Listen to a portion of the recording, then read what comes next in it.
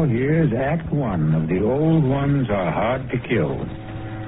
It begins with a stethoscope, a blood pressure reading, an electrocardiogram, and an altogether satisfying report on the health of Mrs. Ada Canby. Well, can't see a thing to complain about, Ada. That little congestion you had last time is all cleared up. All in all, I'd say you're doing fine. For a woman my age, you mean? The older the chicken, the tougher it is to kill. That's what my grandmother used to tell me, and she lived to be 98. Speaking of relatives, you see much of Walter? My grandson? Oh, the usual once-a-year visit. And he always comes up with the same complaint. What's that? That I shouldn't be living all alone. Oh, that big house of yours must get pretty lonely sometimes. Well, the truth is, Dr. George, I'm not alone there. You're not? I decided to take in the boarder last month. Really? I haven't written Walter about it. I'm sure he'd object to my taking in a stranger, but there's really nothing wrong with Mr. Paulson, except his health, maybe. His health? What's wrong with him? Oh, the poor man's had a terrible cold for the past 2 weeks. Won't let me do a thing for him, though. Well, where did you meet this Mr. Paulson? He answered the ad I ran. He's just back from South America. Been living in Brazil for years. He's a very nice gentleman, really. He keeps himself and tends his birds. He has the loveliest blue parakeets. You can hear them chirping all over the house. Oh, it's the friendliest song. Well, I don't see anything wrong with what you're doing, Ada. Just make sure you don't go and catch the man's cold. No, there's not much chance of that. The poor man hardly ever leaves his room. Well, how much do I owe you? I'll send you the bill. I'm sure you'll forget all about it.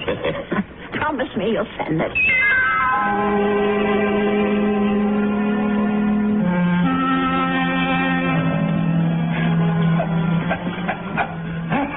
Oh, dear. Mr. Paulson? Are you all right? Yes, Mrs. Canby. I'm all right. That cough sounds worse than ever to me. Why don't you let me fix you a little hot milk and honey? No, thank you, Mrs. Canby. Thanks very much. I'm going to try to get some sleep. Well, all right, if you say so. I guess it's time I was in bed myself.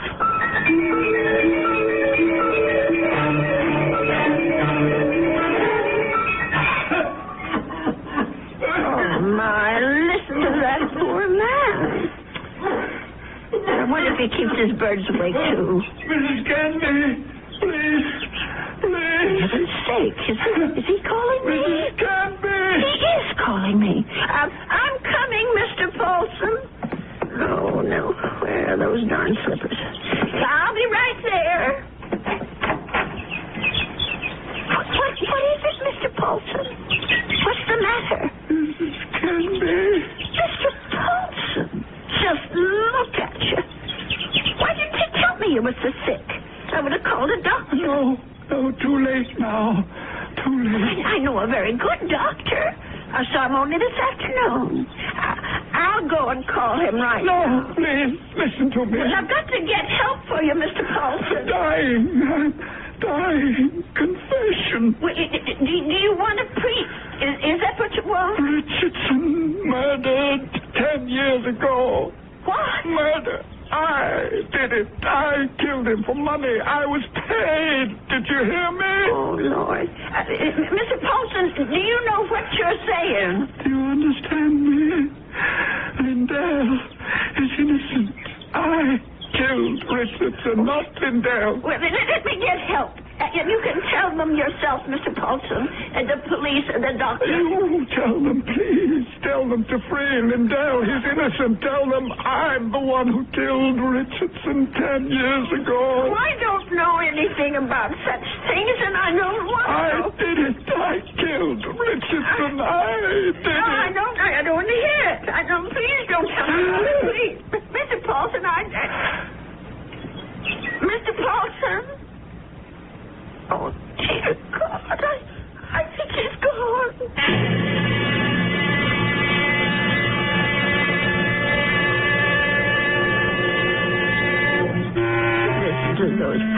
birdies. I suppose they miss poor Mr. Paulson. I'll lay them in his room. Well, let's see about this letter now. Dear Walter, I hope you don't mind my turning to you for advice, but I really don't know what to do. It's been 3 days since my boarder, Mr. Paulson, passed away, and I still haven't told the police what the man said to me. I just can't bring myself to get mixed up in anything like this. Dear, what's the use of writing Walter? He'll probably think I've dreamed it all up. No, I'll just forget it. Only how do you forget such a thing? Those names, I keep hearing them. Richardson, Lindell. Lindell is innocent. Oh, dear God, what if it's all true? If Mr. Paulson actually murdered this Richardson and Lindell is innocent? Only, well, who are they? I wonder if the telephone book, well, why not? Let's see. Richardson, Richard, R-I-C-H-A-R-N. Yes, here it is. Oh, Lord, there's dozens of them. Well, I'll try Lindell. That wouldn't be as common, I don't suppose. Yes, here it is. There's only about half a dozen then. C-L-D-L-L. Oh, my heavens. Lindell and Richardson. Both names together. Lindell and Richardson Investments. 9 Concourse 4153132. I wonder if... Well, maybe it's the only way to be sure.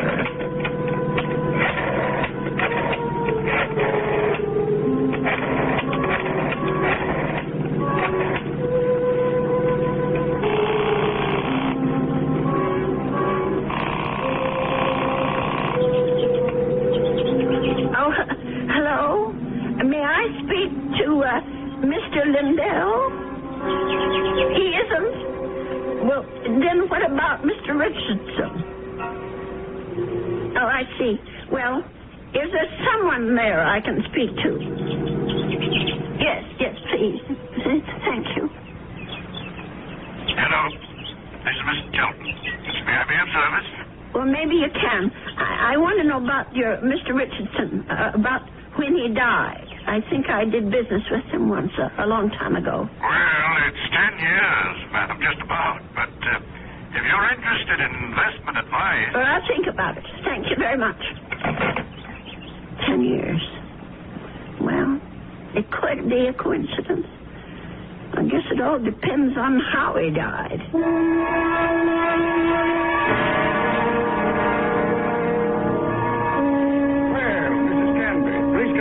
Have a seat.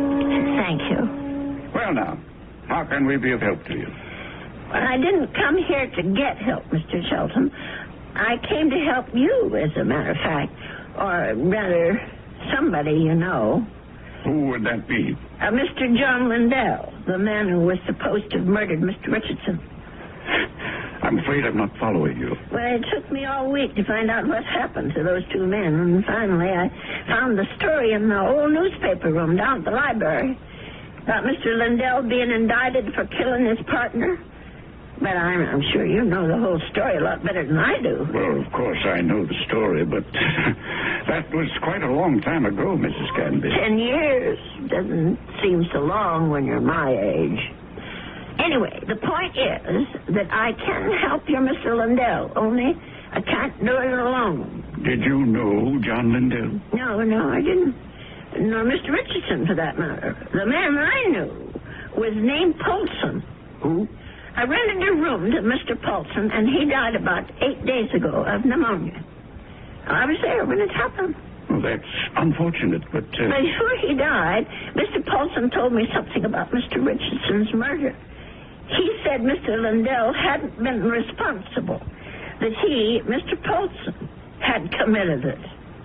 For money. Oh, Mrs. Canby, listen to me. It was this man Lindell that bothered him. The fact that he was in prison for something he didn't do.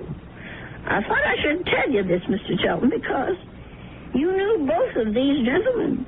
It said so in the newspaper. Mrs. Canby, my dear woman. What? I don't know what silly story you heard, but it's completely wrong. There wasn't any question about what happened. This boarder of yours, whatever his name is, merely had an obsession. Well, just the same, I thought you could follow through on this business. Yeah. Tell the police, because if it is true, Mr. Lindell should be freed. On evidence like that? Well, I don't know anything about evidence. I'm just telling you what I heard. Oh, well, never mind. I suppose I should have told the police myself. Oh, wait, Mrs. Canby. Let me put your mind at rest. John Lindell is no longer in prison. He isn't? He's dead, Mrs. Canby. He's been dead for the last 3 years. Oh. He wasn't a young man when all this happened, when he accused his partner, Fred Richardson, of defrauding him and shot him dead. He died? In prison? Even if all you say is true, that this man was Richardson's murderer, you can't help John Lindell any longer. He's beyond that. But his name, don't you want to clear his name? Have you any proof? Any living witness? Just myself. Forget it, Mrs. Canby. That's my advice to you. The old wound is healed. Don't reopen it. Oh, well, it troubles me so. I haven't thought of anything else since it happened. Perhaps if I saw a minister, if I had some advice from a man of God. Mrs. Canby, now you said something. Now you've shown me the way. That's where our answer lies, dear woman, in prayer. Mm-hmm. In the forgiveness of our dear Lord. Will you pray with me, Mrs. Canby? Pray? Here? Why not? God is everywhere. Please, join me. Dear Lord, tell us what to do. Give us your divine guidance. Show us the path to righteousness. Mr. Chesterton, Help us, O Lord. Help us to understand. Teach us to forgive the sins of others and to forget them. To forget. I feel much better now, Mrs. Canby. Do you? I'm not sure. Let us turn this matter over to God, Mrs. Canby, not to the police, but to the Lord. It's in His hands now. Don't you agree? Well, in a way, that's true. Since they're dead now. All of them.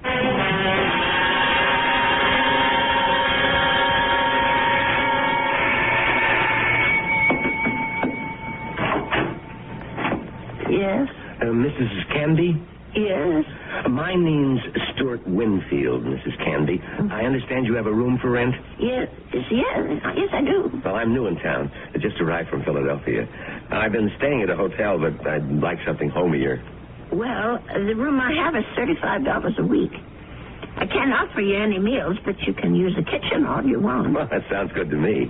Would you like to see the room? Yes, ma'am, I sure would. Well, come on in then. Thank you. By the way, how did you know I had a room for rent? I was going to place an ad this weekend. Oh, I guess someone at the hotel mentioned it. I forget just who.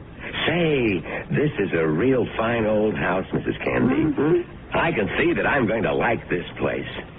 Just fine.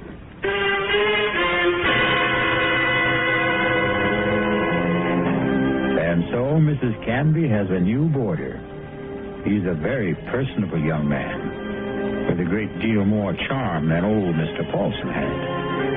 Perhaps in a little while, Mrs. Canby will be able to forget her former boarder and the shocking confession he made on his deathbed.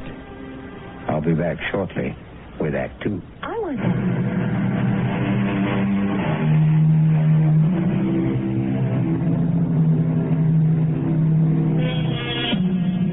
Stu Winfield took no time at all to make himself at home in Ada Canby's big old house. He loved everything about his room. The fine old four-poster bed, the crazy quilt that Ada herself had sewn up 40 years ago, the lace curtains on the window. He even loved Mr. Paulson's blue parakeets. But what he really seemed to like best was Mrs. Canby herself. Just take me 2 minutes to get these clean sheets on the bed. Here, let me give you a hand. No, I can manage. I've been making this bed for almost 50 years. 50? You've lived in this house that long? Moved in here when I got married back in 1919. My husband David bought it for us. Our only son Ralph was born in it. And you've lost them both? Yes, they're both dead, but I haven't lost them. Oh, yes, I understand, Mrs. Canby. I guess I feel that way about my mom. Your mother's dead? Yes, she died when I was 2. Oh. Listen, Mr. Winfield, are you sure you want these birds in your room? I could take them to the parlor if you want. No, I think they're great. I think everything's great about this house. But there is something you can do for me. What's that? Would you mind not calling me Mr. Winfield? Oh? That's what they call my father. My name's Stuart. Well, all right, Stuart.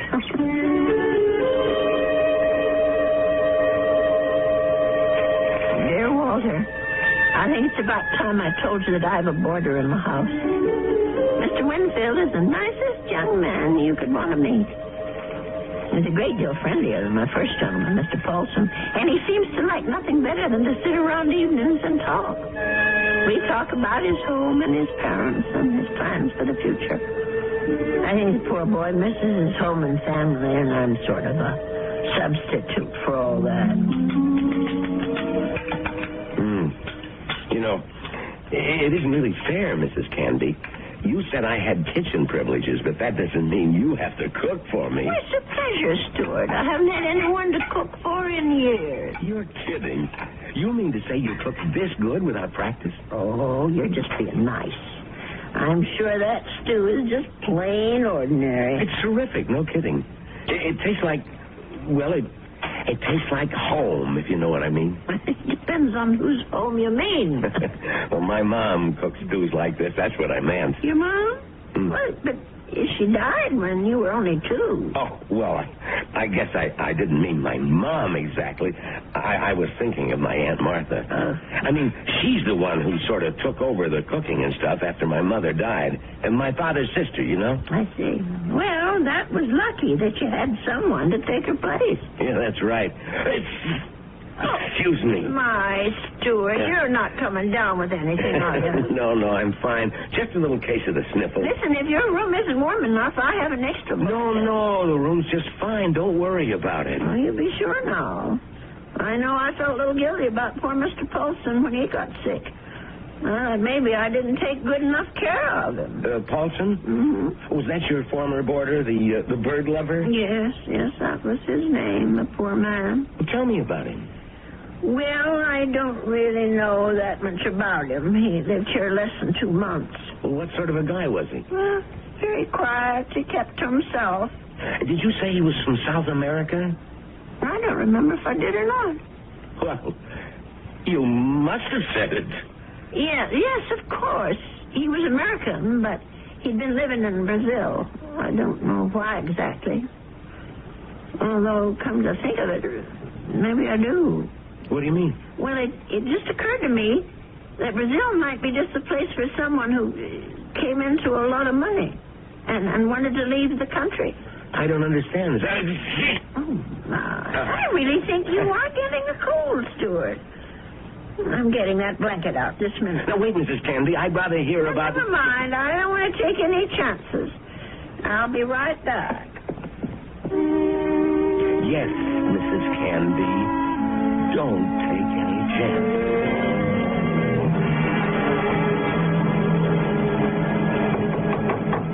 Stuart? Yes? Come in. I brought you a tray, Stuart. Oh. No, you shouldn't have. You shouldn't have gone to all that trouble, Mrs. Canby. Wasn't the least bit of trouble. Besides, you've got to have some supper. Feed it cold and starve a fever. That's what I mean, I was going to come out to the kitchen and get myself a sandwich or something. You didn't have to bring it to me.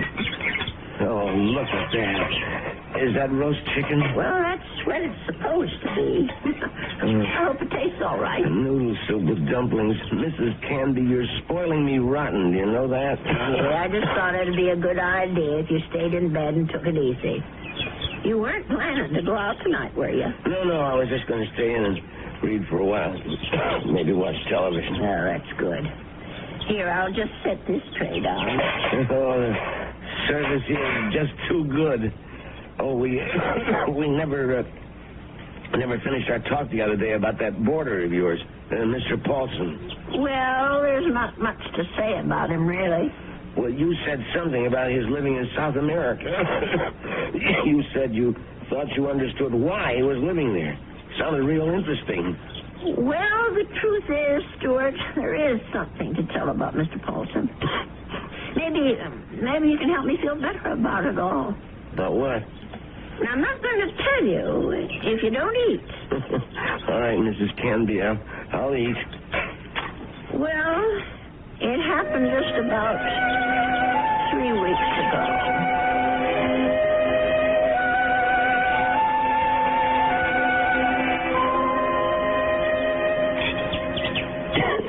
You know something, Mrs. Candy? That's about the best roast chicken I've had in years. I'm sure I spoiled your appetite with all my chatter. No, that was a really interesting story. But what do you think of it all, Stuart?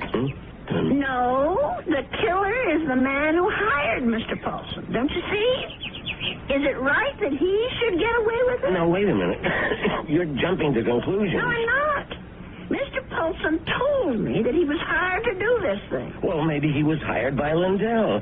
Maybe Lindell hired him, and then Paulson got cold feet, and Lindell did the shooting himself. No, I'm sure that isn't true. You see, I read the newspaper article all about it. Well, you really were thorough about this, weren't you, Mrs. Candy? You poor man. That cold's gone to your chest now, hasn't it? No, I'm all right. Stop worrying about me. Let's talk about this other problem of yours. Well, maybe I'm making it more of a problem than it should be. Maybe if I just told the police everything, I could forget it once and for all. No, I really couldn't advise that, Mrs. Candy. Well, it said in the newspaper story that the two men were partners in that investment firm. And Mr. Lindell thought that his partner, Richardson, was cheating, taking money out of the firm, and that's why he's supposed to have shot him. Wasn't there a witness to the shooting? Why, yes, I think there was. Come to think of it, it was Mr. Shelton. That's right. Well, doesn't that wrap it up for you? Well, it would if it wasn't for Mr. Paulson. Listen, Mrs. Candy, you know how much I like you. Why, in just a few days, you're more like family to me than my Aunt Martha ever was. Well, it's nice of you to say, Stuart. And that's why I want you to listen to me about this.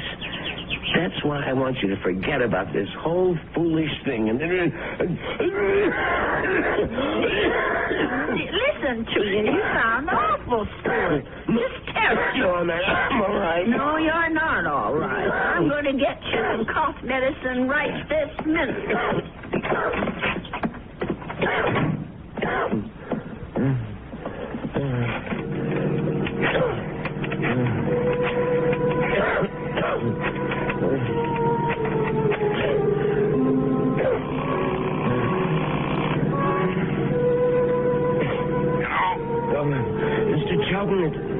It's me, Winfield. Well, what's happening? I think I better stick around for a few more days, Mr. Chelton.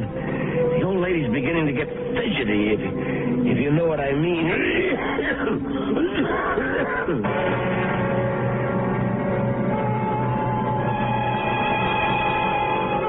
Well, something tells me that Stuart Winfield isn't such a nice young man after all.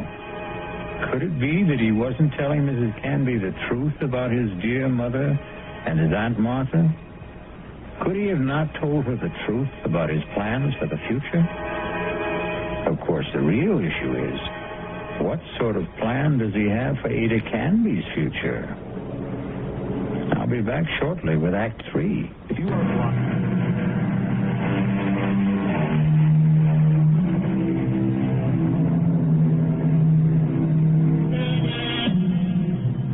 Mrs. Canby.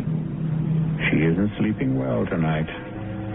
But of course, Mrs. Canby has good reasons for insomnia. Her thoughts are whirling. Her boarder Stuart was right. She doesn't want the bother of going to the police.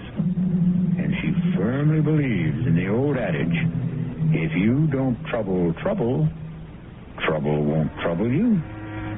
But still... Oh, my. I'm just never going to get to sleep tonight. Poor Stuart. He's still coughing. I'm sure that room is just too drafty. I never should have let any boarders in until I got the windows fixed. Oh, dear. That poor boy. I'll never forget the terrible night Mr. Paulson was coughing so badly. Huh? And the way he looked, all gray and shrunken. If only I knew he was so sick. No. If only he'd never even come to this house. Mrs. Canby, I killed Richardson. I did it. Do I ever forget the sound of that man's voice? Lindell is innocent. Lindell is innocent. That poor man. All the years he spent in jail for something he didn't do. Let sleeping dogs lie, Mrs. Canby. My Aunt Martha always said, let sleeping dogs lie. Oh, only I could get some sleep. Let us turn this matter over to God, Mrs. Canby. Not to the police. Not to the police. Not to the police. What a strange man he is, Mr. Shelton. The way he talked about God, praying at his desk. Of course, God is everywhere, but his desk. I killed Richardson. I murdered him for money. I was paid. Paid. Someone had to pay him. Mr. Paulson wasn't the only guilty one. Someone else was, too. Forget. Dear Lord, Mr. Chesterton. What did that newspaper article say? The chief witness against Mr. Lindell was Arnold Chesterton. But how could he be a witness to something that never happened? How could he be? I'll have to tell someone. I'll have to talk to someone. Yes, I'll tell Stuart about it in the morning.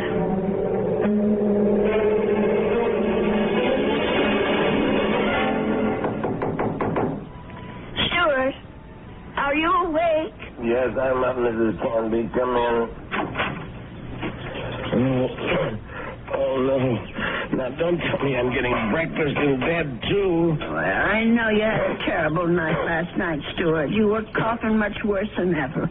I guess that medicine wasn't very good. Sorry I kept you awake, Mrs. Canby. No, that wasn't your fault. No. Something else kept me up. What was that? Oh, my mind, I guess. Maybe I should say my conscience. Oh, that sounds serious. But it is something serious, Stuart. Well, I might have let a man get away with murder. No, it's even worse than that.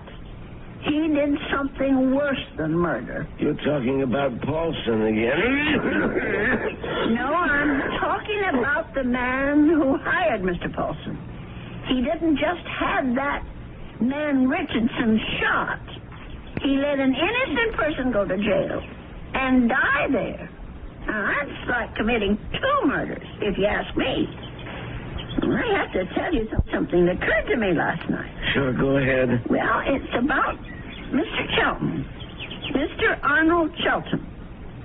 Yeah? Go on. I'm listening. Stuart, I wonder if maybe the reason Mr. Chelton was so upset with me, the reason he didn't want me to go to the police, was because he was afraid. Explain what you mean. Well, what I mean is maybe Mr. Shelton had good reason, besides the one he told me. He was working for both Mr. Richardson and Mr. Lindell at the time of the murder. Well, so what? Well, he was also the chief witness at the trial, a witness for the prosecution. But he saw the shooting, didn't he? But that's just the point. He saw Mr. Lindell shoot Mr. Richardson. Well, that's not what you told me last time. I mean that he was an eyewitness. No, that's right. He didn't actually see the shooting. He was miles away when it happened. I don't quite remember the details.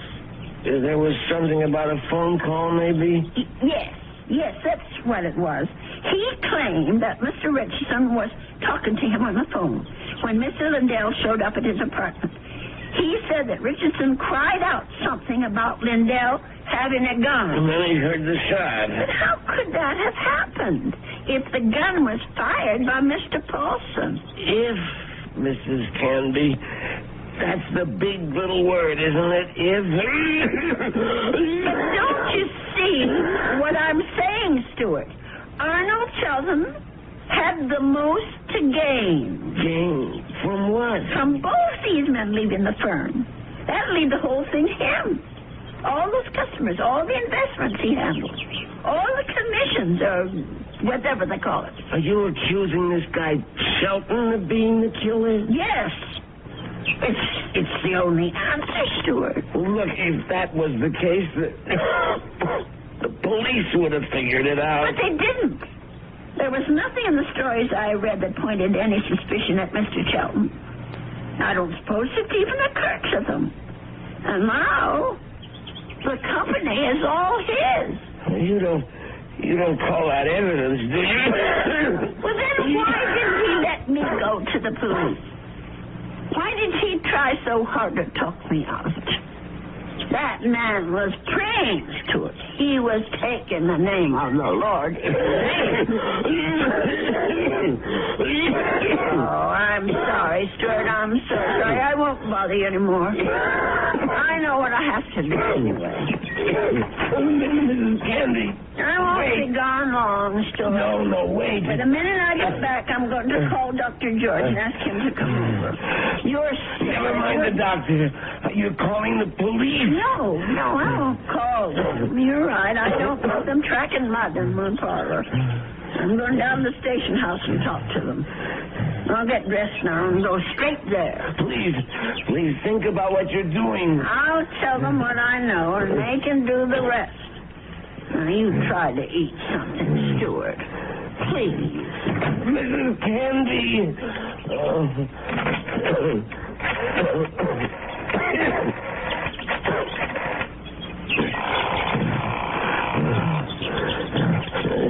Sheldon? What is this, Winfield? I told you not to call me at the office. It's an emergency. You sound terrible. What's the matter with you? I'm sick. Only you're going to be a lot sicker. What are you talking about? The old lady. I can't stop her. She's decided to talk. What? She figured it out. Figured out exactly what you did, Sheldon, and how you did it. You fool. You've got to stop her. Do you hear me? That wasn't part of the deal, Sheldon. It's all of the deal now. The price didn't include anything like that. The price just doubled. Old ladies are always having accidents. Make her have one. Make her have one now, Winfield. All right. She's gonna have a fall down the cellar steps. Right now. I gotta get my robe on and my slippers. I've gotta hurry.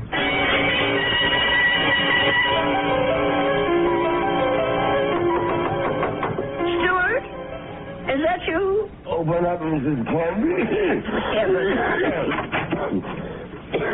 Stuart Winfield, what are you doing out of bed? Now, you go right back there this second. I gotta talk to you, Mrs. Canby, before you go to the police. Just listen to you. You're all winded. You can hardly talk, Stuart. Now, go back to bed before you catch pneumonia, too. Now, don't go, Mrs. Canby. It would be better if you never went to the police. Better for you. Better for me. For you? I don't understand. Well, then I wouldn't have to hurt you, Mrs. Canby. That's what I mean. I wouldn't have to do anything bad to you. Stuart, what in the world are you talking about? Come on, old lady. Stuart! You're smart, all right. You really think things through. So now think a little harder. You knew? Stuart, you knew about Mr. Paulson. That's right. That's how you knew my room was so rent, because Mr. Shelton told you. Now you're getting there, Mrs. Canby. That's why you rented it. That's why you were sent here. Just to watch you, Mrs. Canby. Just to see that you stayed sensible. Mr. Shelton, dear. I was hoping you'd never change your mind about calling the police. I didn't want this part of it. This isn't the part I like. Let me go, Stuart. Just relax, Mrs. Canby. Just take it easy. Please, Why, you're as light as a feather, Mrs. Canby. Just like my Aunt Martha would have been if I had an Aunt Martha. Please, let me down. Please. We've got a date now, Mrs. Canby. Let me go. Let me go. Put up such a fight, Mrs. Canby. I'm sick, remember?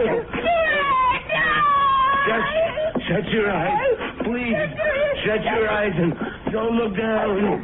Those stairs. Shut your eyes. They'll all be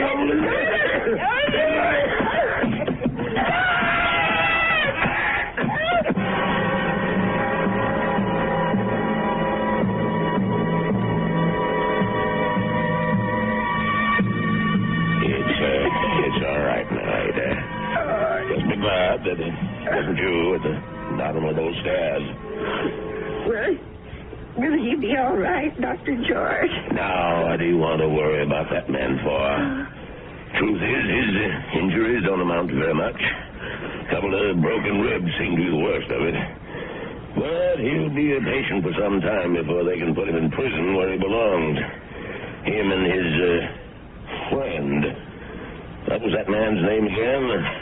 You mean Mr. Chelton? Have they arrested him? Yeah. That's what the police detective said. I don't understand.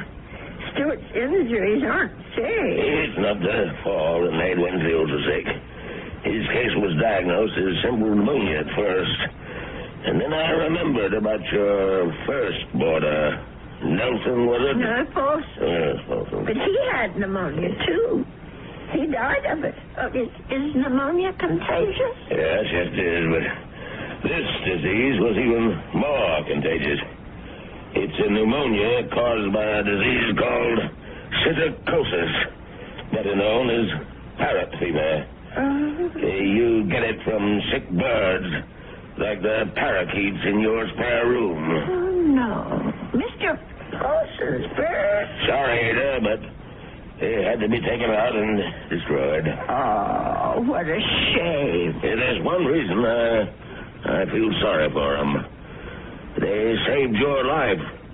Made Mr. Winfield too weak even to throw a little old lady down a flight of steps. Those poor little creatures. Yeah, but you can be grateful they didn't make you sick, too. Parrot fever is so contagious that no more than one person in 1,000 could be exposed to it and escape infection. It was pretty darn close to a miracle, Ada. We're hard to kill, Doctor. Remember? The old ones are hard to kill.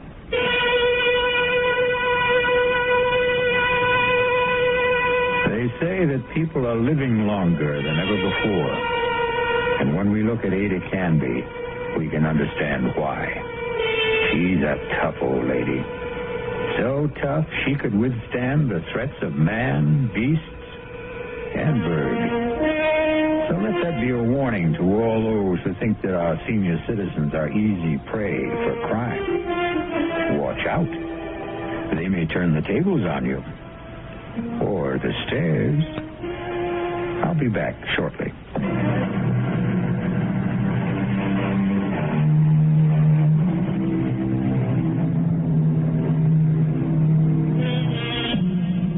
We have one final comment for you on behalf of Ada Canby and old people everywhere. There's a saying, there's no fool like an old fool. But it's also true that there's no wisdom and strength like old wisdom and strength. There. Does that make you feel better about your next birthday? Our cast included Agnes Moorehead, Leon Janney, and Roger DeCoven. The entire production was under the direction of Hyman Brown. And now, a preview of our next tale. Where are we? Nowhere. Perhaps you are nowhere, Mr. Peterson. Okay, tell me where you are. I have faith. I believe Tom will be found, or he will find himself, and he will have an absolutely reasonable and rational explanation. I hope so. Hetty! Oh, Hetty! Tom!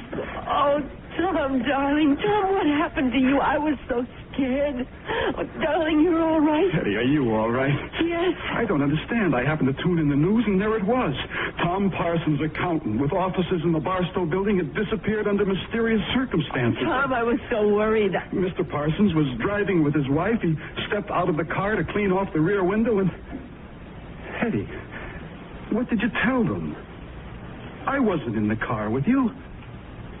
I was at home. This is E.G. Marshall inviting you to return to our Mystery Theater for another adventure in the macabre.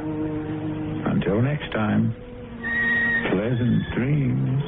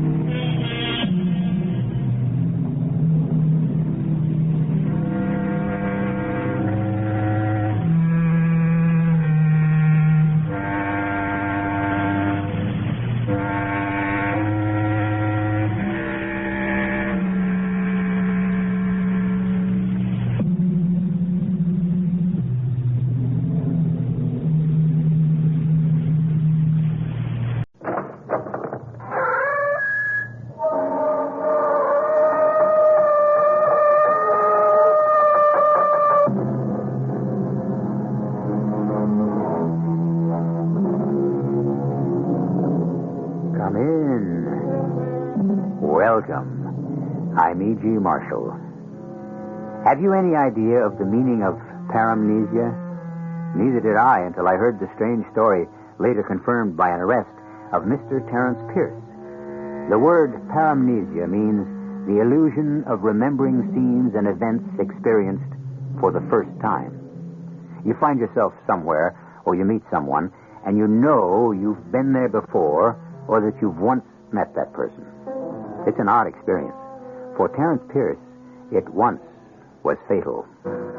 Our mystery drama, Insight into Murder, was written especially for the Mystery Theater by Roy Windsor and stars Gordon Gould and Terry Keane. It is sponsored in part by Buick Motor Division and Anheuser-Busch Incorporated, Brewers of Budweiser. I'll be back shortly with Act One.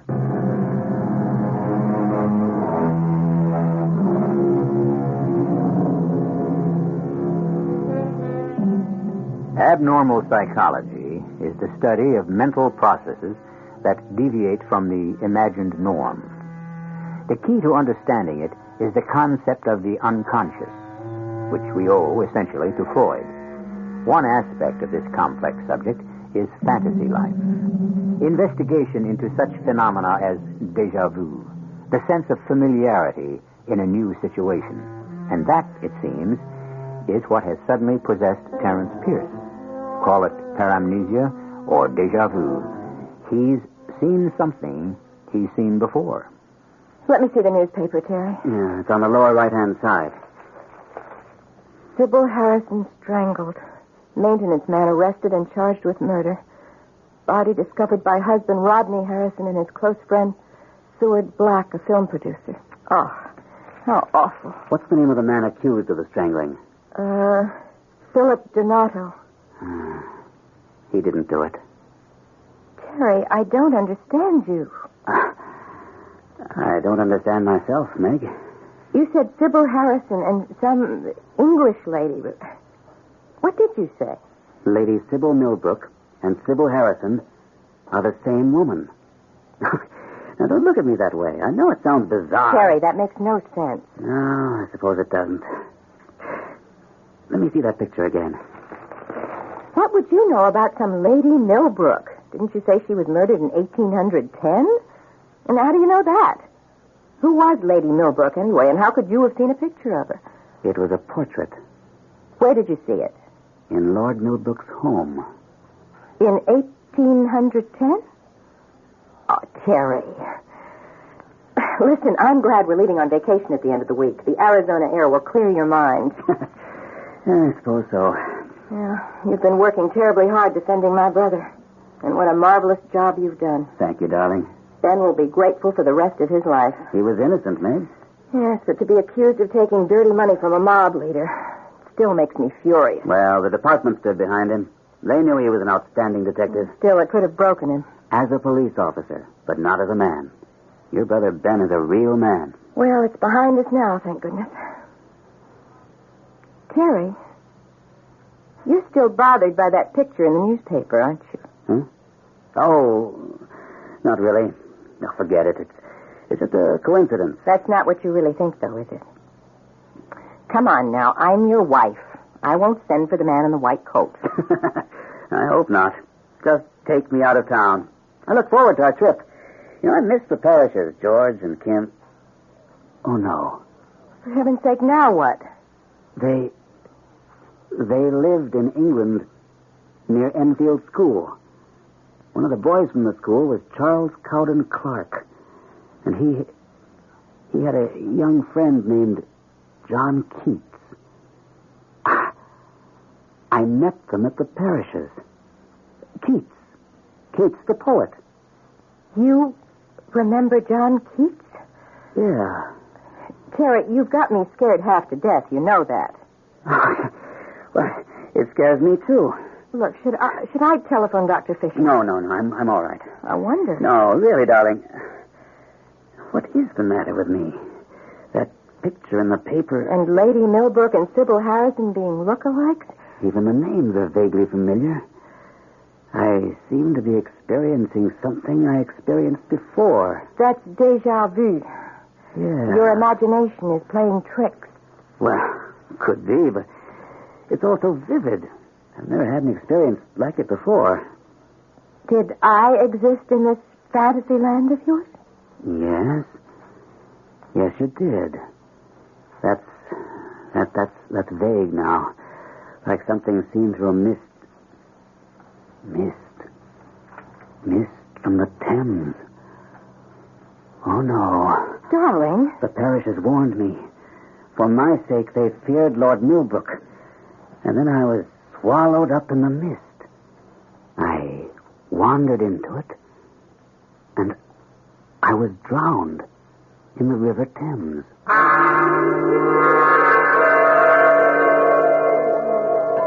To you, Terry, for saving my life and my career.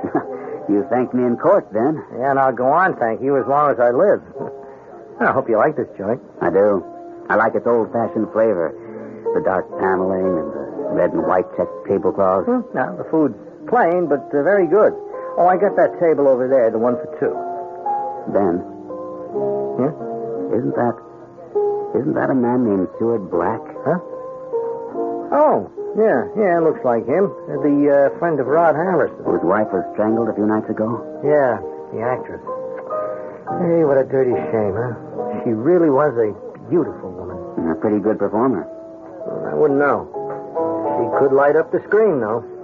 I've seen him before. Sure, why not? His picture's been in the paper before. He's a producer. Nasty case. No, that's not right. It's no case at all. Donato was found in the bedroom with a picture wire in his hands and lipstick on his face, smeared all over. Drunk as the Lord. He'll go up the river for life. Should. Donato didn't commit that murder, Ben. Huh? Of course he did. Harrison and this guy, Seward Black, walked in and found the wife strangled and Donato sprawled on the floor with the evidence in his hands. It's an open and shut case. What are you talking about, Terry? Excuse me for just a minute. Oh, well, I'll meet you back at our table. Mr. Black? Yes? You are Seward Black. Is there something I can do for you, Mr... Terrence Pierce. I'm an attorney. Don't you remember me? I've never seen you before in my life. Now, if you don't mind... Not in this life, no, Mr. Black. You've had one too many, Miss Pierce. I don't want to be rude. You don't remember 1810? And the murder of Lady Rodney Millbrook? Or the Lord's close friend, Sir Seward Humphrey? You're drunk or insane, Mr. Pierce. Or a little bit of both. Please leave me alone. 1810, that's 165 years ago. Well, what was that all about, Terry? I wish I knew. Well, why did you want to speak to Seward Black? I prefer not to risk it. You locked me up. That'll be the day. Come on. Yeah, you worked up my curiosity. Now, Seward Black, the man who murdered Sybil Harrison. Are you serious? Dead serious. Explain it? No, you'll think I'm crazy. Well, what I think isn't important. But now we've locked up Phil Donato for the murder of Mrs. Harrison. Now you're saying that Black committed the murder, huh? What's your evidence for making such a charge? I haven't got any. Well, you're talking like you really are balmy, Terry. Tell you what, Ben. You are coming over for dinner. Sure. Meg's fixing corned beef and cabbage to celebrate my being cleared, and you know how a Kelly likes corned beef and cabbage. Right. Well, let me hold my story until then. Okay. Does Meg know anything about this? Yeah, I told her over breakfast. It was the picture in the morning paper that started it. Started it? Started what? A journey into the unconscious. Oh, holy Saint Simon. And I traveled all the way back to the year 1810. And what's that year got to do with how you're acting now, going up to a stranger and getting his back up, huh? Now, I could tell you were annoying it. He was annoyed. Now, don't tell me you accuse him of murdering Sybil Harrison, huh? No. But he knew I knew. I could see it in his eyes. Oh, Terry, my friend, forget it. Talk to Meg and me all you want to about the murdered woman and whatever it was you bumped into on your journey backwards in time. But you're a lawyer. Cases are decided on evidence. Now, if you made an accusation against Seward Black, Mr. Harrison's best friend, what do you think would happen? I know, Ben, I know. Yeah, sure, you'd be laughed out of court. Nevertheless, I have just spoken with the man who murdered Sybil Harrison.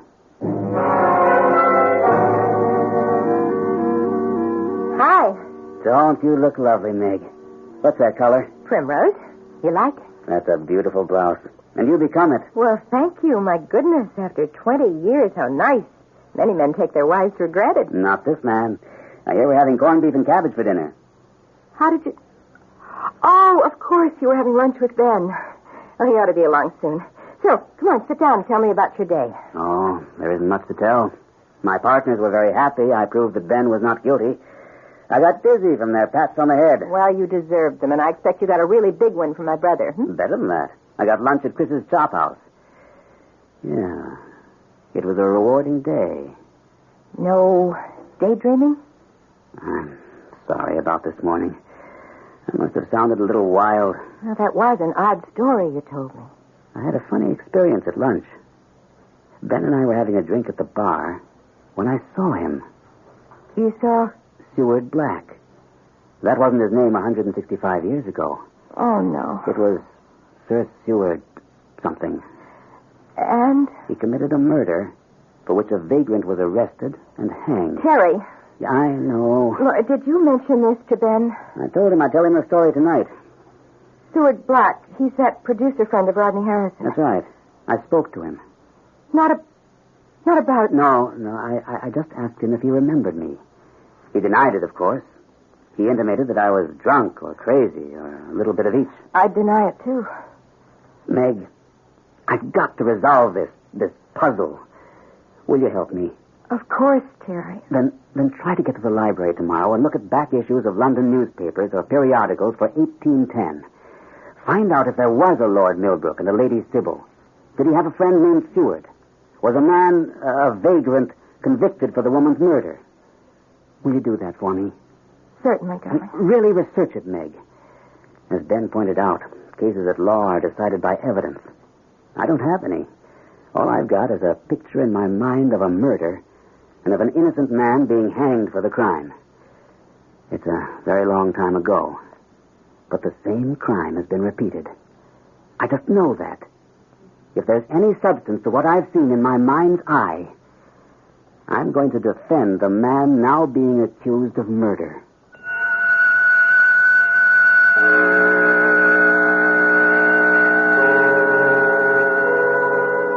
A long journey back into time. Paramnesia or déjà vu. Give it either name or call it nonsense. But I've experienced it, and so I imagine have you. You find yourself in a place you've never been before, and it's familiar to you. Or you meet someone you know you've known before. Is it nonsense? Daydreaming? It wasn't for Terence Pierce, as we'll find out when I return shortly with Act 2.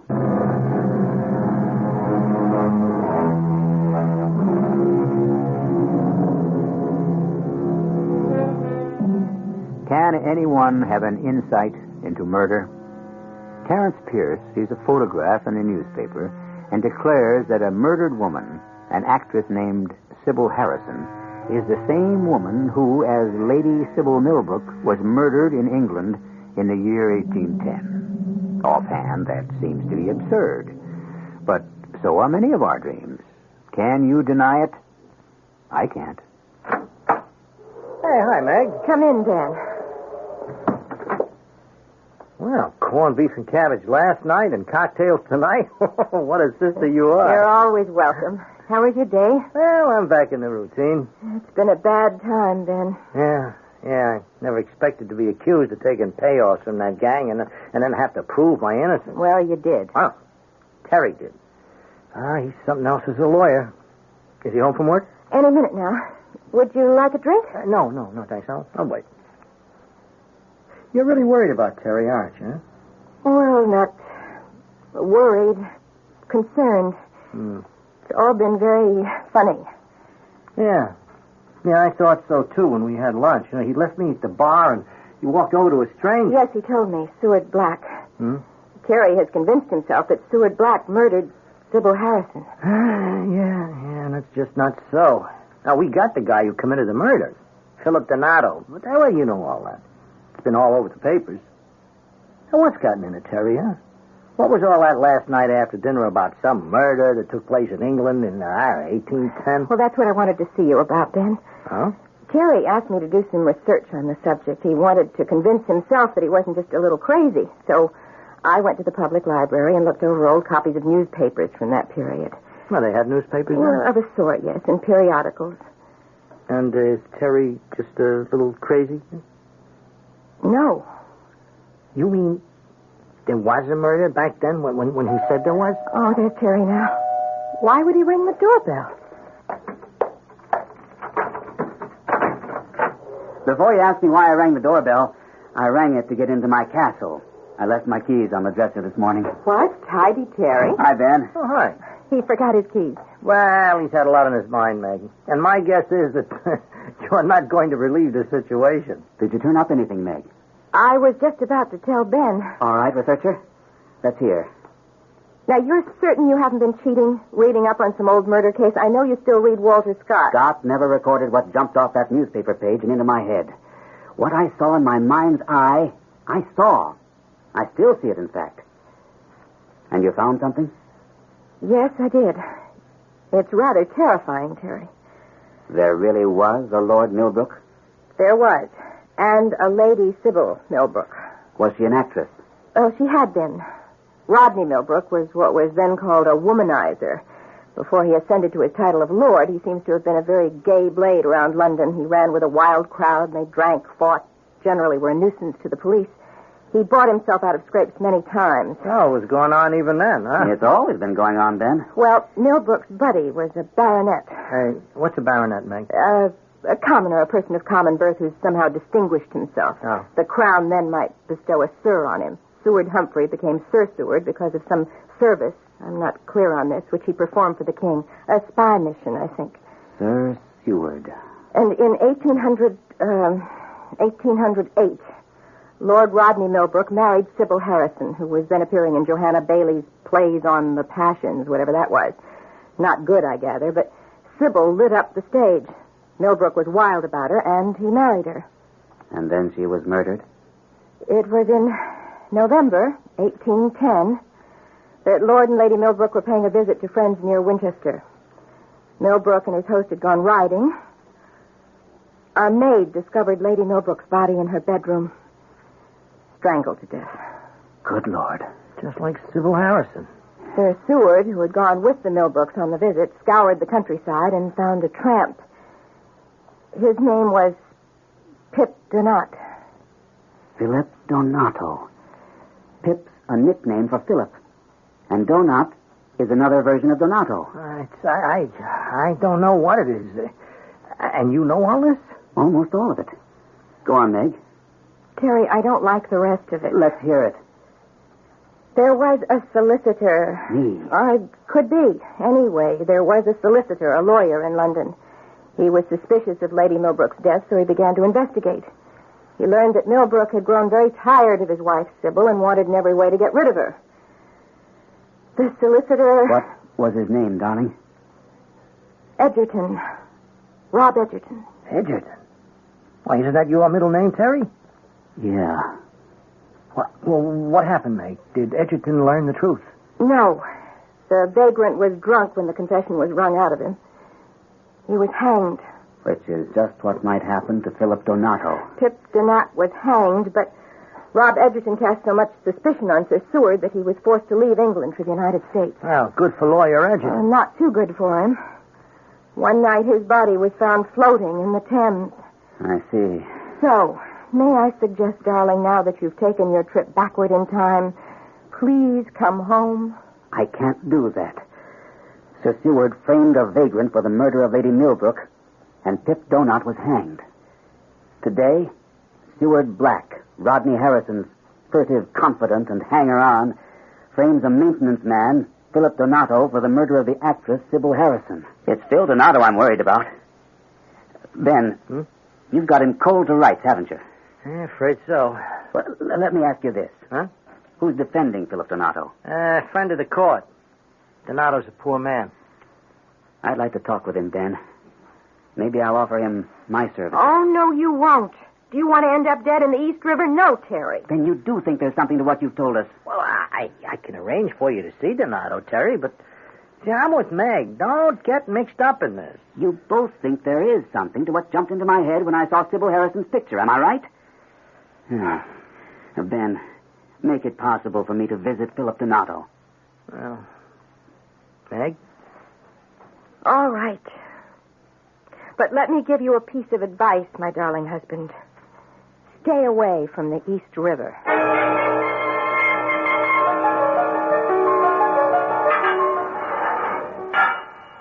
Good morning, Mr. Donato. Hello? I'd like to talk with you for a few minutes. Oh, okay. I haven't got any money. This won't cost you anything. Okay. What do you want to talk about? Mrs. Harrison. Oh, what's there to talk about? Who killed her? I killed her. You see in the newspapers. Did you kill her? They say so. Maybe I did. I don't remember much about it. It's all in the papers. Were you drunk at the time? No, I don't drink. Oh, I have a beer when I'm watching a ball game, but I don't touch the hard stuff. Then how does it happen that when the police found you with the picture wire in your hands, you were drunk? Yeah, I was drunk, all right. But you don't drink. Do you remember drinking on the morning of the murder? No. Tell me what you did that morning. From when? Well, from the time you reported for work. What for? Because I don't think you murdered her. Well, you some kind of nut? No.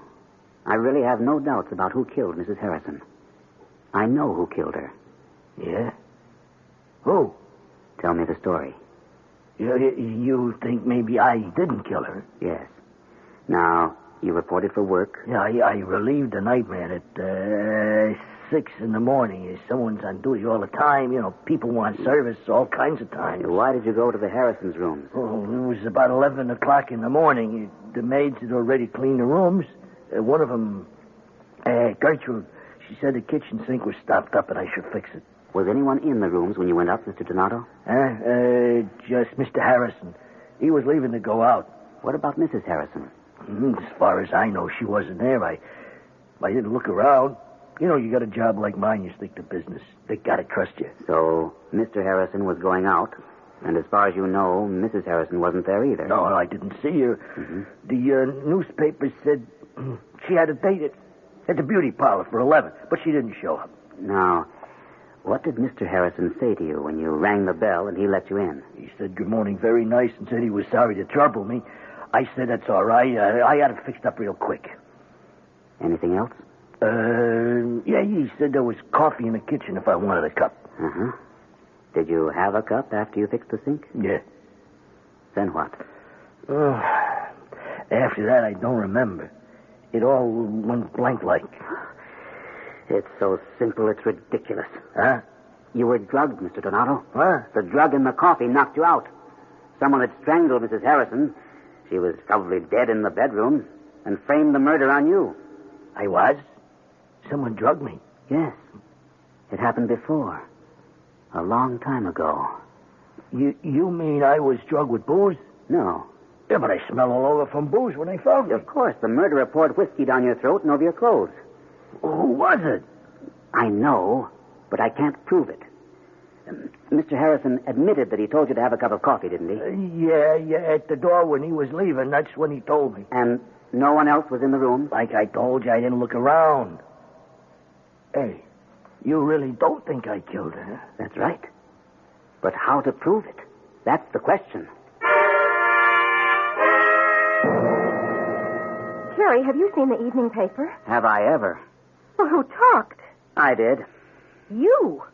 They make you have to be some kind of nut. Look here. I know, darling. Prominent attorney's theory about Harrison killing, and then it goes on about the journey you took backward into time, and Harrison and Seward are going to sue for libel. Why did you do it? Because I'm right. Some alert reporter wondered about my visit to Donato. So I told him my theory. But why? I want Harrison and Black to realize I know that Donato didn't murder Sybil Harrison. But why? I still want to know why. This will reopen the case. I've spoken to Ben, though he's not optimistic. But he didn't laugh at Donato's story. What's he got to work on? The only evidence the drugged coffee is long since gone. We'll see, darling. We'll check on Seward Black's movements on the morning of the murder. And I want to talk to the maid who serves the Harrisons. Oh, Terry. There goes our trip to Arizona. No, it doesn't. That's still on. But... Ben and the police can handle what has to be done, and I'll be perfectly safe. Well, I hope so. I'm worried silly, Terry. Don't be. There's no Thames or East River in carefree Arizona.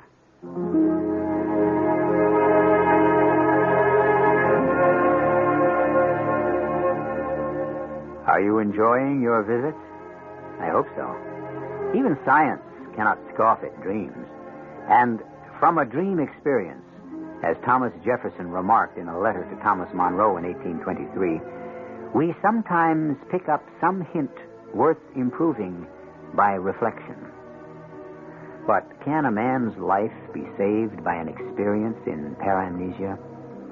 We'll find out when I return after these messages.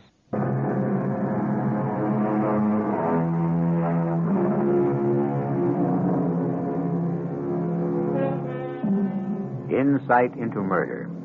A strange and rather chilling story. A lurid murder in England in 1810. Its duplicate in 1975. Even the names of the victims and the perpetrators are quite similar. And Terence Pierce, otherwise an attractive, successful lawyer, is possessed with the conviction that the man arrested for the murder is an innocent man. All set for the airport, Terry? Yep. Packed and ready to go. How you feeling, huh? Well, a little nervous, to be honest. The newspapers have had a lot of fun with you. I know it. The papers think you ought to be at the funny farm. But how about Professor Gruber? He didn't think it's all nonsense. Yeah, I read the interview with him. Well, that's everything. Kitchen, heat, draperies pulled, everything. Hi.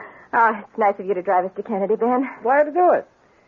Terry's feeling a little nervous. Yes, I am, too. Those newspaper stories. They're not what I'm nervous about. It's Seward Black. He and Harrison had gone back to Hollywood. Didn't you know that? Oh, I didn't. For the funeral, I suppose. Yeah, it was yesterday. Harrison said he'd go away for a while. Yeah, he's badly broken up by his wife's death. Well, with them on the coast, I've got nothing to be afraid of. No. We'll make sure of that. Now, just what does that mean, Ben? Nothing, Meg, nothing. We're doing some further investigating. Now, Terry's created a doubt about Phil Donato's guilt. Harrison and Black are angry about it, so I wouldn't want anything to happen to Terry, you know. What? What could happen? I didn't mean to alarm you. Nothing. Relax. How can I relax when you're suggesting that Harrison and Black might try to do something to Terry? Not a chance. Why should they? Because they know they're guilty of the murder. Well, that's your theory, Terry, but it hasn't got a leg to stand on. But you said you're doing some further investigating. We are. Now, look, let's not talk about it, huh? Okay? You're staying with the Parrish, is that right? Yes, in Carefree, Arizona. Kim and George Parrish, you remember that? Sure. Same address, phone number? Yes. Why? Well, just in case anything develops. You know, I'll telephone Terry. I'd appreciate it. And now can we put this fantasy out of our minds and leave? I'm on vacation.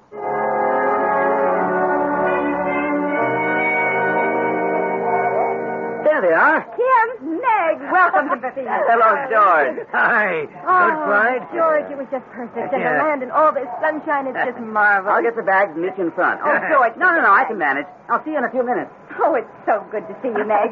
I worried that you might not come. Why? Oh, well, yes, that worried me, too. Remarkable story. It's been in the local papers. It won't embarrass you, will it? Good heavens, no. Terry might be right. Oh, I'm so glad to hear you say that, George. Everybody thinks we're crazy. You include yourself, I see. Well, of course. I must say that at first I thought Terry was suffering from something, nervous exhaustion or whatever, but I did the research, and it's amazing that Terry remembers what happened all those years ago as if he had been there. 1810. I mean, it boggles my mind to think the murder of Lady Millbrook could have any connection with the murder of Sybil Harrison. It's been driving us both batty. That's why it was so good to get away. And now, sunshine in your wonderful Arizona. I'll get the car, Kim. We'll be right along. I've read, Meg, that your brother Ben has persuaded the police to reinvestigate the charge against Philip Donato. Well, he's doing it for Terry. The trouble is there's no solid evidence to be found against Seward Black. The historic Sir Seward Humphrey. Hey, you have read about it, haven't you? Of course. I wouldn't care to see history repeat itself.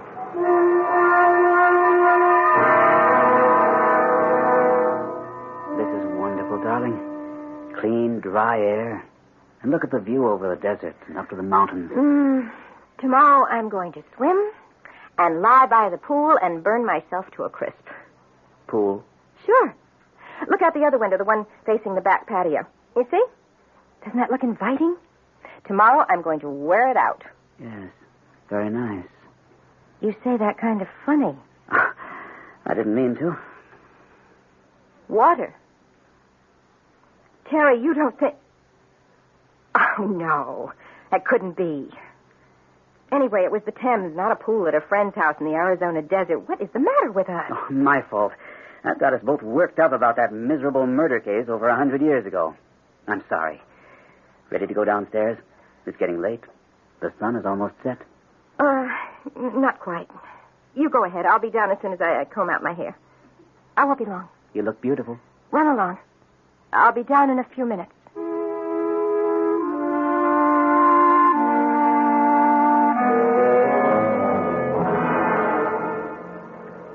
We meet again, Mr. Edgerton. What? Mr. Edgerton? Oh, good Lord. You're Sir Seward Humphrey. Well, then it's true. I was right. It's a long time ago, and I've never forgiven you for your persecution. But you were guilty of sin. So I was. And you caused Pip Donato to be hung for a murder he didn't commit. What are you doing here? Harrison wanted to get away from Hollywood after his wife's tragic death. Just as Lord Millbrook left London after the death of his wife, Sybil. I remember. He and his faithful hanger-on, Sir Seward Humphrey, went abroad. History repeats itself, Edgerton. I knew that when I spoke to you in Chris's bar. You handled that very well, Sir Seward. But your eyes gave you away. Oh. I knew that as Seward Black, you had killed Sybil Harrison and placed the blame on the maintenance man, Philip Donato. All those years ago, he was Pip Donat, a vagrant. He was hanged for your crime. He was a worthless tramp. Donato was an ignorant cipher. Now, the innkeeper... Oh, my good Lord. I think the wife's name was Mrs. Kimberly. That's it. She reported that some gentleman had brought the vagrant glass after glass of brandy. You'd gotten Pitt drunk, and then you framed him for the murder of Lady Millbrook. You made it very unpleasant for me in London, and that's why I emigrated to the United States. Not before you'd committed another murder. It was quite painless. Your body was found in the Thames. So it was. And now, history is repeating itself. You murdered Sybil Harrison, doped the coffee that Phil Donato drank, and framed him. Yes, it was quite simple. Why did you do it? Harrison was tired of her two-timing him. Do you think you're going to get away with the murder? Of course.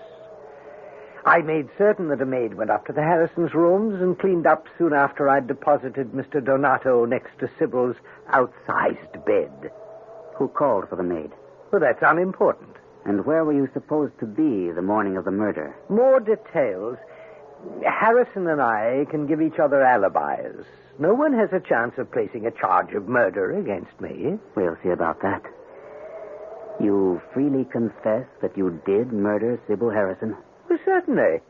It was a pleasure. Why? Because you couldn't have her? I wouldn't have touched that. No good. Just about the same thing you said about Lady Millbrook when everyone in London wondered if you were a frustrated lover. That's a lie. I don't think so. What you think is unimportant. And we haven't completed our little drama. Harrison and I are going abroad. I'm producing a film in the south of France. But before I go, before my second emigration, shall I say, there's one more thing that I have to do. I suppose there is. It was the Thames back in 1810. And in 1976, it's a pool of Harrison's friends, the Parishes. Intimate friends, I might say. Kim is Harrison's cousin. She invited us to spend a few days here until the publicity dies down. And just how do you propose to have me drown, Mr. Black? Oh, it'll be quite simple. I don't intend to try to overpower you physically. I rather doubt I could. You intend to mesmerize me?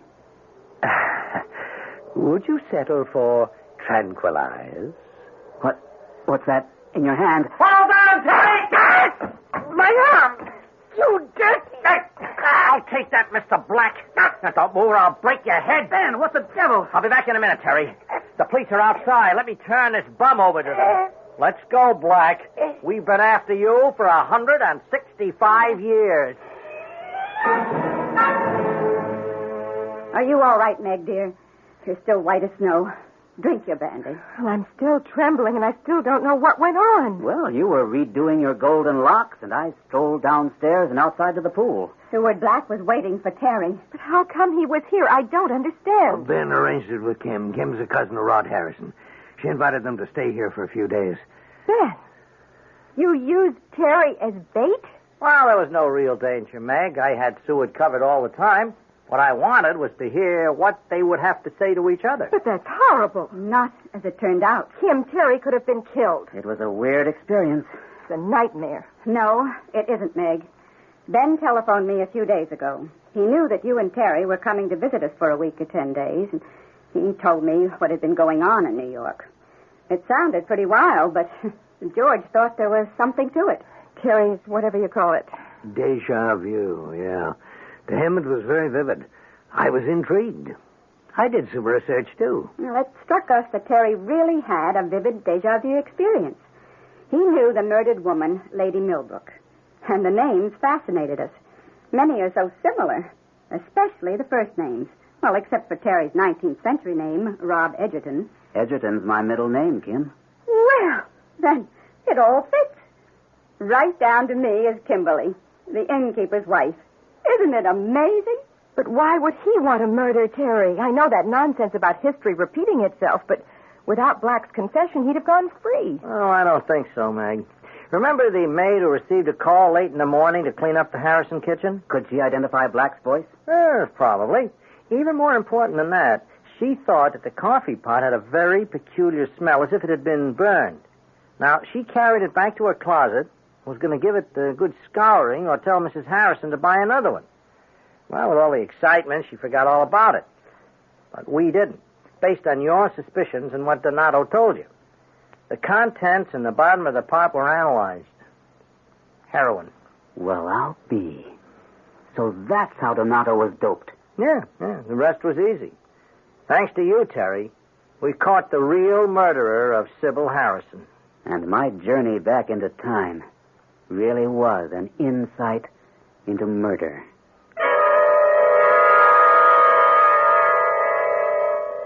It began when a man saw a picture on the front page of a newspaper which jogged his memory and sent him spinning in his imagination back to a time long forgotten.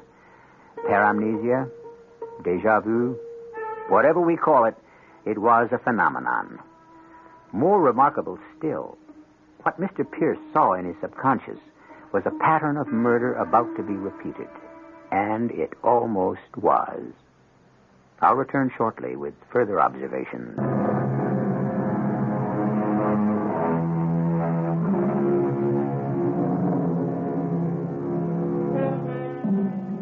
A dream is the occurrence during sleep of ideas, emotions, and sensations. Upon awakening, we may or may not recall them. Often the dreamer will tell in detail about what happened in the mysterious world of the subconscious. When you are lying in bed on a dark, quiet night, and you slip into sleep and then into a dream, perhaps you'll go back in time to an event that occurred long ago. If so, I hope it will be a less frightening experience than that of Mr. Terence Pierce. Our cast included Gordon Gould, Terry Keane, Court Benson, Earl Hammond, and Joan Arliss. The entire production was under the direction of Hyman Brown. Radio Mystery Theater was sponsored in part by True Value Hardware Stores and Contact, the 12-hour cold capsule. This is E.G. Marshall inviting you to return to our Mystery Theater for another adventure in the macabre. Until next time, pleasant dreams.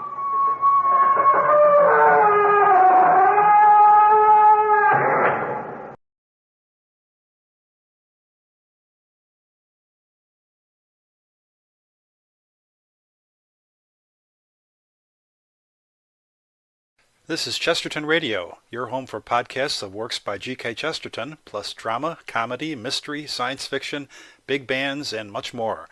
The soundtrack to your Chesterton day at chestertonradio.com.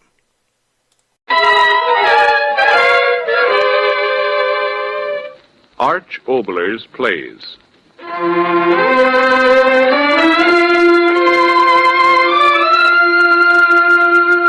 A Story in the Night.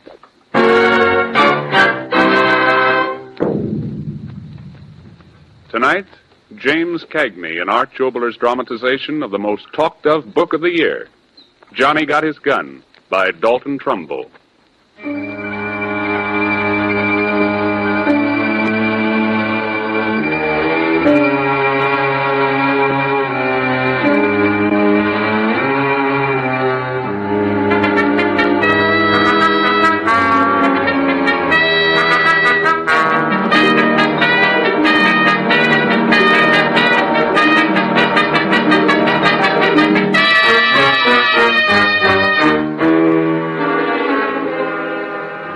We tell you of Joe Bonham.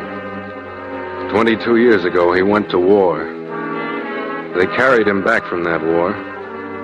They carried him back because he had no arms, no legs, no ears with which to hear, no eyes with which to see, no mouth with which to speak. Today, he lies alone in a room in a hospital close to your city. He's living flesh, and he waits. Your world is shut off from Joe Bonham. He has only the world within his own mind. We tell you of Joe Bonham. These are the thoughts of a boy who, 22 years ago, went to war.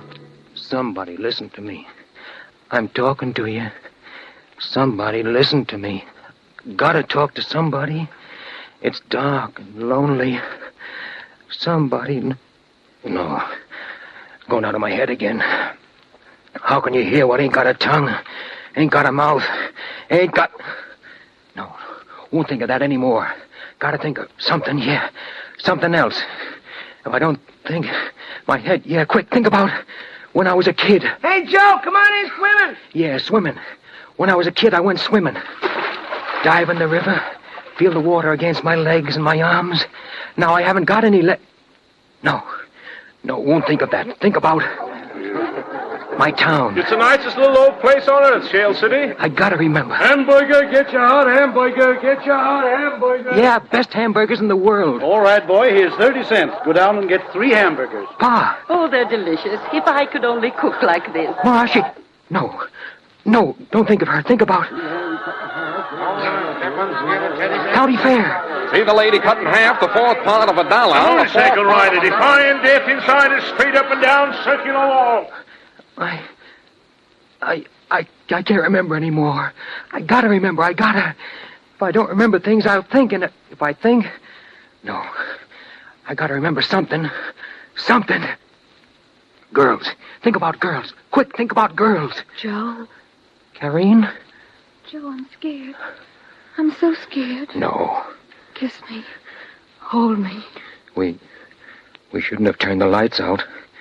Your old man will be sore. He understands. Your lips. Don't go. They'll kill you. I gotta go. When you're drafted, you gotta. Oh, Joe. Joe, I don't want you to go. Hold me. Tight. Maybe we'll never get another chance. Now, Joe. In your arms, Joe. In your arms. In your arms. My arms. My arms. What? Joe, hold me. Don't go, Joe. Get your gun. Joe, I'm part of you now. There's that Don't great go, Joe. Theodore Roosevelt said. All aboard, soldier. All aboard, soldier. No.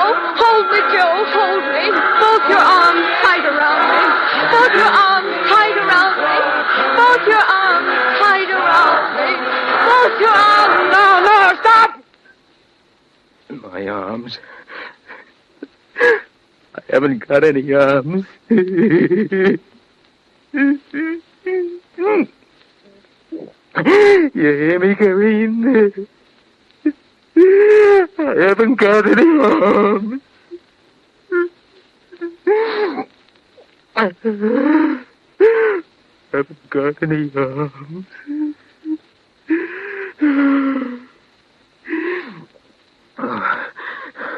What's the matter with me? I didn't find it out yesterday or the day before. It was 1939, 1938, 1937. a long time ago. Joe. Karine, you're still in my head. I'll tell you, as if you were here. Here's how I found out everything about myself. I woke up like out of a dream. It was like I was in the water. I tried to swim, but I didn't have any arms. I started to kick my legs to float up in the air out of the bed, but I couldn't kick. I didn't have any I threw my head back. I started to yell. I only started, but how can you yell when you haven't got them up? I began to reach out, Karine. The only way I could reach out, with the nerves of my skin. The hole in my face. Feel the skin creeping around the edge of it. It went. I was blind. What a lousy dream. Nobody could live like that. Just dream, and that's all. But it wasn't a dream. It wasn't a dream. Mother, where are you? Hurry, Mother, hurry, and wake me up. I'm having a nightmare, Mother, where are you? Mother, listen to me. I can't stand it. Mother, please, tell me it's not me. Not me, no, not me. Oh, please. That's the way I found out. A long time ago. Who was I telling that to? Joe. Oh, Karine. Still in my head. In my heart. Now I'll tell you about how I found out about time. About the days. Knowing about the days you're living through, that's important, see? But all I remembered was dive in the dugout and then... And that was all. A day in September 1918. And that's all. Time stopped then. Start time over again. But how could I catch hold of time when I was caught inside myself? Vibrations. I had it. When the nurse came into the room, the vibration of her footsteps running up through the floor, through the bed, through the springs of the bed, into me. All I had to do was count the seconds, then the minutes, then the hours between each visit she made, until I had 24 hours counted up in my head. And after that, I'd be able to figure the days out just by counting up her visits. One day, the minute the nurse left me, I began to count. 1, 2, 3, second by second, 4, second 5, by second. 6, when I 7, counted 60, 8, that 9, meant a minute, 10, as nearly as I was able to figure it. 13, But I always lost count. I'd think of something else, then I'd lose count again. 1, 2, 3, 1, 2. Day after day after day, but I could never keep track. 5, I couldn't. 6, I couldn't. And all the time, the days were running away from me. And then, one day it happened. The skin on the side of my neck, the half of a forehead above the mask. Lying there all the years going by, I got to thinking that maybe there was some way I could use those pieces of skin. Skin free to the air. They were healthy. I got to thinking what a man did with his skin. To feel with. But that didn't seem enough. To sweat with. Yeah, sweat with. Hot and cold. Sunrise and sunset. Just like that. The idea came into my head just like that. All I had to do was to feel with my skin. When it changed from cool to warm on that little piece of skin, it'd be sunrise and the beginning of a day. I got to thinking about the nurse and how many visits she made me each day and when she made them. Yeah, I'd better start with the nurse. She changes the bedding. In a hospital, they must change bedding in the morning, maybe around 8 o'clock. So all I got to do is wait till she changes the bedclothes. That'll mean it's morning. Then wait, maybe 18, 20 hours, and that'll be next morning. That'll be sunrise. You can feel the heat of sunrise against your skin, yeah. So I waited until the next time she changed the bedding. She walked away. Calm down, because you haven't proved anything yet. Calm down and wait and count her visits. Number 2, I dozed off and woke. Visit number 3, time got all mixed up. Then 4, and then the 5th time. And all of a sudden, I knew it was happening. My heart stopped, my breath stopped. I knew it was happening. Slow at first, crawling along my skin. Warmer and warmer, the rising sun. In my room. I'd won. I'd caught up with time again. The sun. It was dawn. It was dawn for the world and for me. I could smell the dawn. Yeah, me without a face lying there. And the smell of the dew on the grass. And me without eyes, shading my eyes and seeing the sun coming up over the mountains back home. And the hills going pink and lavender like the inside of a seashell. The sun warming my little piece of skin. And me seeing without eyes the town where I was born. And me without ears hearing the lowing of the cows waiting to be milked. And babies kicking in their cribs and rubbing their eyes with their fists. It's sunrise, and I've got it. And now I'll always know when it's sunrise, and they can't take it away from me. Thank you, God. Thank you. Thank you. Thank you. I may never have anything else, but I'll always have dawn and the morning sunlight. A year went by fast. I was a busy guy. I learned a lot. Yeah, could even tell my nurses apart. The day nurse always walked to the bed with 4 steps. She was always the same, but the night nurses seemed to change.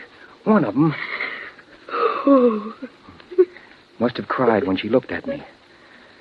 I felt her tears wet on me. I like to think she was young and beautiful. But every night, summer and winter, week in and week out, month in and month out, every night I was with you, Karine. With you, darling. My arms around you, yours around me. With you, Karine. Joe, my darling. Close to you. My dearest. My arms around you. My lover. And yours around me. Mine. With you, Karine. Oh, Joe. Joe. 2 years went by after I discovered time. 3 years went by after I discovered time. The 4th year started awfully slow. One day I felt vibrations. Vibrations heavier and heavier, and then they stopped. I knew they were standing around the bed. After all these years, visitors. And all at once, crazy thoughts went through my head. It may be your mother. No. Karine. No, not Karine. Not Karine standing by my bed. You can't see me. Not this way. Not you, Karine. Go away. Go away. Go away. Go away. Go away. Go away. Then a hand came to rest on my forehead. A man's hand. Doctors. Yes. Maybe doctors come to examine me. Somebody was touching at my nightshirt over my left breast. The cloth fell back against my chest again. It was heavy now, weighed down by something. Medal. They given me a medal. Me, a medal. Me, a medal. Me! The generals were here, around my bed. The generals. The big guys, the famous guys who still had arms and legs and could still see and talk and smell and taste. In my throat, I felt a tearing of something that used to be a voice. I was talking to them, and they couldn't hear me. I was saying, listen, big guys, I'm lying here like a side of beef, and for what? War. We're going to war. Yeah, someone said that, so I went. But why? Why? Somebody just said... Let's go out and fight for liberty. Liberty? What kind of liberty? How much liberty and whose idea of liberty? A guy says, come on, let's fight for liberty. And he can't show you liberty. If you're going to die for liberty, you've got to know in advance what liberty is and whose idea of liberty they're talking about and just how much of that liberty we're going to have. Maybe that's a bad way to think. The big guys say it's bad, and I heard them. In the schools and the newspapers and the legislatures and the congresses, that's their business. They sound wonderful. This ground is sanctified by blood. They shall not have died in vain. Our noble dead. But I'm asking you, big guys, what do the dead say? Did any one of them ever come back and say... I'm glad I'm dead, because death is always better than dishonor. Did they say... I'm glad I died to make the world safe for democracy. Nobody but the dead know whether all these things people talk about are worth dying for or not. And the dead can't talk. So the words about noble death and sacred blood and honor and such are all put into dead lips by those that got no right to speak for the dead. I'm asking you, big guys, how did they feel about it just before they died? Did all those guys die thinking of democracy and freedom and liberty and honor? You know they didn't. They died crying in their minds like little kids. They died crying for the face of a friend. They died crying for the voice of a mother or father or wife or baby. They died moaning and crying for life. I know. I'm the nearest thing to a dead man on earth. There's nothing bigger than life. What's noble about having your legs and arms blown off? What's noble about being blind and deaf and dumb? I'm dead, big guys, and I died for nothing. You hear me? Nothing. You hear me, big guys? But they didn't hear me. Just as you couldn't hear me, Karine, if you were standing next to me. All the generals heard was the blowing of the air in the tube in my throat. When I heard the vibrations of the footsteps that said they were going, I began to think. The vibrations. Up to now, I thought only of the vibrations coming to me. How about making my vibrations go to them? Yes, vibrations to them. A footstep on the floor is a kind of vibration. The tap of a telegraph key is another kind. I had it. When I was a kid, Bill Harper and me, we had a telegraph set. Used to telegraph to each other. Dot dash, dot dash, dot dash, dot. I remember the code, the Morse code. All I had to do to break through to the people outside was to lie in bed and dot dash to the nurse. I could give messages and receive messages. I raised my head from my pillow. I dropped it. Then I did it twice quickly. That was it. With my head, raised my head, let it fall on the pillow. The Morse code. SOS, help. I tapped it out of my pillow with my head. SOS. All over the world, that meant help. SOS. Help, help. Then the door of the room jarred open and the nurse's footsteps came up to the bed. SOS. SOS. Over and over again. She was looking at me. I knew it. SOS. Help me. SOS. Help me. SOS. Oh, why can't you understand? SOS. Help me. SOS. Help me. SOS. SOS. Help me. SOS. Help me. My head full of it. Tapping it out with my head over and over. Over and over. Couldn't stop. Why won't they hear me? Why won't they understand? Why won't they hear me? Karine, why? No. There isn't any Karine. There isn't nothing. I've been talking in my head. There's nothing for me. Nothing. SOS. I don't know what day it is. SOS. I don't know what month it is. I don't know what year it is. I've been tapping for years and years and nobody hears me. Nobody. Someone's come into the room. Footstep light. My regular day nurse. Hers are heavy. Who is this one? Start tapping now. What? What is this one doing? Opening the nightshirt. She's moving the tip of her finger against my skin. What? Huh? Drawing something. Huh? I know. The letter M. I know. Shake my head. Yes, I know. I understand. It's M. Wonderful M. Writing something else on my skin. E. Yes, I got that. R. Yes. Another R. Yes. Now what? Y. Nothing more. M-E-R-R-Y. Mary. Writing again. C-H-R-I-S-T-M-A-S. Merry Christmas. Merry Christmas. Merry Christmas. Merry Christmas. Merry Christmas. Yes, nurse, I understand. Nodding my head to tell you I understand. I can't say it so you can hear me, but in my heart I'm saying it. Merry Christmas, nurse. God bless you.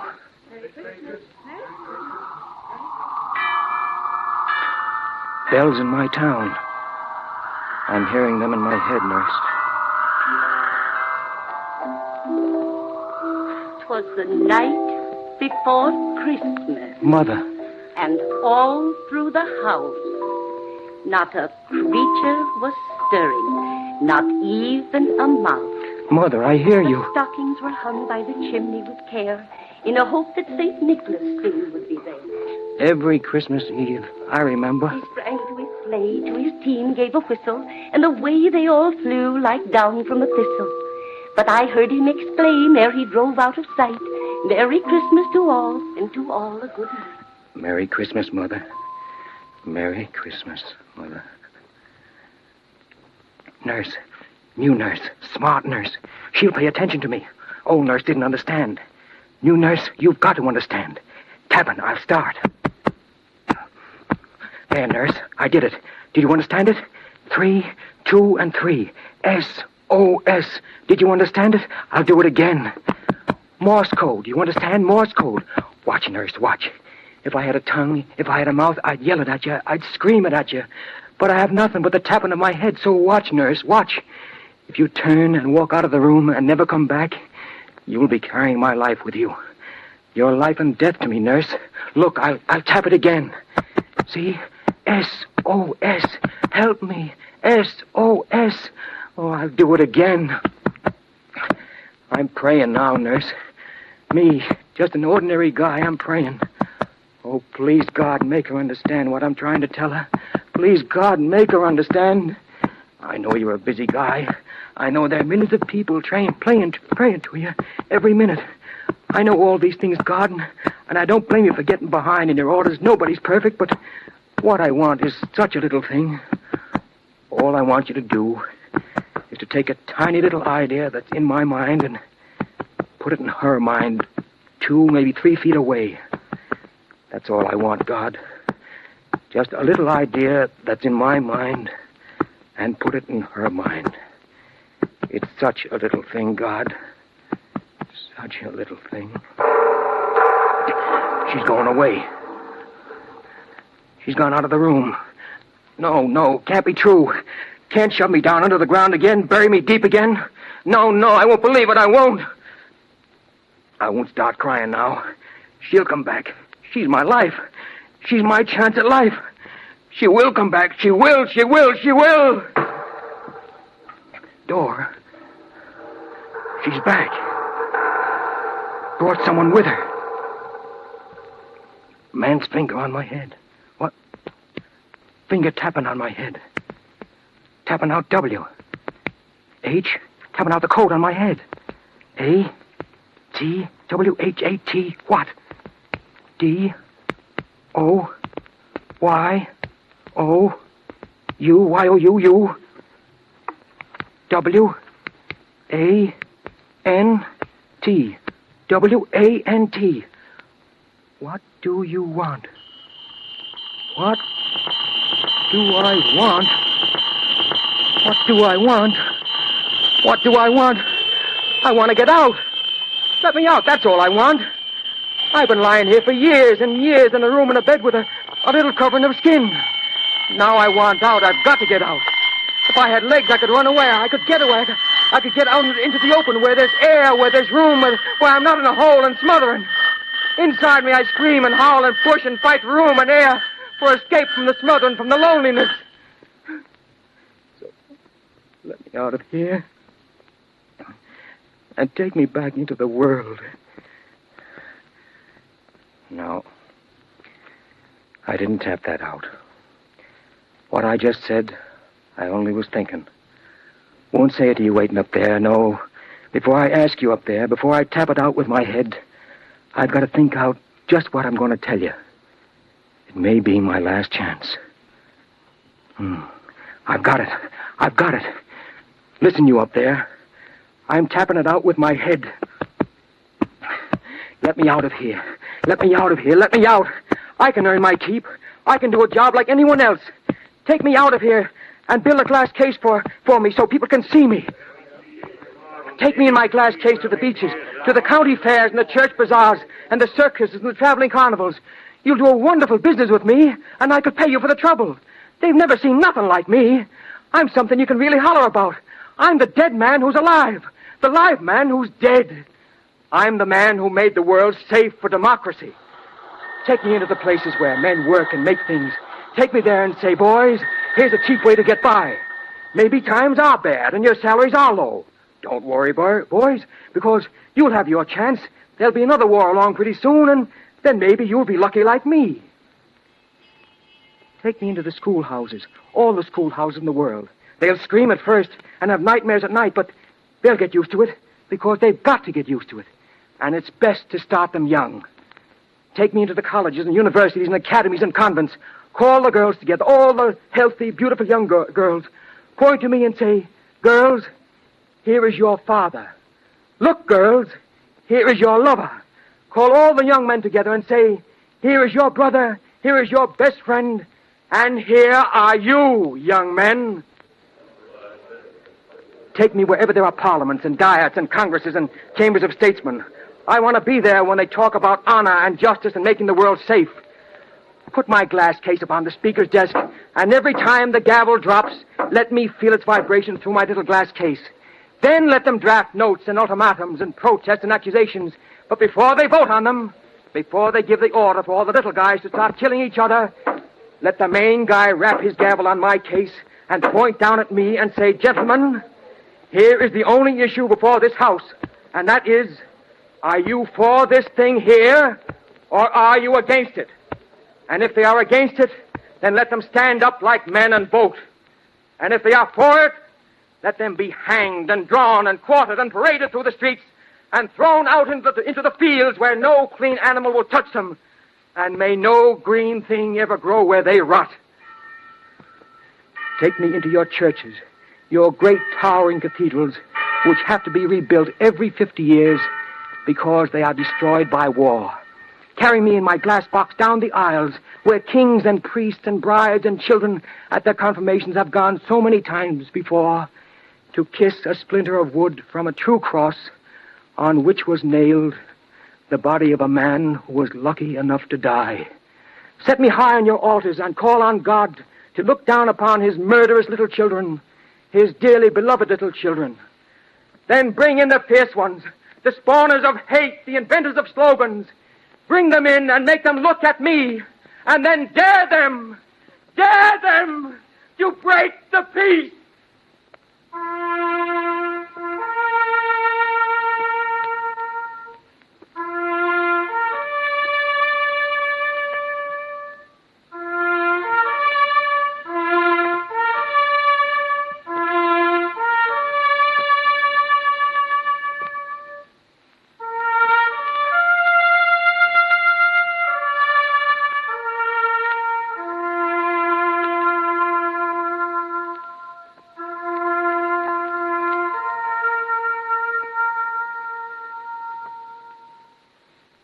Ladies and gentlemen, tonight we have brought you James Cagney playing the leading role in Dalton Trumbo's memorable novel of the year, Johnny Got His Gun. The book was dramatized for radio by Arch Oboler. The musical score was written, conducted by Gordon Jenkins. Mr. Cagney can now be seen in the Warner Brothers picture, The Fighting 69th, and in the forthcoming production, Torrid Zone.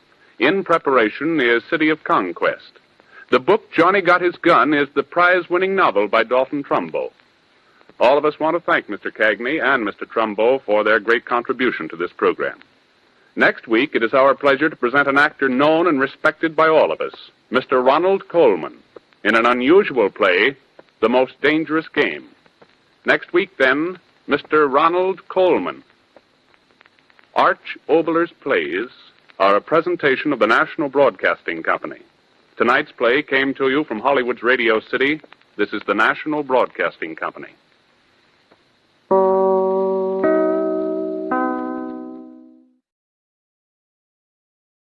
This is Chesterton Radio, the true, good, and beautiful at chestertonradio.com.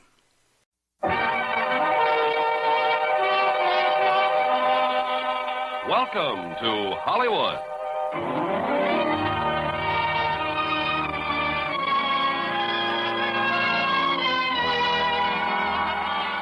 The Armed Forces Radio and Television Service brings you the Hollywood Radio Theater, starring James Mason and Pamela Collino in Five Fingers. Ladies and gentlemen, your producer, Mr. Irving Cummings.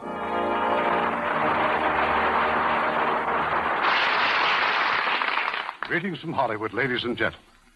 Tonight we bring you another of our 20 greats, Five Fingers, a thrilling drama of a clever spy who sold his services to the highest bidder. And recreating his original role of the infamous traitor in this 20th Century Fox picture will be James Mason. And as his co-star, his charming wife, Pamela Collino. Now, Act One of Five Fingers, starring James Mason as the Yellow and Pamela Collino as Countess Stavisky.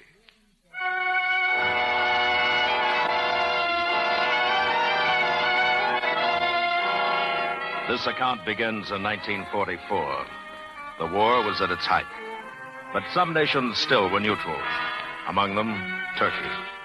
One evening late in March, an attaché of the German embassy at Ankara, a man named Moisic, was about to enter his quarters when a stranger appeared from out of the shadows. Whatever you do, don't raise your voice. Who are you? What do you want? Take me to your office. Either you tell me who you are... Don't be a fool. I've brought you the opportunity of a lifetime. I can make you the envy of the entire German Foreign Service. Now, open the door. The stranger was in his middle 30s, well-dressed, and as Moisic soon found out, exceedingly sure of himself. Let me warn you, Moisic. Not one word of this must reach anyone except your ambassador. My life will depend on your discretion. A responsibility I do not choose to accept. I'm afraid you have no choice. Your life will depend upon it, too. You see, certain British documents classed as most secret have come into my possession. The price is £20,000. English pounds sterling. 20,000? Who are you? I am a spy, obviously. I am also a businessman. And you consider it sound business to pay £20,000 to an unidentified amateur for a set of so-called secret documents? Not so-called, not secret. I said most secret. You will inform Herr von Papen of my offer. Naturally, he'll have to check with Berlin. I'll telephone you on Friday for his answer. I must have more information. If you accept, I'll return at 7 o'clock on Friday evening with 2 rolls of film containing photographs of the document. And I will receive from you the sum of £20,000 in English banknotes. For each subsequent roll of film, the price will be £15,000. Is this clear? It's not clear at all. What documents? Containing what? For one thing, the English have been discussing with the Turks their possible participation in the war. A matter of pure supposition. I have the minutes of their secret talks. Your ambassador, Herr von Papen, would be enlightened by them and perhaps a little frightened. What else? The latest Allied plans for the shuttle bombing of certain Balkan targets. When and by whom and how many? Go on. Don't be greedy, Moisich. What do you expect for £20,000? How did you obtain such information? That is no concern of yours, nor is my identity, and please do not have me followed. You Germans have no talent for it. You keep wanting to get ahead of the people you follow. Yes, destiny extends its hand to you. Take it and hold on. Good night, Moisich. The men left. Moisich did not have him followed. But had he done so, he'd have discovered that his visitor was in the employ of the British Embassy, the ambassador's valet. And like any proper valet, he was at his post when the ambassador returned shortly before midnight from a reception. A pleasant reception, sir? Diplomatic receptions are never pleasant, Diallo. The faces may be, but never the motives. Your coat, sir. Allow me.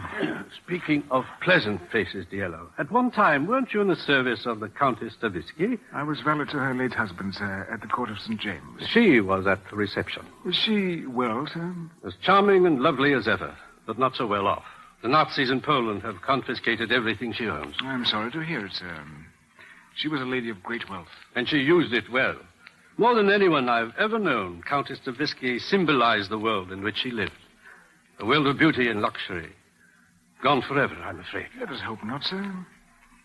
I put the survey of Turkish manganese beside your bed together with your journal. Oh, yes. Thank you. That will be all, Diallo. One moment, sir. Your capsule. Diallo, have you ever considered the possibility that you might, just for once, forget something? Often, sir. I don't think you'd ever get over it. Nor do I. Good night, Your Excellency.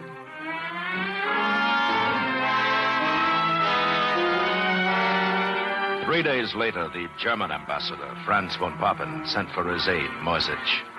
He had just received a dispatch from Berlin. Well, it's here, Moisich. Read it. Transaction approved. Take every precaution. Essential you determine identity of agent. Expect immediate report. It was sent by Kaltenbrunner. Well, here's the money. £20,000, eh? There's no need to count it, Moisich. I have not taken any of it. Sir, but I had no such intention. Believe me, I was just... Are you sure you can handle this alone? Oh, yes, sir. And I can develop the film myself. Good. The fewer people who know about this, the better. Particularly if this fellow makes fools of us. What was your impression, Moisich? Arrogant, spoiled, cynical. A British aristocrat if I ever saw one, sir. Fantastic. Oh, by the way, a code name has been assigned to him. He is to be referred to as Cicero. The name is the personal choice of Herr Ribbentrop. Has it any significance, sir? None that I know of, except the surprising fact that Herr Ribbentrop had ever even heard of Cicero. Oh, he'll be here tonight? He said 7 o'clock, sir. Keep your wits sharp. A great deal depends on you. Yes, sir. Thank you, sir. Yeah, Moisich. Yes, Excellent. The money. Here. You forgot it. Excellent. Promptly at 7 o'clock, Diallo arrived at Moisich's office. On the desk lay the pile of banknotes.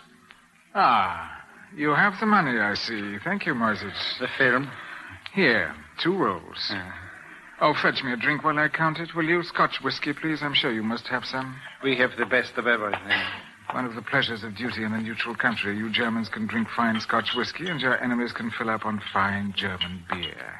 Well, you can count the money later. It goes into the safe now until I've developed the film. Are you going to develop the film yourself? Yeah, there's a dark room down the hall. And perhaps you'd better drink this. You're trembling like a butterfly.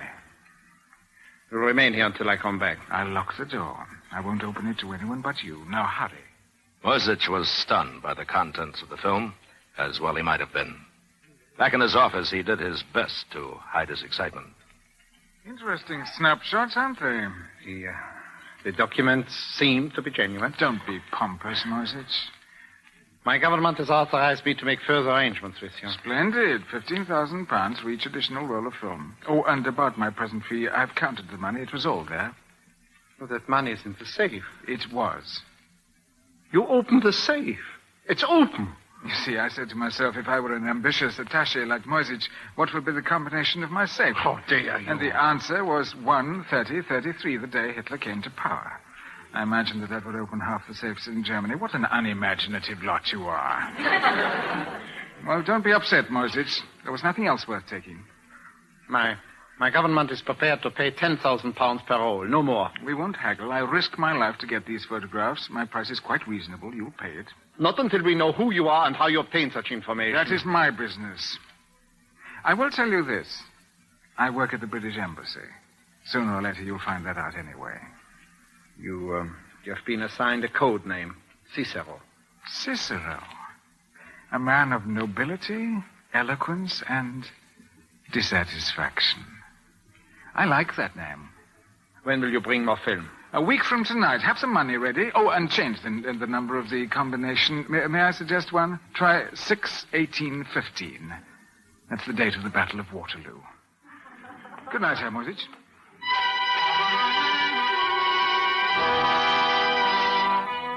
Diallo left. Then he took a walk, which led him to a rather shabby section of town and to a rooming house, the quarters of Countess Anna Stavisky. Oh, it's you, Diallo. Well, come in. Do I disturb you, madam? Not at all. Fortunately, I have a dinner engagement, but he's an undersecretary, and he's used to waiting. Any particular undersecretary, madam? Undersecretaries are never particular, Diallo. Perhaps that's why they take me to dinner. It is far more likely that in madam's presence they feel like ambassadors. Of all the diplomats I've ever known, you're still the best. It is my good fortune that you've known so few valets. Diallo, please. I've spoken to you before about this. You're the valet to the British ambassador, not to me. Now sit down and tell me the gossip. I'll begin with the British ambassador, madam. He finds you the most radiant, the most sought-after lady in Ankara.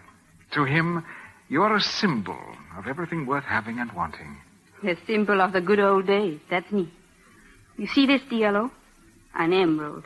The last of the lot. I want you to take this to the pawn shop tomorrow. I couldn't face another trip. Would it not be pleasant to make just one more trip, madam? This time to redeem your jewels? Redeem? With English pounds. Here. Where did you get that money? It's yours, £5,000. But it can't be real. There's nothing as real as money. But I may never be able to pay this back. I don't want it back. I can't permit you. It must be the savings of a lifetime. Not savings, madam. I'm not a saving man. A business venture of mine has paid off handsomely. But what has it to do with me? I propose to advance you £5,000 in return for certain favors. I have here another 15,000. I couldn't possibly keep such sums at the embassy, nor do I want to draw attention to myself by depositing it in a bank. But you, madam, could keep it for me. Go on, Diallo. You could leave this grubby room, rent an attractive villa, live as you please. But how would all that be a favor to you? From time to time, I shall want to transact my business in privacy. You would set aside certain quarters for me. I see. If all goes well, I shall have some £200,000 within 12 weeks. That's the amount I've set as my goal. And then? South America. A new life, a new name. That, of course, will require a passport, visas, letters of credit. You could be of great help in obtaining them for me. How? I'll explain that when the time comes. Is there anything else? Nothing. Except all I've told you must remain extremely confidential. Seems little enough to ask for £5,000. Are you going to tell me what your business is? Sometime, perhaps. Not now. This is quite a trust you put in me. You seem very sure of yourself. I'm sure of you, madam. Oh? For 3 years, I was valet to your late husband. It is said that no man is a hero to his valet. It is also true that no woman is a mystery to her husband's valet. You know me that well? Well enough. The source of your money has never concerned you any more than the source of your electric lights. They became worrisome only when they were shut off. Quite true, but there is pride. I have pride. A great deal I depend upon your pride. You'll find it intolerable to have it known that your wealth was the gift of a servant. So, you will keep your mouth shut tight. Get me a brandy. There, on the table. Of course. No, Diallo. Not 2 glasses. I shall drink only out of 1, thank you. Do you know why I discharged you after my husband died? I think I do, madam. Because you made me uneasy. I felt you had an evil genius for something. Little did I know it was for making money. That's a lie. That wasn't why I made you uneasy. No? No. You were attracted to me. It was upsetting to feel that way about a valet and to feel that the valet knew it all the time. Have I offended you? You'll soon be very rich. Everything worth having and wanting. The ambassador didn't say that about you. I did. That's how I've always thought about you. And now you want me to go with you to South America? Yes. Away from the war, the intrigues, the fears. And the poverty. And it would be right for us now. Because now at last we are equal. Yes. Equals. Who's lying now, Diallo? Where are you going? Madam has a dinner engagement, and we seem suddenly to have run out of gossip. You made me a business proposition. I agree to that part of it. As for the rest, it's not an impossibility. It's merely an improbability. And above all, an impertinence. Because I address you as an equal? No. Because you address me as a servant. Because in the manner of an inferior, you tried to buy something you didn't think you merited on your own. Now, let's get down to the details of business. As Madam wishes. My name is Anna. Yes, Anna. Thank you. It was inevitable, of course, that the British embassy would discover that many of their carefully guarded secrets were now known to the Nazis. When this disturbing news reached London, a counter-espionage agent named Travers was sent to the ambassador at Ankara.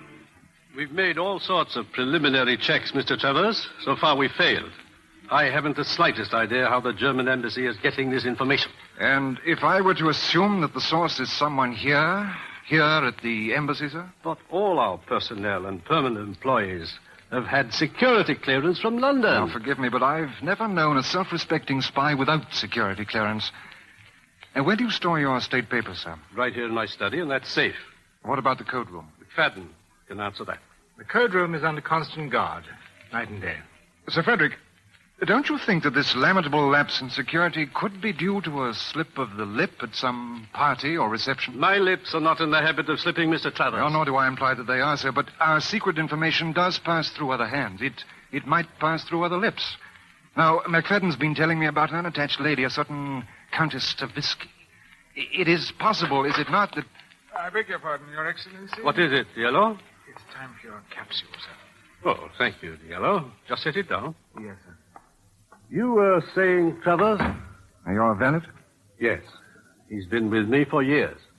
Well, about the Countess. According to McFadden, her circumstances have taken a startling change for the better.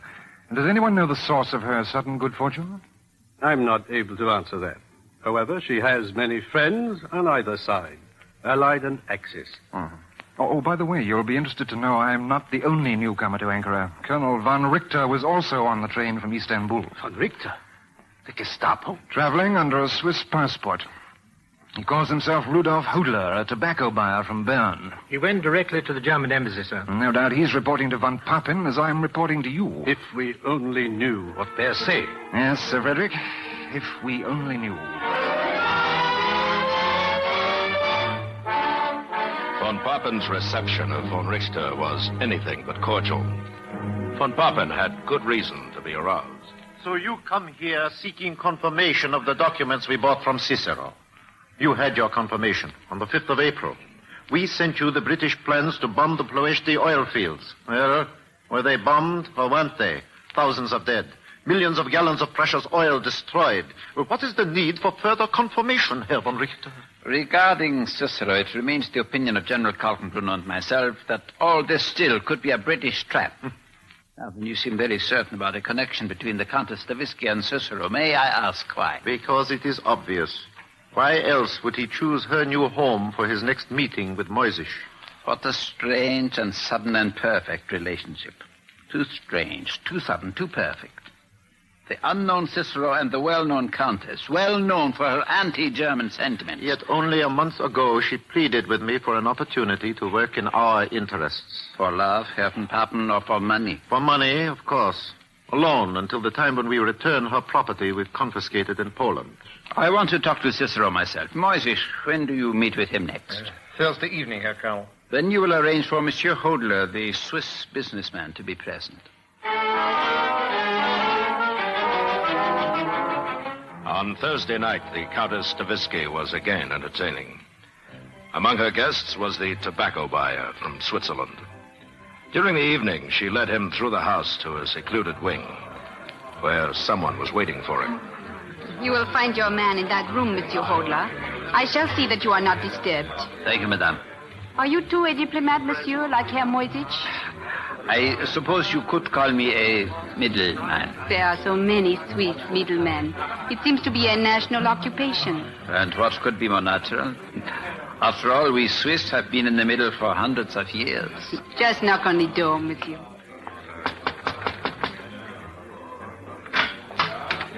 Colonel von Richter, sit down, please. Moisés tells me that you're to be the new intermediary. That is correct. Moisés is too well known here.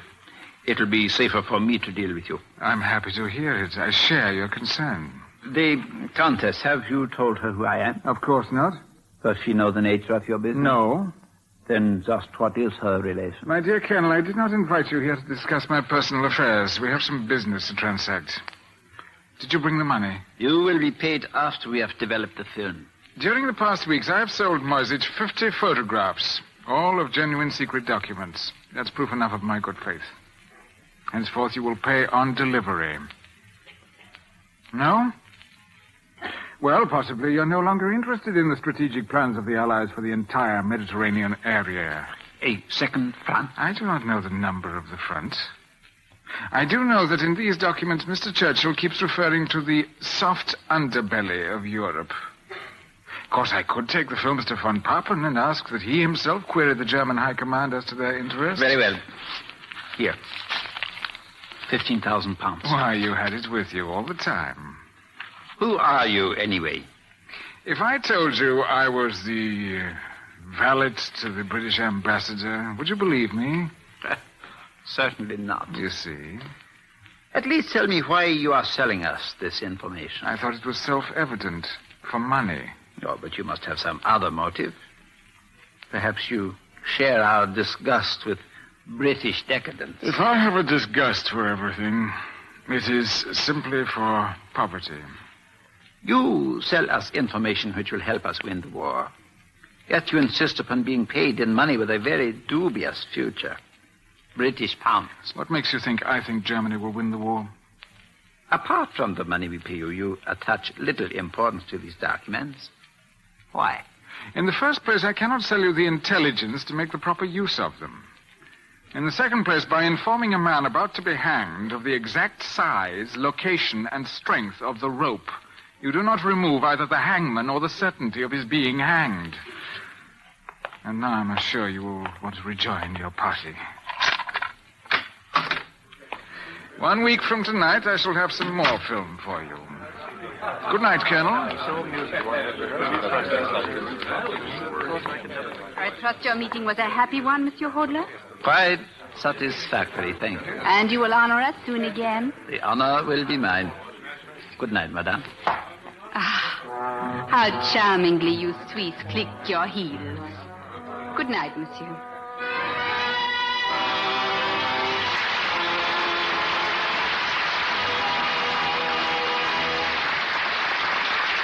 We'll continue with Act Two of Five Fingers in a moment. Now our producer, Mr. Cummings. Act 2 of Five Fingers, starring James Mason as Diello and Pamela Colino as Countess Stavisky.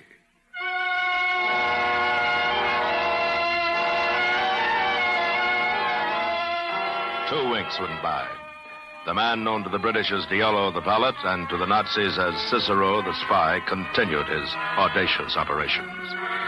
How did he get his information? Months before, he had learned the combination of the safe in the ambassador's study. Removing the documents, he would place them under a lamp. But the ordinary electric light bulb was not bright enough. So he would substitute a much more powerful one. And then with a tiny pocket camera, quickly photograph each new document. In a matter of moments, the papers would be back in the safe and the original bulb restored to the lamp. Simple and incredibly bold.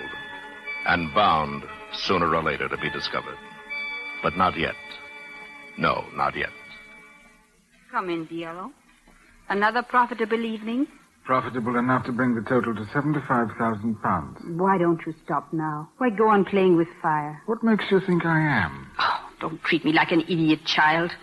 Your friend Hodler, he isn't Swiss. I know a Prussian when I see one. Does it matter to you? Your safety matters to me.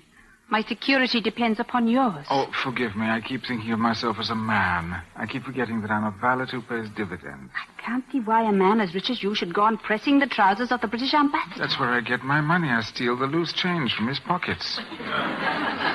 Before you go, get me a drink, will you? Tell me, where do you plan to settle when you go to South America? Rio. There's no city like it in the world. When did you decide to go there? Many years ago. I was a cabin boy on a dirty tramp steamer. I can remember looking up at a villa high on a mountainside above the harbor. I could see a man on a balcony. He was wearing a white dinner jacket. He seemed close enough to touch, and yet he was beyond the reach of anyone. I swore then that someday I would be that man. My drink, please. Do you have a nationality, Diello? You are not a native Englishman, are you? Albanian, English by adoption. In England, it seemed profitable to become a gentleman, so I went into service. As you have pointed out, I am not yet a gentleman, but I am the best of the gentleman's gentlemen. Which reminds me, the ambassador will be wondering what has kept me. Diello? Yes, Anna? I think I shall find Rio very much to my liking. You've waited a long time to kiss me. You don't have to wait any longer. Anna? Yes, Diello. Get me a drink.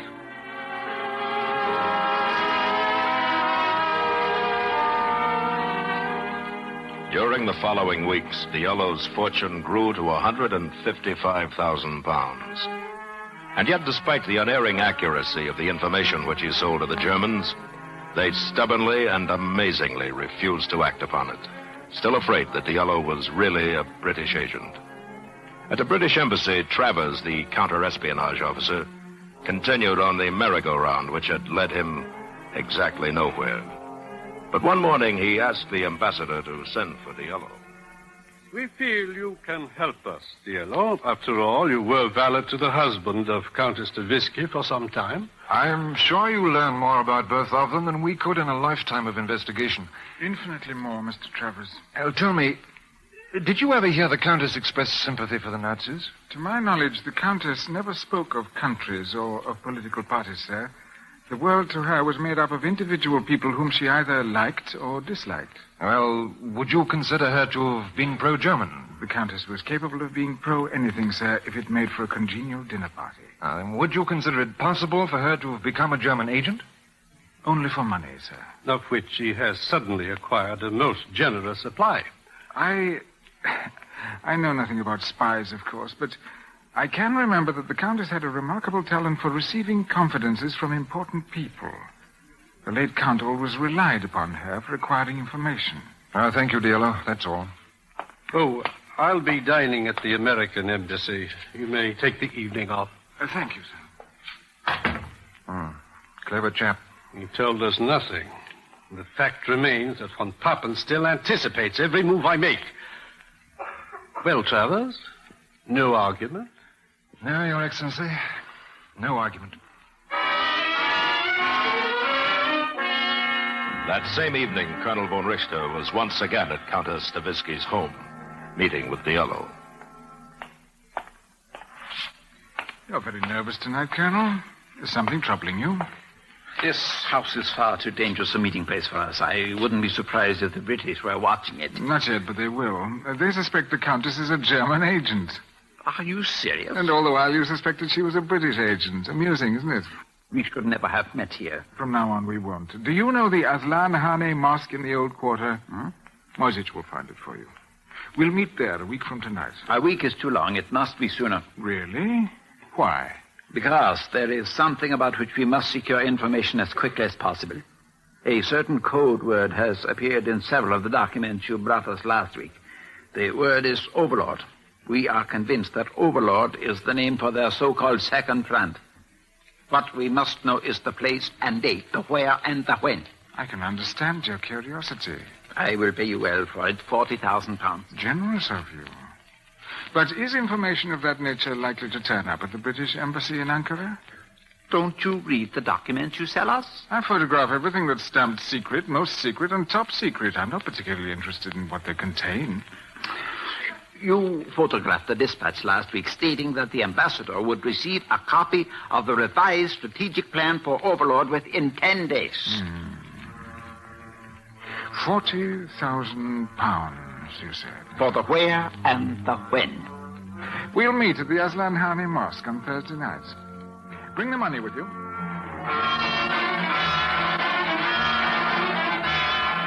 In the morning, Mr. Travers, for the first time, had some good news for the ambassador. The British had succeeded in breaking the diplomatic code of the Nazi ambassador, von Papen. And now, for a change, sir, you can eavesdrop on von Papen. All right, McFadden, read the message. This is from von Papen, sir, to the Reich Foreign Minister in Berlin. In reply to your query concerning the authenticity of documents obtained from Cicero, I am firmly convinced the material is genuine. Cicero lives within the British Embassy.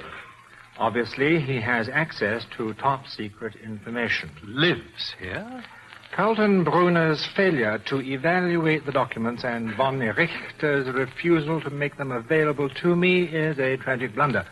I strongly urge you to bring this matter to the personal attention of the Fuhrer. Without delay, signed, von Papen. Cicero. The code name for the informer, sir. Now, with your permission, I'll order a house search at once. But an open search will put him right on his guard. Well, that can't be helped. If we can't catch him, we've got to frighten him. Enough to make him stop for a while. As you know, I'm expected in Cairo tomorrow evening. Until I return, take any security measure you think necessary. Well, for one thing, I suggest the combination on your safe be changed and safety devices installed.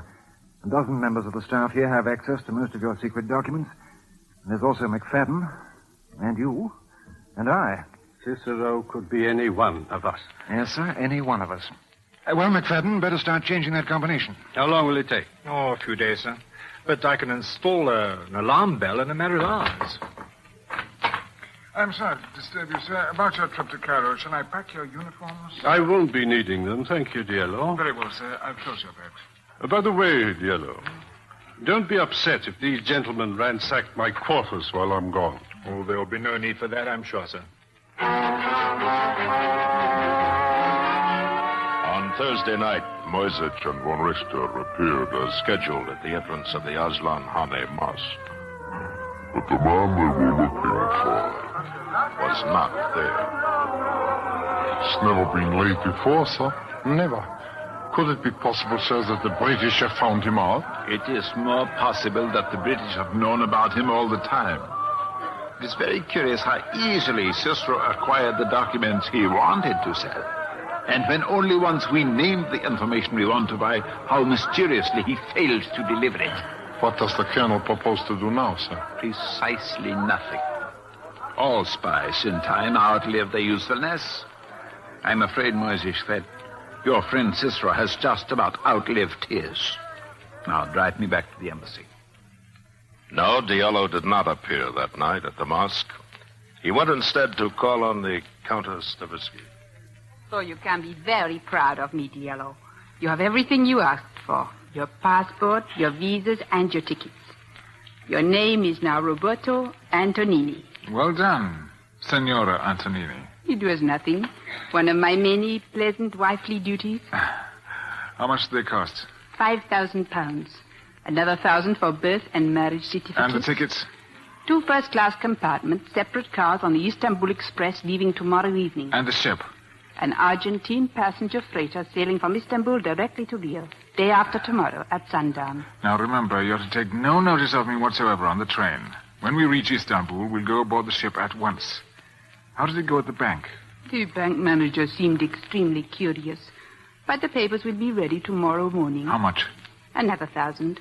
And all my powers of persuasion this side of respectability. That leaves roughly 130,000 pounds. In dollars, about 600,000. In Brazilian cruzeros, about 11.5 million. Plus the 40,000 you got tonight. No, I withdrew from that transaction. The market's getting shaky. I've decided to retire.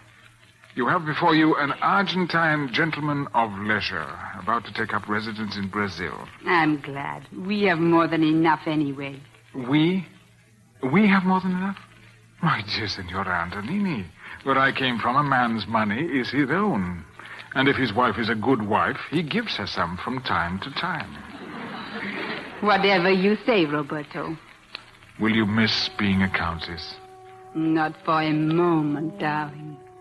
Not for a moment.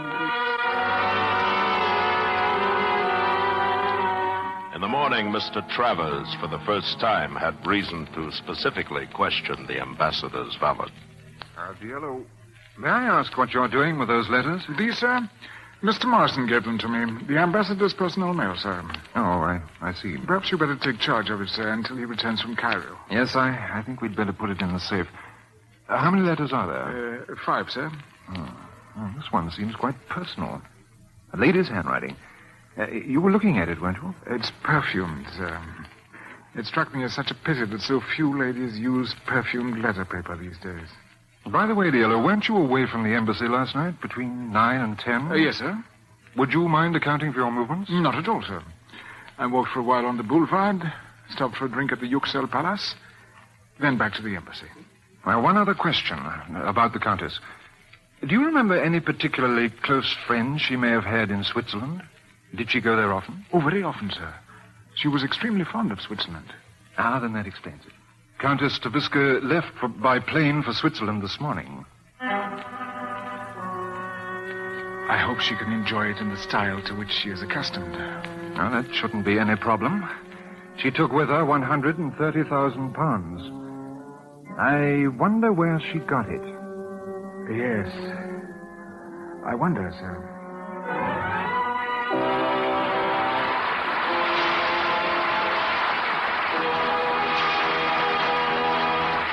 In a moment, Act 3 of Five Fingers. We pause now for station identification.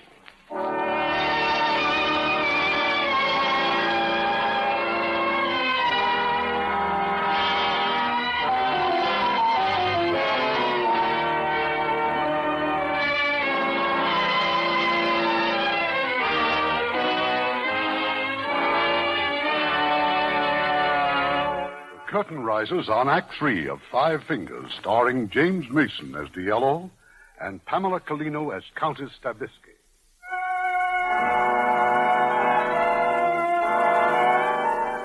To Diallo, the news was unthinkable. Anna Stavisky had stolen his money and gone to Switzerland. He hurried away from the embassy, went to a cafe, and telephoned Moisich. Listen carefully, Moisich. Tell Colonel von Richter I have decided to get the information about Overlord. I need the money. But I'm being watched. I'll arrange a meeting place in Istanbul. I'll call you there tomorrow at the German consulate.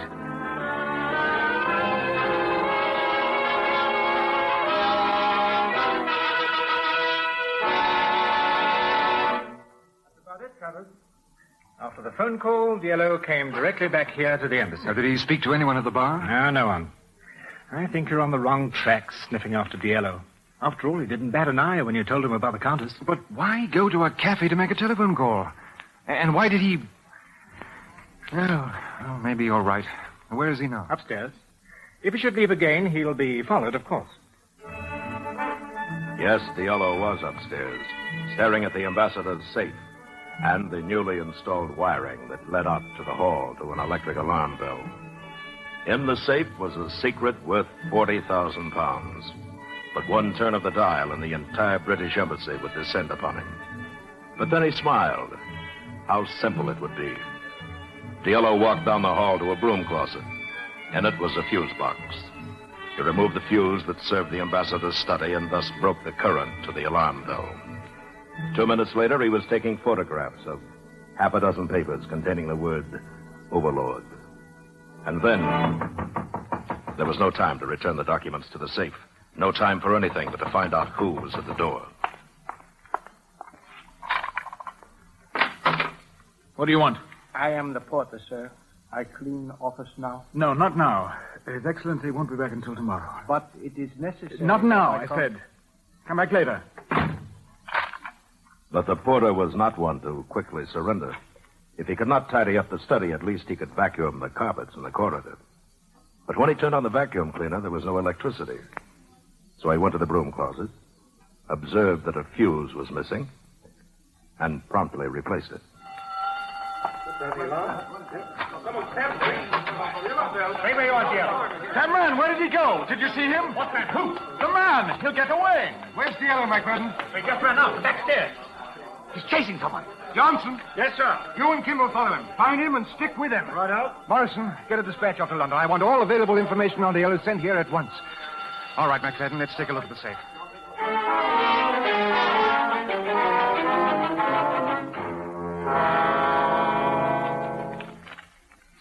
Well, the papers are all here. Now, what about the letters? That batch of mail that came for the ambassador. There were 5 letters. 1 letter's missing. The one with the delicate perfume. 1 letter gone, but none of the papers. I wonder why he'd... What's that light in the bedroom? Huh? The lamp's on. An unusually bright lamp, isn't it? Come here. Photographic bulb. Why, he photographed... All right. Have Burroughs and Murray watch the German embassy. We've got to keep him from delivering that film. Grab him in public? Our Turkish friends might not like it. If we can't kidnap him, McFadden, we'll have to kill him. There's a little matter called Overlord we've got to consider. I'll send a man out to the airport. After Johnson gets back, you and I will get out to the railroad station. If he doesn't show up at their embassy, you can be sure he's leaving town.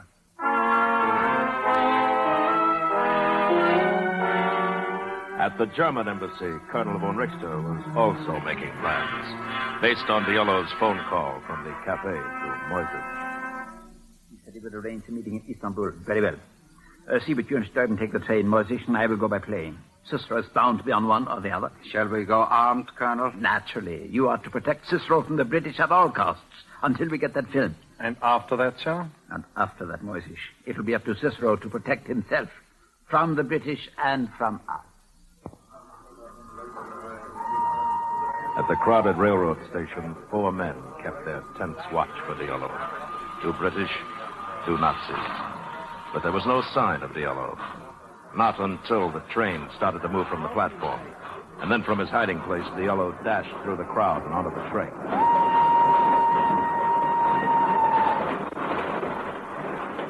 I've gone through the last 3 cars. There's no sign of him. He's in the car just ahead.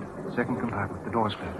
Well, there's nothing to do between here and Istanbul but make sure that none of them get off. Them? Down there. The old familiar faces. Oh, the same 2 we saw in the station. But what if he's given them the film? Well, they wouldn't be playing watchdog for him if he did. So, put your gun away, McFadden, and light up your pipe. It's a long ride to Istanbul.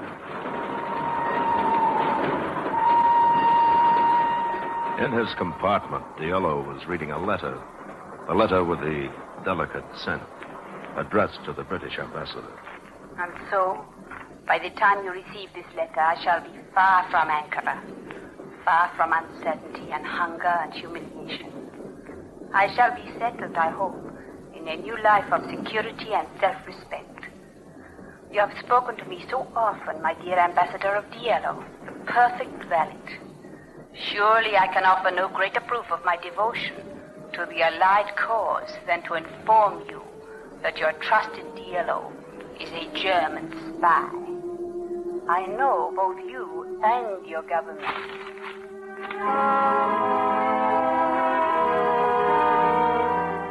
Early the following morning, Diallo left his compartment and entered another. Good Good morning, gentlemen. You sleep well. I slept extremely well. Guards to the right of me, guards to the left of me. You are my bodyguards, aren't you? Or are you my assassins? We are here to see that no harm comes to you from the British. We will stay at your side till you reach the German consulate. Don't be whimsical. I'm here only to give you a message from Moisich. Tell him to meet me at Harkin's restaurant at 6 o'clock this evening. We would prefer the consulate. No, thank you. So many more people go into German consulate than come out of it. We must have some guarantee that your film is genuine. Here is a little strip of film. Have Moisich develop it, and you will see a piece of the document that Colonel von Richter wants to buy. I'll deliver the rest of it when Moisich pays me 100,000 pounds. 100,000? I forgot to tell you, I've just raised my price.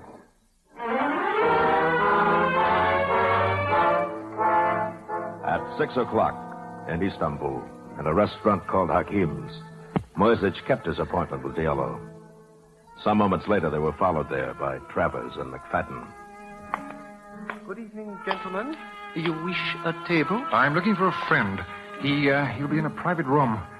There is a private room over there. It is occupied. Good. Then he's here. I am sorry. He does not wish to be disturbed. No, but he's expecting us. I am sorry. If you care to wait, please to be seated here. Well, he's here, McFadden, and Moisich is in there with him. You know, there's a time for using your wits and a time for blasting away. Let's get it over with. Well, we've no monopoly on blasting away in this place. Oh? Our Nazi friends again? And those dim-witted supermen would drop us before we got clear of the table. But he may be handing over the film this minute. As of this minute, we don't want the film. Plans can be changed, you know. We want Diallo. We've got to know just how much the Nazis have found out. I'm going to send him a note. Just a word or two to let him know we're protected. Oh, you're balmy. Now he'll jump at it. Oh, you. If you don't mind. Yes, sir? My friend may not know we're waiting for him. Would you give him this note, please?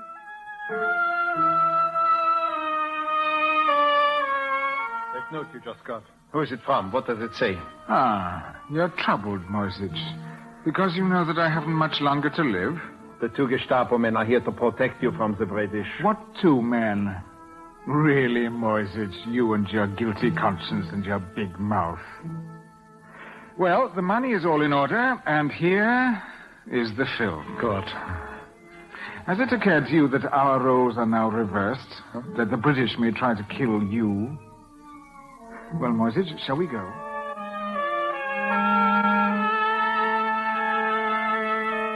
Here he comes. He's heading towards us, Travers. Your note worked. Mr. Travers, I'm touched by your solicitude. Imagine me, of all men, with a British sword and a British shield. Personally, I'd rather slit your throat. Impractical. In that case, I'd be unable to tell you the things you want to know. You've no idea how confused the Nazis are to see you protecting me. They still half suspect I've been a British plant all along. Now, we have a car outside. We'll see you safely to the British consulate. No, thank you. We'll walk away together and then say goodbye. We'll get the Turkish police to arrest you. Is that a gun in your pocket, Mr. McFadden? It's against the law here to carry a weapon, didn't you know? Come along. Of course. You disapprove of me, don't you, Mr. Travers? You're the most cold-blooded traitor I've seen in a lifetime of looking at human trash. What a pity. I rather hoped I looked like a gentleman.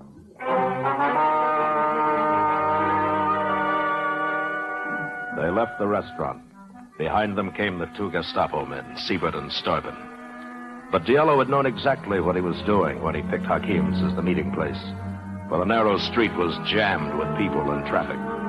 They walked not more than 50 feet when he suddenly darted away and was lost in the crowd. Meanwhile, Moisich had rushed to the German consulate with a roll of film that had cost 100,000 pounds. The film is developed, Herr Colonel. I have exactly the information you wanted. Or have you? It took you long enough? I was so nervous I spoiled the first print. But here it is, sir. D-Day for Operation Overlord is tentatively set for early June along the coast of Normandy and the Cherbourg Peninsula. Colonel, did you hear me? Now you hear this. An urgent dispatch from von Papen. Von Papen? Have just received personal letter from Countess Anna Stavisky naming Cicero as British agent. Am unable to confirm accusation because Countess is now in Switzerland. But in view of past efforts to ingratiate herself with us, am compelled to believe her charge is true. I cannot believe it. I have always believed it from the first. But the documents were genuine. Events, proofs I'm genuine. Of course, they had to be. So that we would swallow that big lie, that one in your hand. I knew it. All along, I knew it. Lies, lies, lies.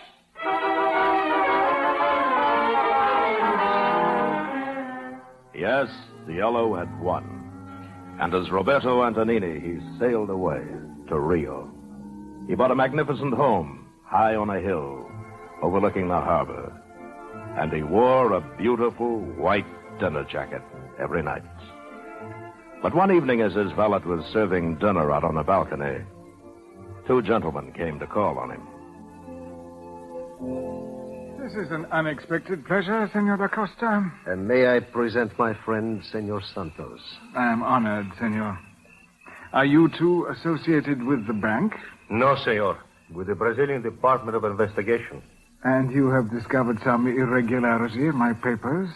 Your papers are all perfectly in order. There is an irregularity, however. Your account at the bank, senor. I am overdrawn. As of yesterday, I had approximately 7 million cruzeiros in my account. I was referring to the 25,000 pounds in cash with which you purchased this villa. The money has been returned. What on earth for? It is counterfeit. You have a distorted sense of humor, senor. And so is the money which you exchanged for Brazilian currency. It is all counterfeit. The most skillful I have ever seen. Senor Antonini, I implore you to cooperate. Those counterfeit notes were printed in Germany. The British have just established that beyond a doubt. And so far they have turned up in 3 places. Here in Brazil, in Turkey, and in Switzerland. Switzerland? Over 100,000 counterfeit British pounds confiscated there 2 days ago. In the possession of a political refugee, a lady, countess. Now, it will be to your interest, senor, to tell us where and how you got this money. Switzerland. Now, believe me, senor, this is no laughing matter. It is my unhappy duty to inform you are under arrest. Anna! Anna, poor little Anna!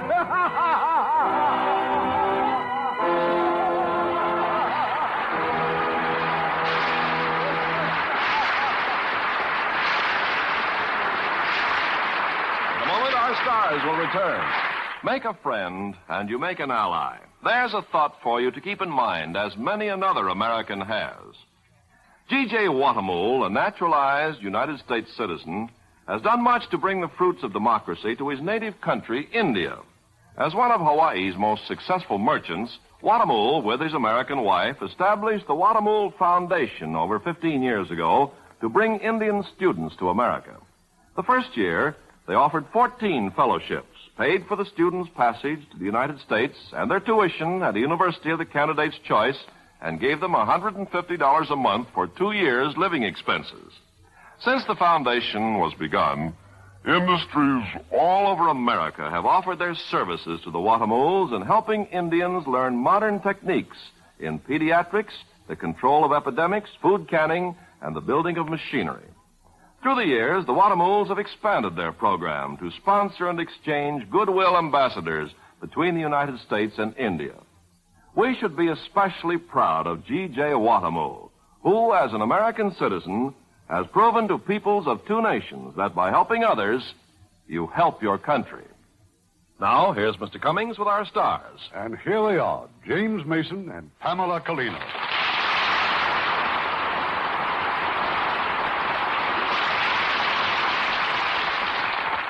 Now, Irving, what about next week? It's just out of this world, Pamela. In fact, that's where we're going for the story, because it's Paramount Pictures' shocking story of the War of the Worlds. And as our star of this science fiction thriller, we'll have Dana Andrews and Pat Crowley. That should be quite exciting, Irving. Good night. Good night. Good night. I'll be seeing you Thursday night.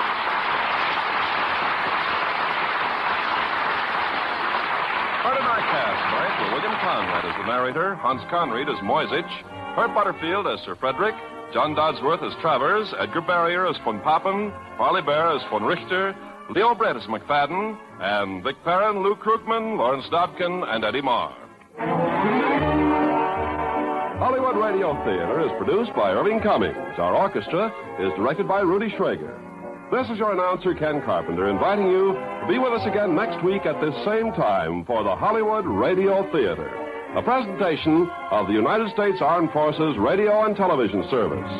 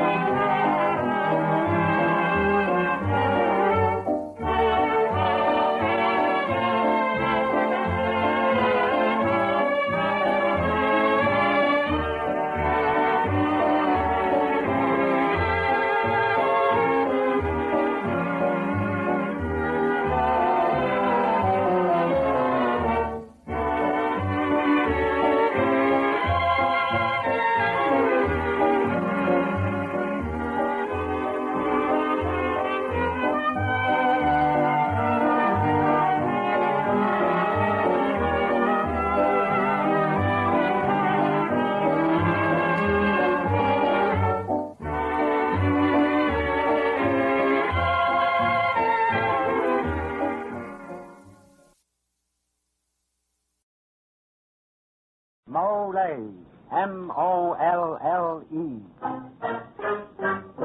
Molle, the brushless shaving cream with a special protective film that guards your face, presents the Molle Mystery Theater.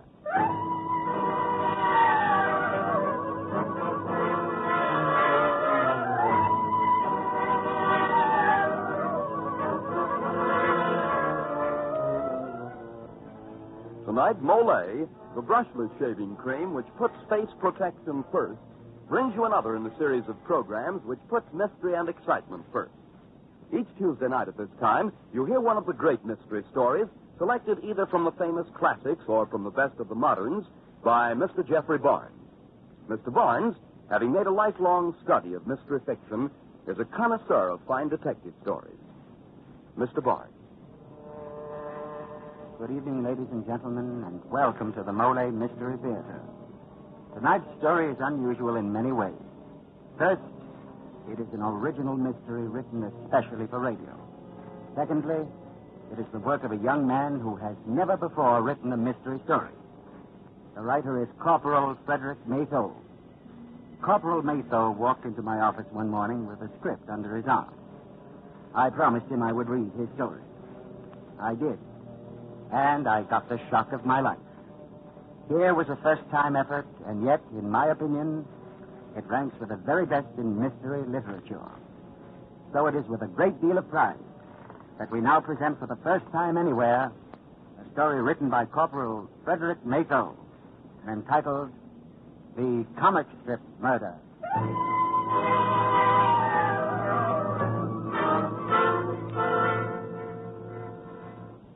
Friends, before our Molle Mystery Theater play begins, listen. Listen to the sound of a weapon fired at our men by the enemy, but aimed by someone here in America who talked too much. Yes, Americans, when someone here at home talks carelessly, it helps the enemy aim his bombs and guns and other weapons at our men. So don't you be that someone. If you know any war secret that has not been reported on the radio or in the newspapers, keep it a mystery, and help keep our men alive. And now to our play, The Comic Strip Murder.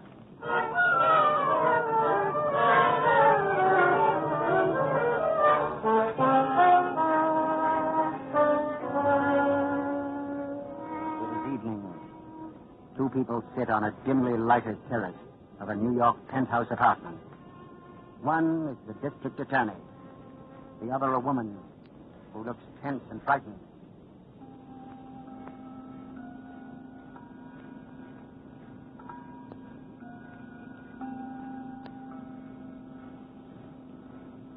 It's 11:30. And my husband's going to murder me at midnight, Mr. Hanley. Tonight? Mrs. Stetson. You think being married to a comic strip artist has given me an overactive imagination? Well, I thought so, too, when I first went to see you, but not anymore. Look, Mr. Hanley, let me tell you the whole story.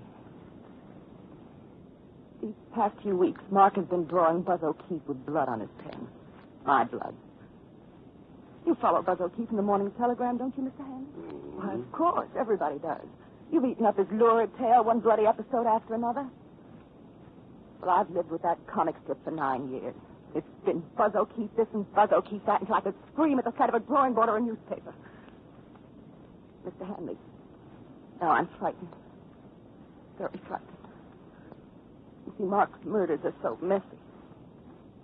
His fans love blood and pistol shots and poison and spiked doors and charred bones and acid.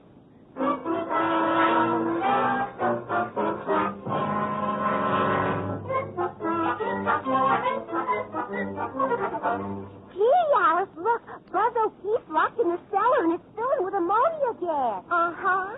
And that model, Julia, upstairs in the penthouse. Yeah. How's he ever going to save her? Him locked up like that.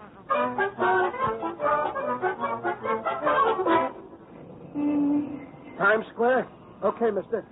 Say, you read Buzz O'Keefe today? That guy's really in a jam. I think this Von Sewell's getting tired of that babe's double timing. He's going to kill her yet. Today... Skip it, will you? I read it. Hiya, Bill. What'll it be? Toast and coffee? Yeah, and the telegram. Yeah. Why did you read Buzz O'Keefe this morning? I think this Von Sewell fella's going to murder that chick, Juliet. He's reading books on flesh-eating acid. If he's going to use that stuff, it's goodbye, Juliet. She ain't going to keep that Cassie long.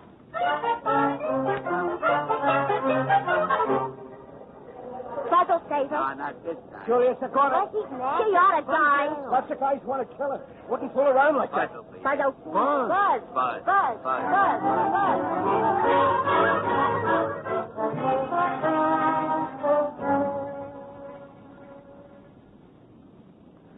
Mr. Hanley, I am Juliet in the comic strip.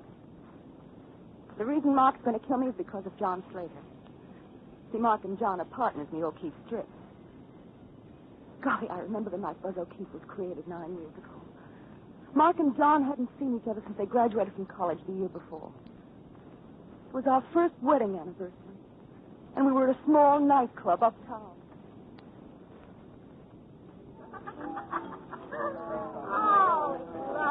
Well, John, you old bat. It's about time you showed up. That's right, John. We thought you'd never get here.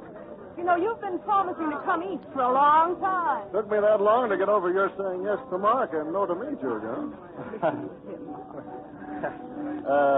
Making any progress in the commercial art field, Mark? Well, this freelance business is all right in spots, John, but... But we do all right, John. Oh, I see. Like that, huh? Mark, why don't you get into a steady line in art? How about newspapers? Political cartoonists do well, or say, why don't you do a comic strip? Good money in it if it catches on. Well, Mark's tried that. I guess they don't like your sense of humor. Who said anything about humor? Comic strips aren't funny anymore. Get up a good blood chiller, an adventurer for a leading character. A detective, maybe. A guy who's always getting into tough spots and getting out of them again. Crime, the gorier, the better. Well, it's an idea.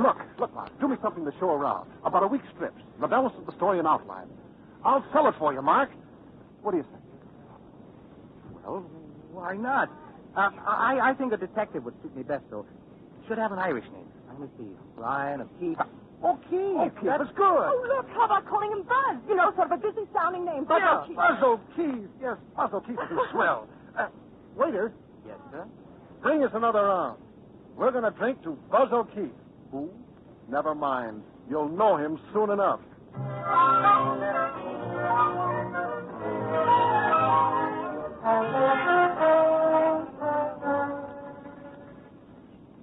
And that's how Buzz O'Keefe was born, Mr. Hanley.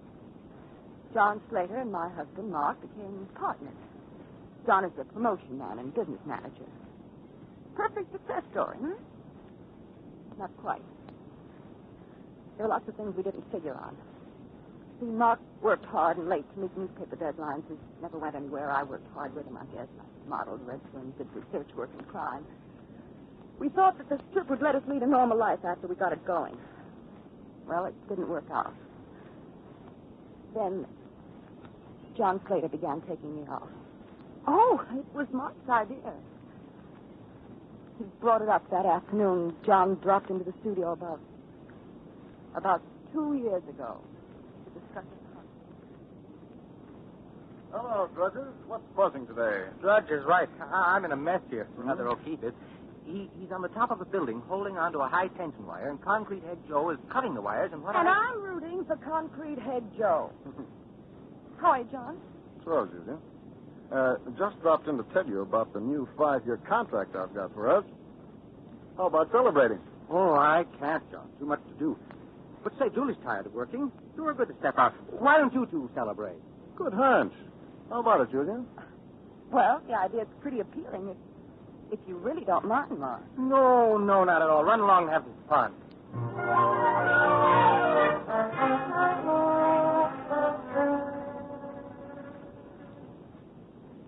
That should never have happened, Mr. Hanley.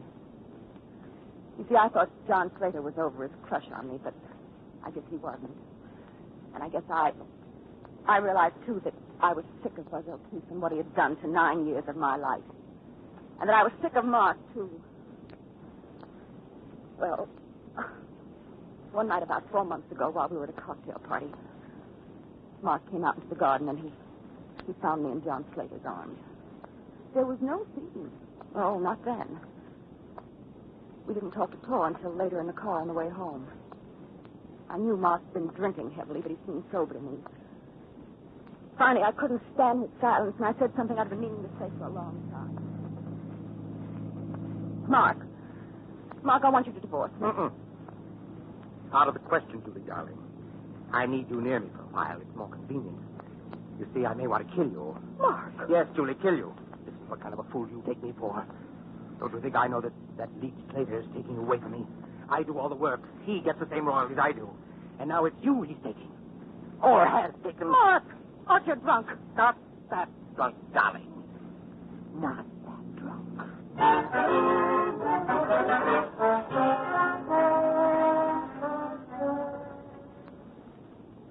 I didn't close my eyes that night.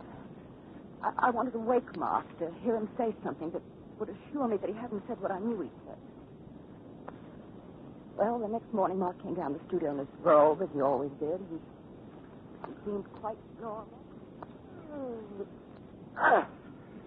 Morning. Good morning. Wonderful day and all that. Good night's sleep. How about my morning cup of coffee, darling? Mark, last night Last night? Oh, last night. Yeah. Quite a ball we had, wasn't it, huh? I remember parts of it, like spilling the Manhattan all over Mrs. Drew or Droop or whatever her name was. And then there was... And then there was the drive home.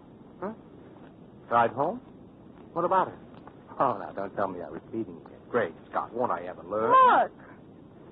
Yes, sweetheart. Nothing. Here's your coffee. Thanks. Now, you run along. Let me work. Oh, before you go, there's something you can tell me that will help.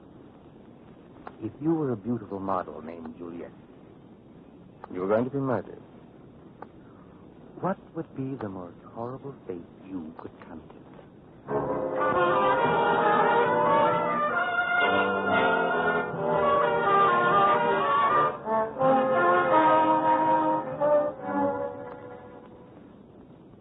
That was the beginning, Mr. Hanley.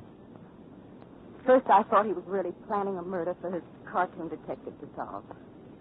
And then, well, one night we went to a reception a publisher gave for Jim Tull, the mystery novelist. While I was dancing, Mark and Tull sat down and began to talk. When I came back, they were sitting in an alcove, and they were deep in conversation. They didn't notice me as I stood close enough to hear them. You mean to tell me you haven't yet figured out a way to murder your character, Juliet, Mark? Well, I have some ideas, but none of them quite satisfy me, Jim. You see, there's so many ways to kill a beautiful woman. And the man who's going to do it hates her so. I thought you might have a suggestion. Why murder her, then? She's so proud of her beauty, so arrogant. Well, wouldn't it be a more fitting revenge for your murderer to maim her? Disfigure her? I've considered that. And it is the best. But for my purpose, she must be killed. Maybe I can do both. Why not? You've created a shallow, treacherous beauty. Your readers will relish seeing her beauty destroyed before she dies. Jim, I think you've got something there. That's what I'll do. Or draw, rather. I think I can do both by using a bath of flesh-eating acid. I can just see the murderer. Julie, darling, are you all right? Well, what happened?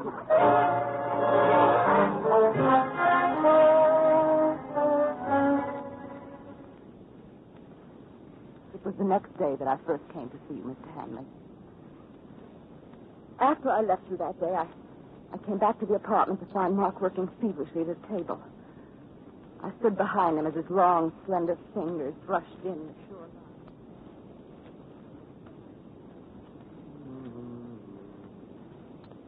Mark? Mark, why did you model your Juliet's apartment and her terrace after hours?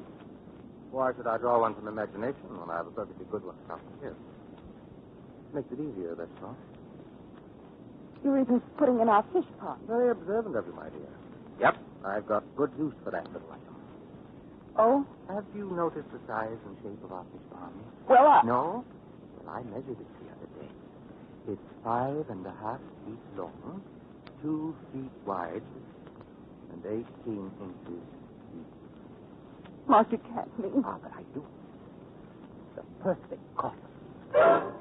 And by the way, Julia, in tomorrow's episode, consider a gallon drum of acid.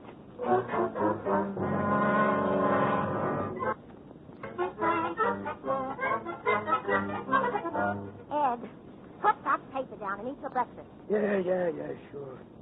Gosh, looks as though Buzz O'Keefe is going to have a murder to solve soon.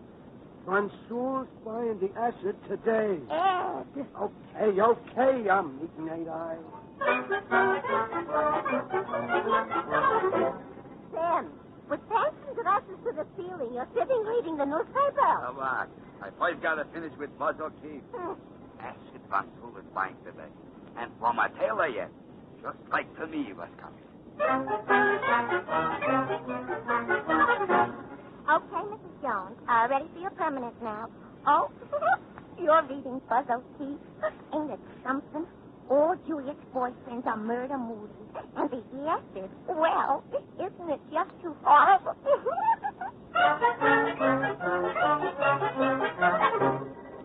She's going to get it. What will it be? What Acid, 5 gallons of it. I bet it's going to be in the fish pond. Murder. Horrible, ain't it? Hey, look at this. Puzzle saver. Not this. Buzz O'Keefe. Puzzle. Buzz.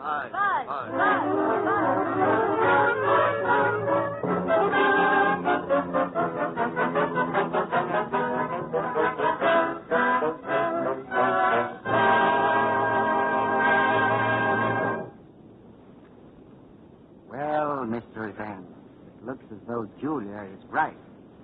Seems as if things that happen in Mark's comic strip are mighty apt to happen to her in real life. Yet, of course, it could be just coincidence. That reminds me of a friend of mine who was always blaming things on coincidence. For instance, he'd always nick and irritate his face while shaving. Then he changed to mole and started getting swell shaves. He said, oh, that's just a lucky coincidence. But I noticed that he kept on using mole, and he kept on getting smooth, comfortable shaves. And, gentlemen, this is why. Mole brushless shaving cream contains a special protective film. This special film helps guard your skin against tiny, almost invisible nicks and scrapes that make your shaves uncomfortable. As a result, you get a really pleasant, comfortable shave every morning. So why not try it tomorrow? Remember to ask for Mole, the brushless shaving cream that puts face protection first. And now back to Jeffrey Barnes and Act 2 of the comic strip Murder.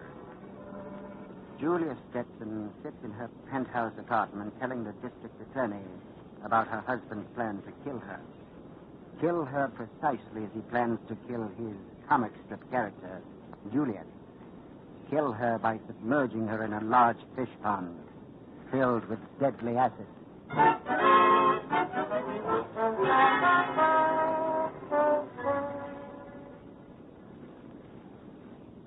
As you say, Mr. Hanley, Mark isn't well mentally. If it hadn't been for you, I'd have run away long ago. Well, after Van Sewell, the comic strip character, bought the acid, Mark did the same thing. When I asked him about it, he only laughed at me. showed me the labels and said it was dry cleaning fluid he bought from a tailor. He was going to clean the upholstery of the car himself. But Mr. Hanley, its contents are in the fish pond right now. Look, this morning I had an attack of hay fever, so I came down to the studio later than usual. Mark being very late. Well, this is the day, Julia. The comic strip murder's finished. I've got the actual murder taking place in 3 days of stretch. I've had them done for some time, but I've hidden them from you. Hidden them? Yes. But since I'm throwing them in this noon, I think it's only fair for you to see the fate of poor Julia. So here, take a look. But, Mark, this man... That's right, Julia. You see, it wasn't Zool who sent the acid-filled wine bottles to Julia. It was a new character. What, her husband? Yes, looks a little like me, doesn't he? Well, he's been watching her and hating her. See how horrified Juliet is. Look at the wonderful expression I got on her face in this panel when her husband takes the hypodermic needle out of his pocket. Good, And look at the action in these panels. See? He grabs her arm here, and she starts to scream, but he gags her with his hand and plunges the needle into her neck. See? It's horrible. That needle in her neck. And here, the final touch. Masterpiece of tenderness.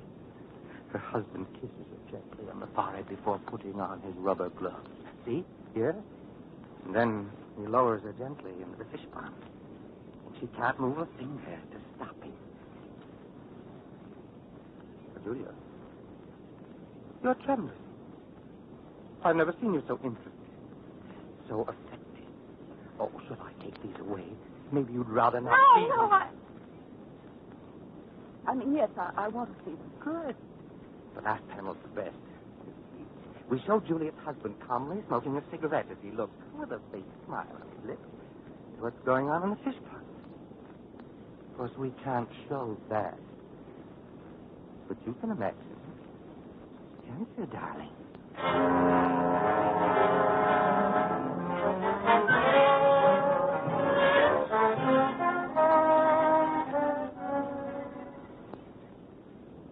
Mark finally left Mr. Hanley.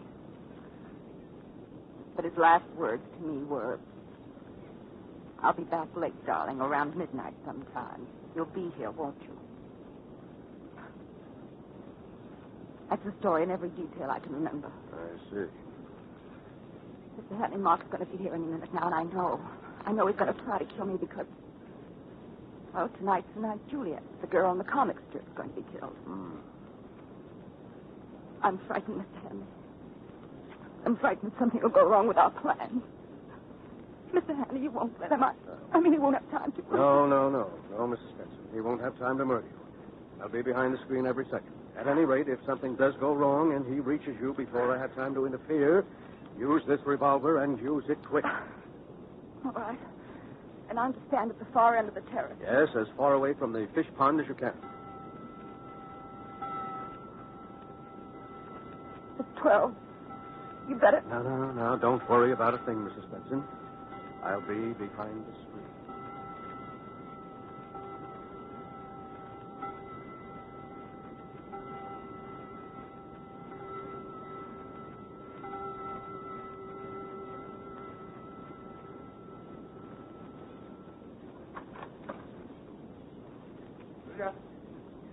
Where are you?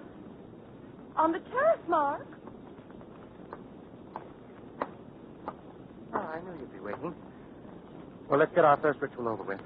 Then I've got a real surprise for you. Where's that? Oh, here it is. Mark, what are you going to do? What's that needle for, Mark? Well, now, really, Julia, dear, after all, this can't be news to you. We've gone over it before.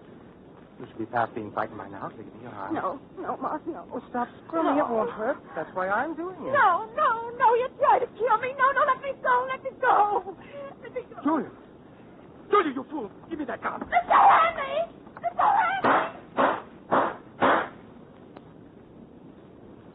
Julia. It's all right, Mr. Stetson. They were blank cartridges. Mrs. Stetson, I arrest you for the attempted murder of your husband. What did you say? You can drop it now, Mrs. Stetson. It's curtain time. You don't know what you're talking about. Well, you saw him try to use that needle on me. It's full of poison or drugs, you saw it. Yes, poison you put into it this afternoon. Poison you put into your own hypodermic needle.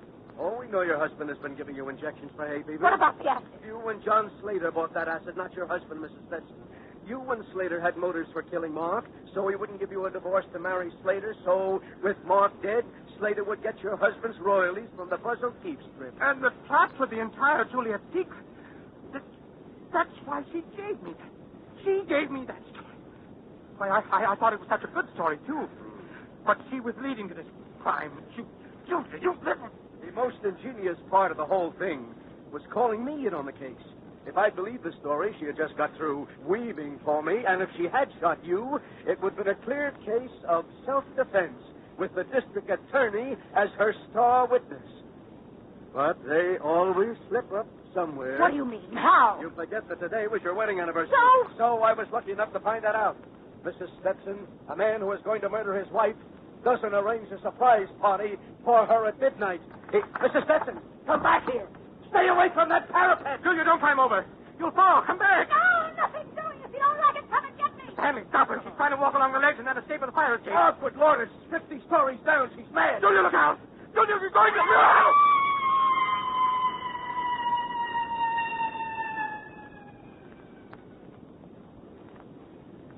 Good heavens. Julia. Julia. Oh, the Lord. Mark, go to a hotel for the night. I'll get in touch with you in the morning. The bell. I'll...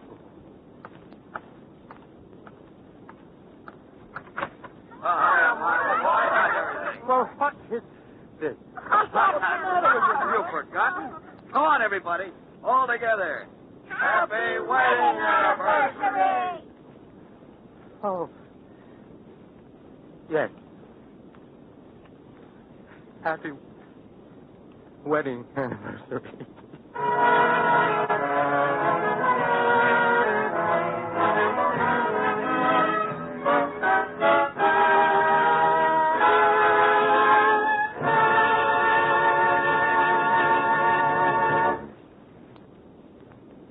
So, ladies and gentlemen, we come to the end of tonight's exciting Mole Mystery Theater presentation of The Comic Strip Murder.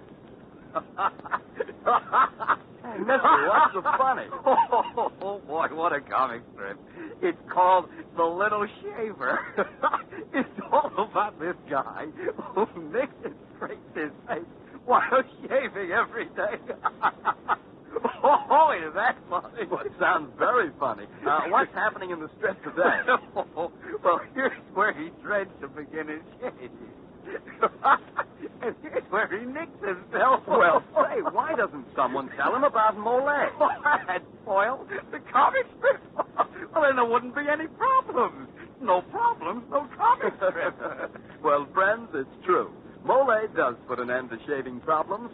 Mole helps guard your face from irritating little nicks and scrapes because it puts face protection first. Because, you see, Mole's special film has more real body and substance than light, fluffy cream. It gives your razor something to ride on. And then, also, Mole's special film contains a blend of beard-softening ingredients and non-irritating oils that are actually of medical purity. Mole is made of official United States pharmacopoeia ingredients, the same as used to fill doctors' prescriptions. Yes, in every way, face protection comes first when you use Mole. So your first Mole shave is really pleasant. And day after day, as that special film helps guard your skin, your shaves get better, better, and better.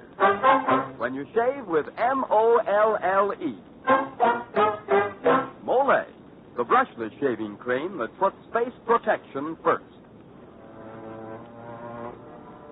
And now, once again, Jeffrey Barnes to tell you about the Mole Mystery Theater play for next week. For next week, ladies and gentlemen, I have chosen a classic short story of suspense and murder by the eminent W.W. Jacobs. It is entitled The Interruption. So, mystery fans, we invite you to be with us next week for an ingenious tale when you will learn the secret behind The Interruption.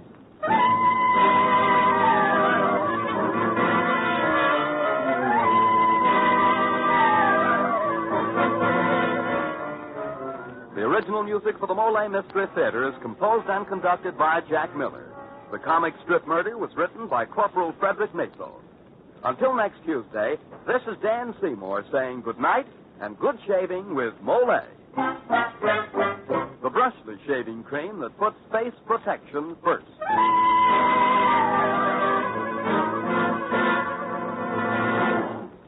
Every day, thousands of men and women supplement their diet with IY, ironized yeast tablets. Is your diet deficient in iron? Do you need more vitamin B1? IY tablets give you extra iron to help build rich red blood, extra vitamin B1 to help keep nerves steady, help you maintain pep and strength. To help keep vigor and vitality, take ironized yeast. They're small, easy-to-swallow tablets. Insist on IY, ironized yeast tablets. This is the National Broadcasting Company.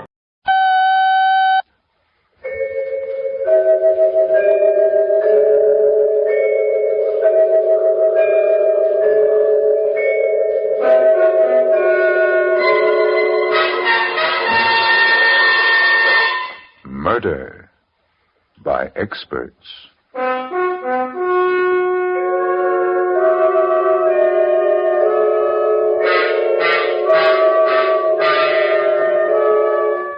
The Mutual Broadcasting System presents Murder by Experts, with your host and narrator, the noted mystery writer, Brett Halliday. Mr. Halliday is creator of the world-famous detective character Michael Shayne, author of 25 mystery novels, and whose latest work, This Is It, Michael Shayne, has just been published. Good evening. This is Brett Halliday. Each week at this time, Murder by Experts brings you a story of crime and mystery which has been chosen for your approval by one of the world's leading detective story writers. Tonight, our guest expert is the noted mystery novelist Ursula Curtis. From the thousands of thrillers she has read and heard, Miss Curtis has selected a fast-moving, intriguing story of a man seeking to use the elements to cover murder, as written by that master of suspense, Harold Swanton. And now we present Lawson Zerbe in Conspiracy.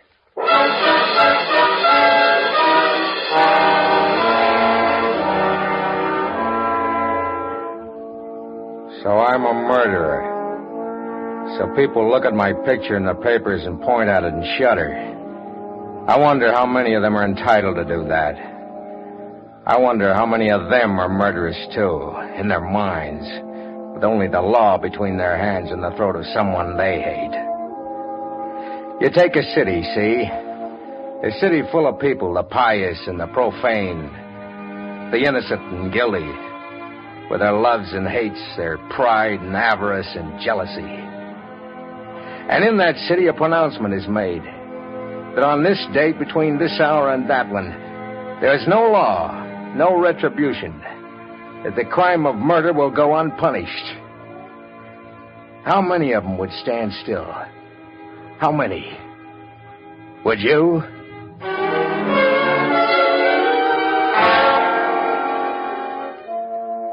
It sounds like a philosophical problem, but it happened. The city was Greendale, Oregon, and the thing that set it free from the law for 24 hours was the Columbia River.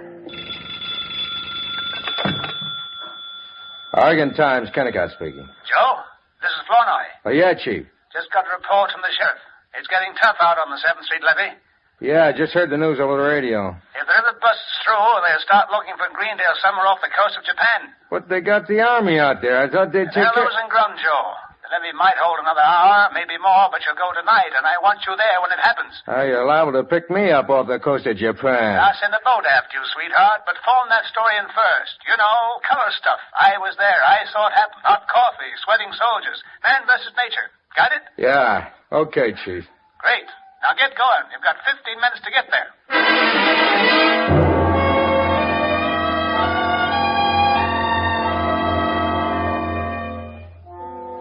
In 10 minutes, I was driving through Greendale, a low, flat, flimsy town with nothing between it and the Columbia River but a levee. Flournoy was right. If the levee gave way, Greendale would go down the drain like wet cornflakes. I hit 60 on Willamette Avenue, heading toward the 7th Street levee. That's when I passed Marilyn's apartment. And that's what started me thinking again about Marilyn. She was beautiful. She was a two-timer. And she was the one human being on this earth I wanted to kill. I'd promised myself weeks before that I'd get her out of my mind, that hate was no good for anyone, but she kept coming back. That vicious, heartless laugh of hers, the brittle voice, the way her eyes could smile at you while she drove a French heel into your stomach.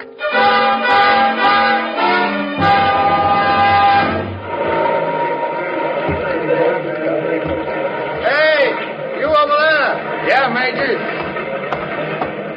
What are you doing here? Joe Kennicott, Oregon Times. Reporter, huh? Okay. How's it look? You can see for yourself. Look at that river boil down there. Yeah. Levees like a hunk of Swiss cheese. Hey, over there, pull the truck around. No, to the left, man. It was a weird scene. Men, trucks, equipment fighting the river in the glare of those gas lamps. Heaving sandbags, pouring gravel, trying to save a town they all knew was doomed. My eyes took it all in. My pencil was making notes, but my mind was on Marilyn. Wondering if she was back in that apartment in Greendale, hoping she was asleep. That somehow she'd get washed out to sea with the rest of the rubbish. Then suddenly, everything stopped still. My pencil stopped writing. My eyes shut out the scene in front of me. It was so simple. I could kill Marilyn. The river would cover for me.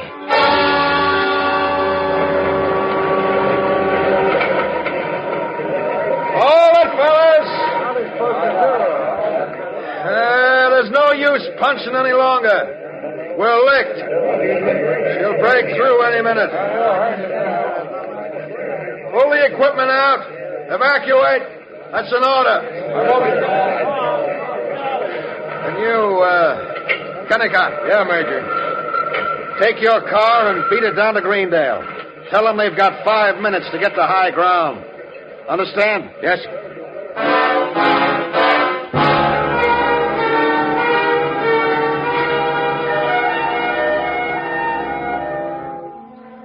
They say all murderers are crazy. Maybe they're right. All I know is that I hit 70 on the river road down to Greendale, hoping against hope that Marilyn would still be in that apartment, so I could kill her before the flood came. Marilyn! Marilyn! Joe! Joe, what are you... There's a flood on the way, baby. Yeah, it came over the radio. I was just throwing a few things together to take with me. You're wasting your time. What do you mean, Joe? Hey, what are you going to do with that lamp? You aren't going, baby. Now, look, honey, don't be silly. I'm not going to lug that lamp out of here. You aren't going anywhere. No, you're not. Joe. Hey, wait a minute. You're crazy. Joe! Help! Help!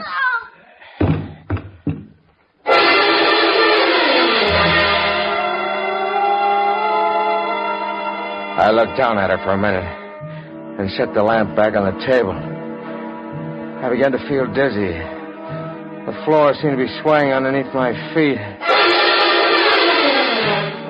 I wasn't faint, just dizzy. The door was open. Then I watched it close, then open again. I wasn't dizzy at all. The building was swaying. The flood had come. I ran into the hall. Right smack into a guy. A little pasty-faced guy standing right outside the door. Look, mister, let me out of here. No, you don't. You can't stop me. Oh, wait a minute. Let go of me here. Let go. No use yelling for help. Come on. Hell, no one's good. Let go of me. Hey. I got him. I got it. I tackled him at the end of the stairs. We went down together to the bottom end over end. I knew he'd seen it. I knew I had to kill him, too. But I was dead right now. The main door was open. Water pouring in. Foot deep in the lobby. Please don't. Let me go. Too late, pal. Let me go. The water. I can't do it. Let me go. No. Let me bad, go. mister. Murder's a solo job. A solo job. Door. Now. Oh. Help. Someone. Help. Help. I hit my head on the door. It was all the chance he needed. He scrambled outside into the flood. took off down the street with me after him. The water was 2 feet deep now, and the buildings were beginning to move. I was gaining on him. 30 feet. 20.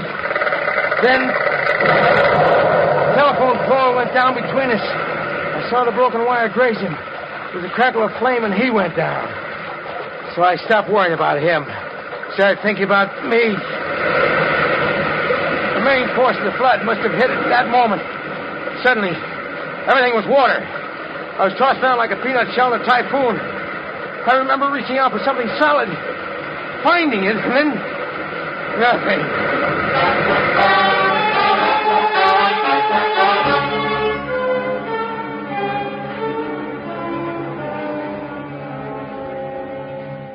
Just relax now. You're all right. All right.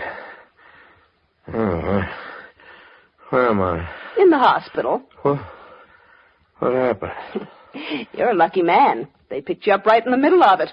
Had quite a time making you let go of that telephone pole, too. Oh, yeah, the telephone pole. Nothing wrong with you but a few bad bruises and shock. Nurse, give me a hand with this patient, will you? Yes, doctor. Just take it easy now. Everything's all right. Yeah, everything's all right.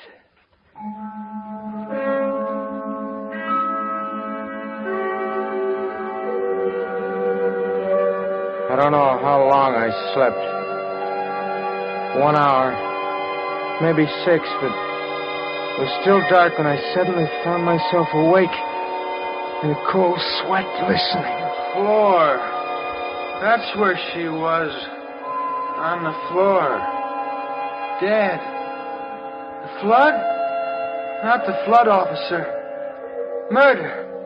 It was murder. No! He saw me. Fight. Terrible fight. Tried to kill me. Water all over. The flood. I couldn't breathe. By now, I knew his voice. They must have picked us up together, put us in the same hospital room. 1,000 crazy thoughts hit me all at once. Kill him right there. Jump out the window, run. Anything but face it when he woke up. I started to get out of bed and then stop. There's someone else in the room.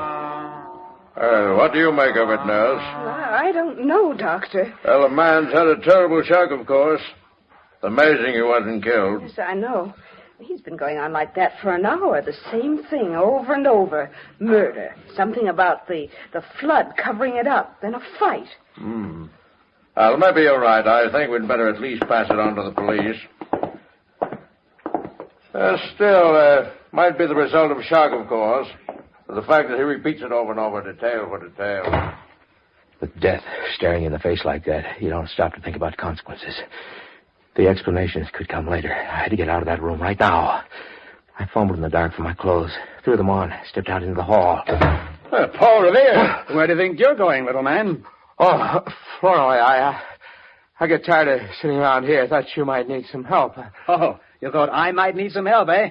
Nurse, Yes, Mr. Flournoy. your number 1 patient's about to blow the joint. Oh, look, Chief, Joe, leave it to me, will you? So, you're a hero. So you drive like mad to warn the town and get caught in the flood. You don't have to go overboard. Mr. Flournoy's been pacing the hall like an expectant father. Well, thanks, Chief. I am not going to lose my best reporter because he's too dumb to know when he ought to stay in bed. Because that, sweetheart, is just where you're going. Look, Chief... Hey, don't butt in. You've been through hell tonight. You're lucky you're alive. Now, get in that room and get back to bed. The doctor's ordered hypo to make you sleep. And nurse. Yes, sir. Just to make sure he doesn't get any more wild ideas, give me his clothes. I was licked. And I knew it. They hustled me back to bed. And the nurse poked a needle into my arm. And I let go. I let the dark close in on me. Not caring now. I was tired. So tired.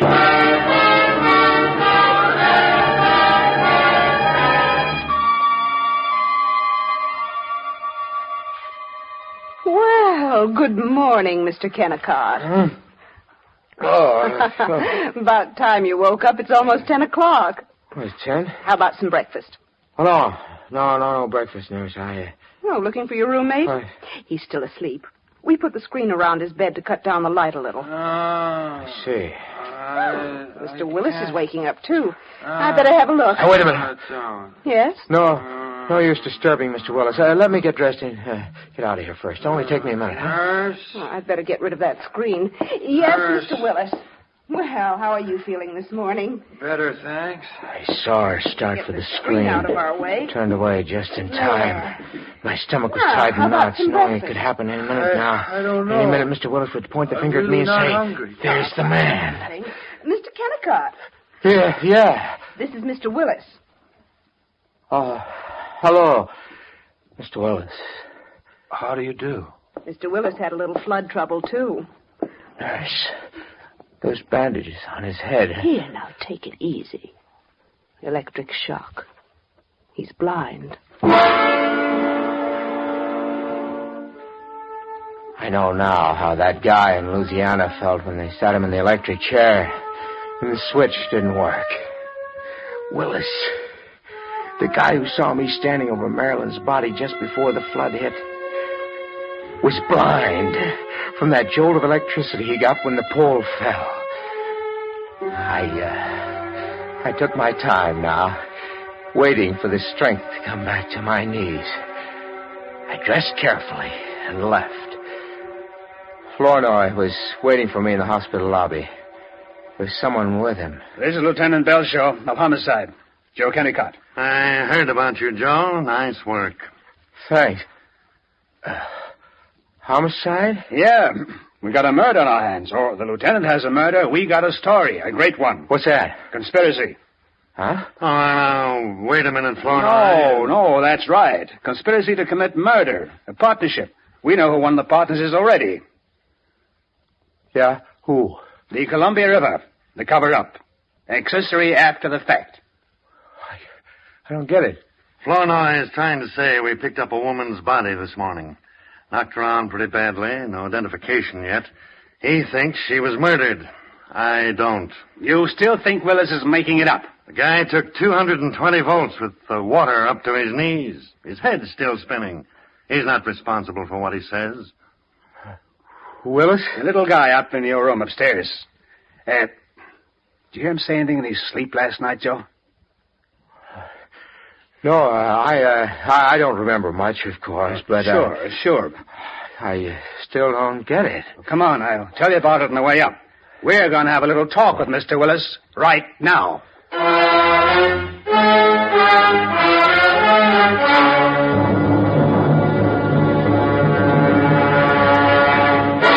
Please, gentlemen, I can't remember now. I don't know what happened. It's all very confusing. You've got to try, Willis. Look, Chief, the guy's sick. I don't know about that. What do you mean, Lieutenant? Willis, you've had a pretty rough ride during the past 18 hours. I know that. I want to make it as easy for you as I can. Well, then please go away, will you? Sure. After you level with us. 10 minutes ago, I was willing to write this thing off as a flood death. Now, I'm not so sure. Listen, Lieutenant, I told you... You've got to understand one thing, Willis. If it's murder, one thing can lick us. Time. We've got to move now. So let's go over it again. For Pete's sake, Flournoy, come here. Describe the series of facts. The guy's off his base. Can't you see that? I don't think so. Well, all you have to do is look. Sure, he's shaken up, but there's something else. He's scared. Murder. You had a fight with someone. Fell down the stairs, almost drowned. I told you I was dreaming. You don't dream the same thing over and over for an hour and 20 minutes without a reason. And we picked a woman's body out of the wreckage this morning. She could have been murdered. She could have lived in that apartment on Willamette Avenue. Who was she? We don't know. There's nothing to identify her. Now, Willis, I asked for a straight story when I got here. I haven't got it yet. If I don't get it, I might jump to the standard conclusion. Well, what's that? That you murdered her. But that's not it at all. A man did it. I saw him. That's more like it. He tried to kill me, too. He'll try again if he gets the chance. Forget that. Just give us the story. Well, I ran into the building because I thought I heard someone call for help. A woman. The water must have come when I got to the second-floor hallway because the building started to sway, sort of, and the doors flew open. I saw him standing there. She was dead on the floor. Yeah? That's when he came after me, tried to kill me. We rolled down the stairs to the bottom, and he hit his head on the door. And you broke loose? Yes. I don't remember anything after that. That's all, huh? That's enough. Mr. Willis, what did this man look like? Oh, dark hair, about 6 feet, I guess. Medium build. About your size, Joe. Yeah. Do you think you could identify him? I mean, that is, if you could... If I could see him, yes, I could identify him. Now, please let me rest. I'm not feeling very well. Thanks, Willis. That's what we came for. We'll get back to you when you feel better. What about his eyes? Well, the doctor says it's temporary, due to shock. He might get his sight back any time. Any time, huh? Yeah. Well, Joe, how was that for a story? Oh, it's a great one, Chief. It's a great one. I wanted to scream it in his ear right then. Tell him the other half of it. That this was the craziest setup he'd run into if he'd lived 1,000 years. Yeah. How's that for a story, Flournoy? Right here in your office. The guy you're talking to. Good old Joe Kennicott, the boy wonder. Is also the murderer you're looking for. Human drama, studying psychology. Here's a law-abiding guy. We don't know who he is. Maybe a bookkeeper, maybe a drug clerk, anyone. Used to the line, cuts his lawn on Sunday, turns his paycheck over to his wife, obeys traffic signals. You know. The flood comes. Willis had Big me. cover-up. And I knew it. Nothing. I run out now. He'd add up a second. Something else. So I had to stop Willis, too, before he opened his eyes. Suddenly breaks And loose. that wasn't exactly cinch. Turns into murder. Material witness, That's probably all a it took. cop watching him every Hope we have the second, consequences. waiting for those Bingo. bandages to come off so He they could kills. hustle him over to police headquarters, so he could put the finger on me.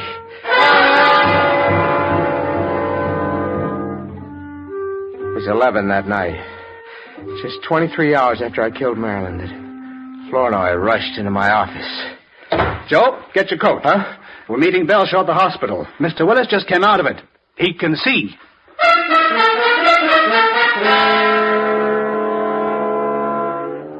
To Flournoy, it was a wild ride through the rain to the hospital. To me, it was a procession. From condemned row to the gas chamber. And there was no way out. No way out.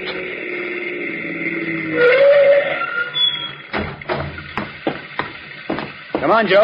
Lieutenant. Flournoy, Kennicott. You got here in a hurry. Let's go up. You better wait here. They're bringing him down. Gonna take him over to headquarters. Oh, there he comes now. Just got out of the elevator. Lieutenant, wait a minute before you go. What is it? About this guy, Willis. Lieutenant, there's something I want to tell you. Oh, Lieutenant. Kelly? The main levee's starting to go. Hold the parts is ordered there immediately. The main levee? Holy cow, she'll take the whole north end of town. All right, Kelly. Oh, let me go with him. No, I'm at bat this time, kid. I'll go with the lieutenant. You take care of Mr. Willis. Yeah. I'll take care of Mr. Willis.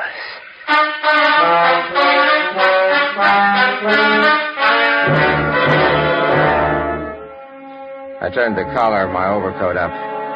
Kept my face away from him as I bundled him into the car, the back seat, of course. Hoping he wouldn't spot me until I got him away from there. Alone. Just stay on North 2nd Street a ways, Mr. Kennicott. Yeah, Mr. Kennicott. I guess it's best you take me home, under the circumstances. You, live in the North End? Yes. Good.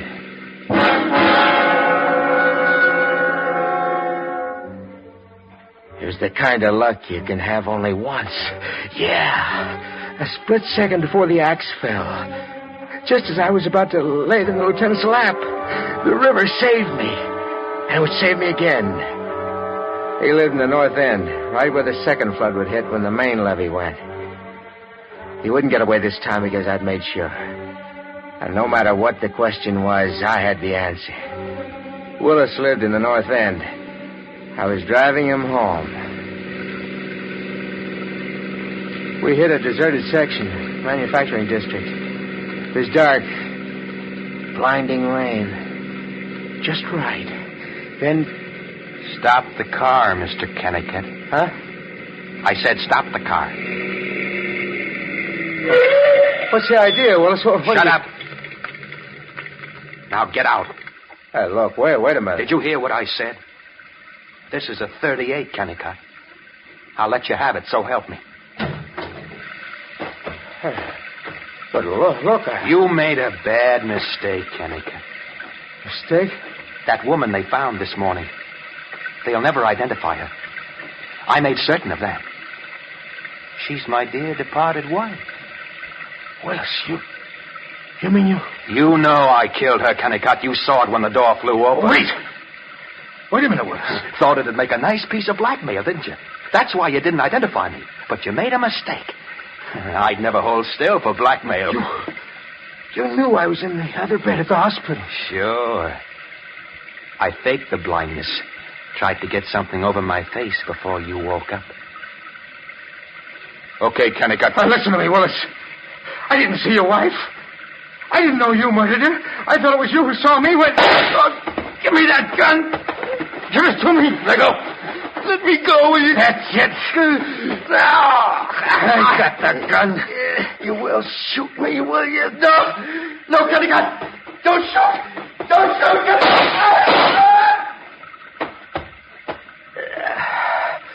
That takes care of you, Willis.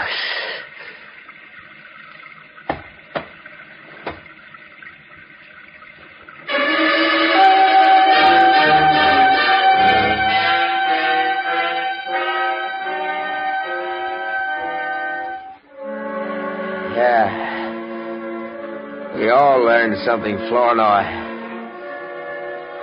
A lot of us could kill. Something like the Columbia River washed the law away. It wasn't such a coincidence after all. 2 guys, same town, same apartment house. 2 women. They hated enough to kill. I'm sorry for you, Joe. Skip the sympathy, Chief. I know I'm gonna die.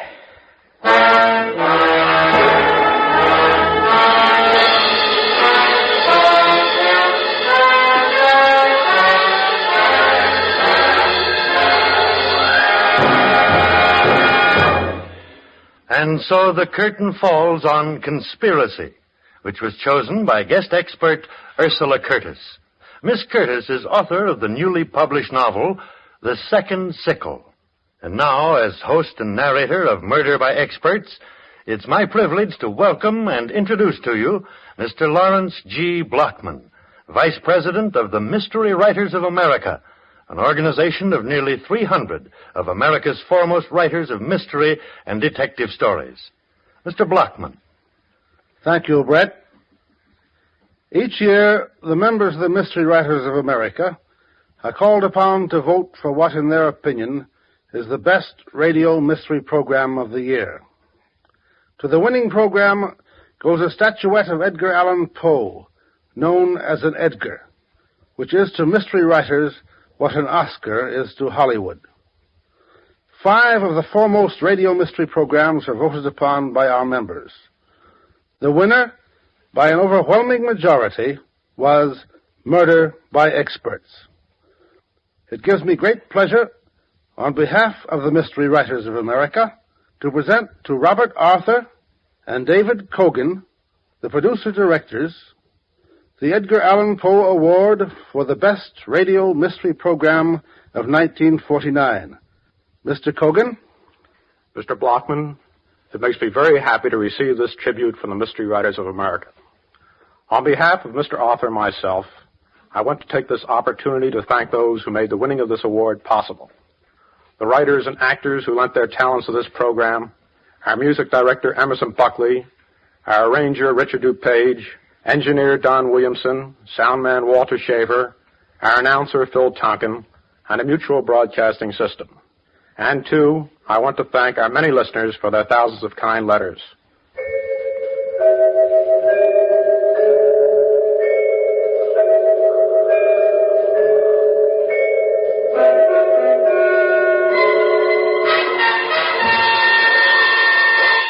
Tonight's play, Conspiracy, was written by Harold Swanton.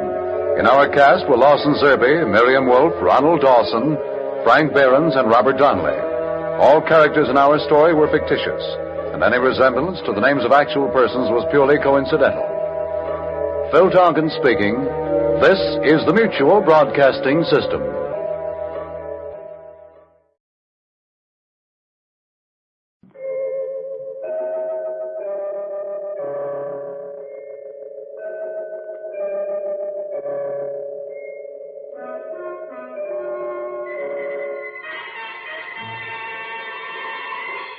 Murder by Experts.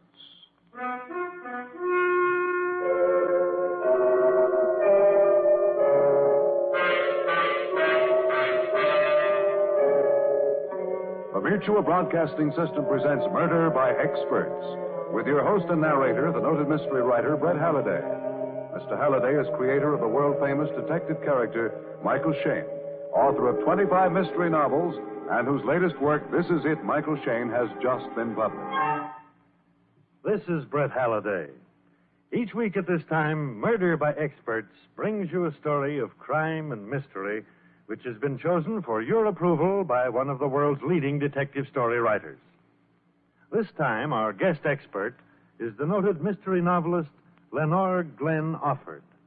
From her wide knowledge of the field of mystery, Miss Offord has chosen a tense and dramatic tale of a man who found himself enmeshed in a web of jealousy and violence, with an ending he didn't foresee, as written by George and Gertrude Fass.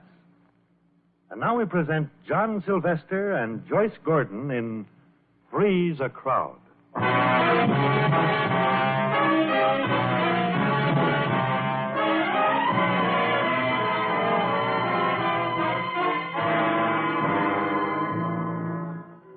Suitcase full of clothes and 100 arrangements of pop tunes sure can get heavy on a hot day. My arms felt as if they'd been unhinged at the joints by the time I'd walked a mile from the main road to the Hedge Hop Inn. It was a long, low, white building, sitting back about 100 feet from the road. This was it. The roadhouse where I would spend the next 3 months pounding the ivories. At this hour of the morning, the entrance hall was empty. And so was the dining room. I walked straight through and pushed open a swinging door that looked as if it might lead into the kitchen. It did. Hello. Oh, hiya. Where'll I find Mr. Hedges? He'll be around. You the new piano player? That's right. Dick Starr's the name. Oh, Gus Peters. I'm the cook. Oh, glad to know you, Gus. Rest your weary limbs. Thanks. He didn't meet you at the bus stop, eh? Nope. Yeah, knew he wouldn't. More important things to tend to. Well, how about a cold beer? You look as if you need it. No beer, thanks. Well, I'll have a glass of milk if it's handy. And a sandwich. Milk? You sure you're the new piano player? Well, I said I was. So Hedges had more important things to do than to meet me, huh? Yeah, his wife keeps him on the jump. His wife? Yeah. Doesn't let her out of his sight. She went to town to do the marketing this morning. He followed her, most likely. Well, why would he want to do that? Don't trust her, that's why. Jealous. You want some free advice, son? Yeah, okay. Stay away from her. Far away. That won't be hard. No? Well, maybe you'll change your mind when you see her. Why do you suppose we've been having such a fast turnover in piano players? None of them last more than a week. Listen, Gus, I see plenty of gorgeous gals in my line of work. They don't bother me. Yeah, well, every Napoleon's got his Waterloo, son. Only 2 men around here ain't ever been bothered by Alice Hedges. Me, for one. I'm past that kind of foolishness. And the other? Andy Slade. Who's he? You made him. He works here.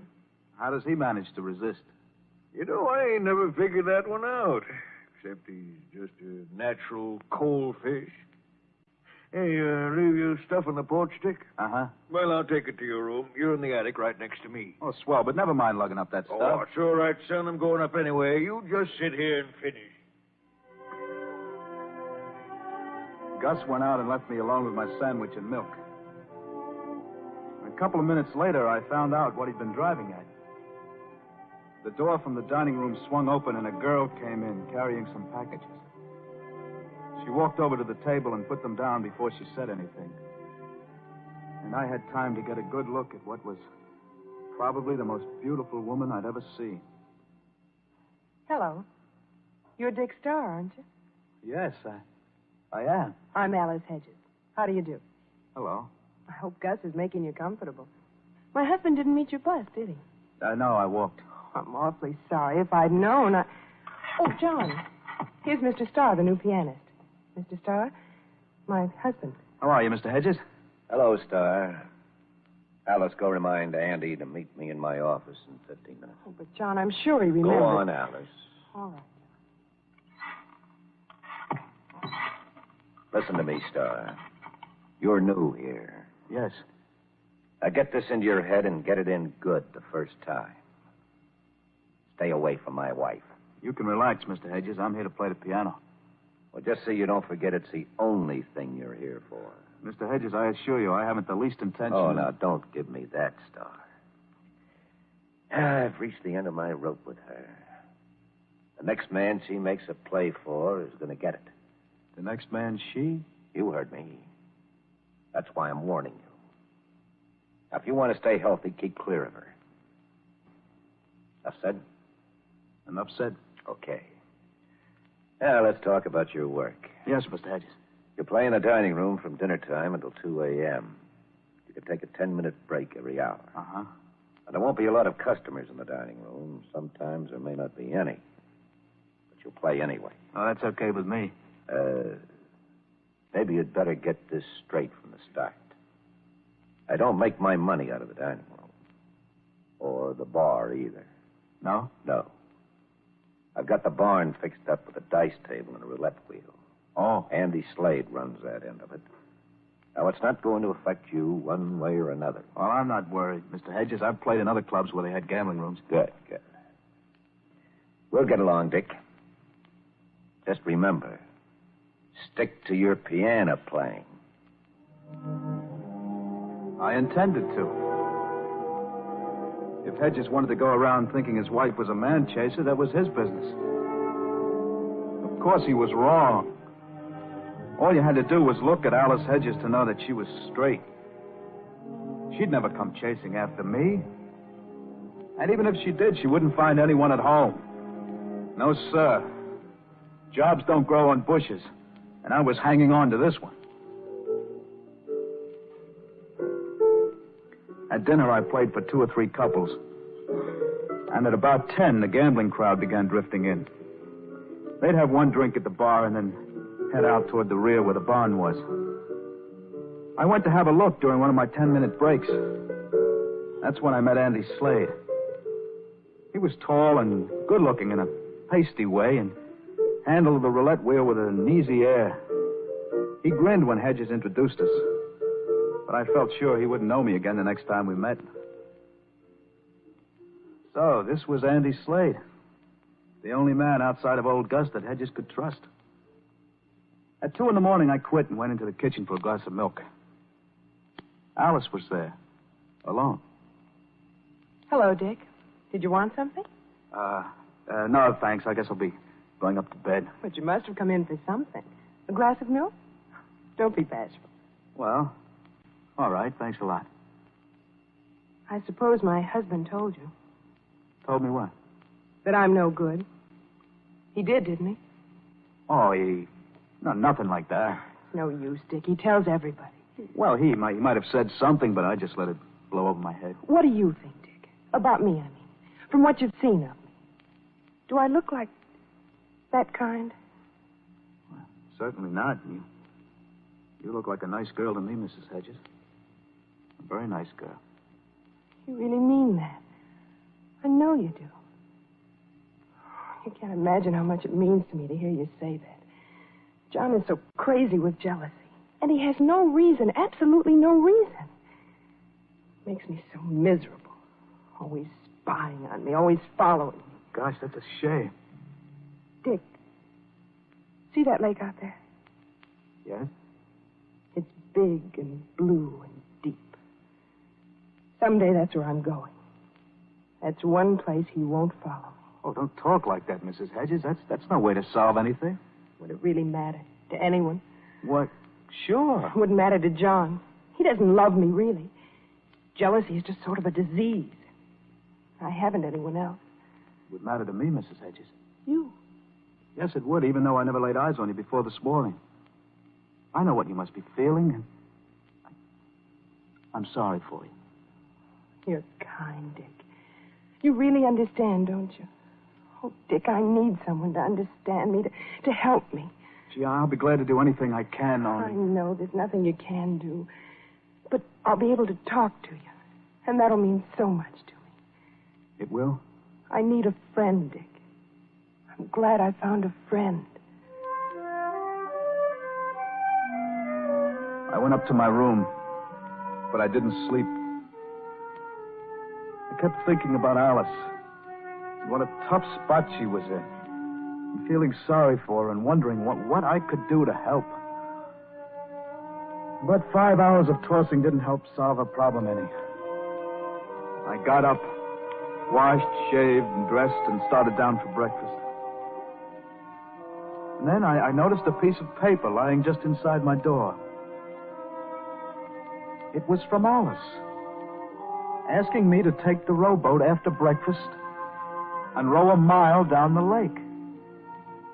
I put it into my pocket and went downstairs to the kitchen for breakfast.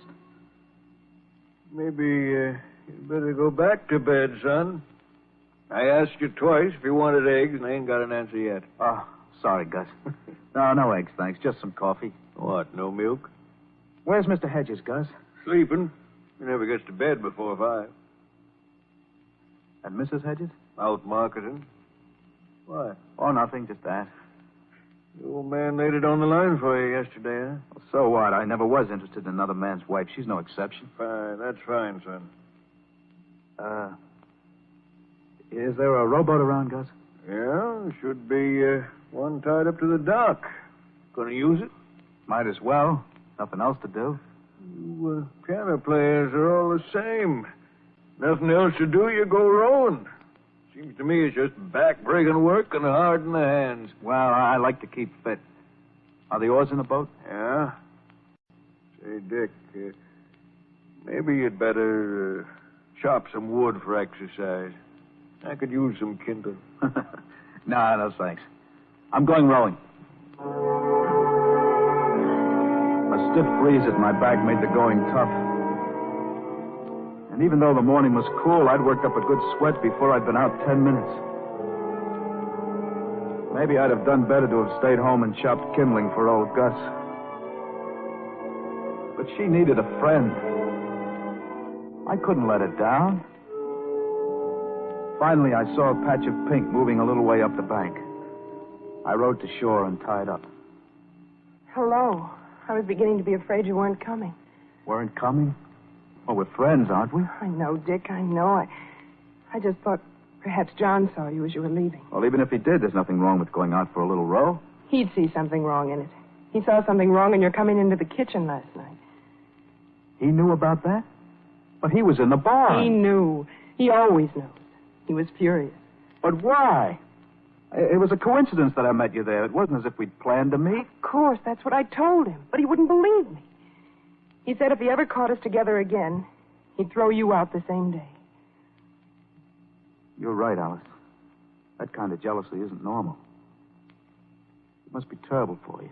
It is, but I didn't ask you to come here just to cry on your shoulder. I wanted to warn you. Dick, you need this job, don't you? Yes, I do, kind of. That's what I thought. Then you must go out of your way to avoid me. Don't even talk to me. Just ignore me as if I didn't exist.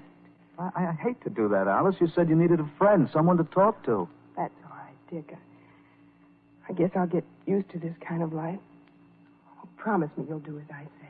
It's the only way to keep your job here. Really it is. Is that the way Slade keeps his job? Slade. He doesn't have to pretend indifference. We took a dislike to each other the moment we met. John noticed it right away and decided to keep him no matter what his demands were. I see. Slade makes more than we do out of the roulette table. But he hates me. And that entitles him to anything he wants as far as John's concerned. Well, Alice, I can't hate you even to please a crazy, jealous husband. Dick, please. Please try to make him think you do. I'll help you. I'll avoid you, too. And go on living in solitary confinement? But look, this is America, Alice. This is the 20th century. That man has no right to keep you a prisoner in your own house. I mean, you're a woman, not a piece of property. Dick, it's no use. There's nothing I can do. There sure is. You can leave him. I can't leave him. He'd follow me. He'd bring me back or kill me. Oh, Dick, I'm lost. I'm lost. We've been sitting side by side on a log. Now Alice covered her face with her hands. I put my arm around her. And then she turned and buried her face in my shoulder. Oh, Dick. Dick. Don't worry, Alice. I'll get you out of this. I'll think of a way. Don't worry, baby.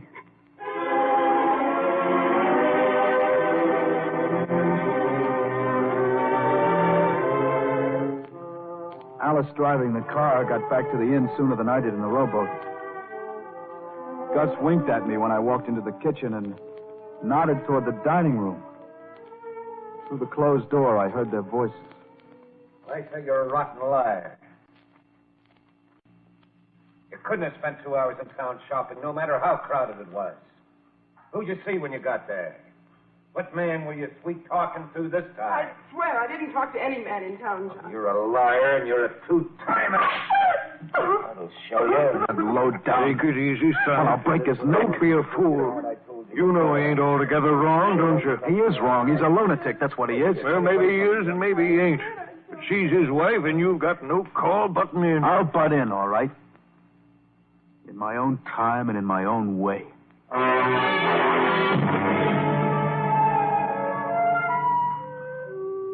I didn't see or hear from Alice again that day. I knew it wasn't because she wanted to avoid me. She was doing it for my sake, to keep me out of hot water. But the next morning, I felt I had to see her. And I had a hunch she wouldn't be too hard to find. After breakfast, I went down to the boat dock. The boat was there, but the oars were missing. I went back to the kitchen and asked Gus where they were. Oh, the oars, huh? Well, there's a funny thing about them. I happened to notice that they had something wrong with them. I figured if you use them again, you might get hurt. So I just put them where they won't cause no trouble. No, stop being smart, Gus. Let's have them. Look, what's the sense of getting blisters on your hands? You stay close to home, son. You'll be better off. I'm not worried about a few blisters. Well, then let me tell you something. Hedges took the other car and followed his wife this morning. Still want them oars, Dick? I walked out on him and let the porch door slam behind me. I'd wanted to tell Alice about the idea that had come to me at about 3 that morning. It was so simple, I couldn't understand why it hadn't popped into my head the minute I was sure that Alice had to be rid of that man. Gambling was illegal.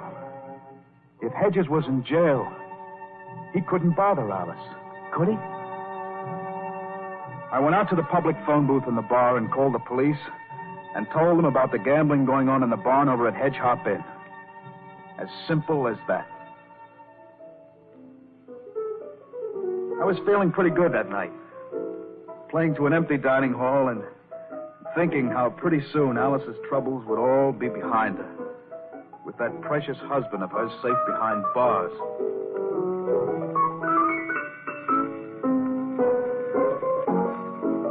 Along about 11 o'clock, the door from the entrance hall opened, and Alice came in a fluffy blue evening gown. She walked quickly through the room without stopping.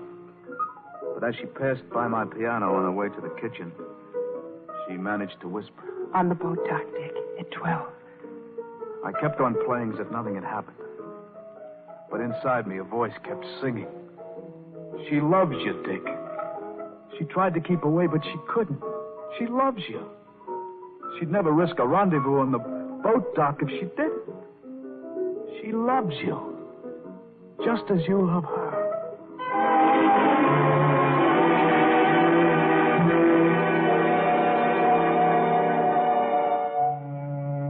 At 5 to 12, I was on the dock. It was a night right out of a dream.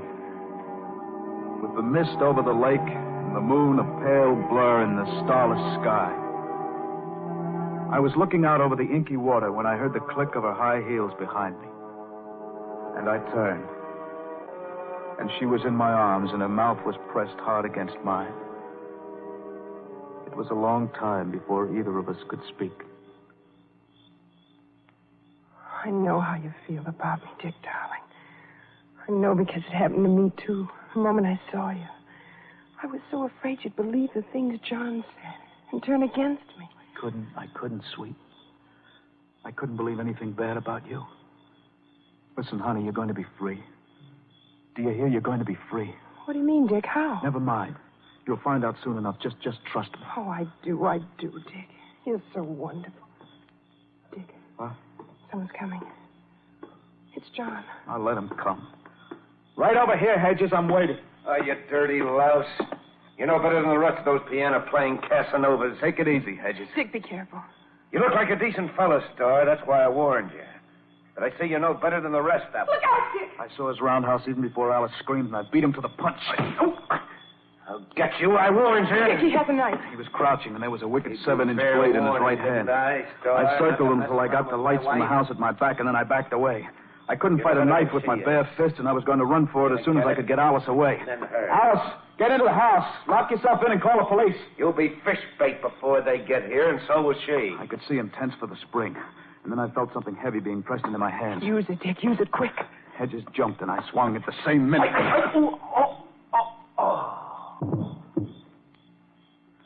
I must have crushed his skull in, because he fell like a sack of flour. In the darkness, I saw Alice bending over him.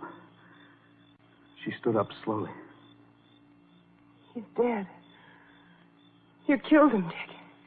He's dead. Don't worry, darling. It'll be all right. It was self-defense. It was either him or me. I know it, Dick, but the police will think it's murder. What do we do? We'll get the police ourselves and tell them just how it happened. That's what we'll do. No. They won't believe you. We need time, Dick. Time to think. No, that's not good, Alice. If we try to cover up... For my sake. Once the police get here, you're lost. They'll never believe us. What's your idea? Hide him. Get him out of sight. Then we can make up a story. Hide him? Where? I don't know. Wait a minute. His car. It's parked at the end of the dock. Okay. The luggage compartment. Listen. Huh? I think I hear someone.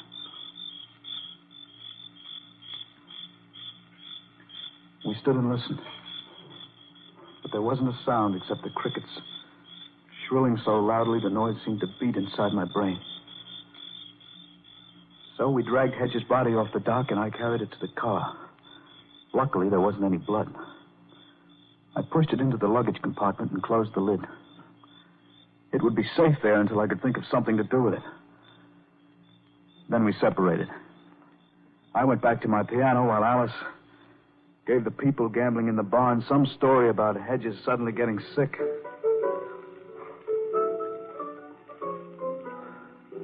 So, that's what it was like to kill a man. But I wasn't guilty. I wasn't guilty of anything except a natural instinct for self-preservation. No jury would convict a man for trying to save his own life. Then why did I hide the body? I shouldn't have listened to Alice. She was a girl. She didn't understand these things. It was a mistake, a terrible mistake. And then I heard it. The state police. I jumped up from my piano and started for the barn. And then I remembered they weren't coming for me. They were coming to investigate that tip I'd given them about the gambling. So I stayed where I was in the dining room, listening to the racket and commotion as the troopers closed in on the barn. 2 minutes went by, and then a police sergeant came in leading Alice by the arm. No use, Mrs. Hedges. We know your husband's on the grounds, and we're going to find him. So you might as well tell us where he is. I don't know where he is. He must have gotten away. Nobody got away. We've got this place surrounded. 2 of my men are looking through the house now. We'll find him if we have to tear the place apart. Who's this? Dick Starr. He plays the piano here. Uh-huh. Sergeant, would it be all right if I left? I had nothing to do with the gambling. We're taking everybody in, Bud. Sergeant, could I talk to you alone for a minute? Sit down over there, Mrs. Hedges. All right, what is it, Starr? Listen, I'm the one who tipped you off about the gambling here. I phoned headquarters this morning. You're not going to pull me in, are you? Well, you tell that to the captain when we get to headquarters. Maybe he'll let you off. My orders are to take everyone, and that's just what I'm going to do. I'll be reasonable, Sergeant. Sorry, that's how it is. In that case... Dick, he's unconscious. Yeah. I've got to get out of here. Got to get that car away. Do you think you can? I'll have to, or we'll be facing a charge of murder. I'll be back as soon as I've managed it. I slipped out and, keeping to the shadows, made my way to the car. And then they saw me.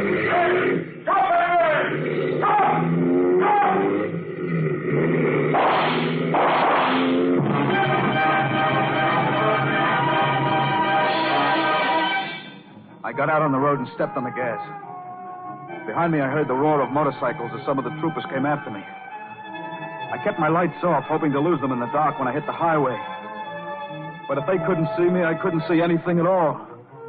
The black outside came rushing at me. And suddenly the ground fell away. The last thing I heard was a crash of glass.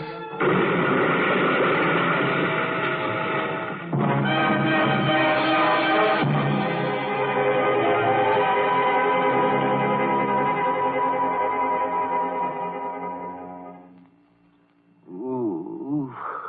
Hiya, son. Well, don't talk, son. You're in the hospital, and there's a cop just outside the door. You've been out for 2 days with a skin full of broken bones. Now, just listen careful. I mightn't get another chance to say this. I'm listening. Hedges. They found his body in the car. Oh, they did? You know, I saw you stow it into the luggage compartment, son. Funny thing, though. That ain't where they found it. What do you mean? You see, there wasn't no partition between the luggage compartment and the back seat. And it seems that the crash threw you out through the windshield and him right up into the front seat across the steering wheel. Neatest trick of the year, I don't mind saying. What? Yeah, that's right. Some fluke, huh? The cops put the cause of Hedges' death down as an auto accident. They don't even have a reckless driving charge against you, son. Only trying to escape arrest. You're practically in the clear. In the clear? Yeah. That's why I've been sitting here for 2 days waiting for you to come to. Couldn't let you spill the beans. Oh, that's great. That's wonderful. What about Alice? You still got her on your mind, eh? Well, I hate to tell you this, but you better forget about her. What do you mean? What do you mean forget about her? We're in love. Yeah, maybe you are. She ain't. She framed that fight with Hedges. Are you crazy? She knew he was following her when she went down to the dock to meet you. She knew he'd pull a knife, and she had the club handy for you to use. She'd come out on top no matter which one of you won. Where is she? Now, son, ain't I telling you? If you killed him, that was okay with her. If he killed you, that wouldn't have bothered her none. She'd have had a fry for her murder. Either way, she was rid of him. Where is she? All right. All right, if you insist. She went away to get married. Yeah. What? To Andy Slade. Slade? I always figured him for a cold fish. And I was wrong. It was just an act. An act? Yeah. She set you and them other piano players up as decoys for Hedges. But all the time, it was Slade she was after.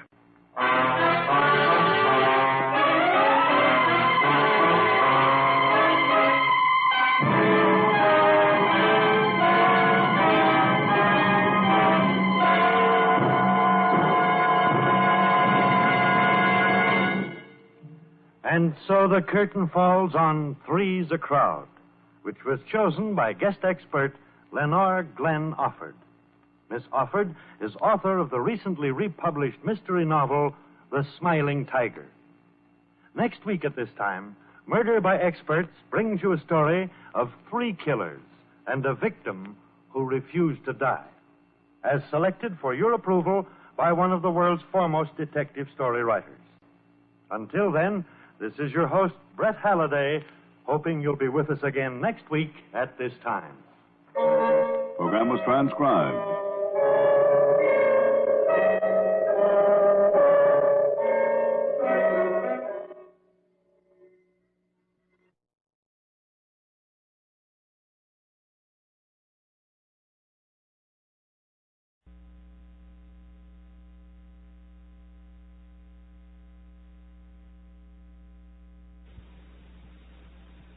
From Hollywood, the Hollywood Radio Theater.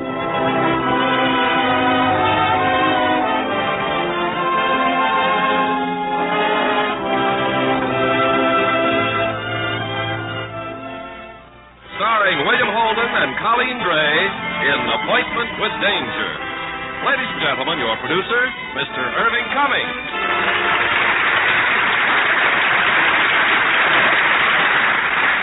Greetings from Hollywood, ladies and gentlemen. The famous Canadian Mounted Police have a reputation for always getting their man. We have the same tenacious, persistent federal agents in our own country, and one of them is the Postal Inspector. In tonight's drama, Paramount Pictures has presented our agent with an assignment that turns into an exciting Appointment with Danger. And as our stars, we have that popular actor, William Holden, and playing opposite him, lovely Colleen Gray. Now, Appointment with Danger, starring William Holden as Alec Goddard and Colleen Gray as Sister Augustine.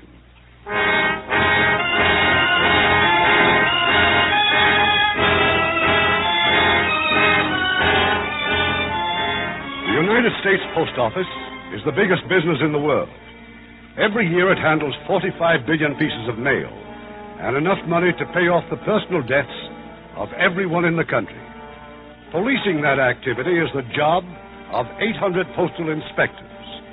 This is an account of one of those jobs, and it begins in La Porte, Indiana, where a few hours ago, the body of Inspector Harry Gruber was found in an alley.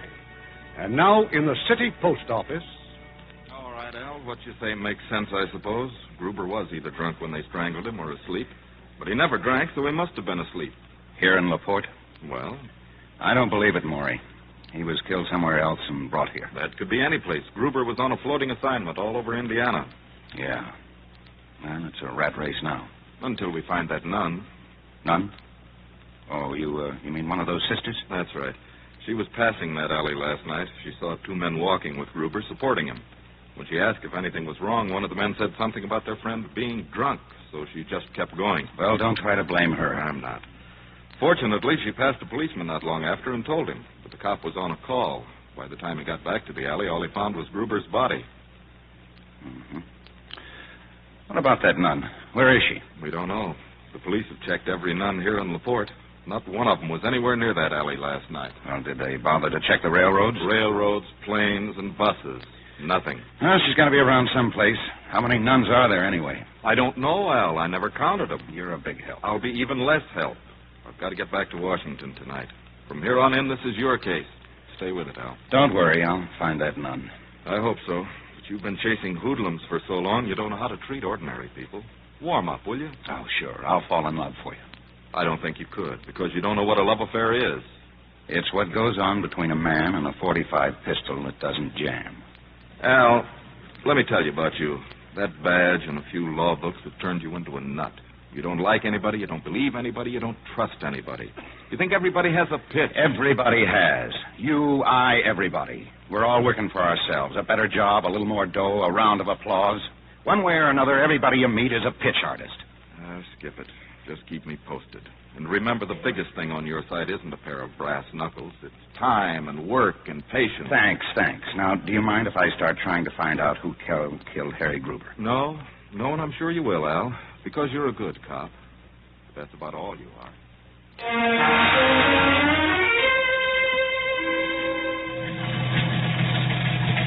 Now, return from Goddard. Have lead on nun. Railroad brakeman reports seeing 2 nuns aboard express same night Gruber was killed. Train was en route to Fort Wayne, and so am I.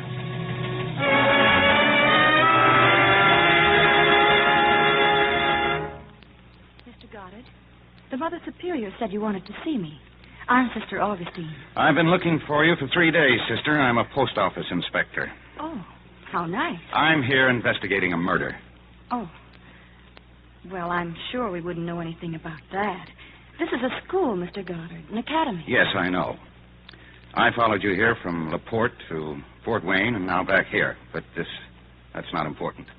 What is that last Tuesday night you saw 3 men in an alley in LaPorte. Why, yes. Yes, I did. But you were on a train, weren't you?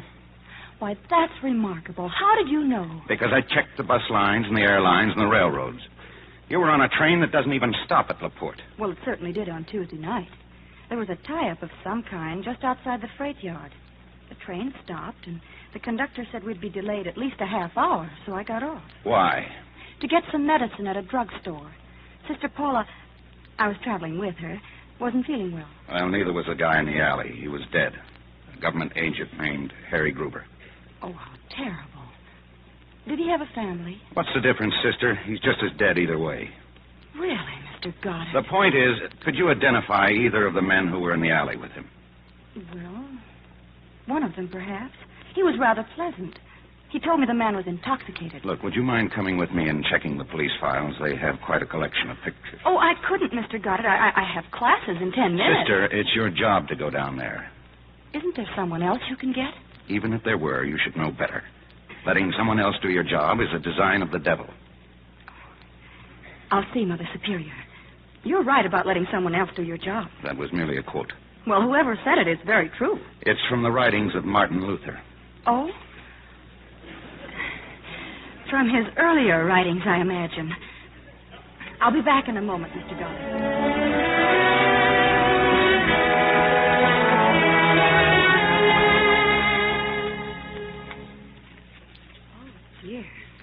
I've never seen so many pictures in my life. It's so hard to believe these men were once children, little boys. Nice little boys, too. I'm not so sure how nice they were, even as little boys. They just didn't get the proper training. This one did. It says here that he studied to be a carpenter. Then he murdered somebody with a hammer. Mr. Goddard, I don't think that's the least... Oh! Well? This one. I think that's the man I saw in the alley. Yes, I'm sure it is. George Soderquist, huh? Oh, let me have that card. Sergeant. Find anything? Fellow named Soderquist. You know him? No, afraid not. What's his record? 3 arrests, armed robbery, 1 conviction. Last known to be in Gary, Indiana. I'll put a call through to Gary right away. I'll give him a rundown. And also, tell him I'll bring Sister Augustine as long as an identifying witness. Oh, I'm afraid the church authorities would frown on that, Mr. Goddard. If we can't find Soderquist, don't worry. I'll have you back here in no time. I'll have Washington contact your bishop. Meanwhile, Mr. Goddard, I'm returning to my classroom. You do that, sister. I'll pick you up as soon as I get an okay.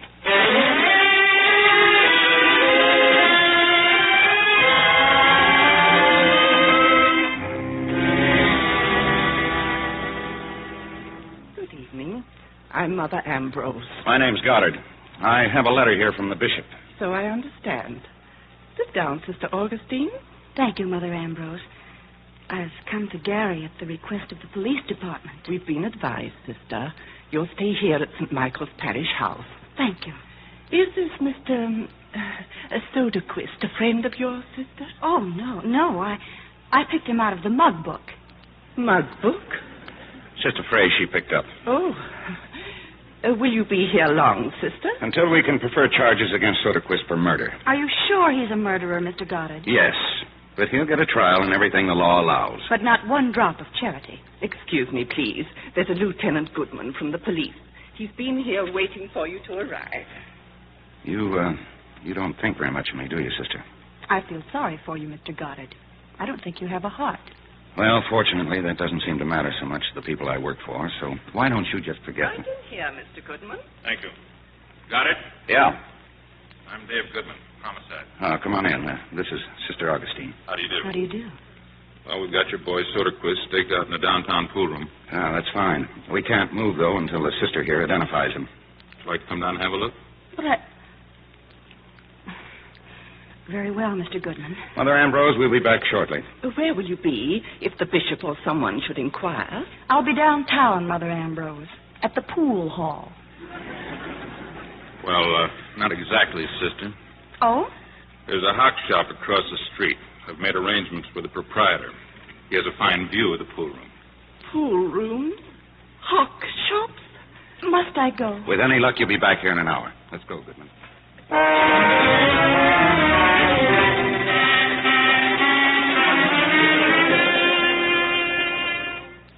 Better take another look across the street, sister. We've got to be certain. But I've told you he's the man. The one wearing the coat. That's Soderquist, all right. Well, whoever he is, he's the man who spoke to me in that alley in LaPorte.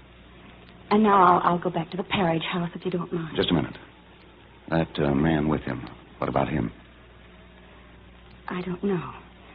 He may be the one who was with him in LaPorte, but I'm not sure. The pool room's a known hangout for hoodlums got it. He may have a record. Yeah, let's find out. The tail's still on Soderquist. Sure. Is that all, then? For now, yeah. I'll take you back to St. Michael's. No, please. You're going to be busy. I'll just get a taxi down at the corner. It's no trouble at all. Alone? Well, I don't think you should... Good night, gentlemen.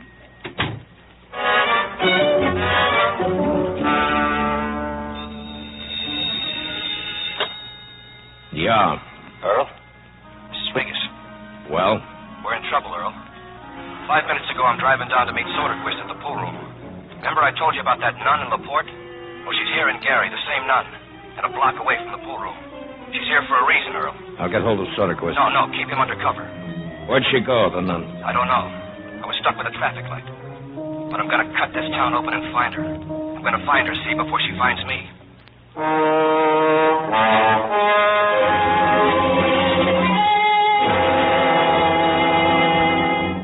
You might just as well stay here at headquarters, Goddard. I'll be bringing in Soderquist any minute now.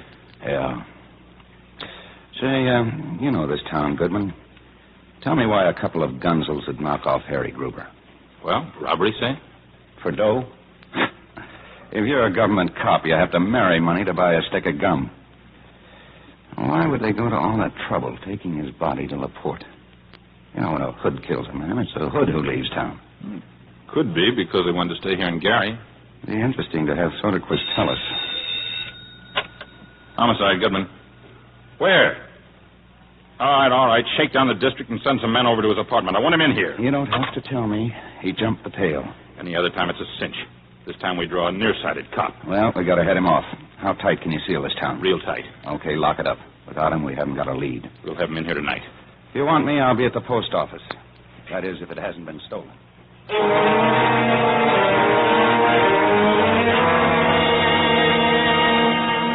Well, I can tell you this much, Goddard. I've been postmaster here for 10 years, and all that time I've never known Harry Gruber to do anything but hit town and make a routine check. But this time you say he suddenly became interested in 3 of your truck drivers. Well, yes. These are their photographs. Gruber sat here and brooded over those files all one afternoon. I don't know for sure, but I'd guess it had something to do with the transfer of money between the 2 stations. What 2 stations? Well, here in Gary, we have 2 railroad stations. On through shipments, we transfer from one station to the other by mail truck. Big shipments? The one from Cleveland's a Lulu. And one of these 3 drivers always handles the run between the 2 stations? Yes. And that's the last question Gruber asked me. He left here, and 6 hours later, he was dead in LaPorte. I bet he called on this guy first, Paul Farrar. Well, Farrar's one of the 3 drivers, all right. Says here on his record sheet that he was offered a better job, but he turned it down. Now, why would he turn down a $500 a year raise to keep driving a truck? I think he said he'd like to be out of doors. $500 worth? He's on duty now. I'll send for him. No. I just want a quick glimpse. If he's the one I have in mind, that's all I'll need. He'll be down at the loading platform. This way, Goddard. You see the registry board over there? Well, that's Farrar carrying the sack. This is quite a break, Taylor. I told you that Soderquist was talking to someone in the pool room. Well, that's who he was talking to, Farrar. Look, you better phone Washington. Get Ahern back in town. And meanwhile, I want a list of all your money transfers. Well, there's nothing missing, Goddard. So Gruber wasn't killed because he found Farrar stealing money. Look, a cheat kills his wife for one of 2 reasons. Either she's caught him cheating or she hasn't given him the chance. Same way with money. You mean Gruber found out about a deal or something between Farrar and Soderquist? Between George Soderquist and somebody else. That's the big one, Taylor. Who is the somebody else?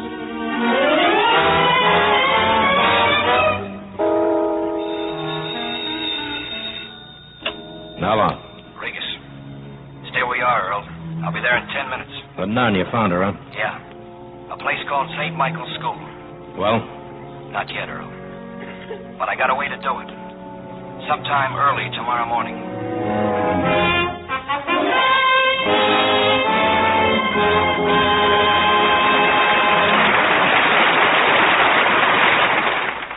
Continue with this week's production of the Hollywood Radio Theater in just a moment. Make a friend and you make an ally. There's a thought for you to keep in mind, as many another American has. Take the famous all-Negro basketball team, the Harlem Globetrotters. As unofficial ambassadors, in 1 year they played ball before more than 1 million people on 4 continents. In Rio de Janeiro, they entertained crowds of from 30,000 to 50,000. During one summer, they toured Europe and Africa, chalking up another 600,000 fans. In 1952, they celebrated their 25th anniversary as a team by circling the globe. Yes, sir, the team, organized by Abe Saperstein, really gets around. And their exhibitions have been more than just a demonstration of American basketball. They've been a lot more. The team is a living example of American fair play and sportsmanship, in and out of uniform. Abe Saperstein now carries a letter which reads in part, "The Harlem Globetrotters have proved themselves ambassadors of goodwill. On any future tours, please call on us for any help we can give." And the letter is signed by the United States State Department.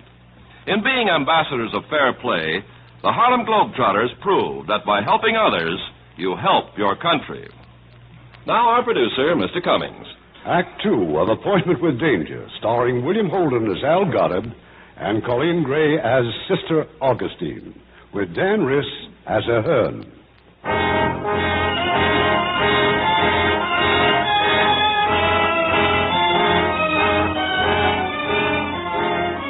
It's the following morning.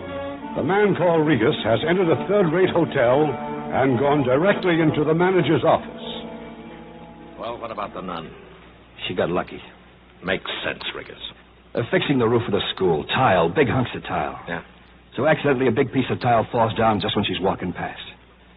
And like I said, Earl, she got lucky. Well, I'm glad she did. You get Soderquist? He's upstairs. You know, you're making too many mistakes, Riggers. Killing Gruber was a mistake. It happened. Now, forget about the nun. We may never hear from her again. Soderquist will hear plenty from her. There's a police call out for him. You sure she can identify him? And what about you? No. But Soderquist could identify me. Well, we've got to get him out of here. Then we'll think about that nun, huh? In case she did I said forget about it. I'm still running things. Remember that. Earl, if they ever get me in the back room of police headquarters, I'll remember it fine. Come on, Riggers. Let's go out and see George. Hi, Earl. Riggers. Sit down, fellas. How about a cup of coffee, huh? I got rules in this hotel, George. No hot plates. It's a fire hazard. What? Oh. I fixed the room up pretty good, huh? You got to get out of here, George. You see, you've been identified by that sister. You don't know for sure. You told me you didn't know for sure. We can't afford to take a chance, you know that. So you better go to St. Louis for a while. St. Louis?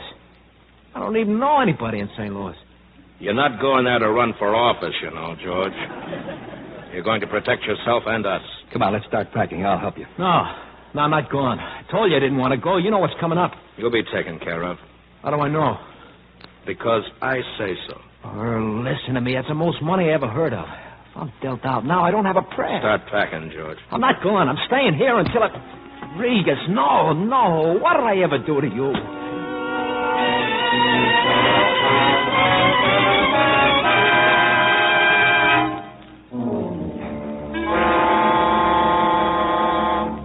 And this is Mr. Ahern. Sister Augustine, Mother Ambrose. Mother Ambrose. You see, Mr. Ahern is just as much interested in that accident this morning as I am. That piece of tile, Sister, it fell without any warning at all? One of the workmen must have left it too near the edge of the roof. Well, while we're looking for Soderquist, you might be able to help us with the other man in the alley. I'd like you to go through that rogues gallery again. No. That's a waste of time. Sister, I want you to go back to Fort Wayne. Well, why the switch, Al? I thought we were... Well, it's a matter of common sense. Sister, while you're here in Gary, we're responsible for anything that happens to you, like this accident. Oh, there's no need to worry about me, Mr. Goddard. I have a guardian angel. You have a what? A guardian angel. It's a new idea to Mr. Goddard, sister. Look, Maury, I've got nothing against angels. I just want her to get back to Fort Wayne before she gets hurt. You told me once not to let anyone else do my job. It's my duty to stay, and I'm staying. All right, stay. Oh, there's the dinner bell. I'm afraid you must excuse us, gentlemen. And don't worry, Mr. Goddard. I'll be all right. What would happen, Maury, if we put the screws to Farrar? No, you'd blow the whole thing, so don't try anything fancy just because you're worried about that knot. I'm not worried about her. I just want to find some quick way to shake up Farrar and to find Soderquist. Forget the quick ways. You just stick to straight police work. Come on, let's get out of here. Oh, by the way, Al. Yeah? The nun. What's her pitch?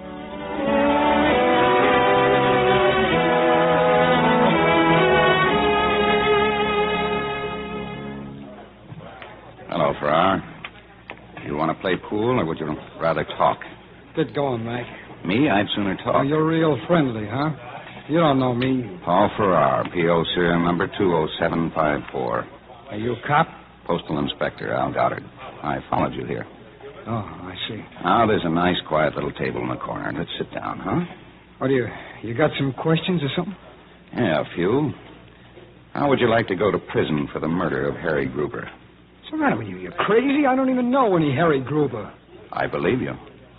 But I can rig it so a jury won't. I can break every alibi you've got, and I can prove that you know George Soderquist. That you were with him the night that Gruber was killed. I don't know what you're talking about. Well, it's very simple, Farrar. I'm going to railroad you for Gruber's murder. Why? Why go out and just pick a guy up out of thin air? What's the point? The point is that I'll forget the whole thing if I can get the right price. $25,000. Oh, this is just a nice little shakedown, huh? Well, it's my welfare work. I wouldn't want to see you go to prison. Now, where would I get $25,000? Your friends. And you can tell them that I know why you turned down that $500 raise. That doesn't mean a thing. You can also tell them that I know why you drive that mail truck.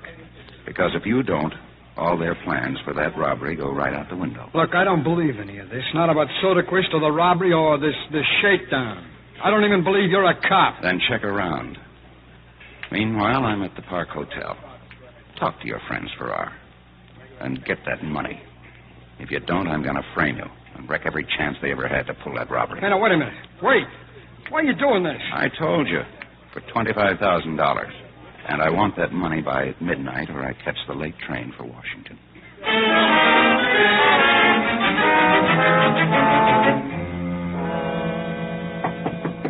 Yes?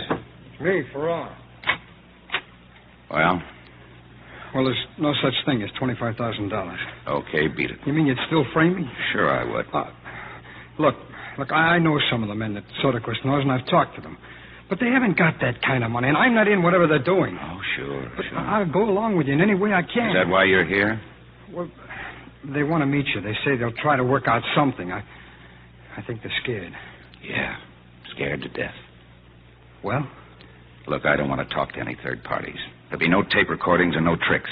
I'm going to talk to you and you alone. But as far as I'm concerned, the talk's finished. Now, look, give me a break, will you? I haven't anything to do with this. I don't believe a word you've said, except there isn't any that kind of money.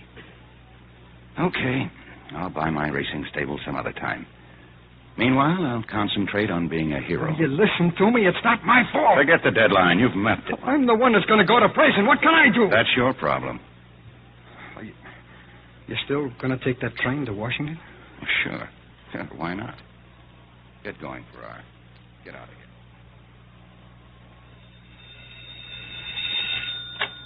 Yes? This is Goddard. I just thought I'd call you, Maury. I've checked out of the hotel, and I'm counting on somebody to beat my brains out in about 30 minutes. Al, what are you trying to tell me? Well, it's one of those quick plans, the kind you don't approve of. But I got a pretty fair chance of finding out who killed Harry Gruber. They've got plenty of reasons now to want me. Oh, I've told you a dozen times not to try. Where are you? I'll be right over. Sorry, Maury, but I'm on my way.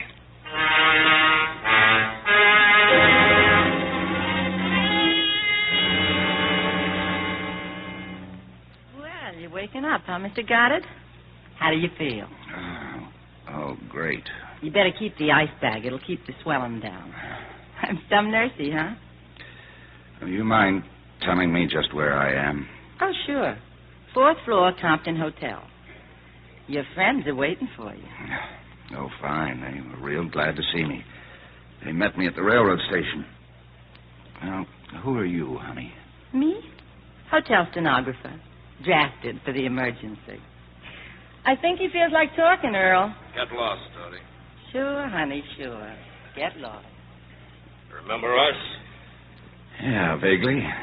But there were more than 2 of you, though. You never should have tried to run, pal. Those lumps must be real painful. Skip it, Riggers. You know who I am? Yeah, sure. Post office inspector. You're not silly enough to think you might get away with this. We can try. Like Gruber? We don't know Gruber. It won't help to put me in concrete. There's too much interest left around. You look like a pretty smart guy. What are you hanging around with a gonif like this for? Anybody ever weigh your head? I'm talking to him. I got 2 years of work tied up in this robbery, got it? I'm all set to go. I'm not going to give it up now. What else can you do? Now, that's just it. Farrar tells me you want $25,000 to keep quiet. That was hours ago. How do we know you're not a plant? You don't. But I know what Gruber knew. With Farrar in your pocket, you've got a real big one on tap. There's a law against robbing the mails, but there's nothing that says you can't talk about it. We're kidding, naturally. Oh, sure. No, we haven't got $25,000. But there's close to $1 million in this idea we're working on. We could cut you in. Why don't you wake up? You can't beat the mails. They got a system. So have we. With your help, we can make it foolproof. That's why you're still alive. No, thanks. You know, you're the one who's on the spot, got it, not us. Sure, we'd have to fold, but if we do, you won't be around to know the difference. So, think it over. You, keeping me here? That's right. I'm due back at work in the morning. They'll start checking. You can skip a day. It'll look funny. Look, get this straight, got it. Until you prove out you're going nowhere. Nowhere we don't want you to. There's nothing to prove out. I'm a postal inspector like Gruber was. I came across something that looked phony, just like he did. Only I see it a little differently than Gruber. You can buy me out. We could also kill you. And kiss off $1 million haul? Now, your friend here knows better. Like he said, with my help, it's foolproof. You know, I don't get it. You go along one way for years, and then you pull a complete switch. Why? Well, sooner or later, every rooster wants to lay an egg. Any special reason you want $25,000? Yeah, the same reasons that you'd like $1 million.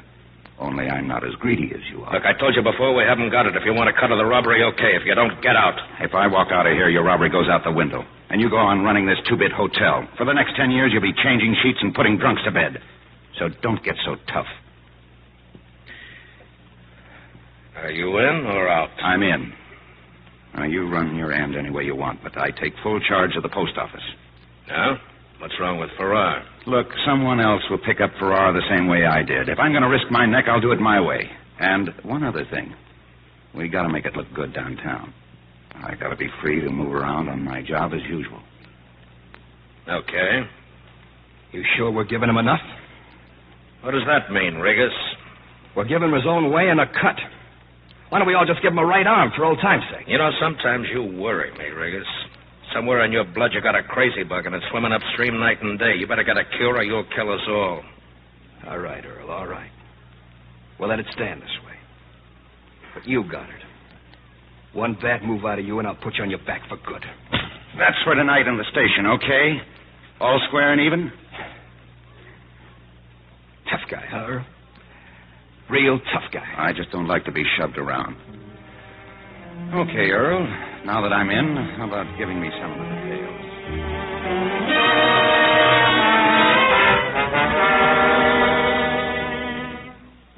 But where are you, Al? Where are you phoning from? Drugstore near the Compton Hotel, my new address. You all right, huh? Yeah, I'm all right. Now listen, Maury. We were right about the robbery. It's $1 million reserve stick-up. How'd you find out about it? Well, one thing led to another, and I agreed to help them. Help them? You know what you're saying? Now, don't worry. I'm not going through with the robbery. Now, look, get a rundown on these 2 names. Earl Bedecker and Joe Regas. How long before the robbery? Oh, maybe 10 days. Enough time to shop on Gruber and get out with my skin. Now, if we could only tie in Soderquist, we'd have... I'll call you back. Hello. Hi. Remember me? Ah, yes, my favorite nurse. What are you doing out? Can't you phone from the hotel? Can't you? Oh, I don't want to use the phone. I'm just buying some new records. You like pop? I think I'm starting to. I got some new ones here. Come on back to the hotel. I got a record player up in my room. Ah, I'd like that fine, Dodie. But what about Earl? Will he be there, too? Earl don't ever have to worry about me. But what about me? Do you think Earl has to worry about me? That's something I wonder about. Coming, Mr. Goddard? Or do you have to make another phone call? I'm fresh out of dimes, honey. Let's go.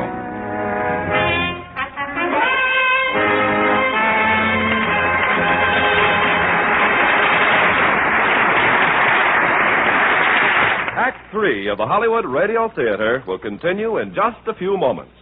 Make a friend, and you make an ally. There's a thought for you to keep in mind, as many another American has. In 1864, Clara Barton gave up a successful job in the patent office in Washington and devoted the rest of her life to bringing physical and mental aid to the wounded and dying on the battlefield. At first, it was the soldiers of the American Civil War. But when the war ended, she was forced to go abroad to recuperate from nervous exhaustion.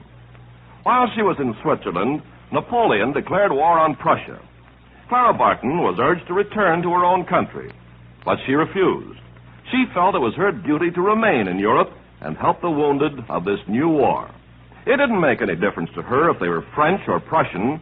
She didn't ask the nationality of the sufferer when she stopped the flow of blood from a soldier's wound.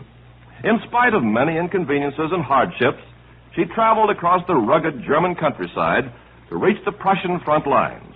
But there she was told that the only way she could be allowed into a frontline camp would be as a prisoner of war.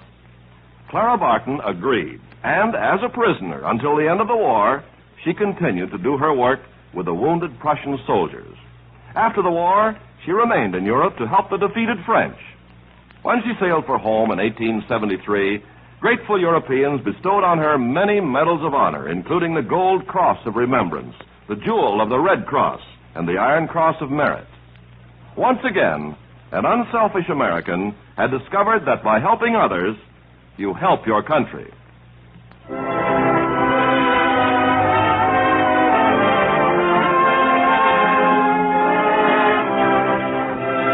We pause now for station identification.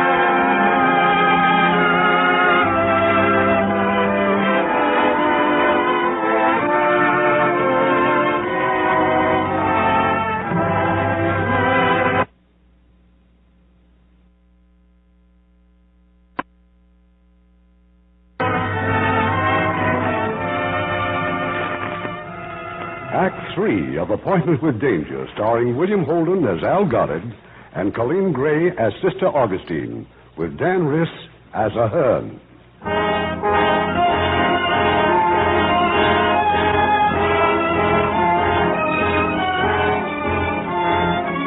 It's the following morning, and Al Goddard is once again in the visitor's room at St. Michael's School, this time with a snapshot for Sister Augustine. Won't approve of my methods in getting this picture, sister. I stole it from a girlfriend of a gentleman named Earl Bedecker, but I doubt if she'll miss it. Why, it's a picture of Mr. Soderquist. That's right, Soderquist and friends. And I think one of these other men was with him that night in the alley. And this one. His name is Joe Regas. I'm sorry, Mr. Goddard, but I just can't be certain. Okay. Is there anything else? Yes, I told you to stay indoors because you're in danger. And where did I find you? Out in the playground with a bunch of kids. Now, you won't frighten me away from those children. Here. This is for you. A revolver? Mr. Goddard, please. Now, put it away at once. It'll protect you. Take it as a personal favor. I didn't know you could afford personal feelings. All right, it's not personal. It's routine. You know, with a little practice, you could be quite a nice man. Now, put that gun back in your pocket, and I'll show you through the back way. It may be safer for you. You're learning fast, sister. I think the government expects a lot from young men. Well, it's my job. I have to take the risk. Well, they should get some of those politicians to do it. When I'm in trouble, sister, I'll quote you. Now, you be careful. I will.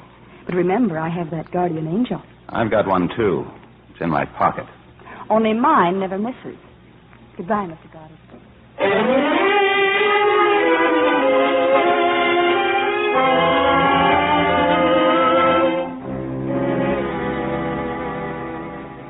You know what you're doing, Al, coming here to the post office? Part of my deal with Bedecker is to keep acting like a cop. Relax, it's okay. Well, what's this big news you mentioned on the phone? Bedecker's changed his mind. He's moved the date up. They've set the robbery for tomorrow afternoon. Tomorrow was going to be a week from tomorrow. If he suspects anything, I can't figure out whether he does or not. But there's one thing for sure. He's set on tomorrow, and I can't stall it. And he's found a perfect flaw. The reserve shipment from Cleveland to Logansport. A flaw? Yeah. There's no through train from Cleveland to Logansport. The money's transferred from one train to the other right here in Gary. Yes, but it's protected all the way by armored trucks and machine guns. All except that 7 minutes here in Gary. It travels from one station to the other in a single mail truck. One man and a .45 pistol. It's a great scheme. So you had to tackle the whole thing by yourself?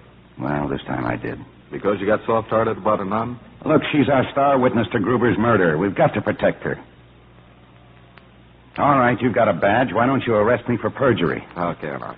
It's the first time I've ever liked you. Look, we've got to find Soderquist. We have found him. You've what? Soderquist is dead, murdered. Goodman's men found the body early this morning in the canal. You boys keeping secrets or something? Oh, now take it easy. Take it easy. The Gruber case blows up in our faces. Look, I had to wait till I talked to Washington. Oh, fine, yeah. Now I suppose they want us to go ahead with the robbery. We've got nothing this way that would last 5 minutes in court. We'd get them on a charge like that, and one of them will break on Gruber. Well, can you think of any other way? Okay, I'm going back to the hotel. Just bail out in time, you hear me? Yeah, sure. I hear you.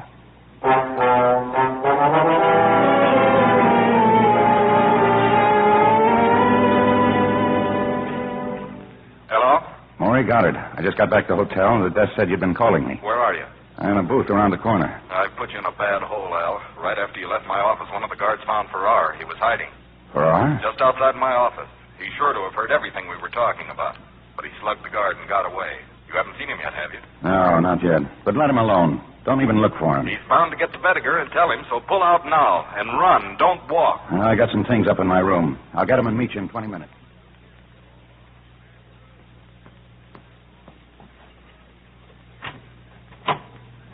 Oh, we've been waiting for you, Al. How you doing, Inspector? What's wrong? Why, who says anything's wrong? Nobody, but I opened my door and find you here, so... We've been waiting for you, that's all. Now, let's get moving. Where? What's this all about? Just a final check of the plans. We're driving out to the shack. Cronin and Connor will meet us out there. Now? Now, pal, now. You got a face a foot long. You just lose your best friend? I'm my best friend. That's what he means. Come on, let's get started.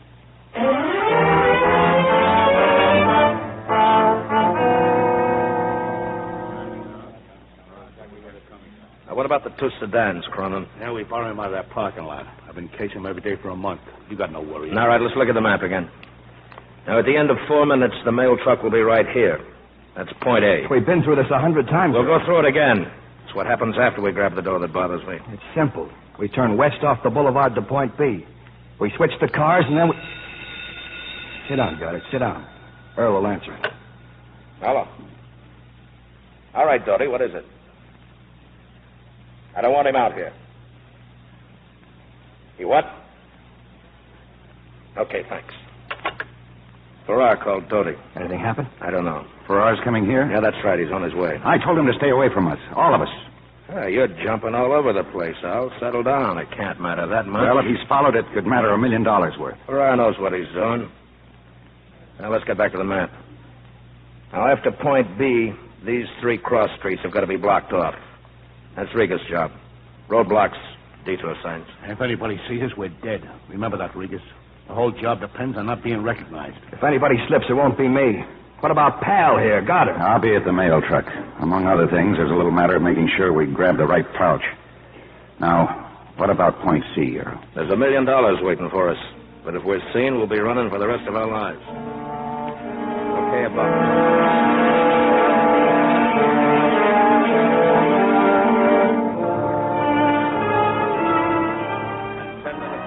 back here at the shack. We'll make another switch of the cars, and then we'll be... Earl, I gotta talk to... Well, put down the gun, Goddard. What are you doing here, Farrar? Well, it's about tomorrow, Earl. I gotta make sure. Hey, what's he gotta go point a gun at me for? Maybe we ought to rent you a memory. Earl told you to keep away. After this thing happens, the town's going to be flooded with federal men. We're all going to be in a spot, so the first guy who talks is going to get a headache he can't cure. You understand, Farrar? Yeah, sure. Anything else, Earl? No, let's break this up. I'll drive back to town with Farrar. But why can't... You heard him. The next time you want to see me, phone the hotel. Let's go, Farrar. I don't trust him, Earl. Punk Farrar. He's scared. He'll do what he's told. Like Soderquist? Soderquist was scared, too. Now, no more of that stuff. I've had enough of it. Look, our luck's gone bad, Earl. It went bad that night in the alley. Stop thinking about that nun. You want to know why I think about her? Because I'm hot and you're not. And sometime years from now, maybe when the rest of you are all scattered, somebody's going to tap me on the shoulder. That's why I think about it. Yeah, but you're clear. Soderquist is dead, and you say she never even saw you. Yeah. And sometimes I believe that. Sometimes for as long as 2 or 3 minutes at a stretch. Just watch how and where you drive, Farrar. There's a gun in your ribs. You behave yourself, you keep away, and you might get off with 5 to 10 years. 5 to 10? Oh, thanks. That's sure going to help with my love life. It's more romantic than being dead. Now, drop me off at the hotel.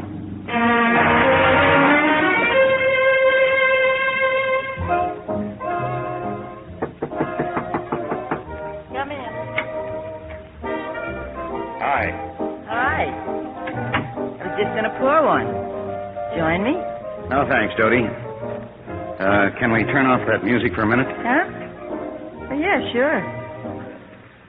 Earl come back yet? Uh-uh. Unless he's downstairs. Dodie, what did Farrar want when he called you? Oh, all he said was he had to talk to Earl. He sounded real nervous. What did he lose, an ML stamp? You know, Dodie, I'd give an awful lot to know what goes on behind that makeup. For instance. You afraid of me, Al? Does Earl ever get jealous? He understands. You can put strings on good women or bad women. But you can't do anything about the lazy ones. You can beat them. They stay about the same. Can't make them do the right thing or the wrong thing. They're lazy. They do the easy thing. And if Earl found me here with you now, alone? I don't know. But it sounds real exciting. A little too exciting, honey. Oh, if Earl asks for me... Yeah? Tell him I'm at the post office making a final check.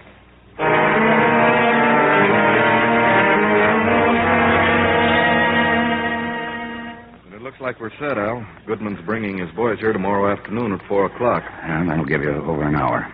Okay. Now, just tell him to be careful. I'll be riding in the hold-up car. And don't close in until we're all back at that shack. Now, what about Farrar? Goodman's tailing him. He'll pick him up at noon tomorrow. He'll be safer in jail. I'll keep him there. Bedecker doesn't want him around either until it's all over. Where you go now, Al? I'll back to the hotel by way of St. Michael's School. So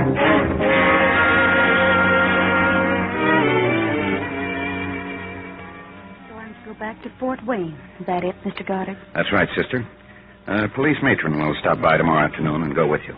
There's nothing else that I can do? Well, with Soderquist dead, I'm afraid you're out of it. I haven't been of much help, have I? Goodbye, Mr. Goddard. I'll remember you in my prayers. Thank you, sister. If you haven't anything else, at least now I've got a good lawyer.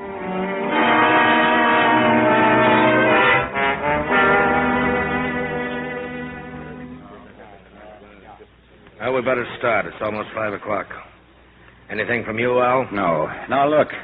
Just don't get gun happy. You can rob Fort Knox and live, but steal a dime and kill a post office clerk, and they'll spend the rest of their lives running you down. All right, start moving, Cronin. Now, there's one other thing, but I'll tell you later in the car. We're changing point C. Right. What do you mean you're changing point C?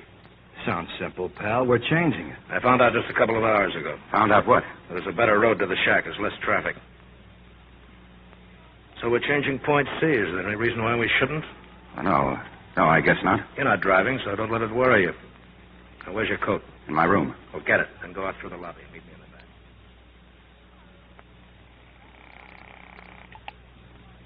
inspector's office, Ahern. I'm phoning from my room, Maury, but there's no time, so don't ask questions. Go ahead. They've just changed point C. I don't know the new location. That means you'll have to watch all the roads in case there's a slip-up. If there isn't, they'll wind up as scheduled at the shack. Now, I won't have a chance to... I'd say you pulled a boner, Al. I'd say so, too, Dodie. I heard what you just said on the phone. Might help if I hadn't been with Earl for so long. You gonna tell him? If I told him, he'd have to kill you. That'd make me, what do they call it, accessory or something? And you don't love anybody that much. Not 25 years worth. I'm a loser either way. Suppose they get away with all that dough this afternoon. Be wearing mink coats and hideouts and hamburger joints. Living on the run till they catch up with Earl. Well, at least you read the book. What are you going to do, Dodie? When you walk out, I'm going to pack my bag and leave. I'm going to forget names and faces and what's going to happen to all of you in the next hour or so. They can still get you for withholding information. Not if I tell a government agent. So I'm telling you, they're going to hold up a mail truck. I got to pack, so goodbye.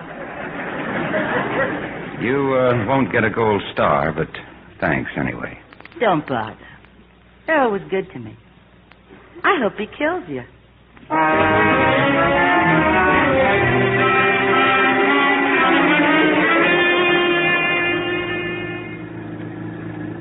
Calling car 73. Calling Inspector Ahern. This is Goodman calling car 73. Come in, Goodman. They pulled the job. Everything is scheduled except Regas. Regas, what about him? We followed his car from 4th Street. He's gone to the railroad station. He could be skipping town by train, but it doesn't make sense. Forget Regas. Stick to your schedule. Right. See you later at the shack.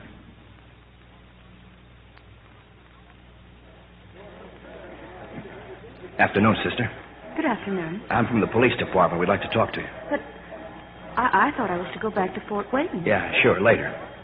Well, if you think you need me. Oh, the matron.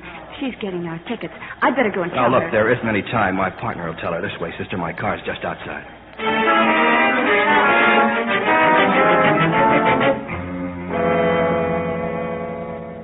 Where's Regas, Earl? Why isn't he here? I don't know, and I don't like it. We'll wait 5 minutes if he doesn't show. What is this place, anyway? I told you, the new Point C. It used to be a quarry or something. Earl, he's coming. Regas. All right, get him over here. You and Gunner stow the money in back of his car. Hey, he's heading for the shed. He's got someone in the car with him. What's he talking about? What shed? There's an old tool shed back there. Come on, Gunner. We're wasting time. Come on in, boys. Take a look. I found her, see? The nun. What's he talking about? An old friend, Al. An old friend of Regas from LaPorte. She's been to the police. She told me. And she got a little noisy, Earl, so I stuffed her mouth. What else did she tell you? Nothing yet. Now that we're all here, she's going to tell plenty. You're crazy, Regas. Do you want us to get off? Stop arguing. We haven't got time. How about it, Earl, okay? I don't know.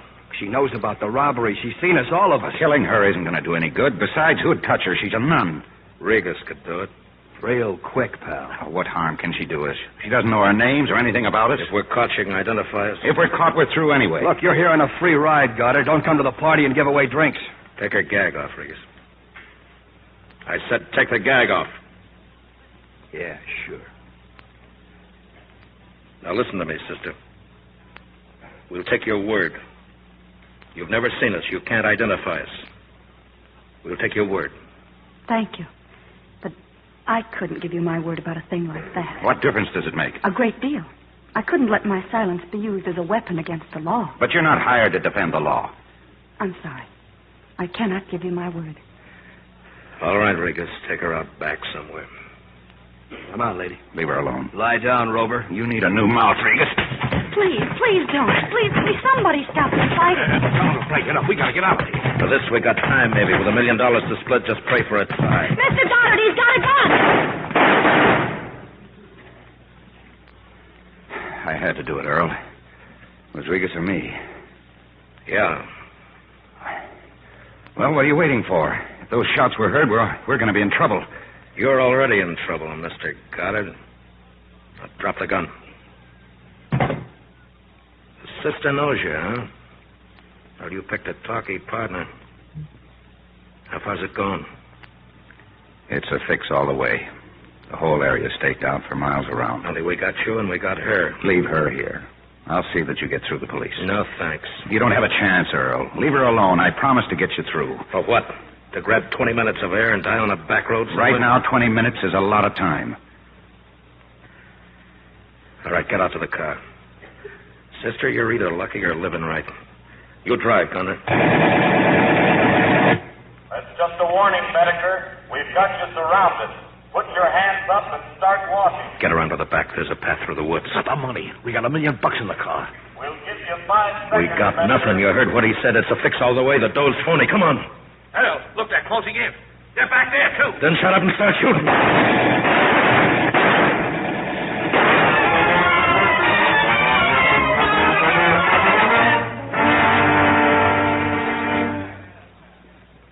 I'm Lieutenant Goodman, Bettiger. We're taking you to a hospital. If you got anything to say, you better say it now. I'm gonna die, huh? You asked for it, Bettiger. Yeah. Sure. Well, where's Goddard? I'm here, Earl. It's too bad. I'd walk over, but I can't. My leg. Your aim was a little low. Just tell me one thing, will you? For the record, Al. Was the dough phony, too? No, it was real. You'll die rich, Earl. Take it easy, Al. Did you get them all? We got him. Mr. Goddard. It's all right, sister. I'll make it. Now, you did fine. You sure you're not hurt? No. When the shooting started, I just threw myself down on the floor. That's what the boys do at school when they play those terrible games. Maury, get her on that train, will you? I think she wants to get back to those kids. I've got a car waiting anytime you're ready, sister. Thank you. Goodbye, Mr. Goddard. God bless you. Well, for once you were right, Maury. Somebody who doesn't have a pitch. Al, if you stay with it and work real hard, one of these days you're going to qualify for the human race. Thanks. I may join at that.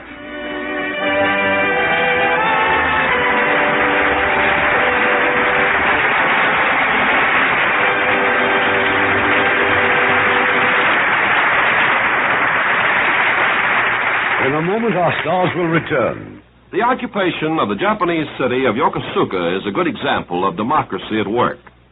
The first thing our troops had to do was clean up their own area.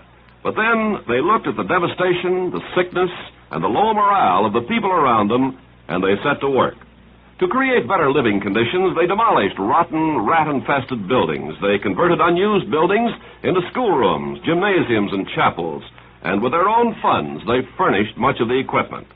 For health, they covered the city giving anti-tuberculosis shots, typhoid inoculations, X-ray pictures, and smallpox vaccinations.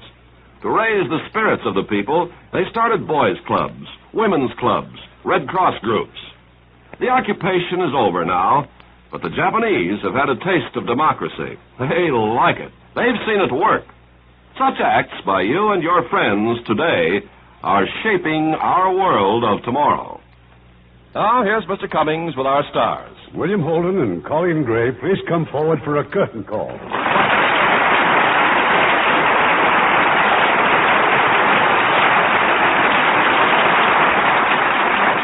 Bill, have you ever had a real appointment with danger?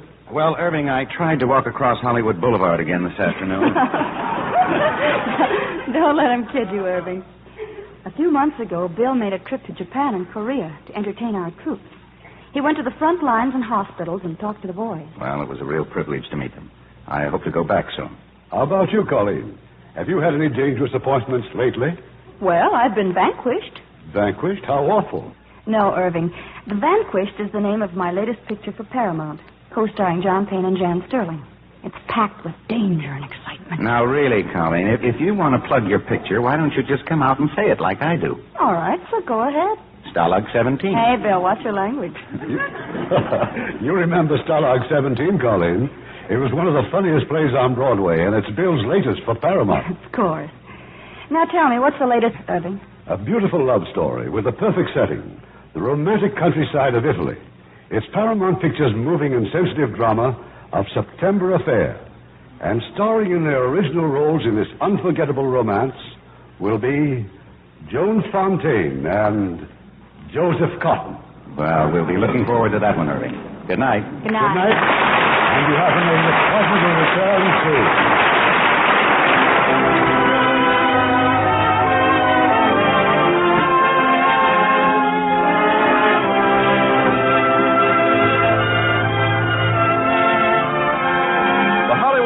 Theater is produced by Mr. Irving Cummings. Our orchestra is under the direction of Rudy Schrager. This is Ken Carpenter inviting you to join us next week at this same time for another presentation of the Hollywood Radio Theater. Hollywood Radio Theater is a presentation of the United States Armed Forces Radio Service.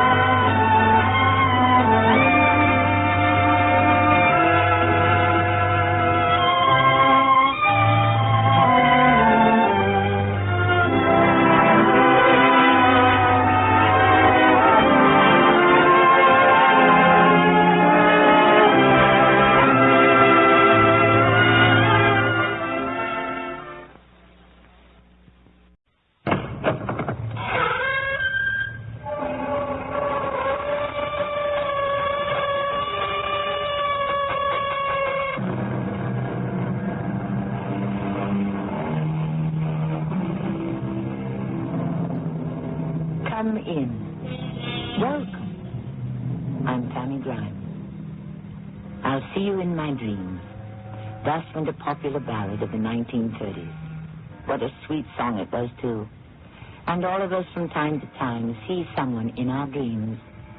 And it doesn't always have to be someone whom we yearn to hold in our arms, either. After all, dreaming is not the exclusive pastime of lovers. Haters can be pretty good dreamers, too. Slow down, Helen. Slow down. Why? I'm going to let her out. Oh, you're going too fast. The whole road to ourselves. Oh, look. Up ahead. Someone walking. We'll be crazy enough to walk through the tunnel. Helen, it's Richard. Richard? It can't be. It is. It's Richard. And let's pick him up. No, I've got a better idea. Let's kill him.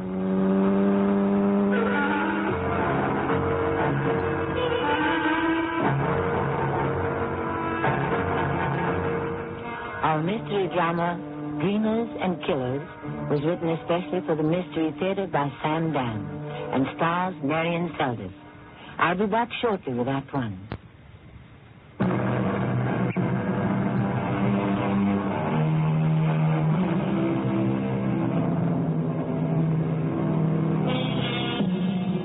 Tick-tock goes the clock that regulates the days of your life. And every day has 24 hours, 1,440 minutes, 86,400 seconds. That's exactly what you get. Not a tick more, not a tock less. You can't make the good days longer or the bad days shorter. And when the sun comes up in the morning, you really have no way of knowing, in the ordinary way, what this particular day will bring until the sun goes down again in the evening.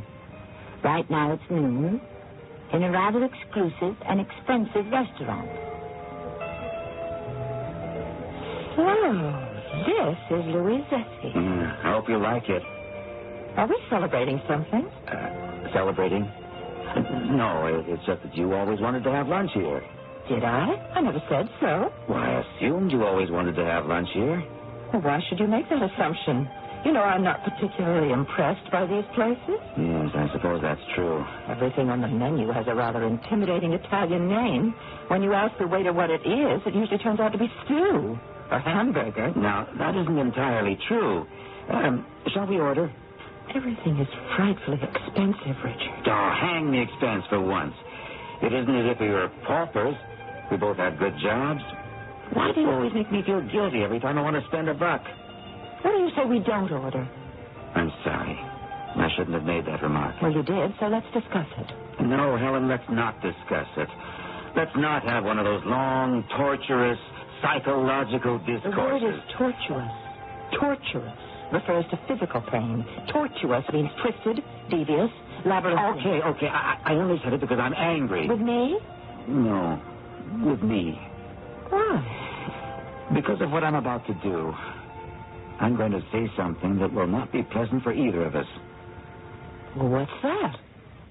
I want to break our engagement. Oh. Why? Because I am no longer in love with you. Period. Exclamation point. And that's it. And so you brought me here to tell me because you thought it might somehow soften the blow? I don't know what I thought. Is there someone else? That's irrelevant. Is there? Yes. But I would have come to this conclusion anyhow. Is she younger? Now, that really has nothing to do with it. Is she? Yes. And I dare say she's not as thrifty where your money is concerned. Helen, we have to leave her out of it. Well, you brought her into it. Yes, I brought her into it because, as I say, I just fell out of love with you. Why did you fall out of love with me, Richard? How do I know why? What's love? Do we really know why we fall in or out? No, I suppose not. And as far as you're concerned, you're out. Cutting through to the heart of the matter, yes. Then that's the end of it. I'm sorry, Helen. I'm not your typical Lothario. Or even atypical. It isn't my style to make and break engagements. And actually, this is the first time I've ever done either. And we've been engaged for 5 years. I know that's a long time, and well, neither of us is getting any younger. Especially me. But better now than later. Helen. Yes, Richard. Better now. Oh, you're really being very understanding. You probably planned it this way. There's a scene here. Helen, you'd behave the same way in a hamburger joint. Oh, strip away the pretensions. They're all hamburger joints. Helen, I don't deserve to be let off this easily. There are two kinds of people in this world, Richard. Those who get what they deserve and those who don't. I certainly don't deserve this consideration on your part. You're being very sweet under these circumstances. I just wish I knew what to say. You've already said it all. No. There's one loose end. What's that? Your pride. We'll have to say something about this at the school. Why?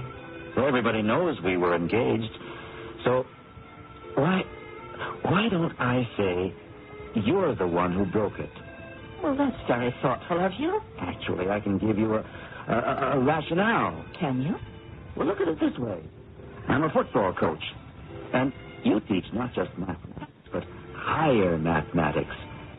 Since we both make diagrams on blackboards, we thought that would give us something in common. But, well, after a while... 5 years? Yes.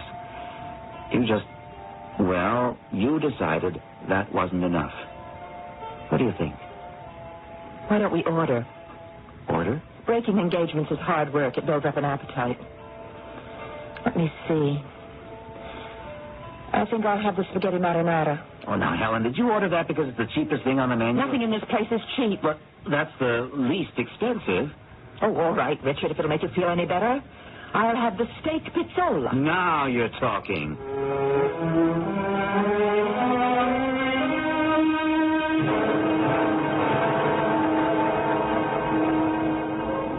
What's a 7-letter word for fool, Joanne? Idiot. No. That's 5 letters. That doesn't fit. But it fits you, Helen. Do you want to put up some tea? Oh, why did you let him get away with it?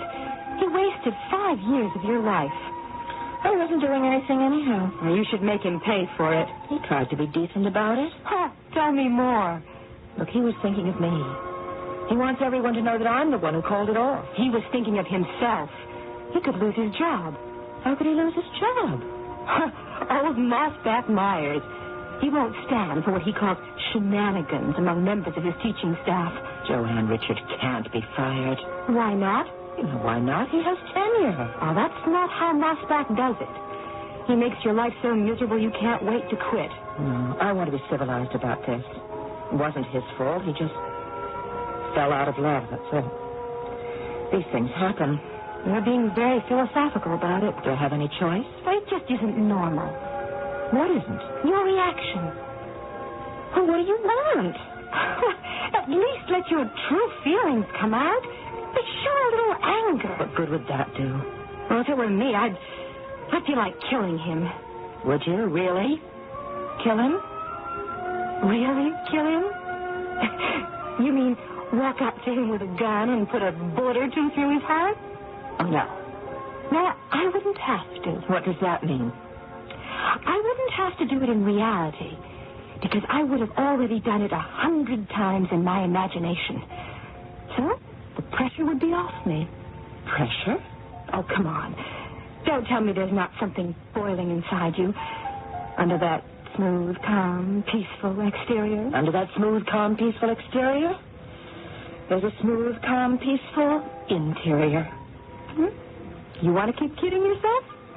It's a free country. I think I've got it. What? A 7-letter word for fool. Jackass.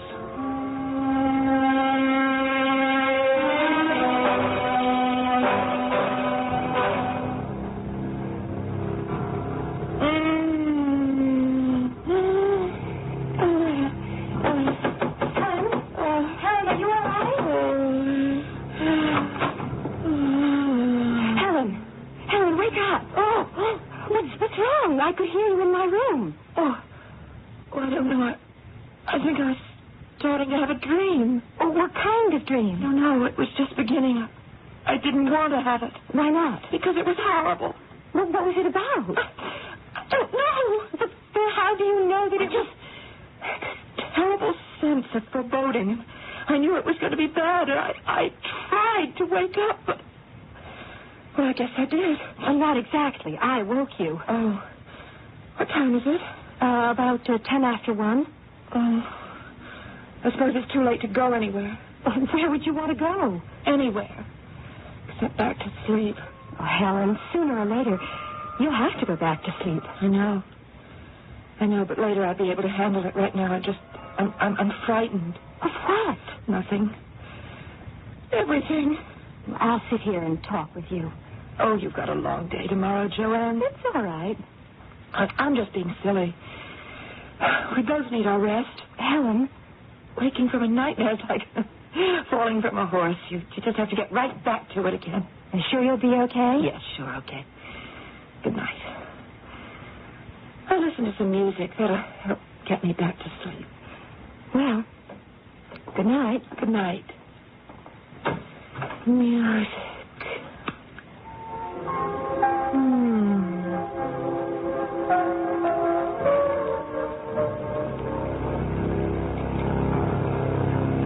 Hello, Helen. Richard. I was afraid you wouldn't show up. Why shouldn't I show up? It's my party, isn't it? Sure. Wasn't it great of old Mossback Myers to throw us one? I mean, a break the engagement party? The old gent's human after all. Get me a drink. A drink? Helen, you don't drink. Maybe that's what's wrong with me. Yeah. I suppose you were kind of a stiff. Was I? What's the difference? That's all water under the bridge anyhow. Yes. And the water looks beautiful tonight, doesn't it? The way the moon is reflected on the river. I always envied old Mossback, his home right on the bank. Are you going to get me that drink? Oh, yeah, sure. I really need it. You need a drink? What for? To build up courage for what I'm going to do. Wait. On second thought, that would be false courage. I don't need a drink to do it. To do what, Helen? Push you into the river. What are you talking about? Right off the pier. I can't swim. Good morning, Helen. Coffee? Thank you. I was going to ask if you'd slept well, but I can see that you didn't. More bad dreams? I dreamed that I tried to drown Richard. What a lovely idea. Did you? I think so. How did you do it? I pushed him into the river. Did he go under? Well, he can't swim. Well, that's one way to get revenge. Oh, come on, Joanne. Who wants revenge? Hello, Helen. Joanne, mind if I join you? Why not, Richard? You very seldom have lunch with us here in the faculty cafeteria. Well, as Helen knows, Joanne, I like to bring something from home. But you didn't today. No, I'm very upset. About what, Richard? Oh, Helen, I was almost the victim of a tragedy last night. Oh, that's too bad. What happened? I almost drowned. What did you say? I was down at the riverside dock, and I was standing near the edge. And for some reason, I simply fell into the water. And you know I can't swim a stroke. Then how come you're here to tell the tale? Why didn't you drown? Well, by the neatest stroke of luck or fate or coincidence, call it what you will, a tugboat happened to be passing by. And they threw me a line. This was last night, Richard? Yes. About 1 in the morning.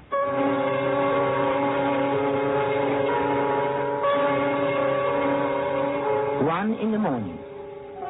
And where was our heroine, Helen, at 1 in the morning? Why, asleep in bed. But why do we even ask that question? It's obvious that Helen couldn't have had anything to do with it.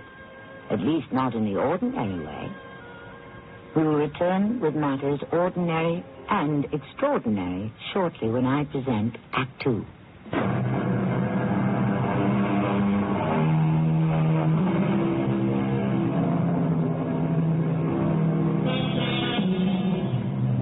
A dream, said the ancient Greek philosopher, is a revelation from the gods. A dream, said a modern Viennese psychiatrist, is the forerunner of our heart's desire. And of course, there was an English writer who said that a dream could be nothing more than an undigested bit of roast beef. So it's like everything else, isn't it? You pay your money and you take your choice. You fell into the river last night, Richard? Yes, I fell off the riverside dock. What were you doing on the riverside dock at that hour? I just happened to be there. You just happened to be at the riverside dock? Yes. It sounds peculiar to me. I'm sure I don't owe you any explanation, Joanne. Excuse me. Well, the fact of the matter is, I happened to be there with my fiancée. My new fiancée. Oh, how romantic. Helen, did he ever take you to the riverside dock? Yeah, I just don't understand how it happened. We were standing there just looking at the water and... I just fell in. Did your new fiancée push you in by any chance? No. Although? No, it couldn't have been Louise. Ah, her name is Louise. Why should she want to push me in? But somebody did push you in? Well, we were standing there just looking at each other. Oh, how sweet. When I felt as if... As if? Oh, no, it's impossible. I felt as if somebody just sneaked up behind me and gave me a shove. And the very next thing I knew, I was splashing about in the water. Louise started to scream, and that attracted the attention of a passing tugboat. Oh, how fortunate. Are you all right, Richard? Well, I had a pretty good scare, Helen. And I think I caught a cold. But I'm all right, I guess. And Louise, did she see anybody? John, this isn't supposed to be an inquisition. Poor Louise. After she screamed, she just fainted away. And nobody pushed her in? Now, I'm not even sure anyone pushed me in. So near and yet so far. Well, look at the time. I'll be late for a meeting with my assistant coaches. I tell you, it was a narrow escape. See you tonight, Helen? What? I guess it's hard to break the habit of 5 years. I mean, I'll see you around. Yes, Richard. I'll see you around. Do you suppose you'll see him around 1:30 a.m.? What are you talking about? Well, that's about when you saw him last night. Tell me, did you really sneak down to the dock and push him in? What are you saying, Joanne? Did you? That's ridiculous. No, it just sounds ridiculous, Helen. It doesn't have to be ridiculous. Why would I want to push him in the water? You want to kill him. I don't want to kill him. Perhaps not consciously. Not even unconsciously. How can you talk such nonsense? You know I was home all night. How do you account for the fact that you dreamed you pushed him into the river, and at that very same time, somebody did push him? Well, he's not sure that's the way it happened. He probably slipped and fell in. What are you trying to say? Why don't we just let it go? Yes, let's do that. And we'll see what if anything happens tonight. I think I'll make some coffee. You've already had 3 or was it 4 cups since dinner? I know, but you can't drink all that coffee and still expect to get any sleep tonight. Oh, I see. What? You don't want to go to sleep. Why? Why wouldn't I want to go to sleep? I think you're afraid you're going to try to kill him again. Oh, that's nonsense. Well, no, I don't know about you, but 6 a.m. is going to roll around much too quickly. Joanne, this nightmare I had where I pushed him into the water, it's ridiculous. Sure. Hey, I was just trying to have a little fun. That's all. He may have fallen out of love with me, but I'm still in love with him. That's why I wouldn't want to kill him. It could also be the reason why you would want to kill him. Oh, well. Time to turn in. No, I think I'll just sit here and listen to some music. Sure.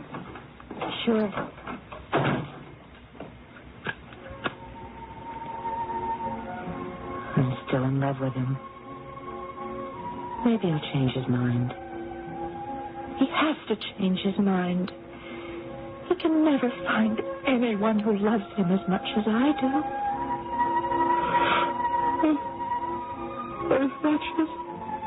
As much as I do.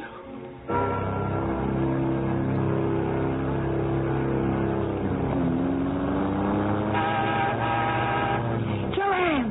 Helen? Is that really you? In the flesh. Wow! Hey, where'd you get that sports car? Where'd I get it? I bought it. You bought this? You want to see the papers? I can't get over it. Hop in. Oh, I've never been in one of these in my life. Now, where would you like to go? I don't care. Well, we'll head for the thruway, where I can really let her out. We'll turn here and take the tunnel. Hey, there's somebody walking up ahead. Walking? Yes, walking. Who'd be walking in the tunnel? He'd have to be crazy. It's Richard. Richard? Can't you recognize him? You're right.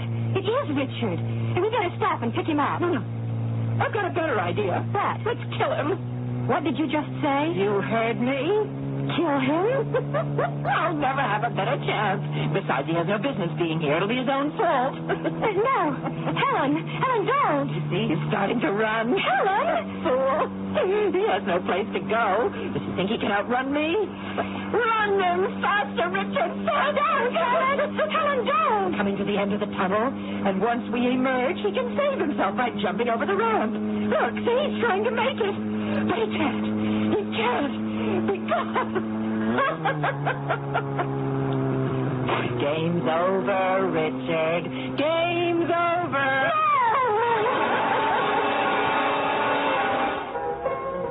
Helen. Wake up. Do you know what time it is? It's 6 o'clock in the morning. Here, let me turn this thing off. We've been sitting here all night. You never even went to bed. Oh, why did you wake me?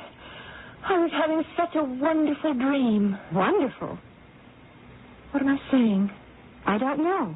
What are you saying? What did you dream? Well, you ought to know. You were there. Where? In the dream with me. Helen, do you know what you're talking about? I dreamed that I killed Richard. Again? How? I dreamed that I had this fantastic new sports car. You had a sports car?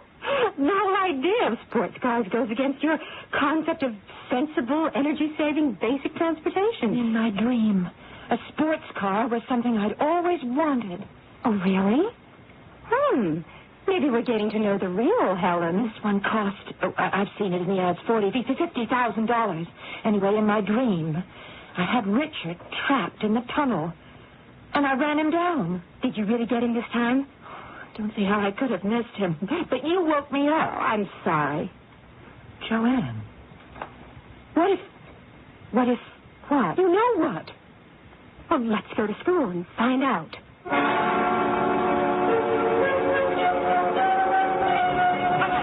He should be at football practice. Do you see him? No. All right. I want the defense up at that end of the field and the offense down here. Get ready for a scrimmage in 5 minutes. And I want to see you guys hit. There he is. Look. His arm. It's in a sling. Oh, no. What do you think happened? I'm afraid to ask him. Oh, do you want me to ask him? He's coming this way. Let him tell us. Hello, Ellen. Joanne? What's happened to your arm, Richard? I was crossing the street. What time was it? It was late, about 11 o'clock. Yes? Lise and I had gone to the movies. I guess I wasn't watching where I was going. I stepped off the curb, and this car came barreling along. But it didn't hit you. No. Some sixth sense seemed to warn me. Oh. He came this close. But your arm. I jumped back, but I fell down, and I landed on my wrist. The doctor says it isn't fracture, just badly sprained. That's good. I mean, in the sense that things could have been worse. Oh, yes, a lot worse. Boy, I hope that this is the end of it. End of what? Oh, I don't know. This thing last night and the night before, I almost drowned. How do you account for two things like that in a row? I wouldn't know. Poor Louise. I can tell you she's a nervous wreck. Yes, poor Louise. Well, I've got to get back to work. Excuse me. All right. We're going to practice a 2-minute drill.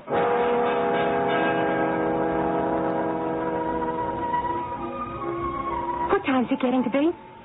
11 o'clock news just went off. Which means it's bedtime. Yes, I suppose so. Tell me, what are you going to do to him tonight? Oh, I wish you wouldn't say that. Why not? It's true, isn't it? I don't want to do anything to him. Oh, you only want to drown him and run him down? What's left? I bear him no malice. Tell that to your subconscious. I'm tired. I'm going to sleep. To sleep? Perchance to dream?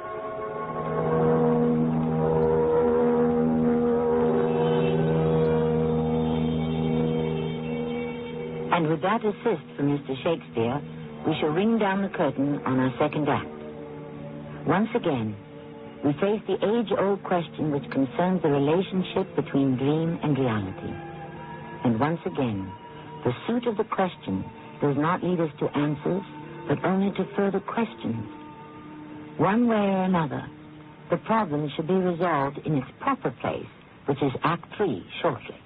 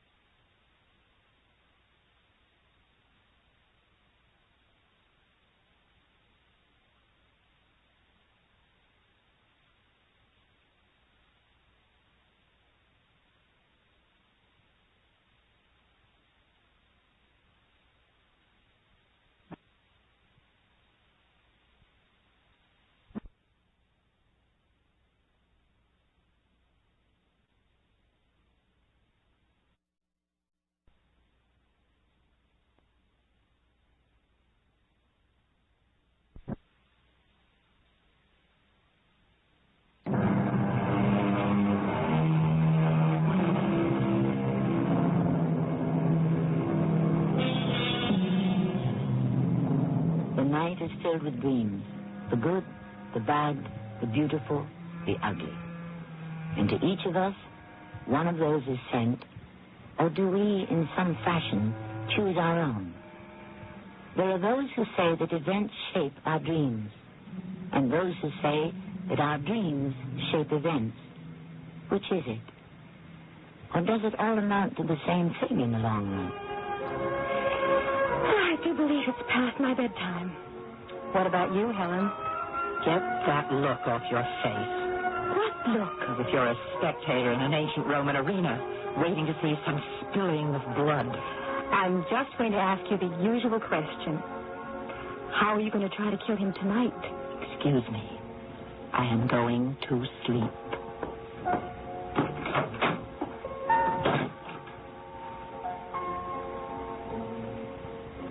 I don't want to sleep. I don't want...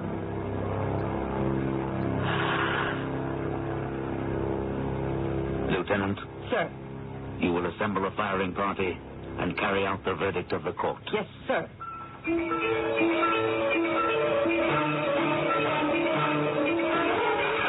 Prisoner, this execution is being conducted by order of the General Court-Martial. Helen. You have been tried and found guilty of treason. Helen, you can't shoot me. You betrayed your country. That's not why I was sentenced to die. I'm being executed because I betrayed you. Please, Helen, save me. Save me. Do you wish to be blindfolded?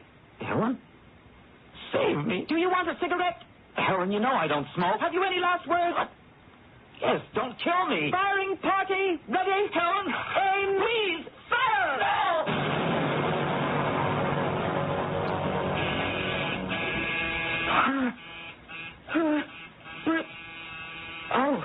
Oh, just a minute. Helen, there's somebody at the door. Yes, I'm coming. 3 a.m. Who is it? It's me, Richard. Richard. What does he want? Please, Helen, let me come in. What was supposed to happen to him tonight? I shot him. Oh, no. Please, Helen. All right, I'm coming. Oh, Helen, I know I don't have the right to come here, but I'm afraid to be alone, and I have nowhere else to go. Well, how about your new fiancée? What's her name? Louise. She's in the hospital. What happened to her? She's in shock. It was awful. We were in this hamburger place for a late snack. Really? But you have to watch your diet. Oh, I ate the burger without the bun. Yes? These 2 masked men walked in. They had these stocking masks over their faces, and each one held a revolver in his hand. They demanded money from the counterman. Evidently, he didn't give it quickly enough, and they started shooting. Just like that? It was terrible. Suddenly, bullets were flying. And at that moment, a police car passed by. And the cops stopped and began firing, too. Poor Louise. She fainted and fell to the floor. Just look at my ear. It's bandaged. Yeah, I was grazed by a flying bullet. Don't ask me whose. Just a fraction of an inch to the right, and I would have been killed. It was the narrowest escape I ever had. And I've had a couple that were buttes lately. Yes, I know. It was all over in less time than it takes to tell you about it. Well, I dropped Louise off at the hospital, but I went home. I was so nervous, I just couldn't be alone. I had to go somewhere. You could have gone to stay with one of your assistant coaches or one of your football heroes. Oh, no, never. I'm a completely different person out on that football field. Strong, tough, decisive. I couldn't let any of them see me like this. Nervous, frightened. It would destroy my whole image. Can I stay here, Helen, please? All right. Lie down on the couch. Get a blanket, Joanne. Would you like something to drink? I think we have some brandy. Well, I'd rather have a glass of warm milk, if it's convenient. Warm milk? All right. You're a wonderful person, Helen. Truly a wonderful person.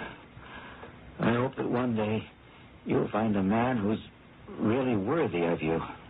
I hope so, too.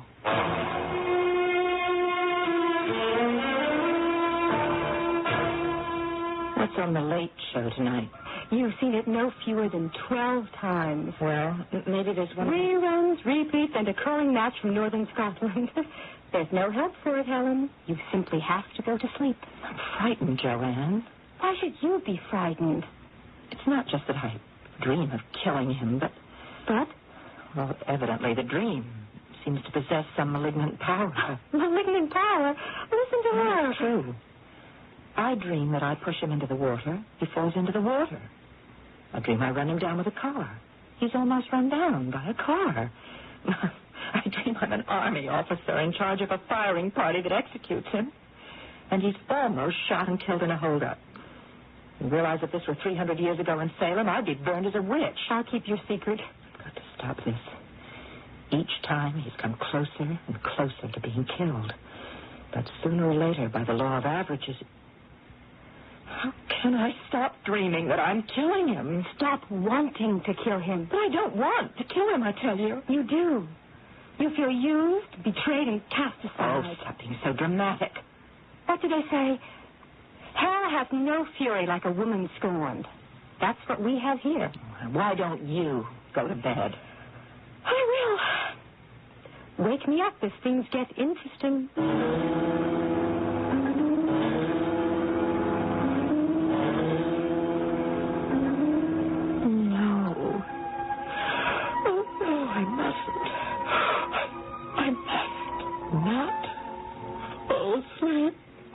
I must not.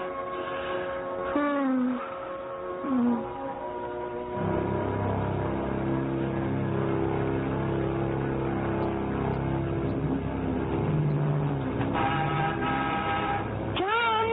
Helen? You still have the sports car. Get in. Where are you going?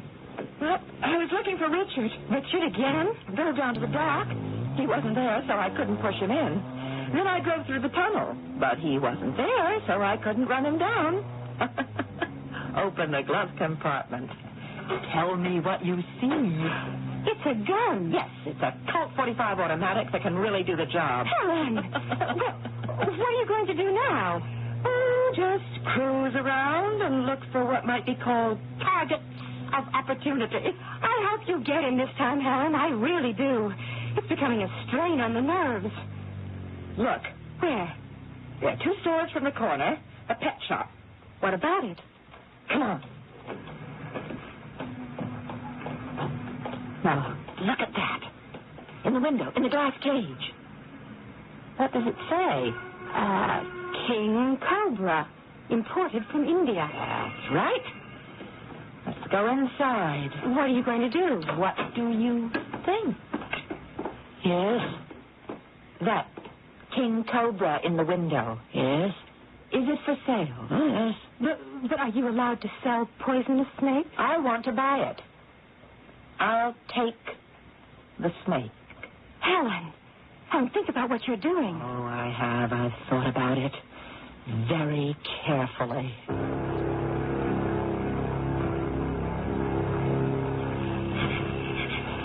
Helen, what are you going to do? Here's his bedroom window. Now let me see if I can pry it open. Helen, if anyone sees us, we can be arrested. They'll think we're prowlers. Now, let me just point the door of this cage into the room and slowly lift the latch. Helen? My friend, the cobra slithers right out. Now I better close the window shut. What did you just do? Saw what I did. Mr. King Cobra will make himself at home in Richard's bedroom. But when Richard comes home and opens his bedroom door... There'll be someone to greet him.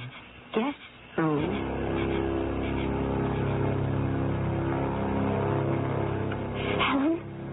Helen, wake up.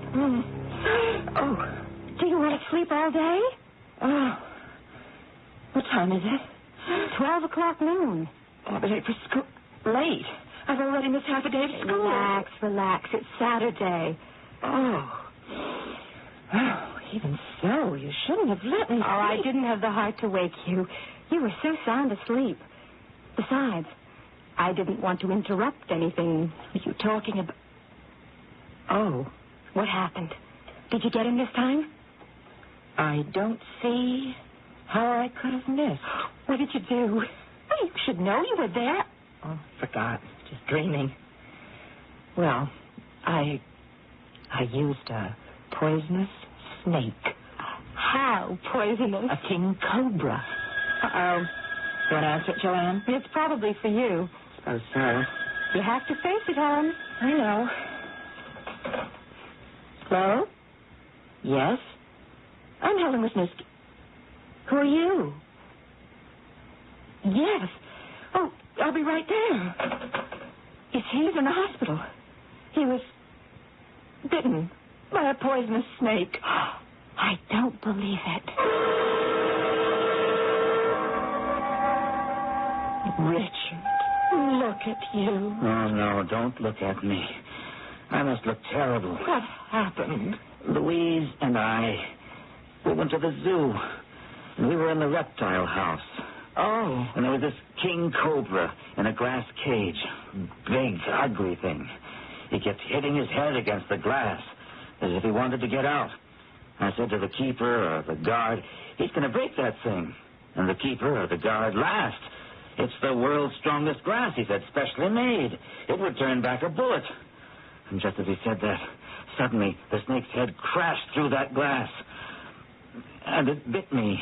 It bit you? Yes. It bit me. But the bite of a king cobra is supposed to be almost instant death. Why aren't you dead? I'm almost dead. But they say I'll recover. You see, from time to time, they milk the snakes. Milk them? Yeah, that's what they call removing the poison. They use it for medical things, you know. Anyhow, they've just milked this one, fortunately, and he hadn't built up his new supply yet. What I'm really suffering from is shock. Oh. And Louise just fainted dead away. I understand. She usually does. She also did something else. She broke our engagement. Oh? Did she? Yes. She said if she hangs around with me any longer, she'll be sure to get killed. She called me a jinx. Oh, I'm sorry to hear that, Richard. So, I was thinking, do you suppose we could just forget everything that happened this past week? Forget? Why not? It was just a temporary aberration. Was it? I'm willing to be engaged again. Are you? Sure. We do have 5 years together, and, well, that's an investment. But there are all kinds of investments, good and bad. You yourself said that, well, you're not getting any younger, and so... And so, you are willing to do me a favor. Well, Helen, there aren't exactly 100 guys who are trying to get you on the telephone. You're kind of quiet and...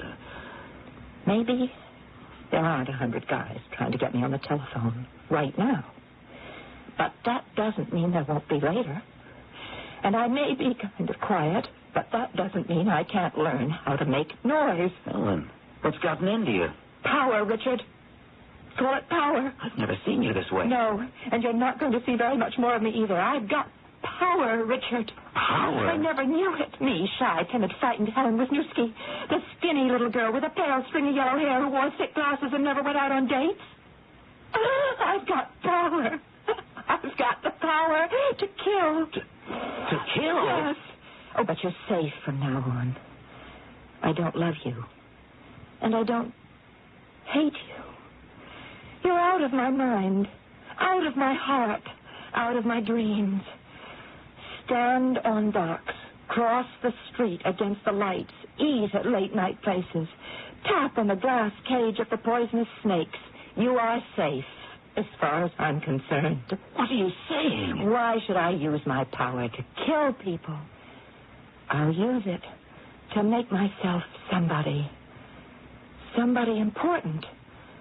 Somebody beautiful.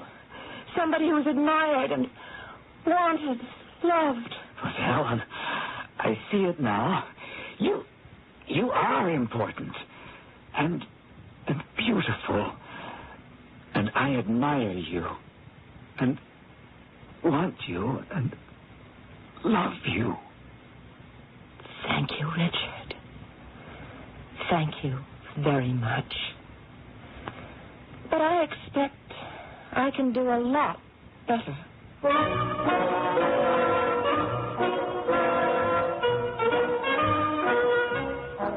And she did.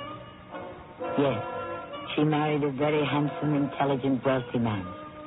Which proves what? Quite simply, most of our problems exist in the mind. Beauty, as they say, is in the eye of the beholder. And the most important beholder of all of us is the one who looks in the mirror. But before you go off to look in the mirror, wait for some words of wisdom when I return shortly. If you'd like to take advantage of the current high interest rates in today's money market, but want your money available when you need it, take a moment now to call this toll-free number, 800-228-5000. Ask the operator to send you information on Dreyfus Liquid Assets. Find out just how much income growth you can get from one of the world's largest money market mutual funds. With Dreyfus Liquid Assets, you have the advantage of making withdrawals by phone or paying larger bills with free redemption checks and continue earning high yields, compounded daily till your check clears. You can put money in or take it out anytime with never sales charge or a penalty. But call now, 800-228-5000 for free information and a prospectus, including management fee, charges, and expenses. 800-228-5000. Study the prospectus carefully before you invest and learn how Dreyfus Liquid Assets can help you get the lion's share from today's high interest rates. 800-228-5000. Toll free, 800-228-5000.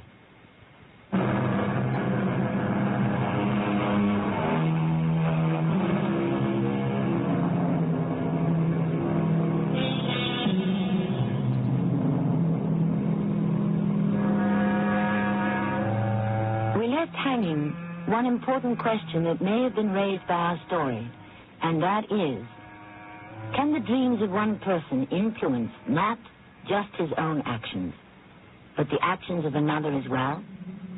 Well, in a real sense, it does happen. The benevolent and the malignant dreams of saints and sinners throughout history have determined the fate of the world. You can say that Columbus's dream became America's reality. And didn't every public event begin as someone's private dream? Our cast included Marion Seldes, Gordon Gould, and Diana Kirkwood. The entire production was under the direction of Hyman Brown. And now a preview of our next tale. Here's one of Laura's house slippers. I used it for comparison with plaster casts of footprints from the murder scene. Splendid. Give it to me, please. It's all bloodstained. Much the better. Now, I go back to that night of April 3rd. Yes, I see it. What? I see the blood. Now, a face. Yes, I see. Long, black, curly hair, a very pale face, a sad, droopy mouth, pale blue eyes, almost white. It is the face of the murderer. Hey, wait a minute. That sounds like Stevie Harrison. He is your murderer. No way. Not Stevie. He couldn't kill anyone. What? Well, I've known Stevie since the day he was born. Yes, my dear Sheriff. But have you read the fellow's mind? This is Tammy Grimes inviting you to return to our Mystery Theater for another adventure in the macabre. Until next time, pleasant dreams.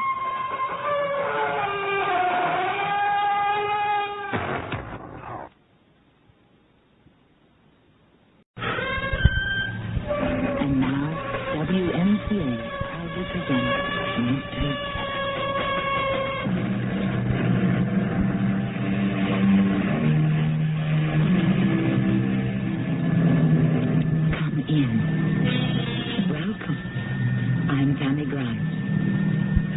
All of us have seen, and perhaps many of us have hung, those little signs from the knobs of hotel room doors which say, "Do not disturb."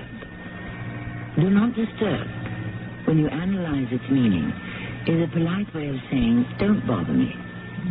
And in this context, it becomes an invisible sign that hangs from millions of doors all over the world. Don't bother me. I don't want to hear bad news. Please, don't rock the boat. How many times and in how many ways and to how many people has each of us said, "Do not disturb"? I promised her. I promised Vera Svetig I would find the killer. I know. Now just rest. But don't you see? I found him. You have? Well, that's very good. Now you just need some sleep. You must listen. I found the killer. All right. I believe you. Don't you want to know who the killer is? Of course I do. Who is he? Who do you think? Me.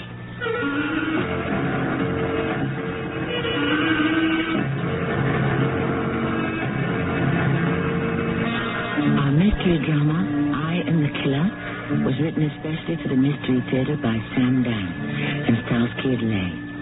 I'll be back shortly with Act One. You're listening to the Mystery Theater on your conversation station, WMCA New York. When we think of mystery stories, we think of detectives like Sherlock Holmes, or Hercule Poirot, or Sam Spade, or whoever our favorite happens to be. But the fact is, the greatest killers in history were not human beings at all, but tiny, mysterious, microscopic murderers.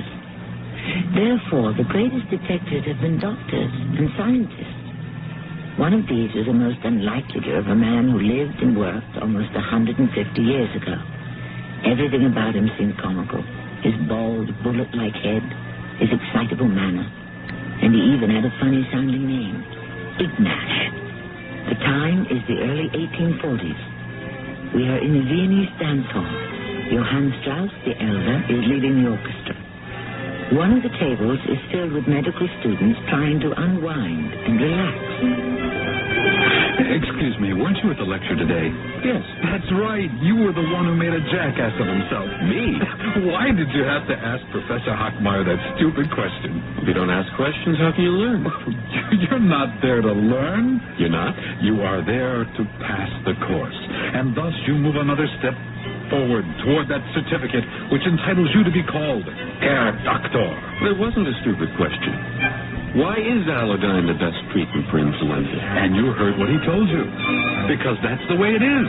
Period. I still don't think it was a stupid question. Maybe not. But you were stupid to ask it. Obviously, he doesn't know the answer. All you did was embarrass him in front of the class. If he doesn't know the answer, why is he teaching? How can a doctor afford to admit he doesn't know something? The medical establishment would crumble to its very foundations. Our ignorance can kill people. Don't say that. They would die anyhow. Oh, well, forget it. My name is Johann Kiai. I'm Ignash Semmelweis. Ignash. You must be Hungarian. I'm proud of it. All right. I won't hold it against you. Well, I believe we all came here to dance. You see those girls at the table near the window? Yeah. What do you think? Average. How about the one in the blue dress? If you like that type. Bit thin for my taste. She'll fatten up as she gets older. And then she'll be too fat. That shouldn't bother you. You're not going to marry her. Oh, but I am, Ignash. I am. Well, then you know her. Oh, I know who she is. Elizabeth Klein. Klein? Yes, indeed, my friend. Daughter of Herr Professor Klein, director of the hospital himself. You're not going to marry her because her father's director of the hospital. Can you think of a better reason? People should marry because they're in love. People should marry for sensible reasons. Then, because they have made the right marriage, and they're happy, at that time they fall in love. Well, I think I shall ask Elizabeth to dance. Just like that? That's how it's done. Incidentally, the one in red, what about her?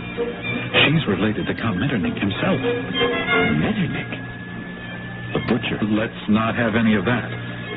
True, she's only a poor relation, but he could use his influence for her. How could I possibly have anything to do with a girl who's a Metternich? Do you know what Metternich has done to Hungary, what he wants to do? Besides, she's ugly. No, I would say she has a strong face, full of character. She's fat. Voluptuous. She's so short. Petite. No, I'm not interested. Here I was trying to put you next to a good thing. She could make your fortune. I'll make my own fortune. Thank you.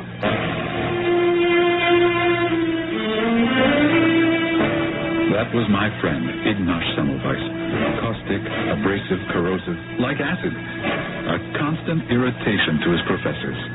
But what causes the disease, Professor Klein? That is not your concern, Herr Semmelweis. What is my concern, Herr Professor? Your concern is to show the proper respect to your teachers and your superiors. But how am I being disrespectful? By wasting the time of the class on foolish questions. Excuse me, Herr Professor. Why are these questions foolish? It is not the province of a doctor to determine the cause of a disease. His mission is to cure it. But how can we cure it? Herr Semmelweis, we have already wasted enough time.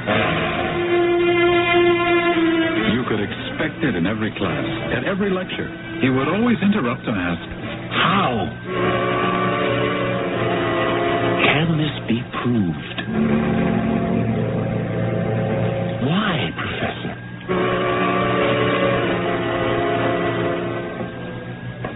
Hello, Ignaz. Johann. Sit down. You mean you're willing to be seen sitting at a cafe with me? A man has to do something dangerous now and then to keep life from becoming too dull. Johann, you're the only friend I have. Well, that's your fault. You're a good fellow, Ignaz, but you... I know. Well, you're much too controversial. Why can't you be like everybody else and say, yes, Herr Professor. Of course, Herr Professor. How right you are, Herr Professor. Because that would be telling a lie. Their stupidity and arrogance, Johann, at times, it's just too much. These quacks. Not everyone at the hospital is a charlatan. We have men like Kolechka, Skoda. But most of them... Ignaz, trim your sails. Moderate your tongue. The most important thing is to become a doctor. And then, later... There is no later. There's only now. And I refuse to develop bad habits. What can I tell you? They despised him, but they couldn't deny his brilliance. He was the brightest one of us all. I was made a resident in the Department of Obstetrics and Gynecology. I like to think it was on merit, but the fact is I did marry Elizabeth Klein. Ignaz was also appointed, simply because there was no way they could have kept him out. So he reported to me for duty because I was, after all, his senior. Obstetrics was divided into Division 1 and Division 2. We, the doctors, work in Division 1. And who works in Division 2? Midwives. Midwives? Yes. Well, thousands of women still live in the Middle Ages.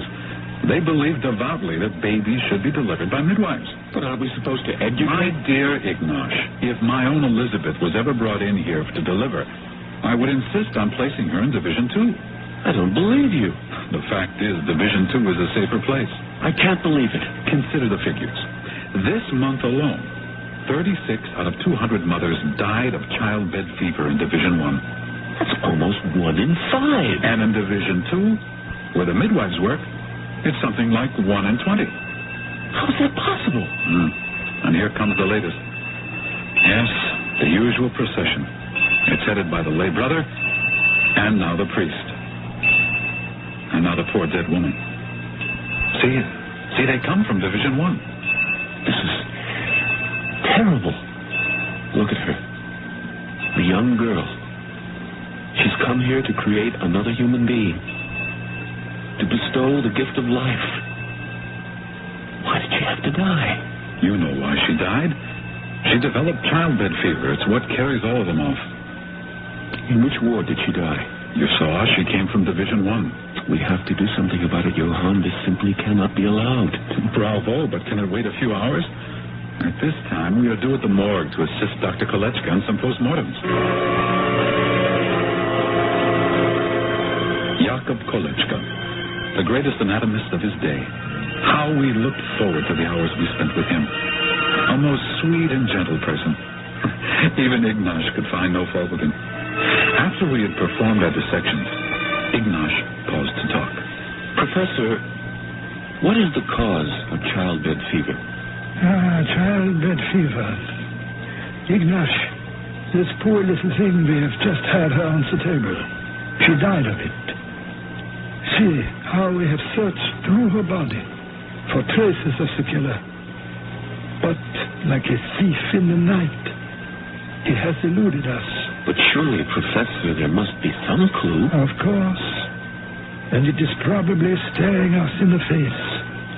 But we simply cannot see it. They come here, and they die by the hundreds. How can we stand by and do nothing? We do what we can. We do what we can. And what is that? Ignash, progress comes slowly in medicine. Problems defy solutions for hundreds of years. And then suddenly, out of the clear blue, the answer is revealed. And meanwhile? Meanwhile, I can only refer you to the philosophy of Hippocrates, who said, life is short, the art is long, experience is treacherous, and judgment difficult. Perhaps. But I have neither the time nor the temperament for philosophy. Then you must find the time and develop the temperament. Otherwise, you will lose your sanity. What causes childbed fever? What is killing all these women in our hospital? Perhaps one day, Ignash. And that day will not be today. We're due at Division 1 to deliver some babies. We walked along the corridors. As I look back at it now, how dim and dismal and dingy they were. Ignash was silent. His face was set, as if in stone. And Kolechka's the best of them. How can he sleep at night? You'll fall asleep at night too, Ignash, after a while. Listen, another one. You'll get used to that, too. I don't want to see it. Let's walk around the other way. It's coming from Division 1, isn't it? Yes, Ignash. Look, if this is how you feel, perhaps you should not have chosen obstetrics. If I hadn't, would that have changed anything? The killer disease would still exist. The women would still be murdered. Where his patients were concerned, I had never seen such tenderness, such sympathy, such concern. She was a little more than a child, and she was ready to give birth to a child of her own. She was poor, ragged, dirty. After all, she was only a charity patient. As he stopped by her cot, she grasped his hand. Herr Doctor. Herr Doctor. Yes, my dear? Oh, Doctor, please, help me. Of course, that's why I'm here. Save me, Doctor. I'll do everything I can for you, my child. Doctor, please, please. Don't be afraid. Millions of babies are born every day all over the world. It's a normal... It's natural. Don't let them kill me. No. No one's going to kill you. Yes. Is this the place where they kill the mothers right in here? Now, who's been telling you stories? It's true, Doctor. I wanted to go into Division 2. That's the place for the mothers who are going to live. Division 1. It's where they kill us. Oh, no. Ask anyone. My sister died here. My friend Liesel died here. Everyone here gets the fever after the baby is born. Oh, please, Doctor, take me away from here. Put me in Division 2, please. My dear, you're here now. I'm your doctor. Now, look at me. Do you think I would let any harm come to you? I'm Dr. Semmelweis. What's your name? Vera Svetic. I promise you, Vera, everything will be all right. But the pain, it's starting again. The baby. Now, Vera, you can trust me. Say you trust me. I trust you, Doctor. I trust you.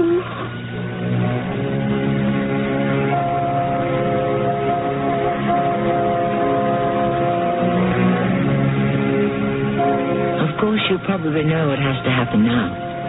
Stories that are taken from life and reality must follow a real and lifelike logic. Sometimes there can be more fantastic than the most contrived tales of the most inventive writer's imagination. Our exploration of the human psyche and the human body continues shortly with Act 2. And now, the Mystery Theater continues on WMCA, New York.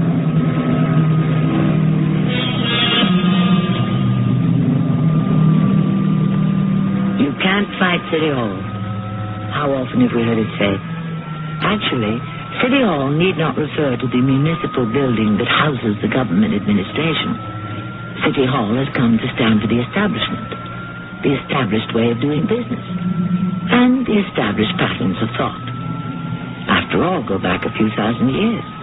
It was City Hall that forced Socrates to drink the hemlock, and it has been pouring similar beverages for dissenters ever since. Please, Doctor, don't let me die. I promise you, Vera, I'll do everything I can. Now, don't be afraid. You're going to have a beautiful baby. And she did. It was a classical textbook delivery. No complications at all. Everything smooth and regular as clockwork. Absolutely nothing went wrong. Doctor? Here's your son, Vera. My son. Oh, and it's a boy. Yes? Heaven be praised. You wanted a boy, didn't you? Oh, yes, Doctor, yes. This world is no place for a girl, especially for the kind of girl she would have to become. A girl like me. But you're a very nice girl, Vera.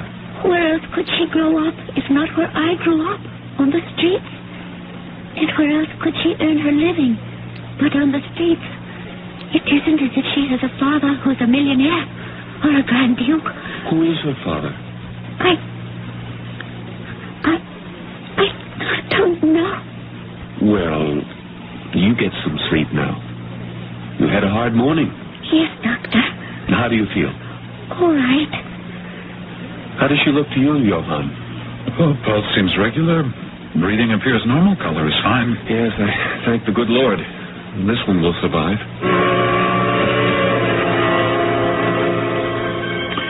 The following day, Ignash asked for and received a short leave from his duties. He disappeared from sight. I was at a complete loss to account for it. I was his best friend, and he hadn't told me a word. Where had he gone? What was he up to? Some days later, as unexpectedly as he had vanished, he returned to the hospital. Please, don't ask me where I've been, Johann. I can't tell you. And here I thought we were such good friends. We are. Believe me, we are, but Maybe I can tell you. You were always so pale, but now your face, your hands are burned by the sun. It appears you've been outdoors quite a bit. Why? I can't tell you. Well, again, maybe I can tell you. You've been drilling. Drilling? What are you saying? With that crazy band of revolutionists, the Citizens' Army. Army? Rabble is more like it. Oh, why have you worked so hard? So that you could throw your life and your career away on some barricade? We are doctors. We are above politics. But we are not above humanity. We are not above freedom. We are not above justice. I should have known better than to get you started. All right, let's get to work. I've got a great deal of catching up to do. How are things in our maternity division? No better. They still die. Yes. And nobody does anything. Nobody knows anything. That young girl, how is she? Well, which young girl? You know, the one who begged me to transfer her to Division 2. Well, I don't know. There are so many of them. They come and go so quickly. What was her name? I can't seem to remember. Oh, no. Not another one. Why? Why do they have to march like that through the hospital corridors? Come now. You can't get angry at everything all the time. Reverend Father, what is the name of the... My son, we pray for the soul of Vera Svetic. Vera Svetic. That was her name. I remember now. That was her name. No, she can't be dead. I promised her she would live. She cannot be dead. But she was. From a living, breathing human being, she had become a statistic. The 37th victim claimed by childbed fever that month. We were well on our way to a record. We went to the morgue for our session with Dr. Kolechka. Ignash gave him no rest. She came to you here? Yes, Ignash. You did the postmortem? Yes, Ignash. What did you see? What did you find? What did you learn? The answer to all three questions. Nothing. There is a killer running loose in our maternity division. We must find that killer. And we will. We will search through the body. We will keep looking through the tissue. The murderer is in there. Right now, we cannot see him.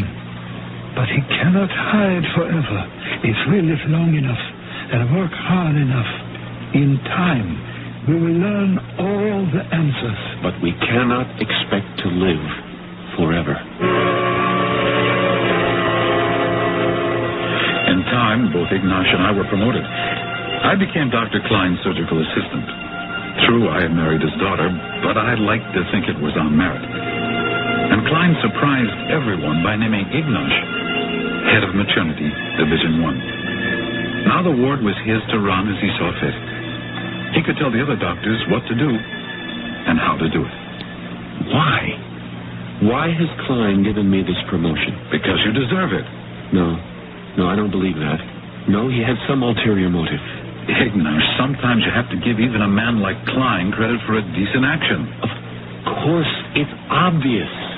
Division 1 is a disgrace. All Vienna knows it's a death trap. And he's made me its chief to frustrate me, to destroy my reputation. Why can't you believe he gave you the job because he knows you're the best man?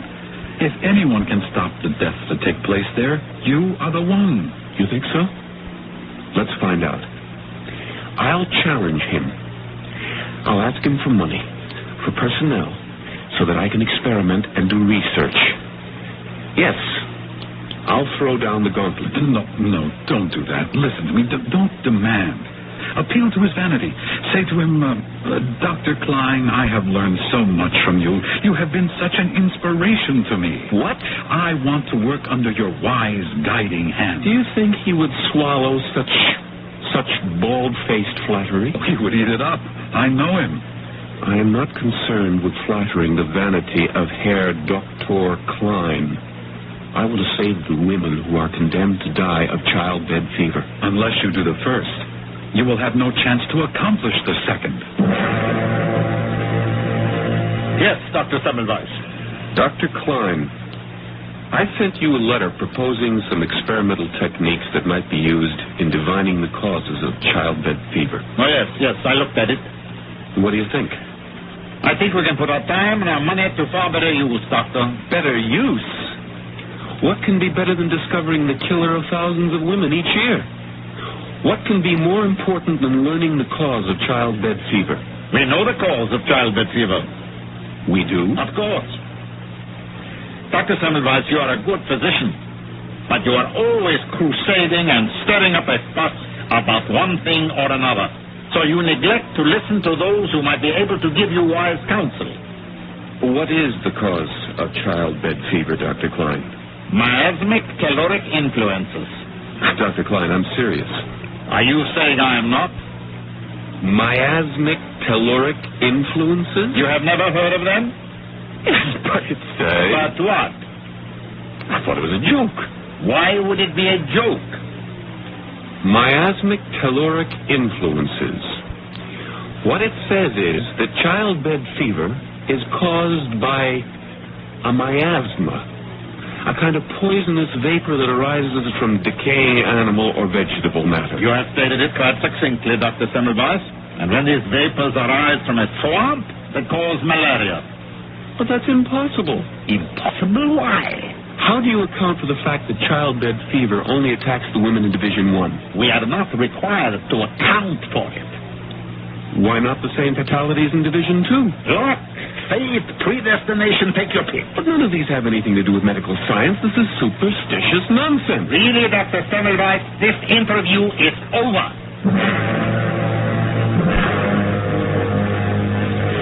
I've heard all about it, Ignash. You did everything you shouldn't have. The man's an idiot. True, but he's your idiot.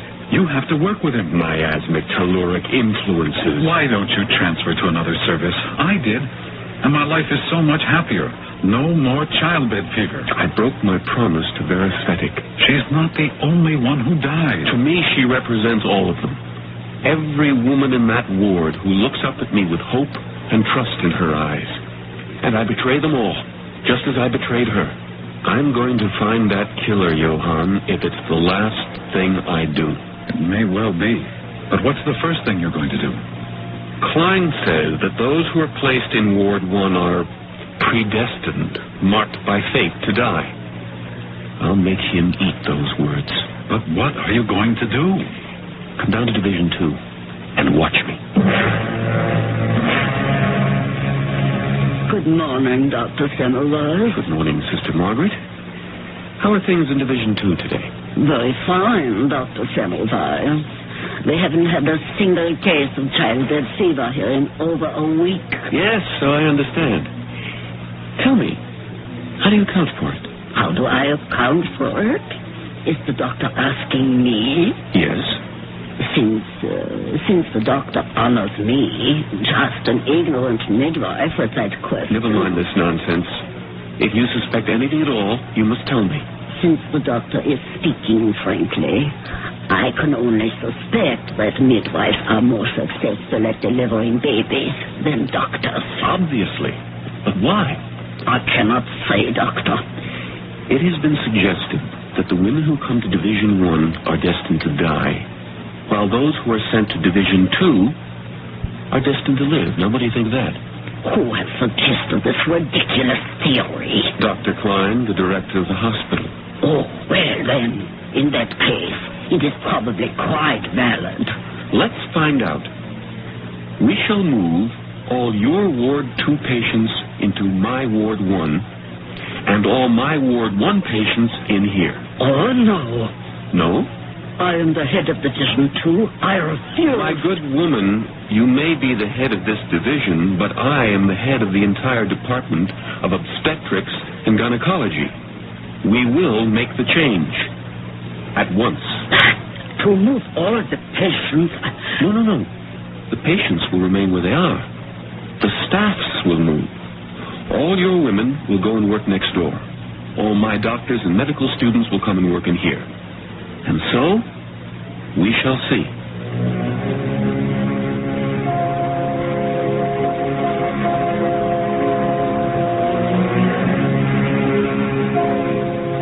And so shall we, in Act 3. This is what's known as the scientific method. You prove something by doing it. Seeing is believing. That is, where logical, sensible people are concerned. The problem is we don't seem to have very many of those. At any rate, we shall see. You're listening to the Mystery Theater on your conversation station, WMCA New York.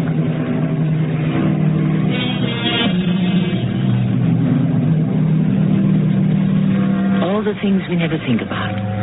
All those things we take for granted. Freedom, justice, equality, belief. It's so hard to realize how even the most simple propositions, the earth is round, diseases are caused by germs, as I said. It's so hard to believe that all these things had to be won. People had to suffer and even die before society accepted them. Contrary to Mr. Emerson's belief, if a man builds a better mousetrap, the world does not beat a bath to his door. More often, it beats him to death. Well, they changed the personnel, and thus changed the divisions. But this still did not stop the slaughter. The doctors kept losing a number of their patients to childbed fever. The midwives lost many fewer. At least Klein has been proved wrong. What good does it do to prove him wrong? You have to be proved right. Those midwives, they know the answer. I don't believe it. If they knew it, they would tell it. That's just it, Johann. They don't know that they know the answer. How is that possible? I must simply spend my time there. I must observe how they work. I must ask questions. And if you wanted to find some advice, he was usually poking about Division 2, watching, asking questions. The poor midwives were really quite embarrassed. Sister Margaret actually complained to Dr. Klein. And once again, Ignash was treated to a lecture. Do you wish to resign your position as Associate Head of Obstetrics and Gynecology, Dr. Semmelweis? No, Dr. Klein. Who said that? Obviously, you consider yourself unqualified. You ask the most basic questions of a midwife, of all people. We can learn from anyone, from everyone. Really? What can we learn? Perhaps answers to those questions that are eluding us. Such as what causes childbed fever. Again? We know what causes childbed fever. Miasmic caloric influences. Then why doesn't it cause childbed fever in Division 2? That is not your concern. You were required to deliver these women of their babies. And kill them at the same time. You were not the one who was killing them. No, Doctor. Now, we have had enough of this entire affair. Go back to your work, and do not let me hear another word about that infernal affliction. Sister Margaret. Yes, Doctor? I've noticed something. In your division, you deliver the women while they are lying on their sides. Yes, sir. Now, in Division 1, they lie on their backs. Could this have some significance? I don't know. Well, why do you have them lie on their sides? Why? Yes, why? Well, I don't know. Well, surely there must be a reason. We do it this way because it seems to me that we have always done it this way. Can you think of any advantages? No. But how does it happen? Doctor, some years ago, when the division was first formed, probably at the very beginning, whoever was head midwife said this is how women would be delivered. And that is how it's been ever since. If you were the director of this hospital and had absolute powers, what would you do about this childbed fever epidemic? Since you have asked me in confidence, I can only say this. I would do away with all obstetrics and gynecology. I would prohibit doctors from delivering babies. By law, I would restrict that function to midwives. Surely you'll admit that there are certain births that are beyond the skill of a midwife. Certain deliveries that require cesarean surgery. Those women would die without doctors. Admit that. Yes. That most births are simple. Yet more women die from childbed fever. What is obvious, sir, is that the doctors kill more than they save. Are you saying that we doctors are killing these women? Am I? No. I am only saying that more of them die when you deliver them. Well, Ignash, what have you learned from the midwives? We kill more mothers than they do. You haven't found out why? I need money, Johann. If only I could convince your father-in-law. Maybe you could say something to him. Your name is taboo around the house, Ignash. And the fact that I'm your friend doesn't endear me to him either. We cannot save the living, but we can learn from the dead. The doctors on my service will have to work closer in the morgue with Dr. Kolechka. Poor Ignash. Maybe the answer is staring you in the face. Probably. And they did work, without let-up. It becomes a matter of pride. They were young doctors and students, and Ignash had fired them with his enthusiasm, or fanaticism. And day after day, they all studied with Kolechka in the morgue. And then, one morning, a seemingly trivial event occurred. Gentlemen, on the table is a woman who has been killed by our nemesis, childbed fever. Dr. Kolechka will lead the study, and one of you shall assist him in the dissection. Let me see. Herr Schleuter, this will be your first time. Step forward. Dr. Kolechka. Oh, yes. Young man, Herr Schleuter, is it? Pick up the scalpel and make a lateral incision here across. No. You cannot cut so deeply, young man. You're not slicing a melon. Gently. Here. No. Here, let me hold your hand. And now to get up. I'm sorry, Doctor. Doctor. No. It is all right. It's all right. It's just a cut. Here, let me. No. It's I have all of our anatomy instructors must live with. You see, it bleeds cleanly. It is not very deep. I'll dress it myself. Dr. Semmelweis, will you finish the demonstration? Yes, of course, Herr Doctor. Suddenly, things went badly in Division 1. The death rate, always high, went even higher. Ignash went without sleep. He spent days and nights at the hospital. I was afraid his health would be broken. Ignash, you must get some rest. Does the killer ever take a rest? The killer? Yes, the killer. The killer that stalks my Division 1. The killer that strikes without mercy and at random. The killer that is never sated but needs more and more victims. Ignash, I think I once said the answer might be staring you in the face. Well, if it is, I don't see it. Do you see it? Do you see it, Johann? Perhaps. Then tell me. Tell me. Who killed my little Veresthetic? Providence. Providence? You've been infected by your father-in-law. A kindly Providence. Kindly. Poor Veresthetic. First a child, and then a woman of the streets. What did she have to look forward to? Cold, hunger, disease. How much longer did she have to live in any event? I can't believe you're saying this, Johann. All of the... Well, most of them. Who are they? The homeless, the waifs, the prostitutes, the dregs of society. They're human beings. Of course. But perhaps they're better off dead. No one is better off dead. Maybe this is nature's way. Nature? Yes, nature is cruel. Nature sends us wars and famines and pestilence. Why? So that we are not crowding one another off the face of the earth. And that's why they die of childbed fever. Well, it could be the reason. I cannot accept it. I will not accept it. The killer will be caught, and I shall catch him in the morgue. I go now to work with Dr. Kolechka. His eyes were so feverish. He seemed so excited. I was afraid to let him go alone. And just as well.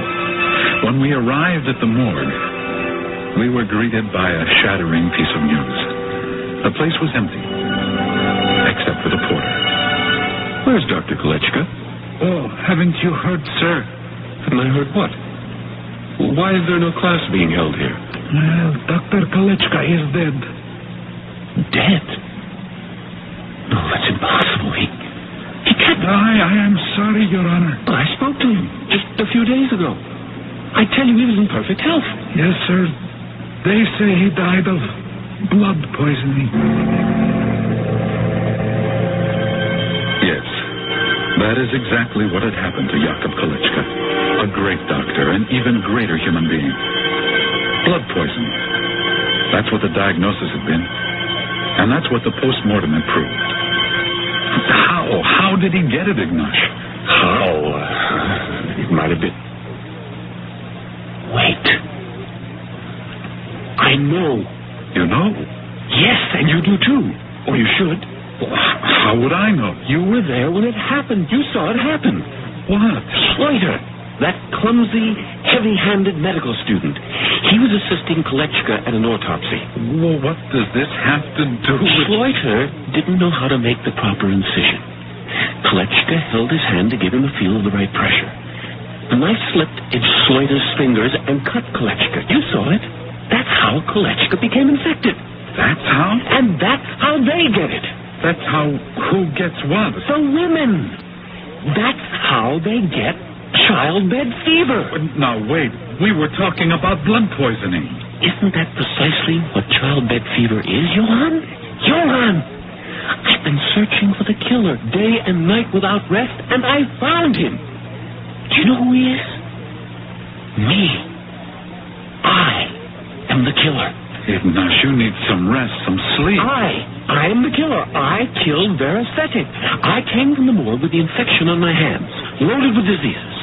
I came to Division 1 to deliver babies. I killed Veresthetic. All of us killed her. Ignash, you can't just blame yourself. Why? Why don't they die in Division 2? It's so simple. Midwives do not perform autopsies. Midwives do not attend pregnant women with diseases on their hands. Why didn't we see it? Why couldn't we see it? Now listen to me. Here's what we're going to do. Every doctor, every student who comes into Division 1 will first wash his hands with soap and water and then rinse them in chlorine. Those are my orders.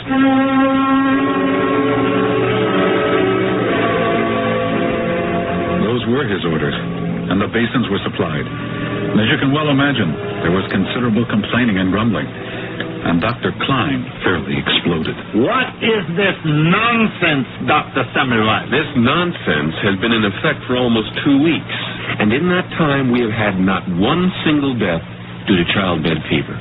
How do you account for that, Dr. Klein? Very simple. The miasmic caloric influences are obviously on the wane. The idiot! What does it take to make him admit his mistake? Don't you understand, Ignash? He can't afford to admit that all these deaths could have been prevented by just a few basins of chlorine solution. He has to fight you to the end. I am the killer, Johann. All this time, I was the killer.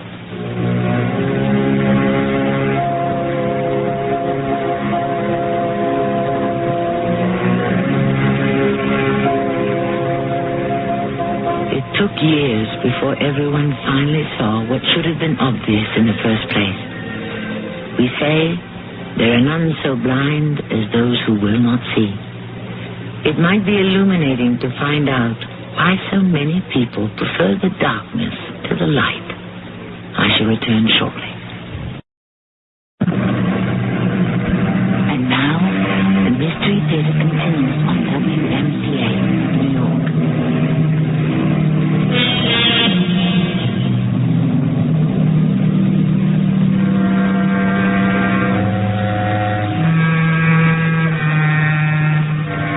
What happened to Dr. Semmelweis afterward? He had to spend the rest of his short life defending his findings, even though you would think they spoke for themselves. In the end, the struggle broke his health and destroyed his mind. He had to be placed in a sanitarium for the insane. And the final irony, he died of blood poisoning. The knife slipped in his hand while he was performing an autopsy. And so even though he had defeated the killer, in the end, the killer had defeated him. Our cast included Keir Delay, Lloyd Battista, Manuel Kramer, and Evie Juster. The entire production was under the direction of Hyman Brown. Radio Mystery Theater was sponsored in part by Raven House Paperback Mysteries. This is Tammy Grimes, inviting you to return to our Mystery Theater for another adventure in the macabre. Until next time, pleasant dreams.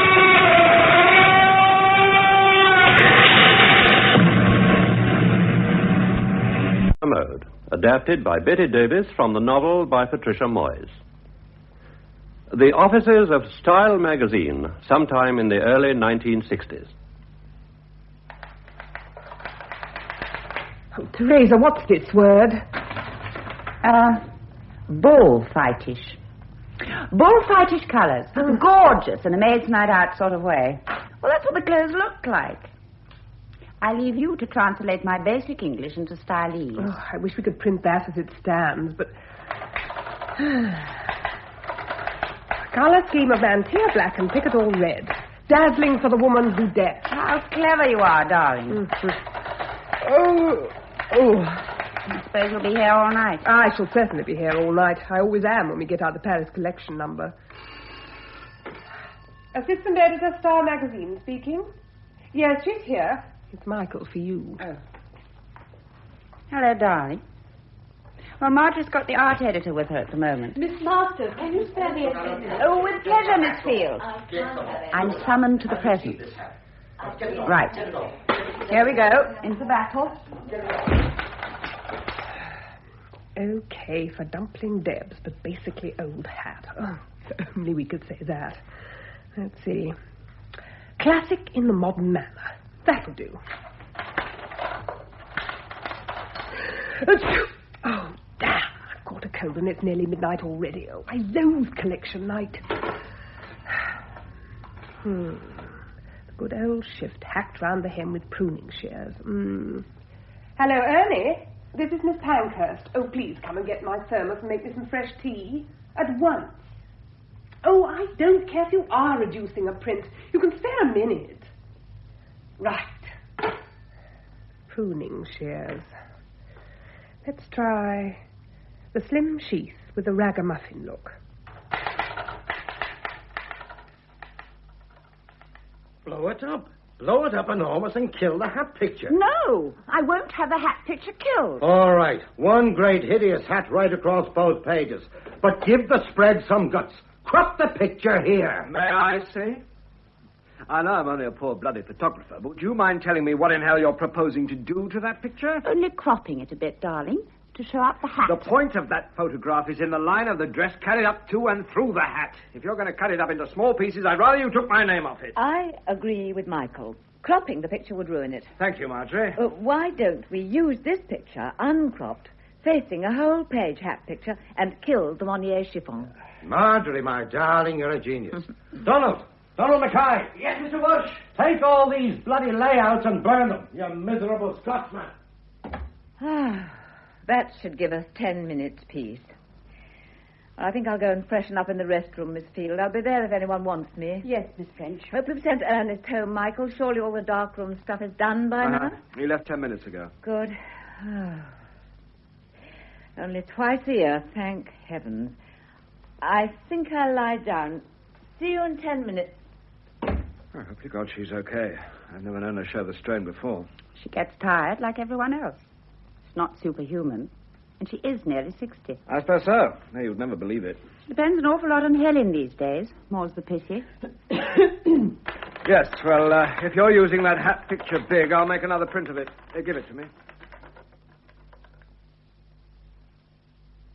1:30 and all's well. More or less. God, I look hideous. What's the taxi situation? No luck so far, I'm afraid. Miss Field's been trying for 20 minutes. Our managing director's across the road having dinner at the Orangery. How do you know? Well, that's his car, isn't it? The dark grey Bentley. Yes, that is Mr. Goring's car, but I hardly think we can descend on his dinner party to catch a lift. There are rather too many of us. And he has his own guests to look after, no doubt. Oh, Miss Field, any luck? No, Miss French, I'm so sorry. I've tried 7 different ranks. I could go back to the beginning and try the first one again. Oh, don't let's mess about. Let's get a hire car. They're all dead. Shall I do that, Miss French? Oh, good evening, Mr. Goring. How's it all going? Oh, very well, Godfrey. We are finished, except for Helen, of course. Splendid timing on my part.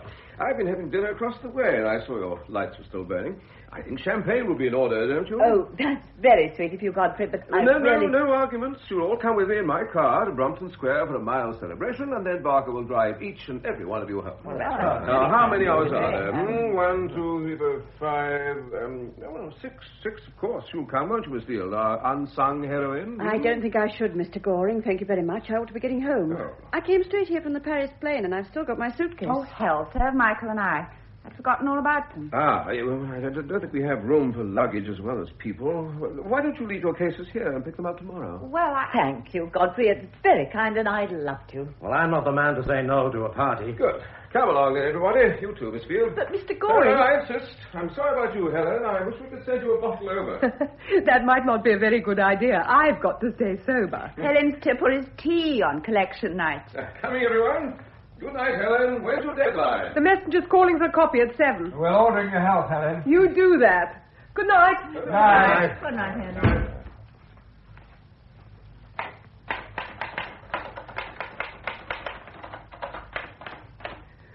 Oh, God. Oh, dear God. I can't stand it. Oh, don't be a fool. There's a job to do. Paris has rags and tatters for spring. Gamines and gutterflies swagger jauntily through the collection in a riot of gaudy colour.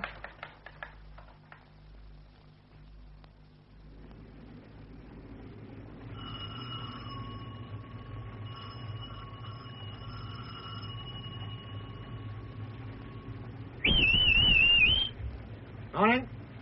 Anything wrong? Oh, look, I've got to collect some urgent copy, and they're all asleep in there. I've got to get in. It's okay. I've got a key. You the doorman? That's right. Just coming on duty. Oh, be quick about it, will you? Don't you worry. Come in the warm.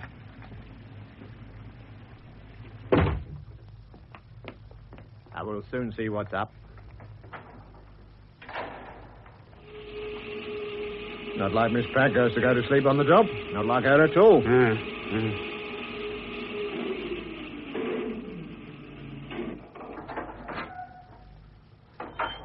Just a minute. You wait out here and I'll have a word with her. You'll get your copy, don't worry.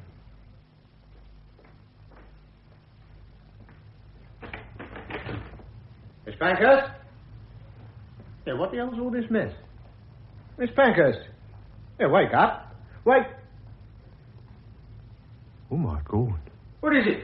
Hey, what's happening? Quick, get the police. Get a doctor. Here, where's my envelope? Well, with your envelope, she's dead. Cyanide poisoning, sir. No doubt about it. In the thermos flask. I can smell it from here. Have the photographer and fingerprint chaps got all they want, Sergeant? Yes, sir. Good. There's a bit of a mess in here, isn't it? Looks like a hurricane, is it? I can understand the papers, but all them stockings and panties and whatnot all over the place. Somebody's been through that suitcase there in a hell of a hurry. Just picked things up, thrown them out higgledy-piggledy. Face powder everywhere. Bottle of perfume broken. Stinks, don't it? Especially with the fire on. It's just a bit overpowering, yes. Ink blue roses scattered sparsely over chalk white mousseline de soie give drama to... And it's all. She stopped for a cup of tea. Yes. That young man downstairs will have to wait a long time for his coffee. All right, Sergeant, you can have the poor girl taken away, but be very careful nothing else is touched. Right, sir. Oh, by the way, Miss Marjorie French is here, the editor. Oh, I'll talk to her straight away. Ask her to come up. Yes, sir. This is a terrible thing, Inspector Tibbet. Your sergeant didn't give me many details, but the mere fact that the police are here, I take it that Helen's death wasn't natural. No. I'm afraid Miss Pankhurst was murdered. Have you ruled out suicide? Had she a reason? I'm not a gossip. The private lives of my staff are not my business, but I have been very worried about Helen lately. Mm-hmm. You'll understand, Inspector, that in any organization that employs both men and women, there is the possibility of sentimental attachment. I see. And Miss Pankhurst? Helen had been having a somewhat tempestuous love affair with one of our photographers, Michael Healy. Why should that drive her to suicide? Well, things have been going wrong. To be direct, Michael is a philanderer and never intended anything serious. Helen is a passionate, intense girl, woman. How old was she? 34. She'd been going to pieces a bit lately. I think Michael was trying to end it. Actually, between ourselves, I intended to send him to America for a few months. Not that that would have cured the atmosphere in the office. What do you mean by that? He's married to my fashion editor, Teresa Masters. I see. Well, thank you, Miss French. All this is very interesting, but I still think it was murder. How did she die? Someone put cyanide in her tea. Couldn't she have put it in herself? She could. I don't think she did. There was no note, and it was an extraordinary time and place to choose, right in the middle of a working session. And then her office seems to have been rifled, not only her papers, but her personal possessions. Personal possessions? What on earth do you mean? Well, perhaps you'd better have a look next door. Yes, Inspector, I agree with you. Helen was murdered. What made you change your mind? All this, and the fact that she hadn't finished her work. If I'd found a tidy office, all the captions and layouts neatly in their envelopes, and a list of instructions to the printers, I think she'd killed herself. Yeah. Anything else? Well, the office wasn't rifled. The state of the papers is quite normal. Helen worked surrounded by chaos and tidied up meticulously afterwards. What about this suitcase? It isn't Helen's. It belongs to my secretary, Rachel Field. Oh. She flew back from Paris yesterday and came straight from the airport to the office. She must have left her case here because of some idea about the sanctity of my office. Well, why didn't she take it home with her? Because of Mr. Goring, our managing director. Hmm? He looked in and invited us all back to his flat for champagne, but he had no room in his car for luggage, so he suggested it should be left here overnight. The invitation did not include Miss Pankhurst. Of course not. She stayed here to work. So you all went back to Mr. Goring's flat? Yes. Hmm. 2 other friends of his were there. Nicholas Knight, the dress designer, and Horace Barry, the manufacturer. We had a glass or 2 of champagne. Then Mr. Goring's chauffeur drove us home. All of you? Except for Nicholas Knight and Mr. Barry. Mr. Knight used his own car. Oh, and he gave a lift to Miss Field as he was going in her direction. They left a little before the rest of us. Then the chauffeur dropped Teresa and Michael in Chelsea and took me onto Sloane Street. After that, he took Mr. Patrick Walsh, our art editor, to Islington. What time? Just before 3. Thank you. Did Miss Pankhurst have any relatives? I'd like to know something about her background. She had no family that I know of. Her parents were dead. I think there's a married sister in Australia. Huh? She shared a flat with Alwyn Piper, our features editor. Her background.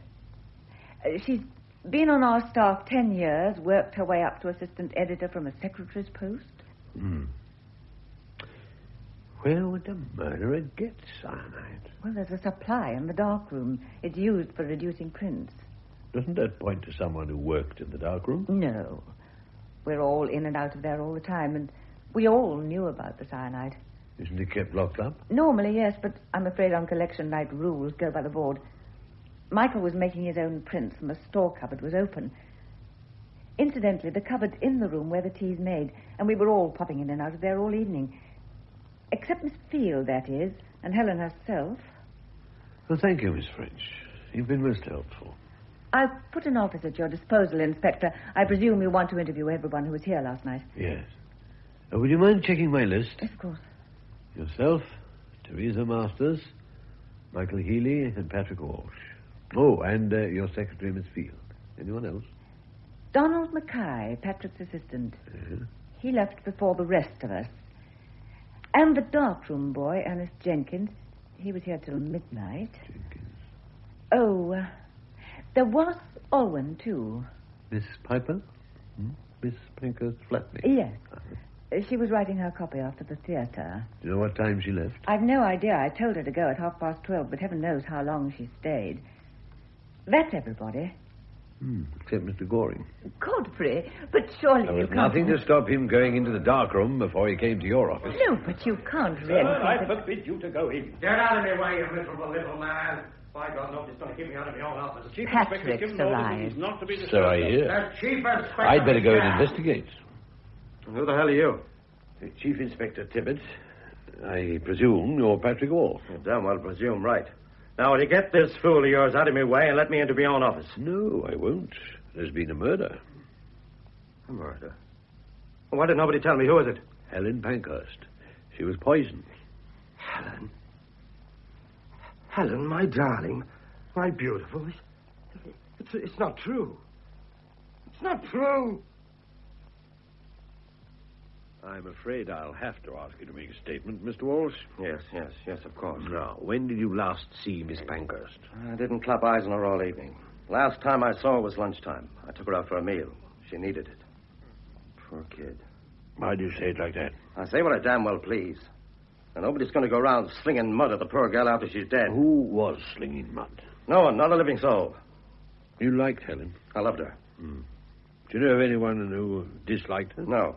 You sure? Of course I'm sure. Everybody loved her. Including Michael Healy and Teresa Masters? What filthy lying bastards have been saying things? It's not true, do you hear me? Not a bloody word of it. I have no idea what you're talking You about. know damn well what I'm talking about. I'm not saying another word. You can't make me. Oh, very well, we'll leave it. About the cyanide, I suppose you know where it's kept. I know where the dark room store cupboard is. Oh, will you show me? All right. This way. This is the store cupboard. Everything's kept here. Unlocked. Poison, is it? Yes? I'll have to take it for fingerprinting. Well, since it's empty, I can't see any objection. Whose luggage is that over there? Fraser and Michael. They came back from Paris last night, straight after the last collection was shown. Did you know Miss Pankhurst's thermos flask by sight? Oh, everybody did. Terrible battered old thing. It's never parted from her on collection nights. Did you notice it standing around unattended at any time? Well, it was here by the store cupboard all night. I suppose Ernie made Helen some fresh tea and then forgotten to take it to her. We're all suspect. Any one of us could have slipped cyanide into it. And don't ask me how I know. The poison was in our tea. You as good as told me. Agreed. Now, tell me about the party at Mr. Goring's last night. Oh, damn silly business. Sipping genteel champagne with us simpering fools and vulgar bloody upstarts. Such as? Oh, Nicholas Knight and Horace Barry. Oh, Godfrey may have to be civil to them in the name of the great God advertising, but I don't see why we... Just tell me what happened. Well, we had a glass of champagne and made hideous small talk, avoiding tricky subjects. Then I got fed up and so did Michael. And we began being fairly damn rude to Knight and Barry. Oh, in a subtle way. Subtle? I see. Anyway, they soon had enough and went off. They gave Rachel a lift, and the rest of us went to... Well, what did you mean by tricky subjects? Nothing that would interest you. Oh, most things interest me. Well, I'm damned if I'll tell you, you bloody nosy Parker. Perhaps we'd better have another talk later on, when you're in a more reasonable frame of mind. Reasonable? In all this madhouse, I'm the one reasonable Please character... go away. What? Please go away. Now. Right. I damn well will.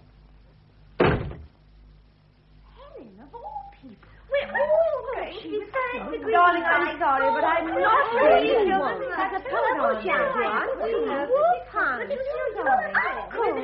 Uncle Henry. What the hell are you doing here, Veronica? A job, of course. Hey, if you're here, it must be true. Well, come in here. Miss French has given me an office. I wouldn't go on with it. Oh, well, you know, so you... You're the last person I expected to come across. Why, I do a lot of modelling for style. Is it really true, Uncle Henry? Is she dead? Yes, I'm afraid so. Now, look, Veronica, you might be able to help me. Do you know the people here personally? Oh, not all of them. I never met Miss Pankhurst. Everyone says she was an awful dragon. I really only know Miss Masters and Michael, of course. Mm-hmm. Michael Healy, the photographer. Yes, that's right. We were all in Paris together till yesterday. Oh, and I know Auntie, vaguely, of course. Who on earth is he? He. It's Patrick Walsh, the art editor. Everyone calls him Auntie, but not to his face. He roars at people. I've gathered that. Do you know his assistant, Donald Mackay? Yes. Mm-hmm. And what about... Yes? Ernest Jenkins is here. Darkroom boy. Oh, good. Send him straight up. You better be off. I'll see you again later on. Can I go out? Aren't you working? Well, only for a bit, I meant. I've got a sitting at 12 for young style, so I have to be back at 11:30 to make up. You've got quite enough makeup on already. Oh, all the girls in Paris had dead white faces and sooty eyes and brown lipstick outlined in black. Repellent. Marvelous. You wait and see. I think that's Auntie. I know.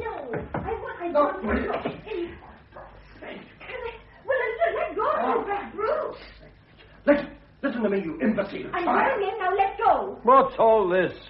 Come in, Miss... Piper. Almond Piper. And Mr. Walsh. What is it now? I'm trying to save this lunatic girl from making a fool of herself. The sergeant said the way to come up. Ernest Jenkins. I know he did. I'm sorry, I'll have to see you later. Wait outside, I call you. Okay. Now, Mr. Walsh, will you please go away? Well, don't say I didn't warn you. Do you want me to go, too? Yes, please. Goodbye. I'm terribly sorry. That's all right. Now, you shared a flat with Helen Pankhurst, didn't you? Yes. Got on well, the two of you? Yes, mostly. Not all the time? Not since Michael. What did you want to tell me? I know about Helen's affair with Michael Healy, you know. You do? How? Never mind. What I don't know is whether it has anything to do with the case. Oh, of course it has. He killed her. What? He was ghastly to her, and she was desperate. That's why she killed herself. She didn't. She was murdered. true? Oh, who on earth would murder Helen? That's what I want to know. Now, will you please tell me all you know about Helen and Michael Healy? It started about 6 months ago. She never used to go out in the evenings without telling me where she was going. We'd always been such friends. When did you first meet him? Well, that's the funny thing. She'd known Michael and Teresa for ages, long before she knew me. And she used to go out and say she was dining with the Healys, and I believed her, though I felt annoyed they kept asking her out so much and never included me. Mm-hmm. And then one night, when she was supposed to be there, I saw Teresa at the theater. Not Michael, just Teresa. So I knew Helen was with Michael alone. Did you tell her? No. I just asked after Teresa when she got back, and she said, "Oh, she's fine. She cooked us a wonderful dinner." So naturally she said it. I'd never known she was lying. Did Mrs. Healy know? Teresa? Well, sometimes I thought she must know, but they still seemed so friendly. I think that may be why Helen didn't leave a note, so as not to hurt Teresa. I have a feeling that you started these rumors, Miss Piper. Well, why shouldn't I? For Helen's own sake. She'd been desperately unhappy. He was getting tired of her, and I still haven't told you the worst. The worst? The doctor will find out, of course. You mean she was pregnant? Yes. Does anyone else know? Yes. Somebody. Who? I don't know. She told someone, but she never told me. And how do you know? It was yesterday. She was at home in the afternoon because she had to work all night. I went back to change for the theater, and I heard her on the phone. What was she saying? I can remember every word. She said, "The doctor says it's quite definite. I don't know what I'm going to do. He'll never leave her. I wish I were dead." I see. Any more? Oh, she must have heard me. She said, "I can't talk anymore," and put the phone down. And then? I went into the room and asked how she was, and she said fine, apart from a cold, and then she went into the office. Was that the last time you saw her? Well, I came into the office to type something after the theater. I saw her working when I was going on my way to the lift, or just a glimpse through the office door. I said good night. I didn't like to disturb her. What time? After 3, I think. Everyone else had gone. Well, thank you for telling me all this. You were right, too. Later on, I'd like to take a look at your flat, if I may. Yeah, of course. Thank you. If you see the darkroom boy around, will you send him in, please? I want to talk to him as soon as I can. Yeah, I'll make some more tea for Miss Pankhurst. Rang me up and asked she did while I was reducing a print for Mr. Ely. What time? About 11:30. And you took it in? No, Mr. Ely was mad at me for leaving me work to make it at all. Reducing a print, eh? What is that? Making the print lighter. How do you do that? You rub the dark part with cyanide. Yeah. How much was in the bottle when you used it? Oh, more than half full. And who has the key for the cyanide cupboard? Well, last night was collection, see, so Mr. Ely had it. Well, that's to say the cupboards was all open and I took what I wanted. And Mr. Healy didn't lock them up when he left? I don't know. He sent me home at midnight. Oh, I see. Thank you, Annie. Where'll you be if I want to see you again later? In the dark room. Worse luck. Cheery, bye. How well did you know the dead girl, Miss Masters? Oh, very well. We were very friendly. Both you and your husband? Both of us. Especially Michael, of course. Why, of course. Inspector, I know that all sorts of silly rumors were going round about Helen and my husband. Some of them may have reached you. Have they? Well, anyway, they're not true. They used to dine together occasionally, or maybe there was a mild flirtation, but if so, it couldn't have mattered less to any of us. My marriage is perfectly happy. Helen was my friend. Well, since you knew her so well, can you tell me anything about her other friends? Well, no, I don't think she had any outside the office.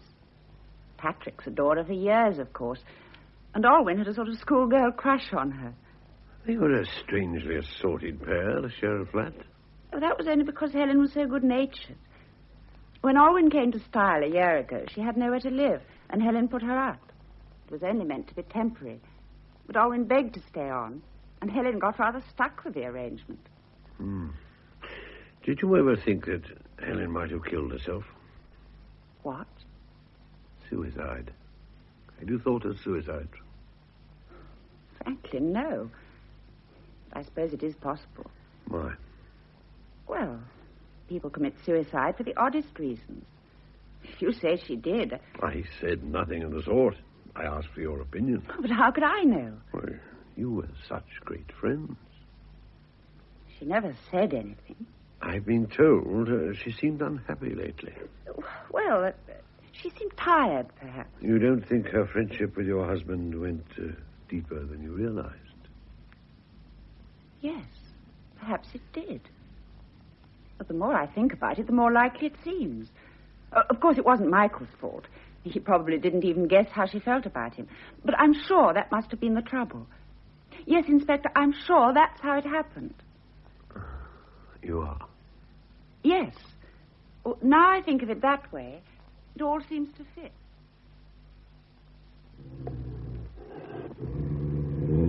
No, that blasted cheetah's no good down there. There's no point in having a wild animal in the shop unless we can see it.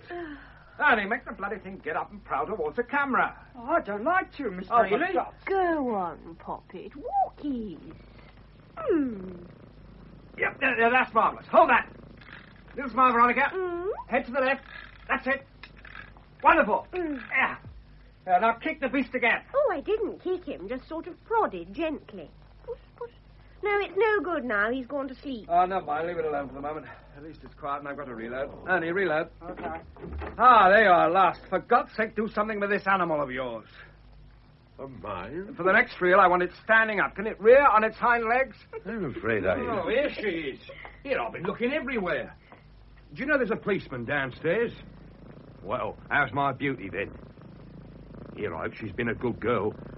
She's been a bit fractious lately, constipated. Off her food, you know. Oh, she's been as good as gold, haven't you, Poppet? Oh, I wouldn't tickle her ears, miss. Right, let's get on. Veronica, darling, more to the left a bit. Fine.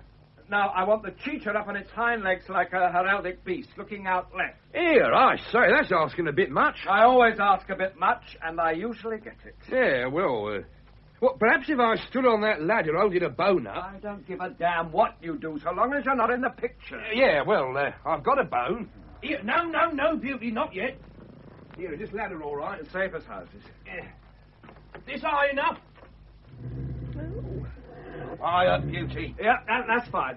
Take the train of the dress sweeping out of the frame on the right. Yeah, fine, thank you. Splendid. Hold it, everybody. Come on, hurry up. Yeah, that's splendid. Lovely. Here, we got some winners here. Fine. Right, everyone.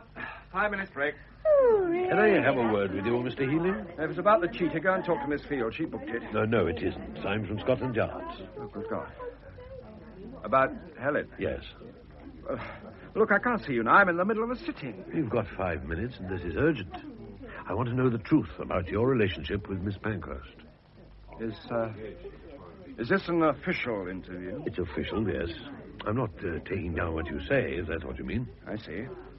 Well, what do you want to know? I told you. I can only say that anything you may have heard was exaggerated. We were good friends, nothing more. You knew, of course, that she was pregnant. What did you say? She was pregnant. She can't have been. She was. God, I suppose it was possible, but I never thought... God, how awful. I gather she hadn't told you. No, she hadn't. Poor darling Helen. You still deny that you were lovers? Huh? Oh, doesn't seem much point in denying it now, does there? Good. Now, is it true that recently you had been trying to break off the relationship? There was nothing to... I mean, she must have taken it more seriously than I did. It wasn't important in your life? Well, no. I gather you went home last night, leaving the poison cupboard unlocked. Yes, I suppose I did. I still got the key in my pocket, as a matter of fact. Pretty careless, wasn't it? No, you don't know what this place is like on collection nights. Mm-hmm. When did you last see this bottle of cyanide? I didn't see it, not consciously. I didn't use it myself. Transferred phone call for Inspector Tibbet. Dr. Broughton. Oh, thank you. Can I... Yeah, take it by all means. The phone's in the office on the right. I've got to get back to work anyway. I'm ready now, Oh, why did it bloody well have to rain today? That dress needs open air and a duck pond. Ernie, can you find a young calf and a 5-pound gate? Hello. That you, Doctor? Yes, I've got a bit more news for you. There you have. Definitely cyanide and definitely administered in the tea. Time of death between 4 and 5:30 a.m. Body aged about 33. Don't prolong the agony. I already know. Know what? That she was pregnant. Pregnant? Don't be a damn fool. The woman was a virgin.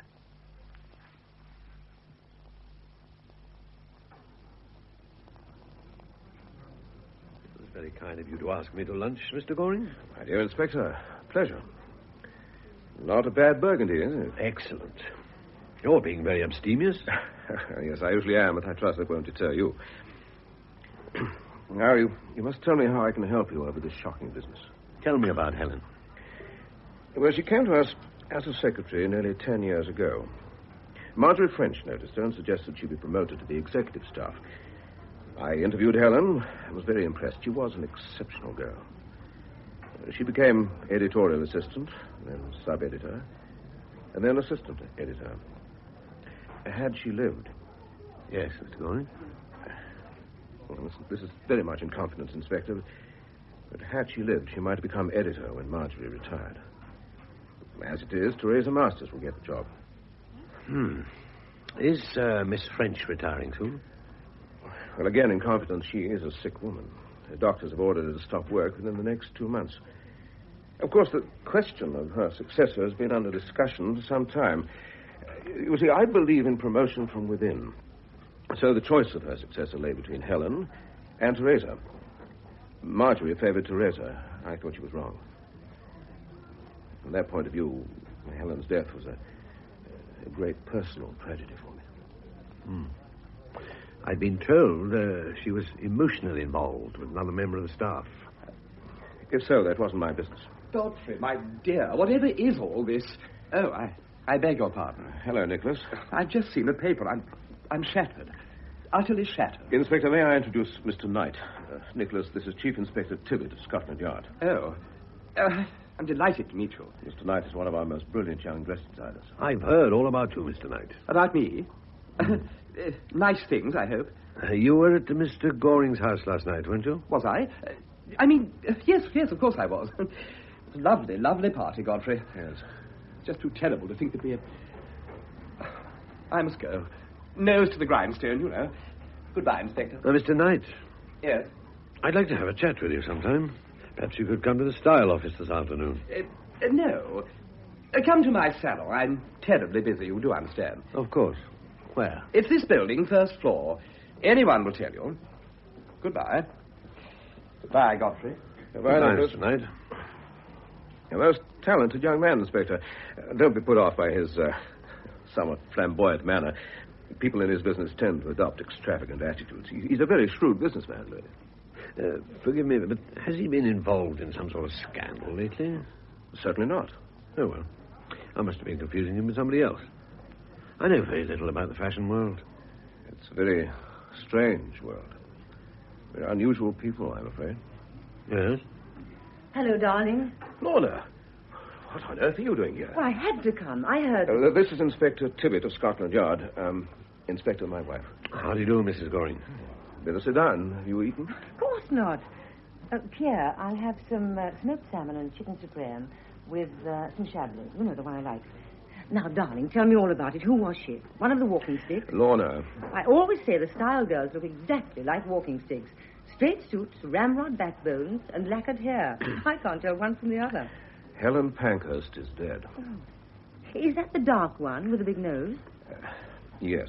But what happened? The papers Look, said... Inspector Tibbett and I have to get back to work now. Are you staying in town tonight? Well, it seems a sensible thing to do. Very well. I'll see you at home this evening. Well, I'll come and pick you up at the office. No, there's a police investigation going on. Don't be an idiot, darling. I'll tell you all about it later. Inspector, you coming? Goodbye, Mrs. Goring. Goodbye, Inspector. See you later, darling.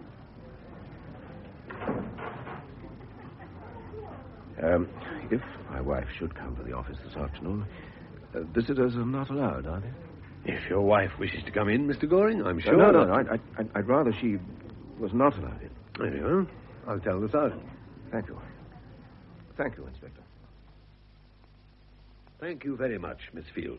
A very clear and concise account, if I may say so. Thank you, Inspector. Is there anything else? Well, if you don't mind, I'd like to talk about your suitcase. My suitcase? What about it? You left it in Miss Pankhurst's office, didn't you? Yes. Well, what was in it? Haven't you searched it? Just things from Paris, clothes and so on.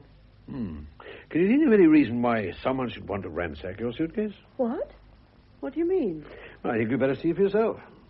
Is Helen... No, it's all right. There's nothing there except... well, we'll see. Come in, Miss Field. Why, my things. How dare he? He? Well, must have been a man, mustn't it? Not necessarily.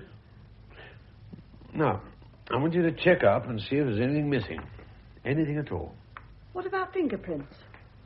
Oh, don't worry. That's already been attended to. You can go ahead. Everything seems to be here, Inspector. Can I take the case away? Certainly. Not very secure, is it? The lock's weak, and I've packed it too full, I'm afraid. It's liable to burst open. I think it'll stay put now. Miss Field, would anyone else have had an opportunity of putting something into your case in Paris without you knowing? Oh, yes. On these trips, we use our hotel rooms as offices. Everyone keeps wandering in with queries, especially to my room. And there's one person who was there practically all the time I was packing. Oh, who? That model girl, Veronica Spence. Terribly sorry to have kept you waiting, Inspector. I'm desperately busy, as you can see. I don't suppose you can tell me very much, Mr. Knight, but as an interested outsider, your opinion might be valuable. Anything I can do. Yes. Did you know Helen Pankhurst? Oh, hardly at all. I know the fashion staff of Style intimately, of course, Teresa and the others, but Helen's was an office job. I'm trying to get at a true picture of the relationships between the people involved. What do you mean? Miss Pankhurst's relationships with her colleagues. Oh. Well, I'll tell you all I can. Of course, you realize the fashion world is a curious one. So everyone keeps on telling me. Well, it isn't that people aren't what they seem exactly. It's more that they exaggerate what they are to the point of absurdity. I had noticed. Oh, I mean, take Patrick, for instance. He's an utter fraud. He's just an ordinary pig-headed Irishman. He's been forced to turn himself into a character. And take Teresa and Michael. What sort of marriage is that? Well, what sort is it? A farce. Teresa has the money, of course, but she's solid bone from the neck up.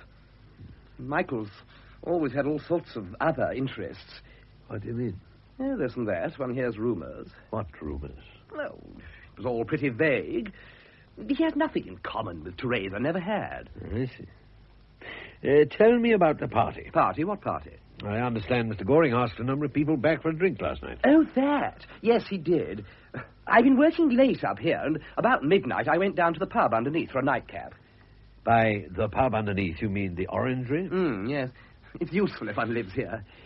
Pretty pricey pub. Anyway, at the Orangery, you met Mr. Goring. Well, he just finished dinner with Horace Barry. Both in crashingly good form, I regret to say. What does that mean? Oh, Godfrey was doing his hearty one of the boys act. Must be hell on tonic water. I imagine they just clinched a business deal. I was utterly exhausted. I couldn't stand it. Then why did you accept Mr. Goring's invitation? Well, I mean, it wouldn't do for me to be bad friends with Style. You do see that, don't you? Yes, I see it. So, you and Mr. Barry drove onto Brunton Square while Mr. Goring picked the others up. Was Mrs. Goring there? Lorna? No. She was at their place in the country. There's another clever fellow who married money. Indeed? Yes. She was Lorna Vincent. You know, the actress. Ah, I thought I knew her face. She's a very beautiful woman. Her clothes are hell, though, aren't they? Tell me, did any of the Style people strike you as being upset or nervous? Well, Patrick was as rude as ever, thoroughly offensive. Teresa was a bit quiet, and poor Marjorie looked positively ill, I thought. What about Miss Field? Who's she? Miss French's secretary. You gave her a lift home. Oh, Siren of Surbiton. What about her? Well, did she seem to be just as usual? She could hardly have been more usual, poor dear. I don't really know. I never met her before. So, you dropped Miss Field and Mr. Barry and then came back here.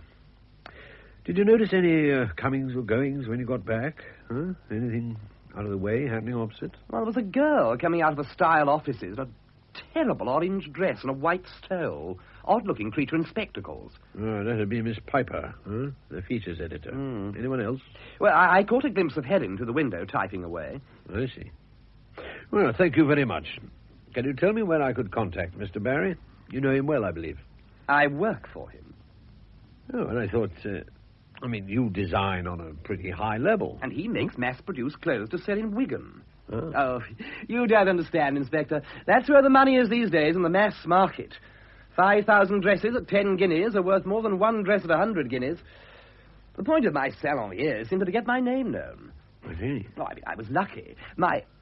A friend produced enough money for me to start up here. I really knew I'd arrive when Barry asked me to design his wholesale collection. You see, I have, a flair, if you like, for translating Paris designs for my customers. Barry himself's vulgar and boring, but he knows the business. Where do I find him? 286 Pope Street. Were you in Paris last week, Benjamin? Certainly not. I never go to Paris. Everyone knows I was here the entire week. There's no need to get so excited. You said you translated some of the designs, so... I have an eye.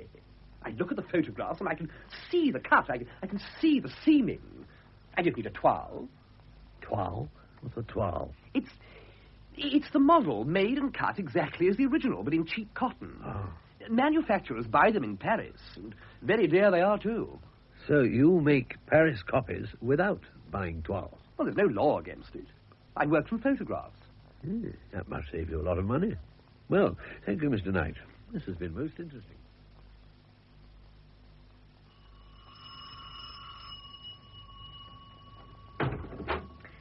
Oh, come in, Inspector. Thank you, Miss Piper. I hope this isn't too inconvenient. I have to leave at 2, I'm afraid. I've got to change for the theatre, but you said only half an hour. Yes, that's right. Which was Miss Pankhurst's room? In here. I see. Very austere. Oh, Helen hated fuss. Oh, what's this letter? What? Oh, she must have left it in the middle. It's funny, I don't remember noticing it before. I think I've got hold of the right stuff at last. It's not quite the same as one finds in Paris, but I've asked Teresa to bring me back a sample so that we can compare them.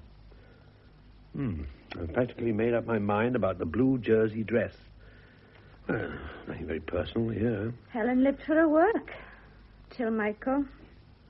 So it seems. Well, I'll keep this. I haven't got a sample of Miss Pankhurst's handwriting. Did she receive many letters? I don't know. But surely... Well, Helen always got up first in the morning. Well, it was a routine that she collected the post and read her letters in the kitchen while coffee was brewing, and anything that didn't need answering she put in the incinerator straight away. What's that? A ticket. The return half of a rail ticket, tucked in the blotter. The 17th of last month. Now, that was Saturday. I wonder, did Helen have a doctor in Hindhurst? No, she had the same doctor as me. Dr. Markham in Onslow Street. The 17th. I can't remember the 17th, but I may have gone home for the weekend. I often do. Look, Inspector, is it all right for me to pack up Helen's clothes and so forth after you've been through them? They're like ghosts. Yes, I understand. I see no objection. Good. Well, forgive me if I leave you to look round on your own now. I must change. Please, Chief Inspector, please sit down. You come about the murder at Style, no? Yes, Mr. Barry. I'm sorry to have to trouble you. Oh, no trouble, Inspector. No trouble in the smallest. Oh, obviously you've heard what happened. Well, I've read the papers. Miss Pankhurst was poisoned. Well, I've come to see you because you dined with Mr. Goring on Tuesday evening and went to his house afterwards. I thought you might be able to give me your impression of the people who were there. You know the staff at Style fairly well, I presume? Oh, some of them. Miss French, great lady, great power. She does me honor to come twice a year to my big collections. Miss Masters, too. She knows fashion, but not always do we agree. Your taste is for the readers of style, I tell her. Very good. But me, I have to sell also to those whose taste is otherwise. But wait till she sees my new Nicholas Knight range. Oh. This party on Tuesday night, you all went back with Mr. Goring. What happened then? Now, let me see. There was a lady there I'd not met before, a Miss Field. I felt sorry for her because she's, how you say, out of her ambience.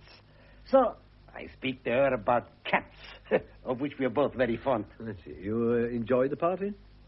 No, I did not. Such rudeness. Patrick Walsh and Michael Healy. That young man should keep to his camera. With it, he's a genius, but does that give him the right to insult me? Did anyone mention Miss Pankhurst? I don't remember. We didn't stay very long. Why? Because Walsh and Healy, they call me vulgar. I put good money in their pockets. What for they complain? So, I go and speak of cats to poor little Miss Field. You left early, I gather. I did. I was happy when Nicholas suggested and Miss Field. When she go and collect her things, this man Walsh come up and insult Nicholas. How did he insult him? He say, "You think you get a report of style, you little..." He used a very bad word, Inspector. Yes. Then what? He say, "I can tell you, some of us don't like what you do. Me and Helen, we know about you, and we're after you, you and your friend." What was Knight's reaction? Well, poor boy, he was without words. Such untruth. Then Miss Field come back, and we go. I see. How well do you know Mr. Goring? For business. We respect each other. Do you know his wife? The beautiful Lorna. Yeah, I meet her when I spend the weekend at their country house. At Hindhurst? Hindhurst? I don't know. It's at Virginia Water. Oh, stupid of me. Yes, I was mixing him up with someone else. Mrs. Goring is a very striking woman, isn't she? She's a spitfire. Oh, she leads him a dance, but he's crazy for her and he's happy. Perhaps it's good for a man who's a god in his business to be only a puppy dog in his home.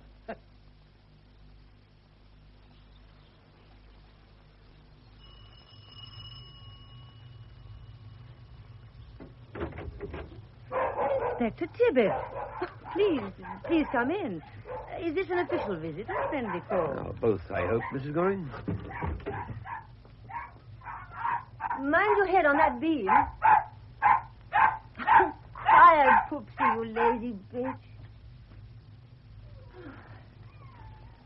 Sit down and have a drink. What would you like? Just shut the dogs off. They're used to it. Tea, if it's not too much trouble. No trouble at all. I'll get it. Could you leave it a little while? I'd like to talk to you for a moment or two first. Of course. I'm tremendously pleased to see you, Inspector, but I don't see how I can possibly help you. I haven't been to London for months. Well, except yesterday, of course, when I met you. I envy you. It must be pleasant for your husband, too, to get away from town. Oh, Godfrey hates the country. He lives in the London flat and only comes down at weekends. His work keeps him in town, of course. A lot of people commute every day from here, don't they? Oh, Godfrey doesn't. Mrs. Goring, how well did you know Helen Pankhurst? Oh, I don't know any of them except to look at. Godfrey doesn't approve of wives who butt into their husbands' business lives, and neither do I. Isn't it lonely for you here? Oh, I've got my Mrs. Adams. She cleans every morning, and the dogs. And neighbors? Oh, awful people, rich and respectable. However, they have their uses. I was at the ghastly bridge party on Tuesday, so I've got an alibi. Where? At the Petersons. They're about 3 miles away. Here's the address. Thank you. Do you know Hindhurst at all, Mrs. Goring? No, it's the other end of the county. Why do you ask that? I thought you might be able to help me. It seems Miss Pankhurst may have consulted a doctor there. And as it's in Surrey, I thought perhaps it was someone you and your husband recommended to her. No, I'm afraid not. Our doctor's in Harley Street. Was Helen ill? Apparently not, which makes it interesting. Oh, well, it's only a vague hope. I love that cup of tea. You haven't asked me much. I've asked all I want to, and you've been very helpful. Goodness, I've told you nothing. Exactly. You hardly knew Helen, and you haven't been to London in months, so there's nothing more to be said. I suppose not. By the way, if you do locate that doctor... Yeah? I've a friend who just moved to Hindhurst. Funnily enough, she rang me only last week to ask if I knew a good family doctor in that part of the world. So perhaps, if you find him... I mean, if Helen went to him, he must be reliable. Certainly. I'll tell your husband. Oh, no. He'll never remember. Ring me. I'm in the book. Very well. I'll do that. Thank you. Now, I'll get that tea.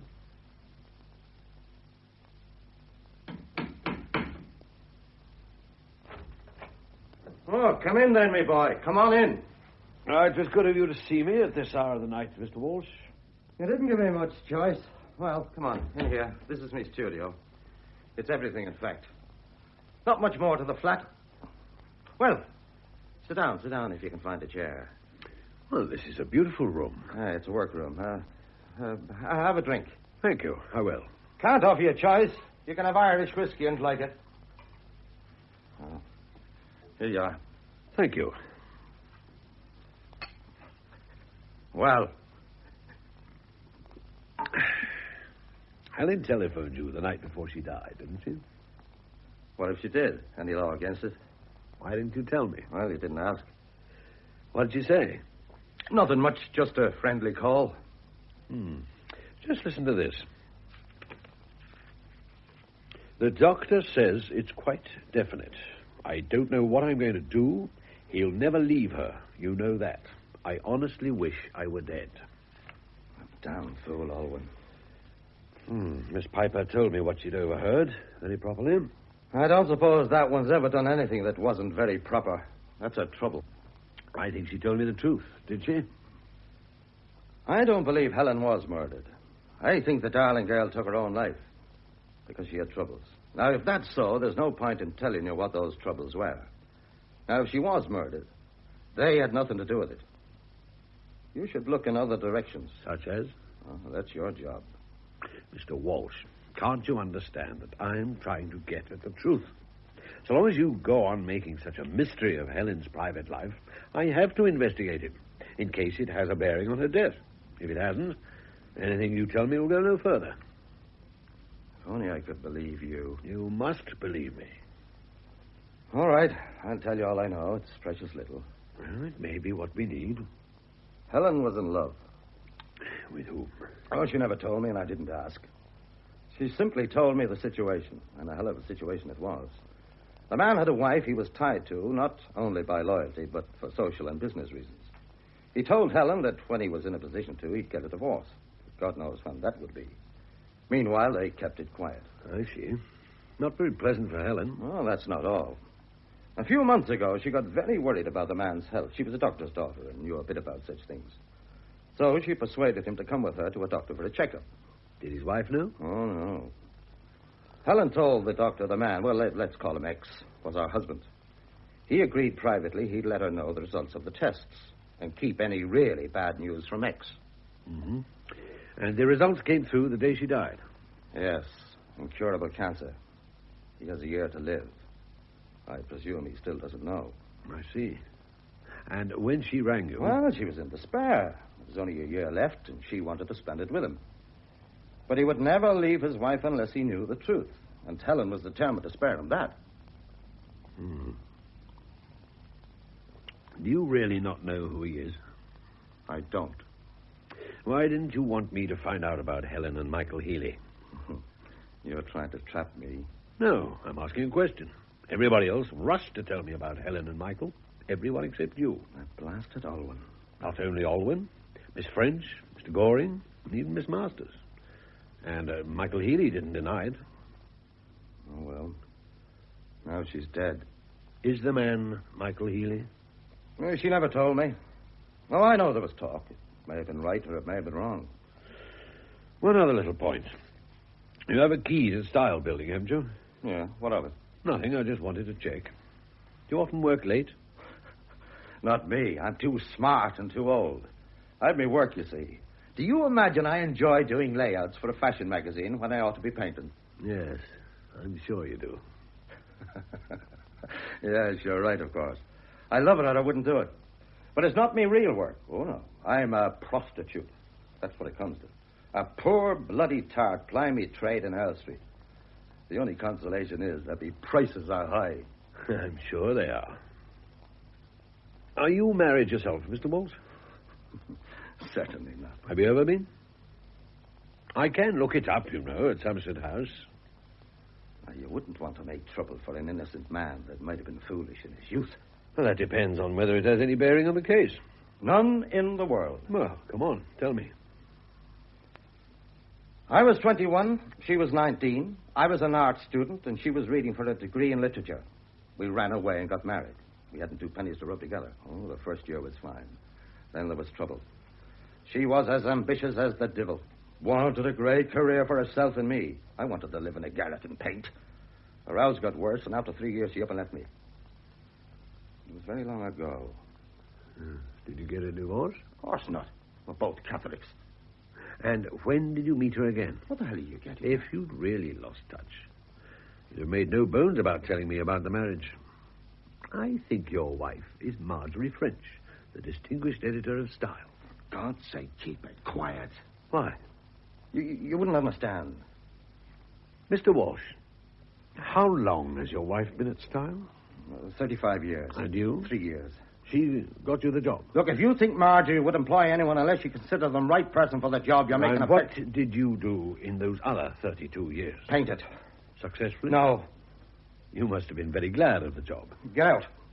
Get out and stay out. And keep your bloody mouth shut or I'll break your neck. I'm afraid it's my job to be inquisitive. I don't enjoy it, and I am discreet. Thanks for the whiskey. I'll let myself out. You wanted to see me, Inspector? Yes, Miss French. I want your help again. Or anything I can do? I've been told, until I'm tired of hearing it, that Helen was having an affair with Michael Healy. You were the first person to draw my attention to it. Yes. Why? Because I thought it would help you in your inquiries. That's the right phrase, isn't it? I don't think you told me the truth. But why on earth should I lie? I didn't mean that you lied. You kept something back. You didn't tell me that Michael Healy is dying. What? I have no idea where you got hold of that story, Inspector. It's absolute nonsense. Helen told Mr. Walsh about this the night before she died. She told Patrick. What did she tell Patrick? That the man she loved was dying of cancer. And he didn't know. And neither did his wife. Oh, no. Miss French, you all right? I'll get you some water. Yes, please. Some water. Thank you. I'm afraid I get these silly fainting fits occasionally. It's nothing to worry about. To go back to what we were saying. Yes?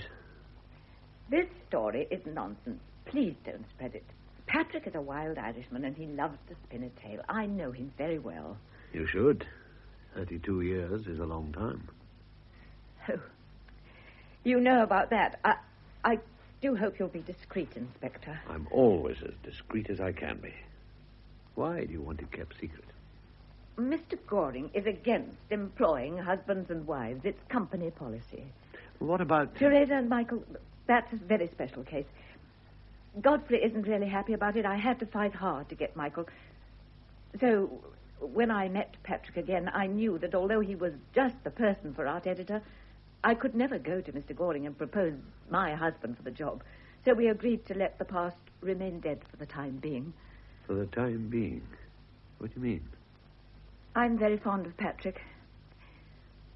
This is a great secret, Inspector, but when I retire, Patrick and I are going to live together again. As far as the outside world's concerned, we'll get married. They need never know we've been married all along. I see. I take it Mr. Walsh is enthusiastic about the idea, too. Of course.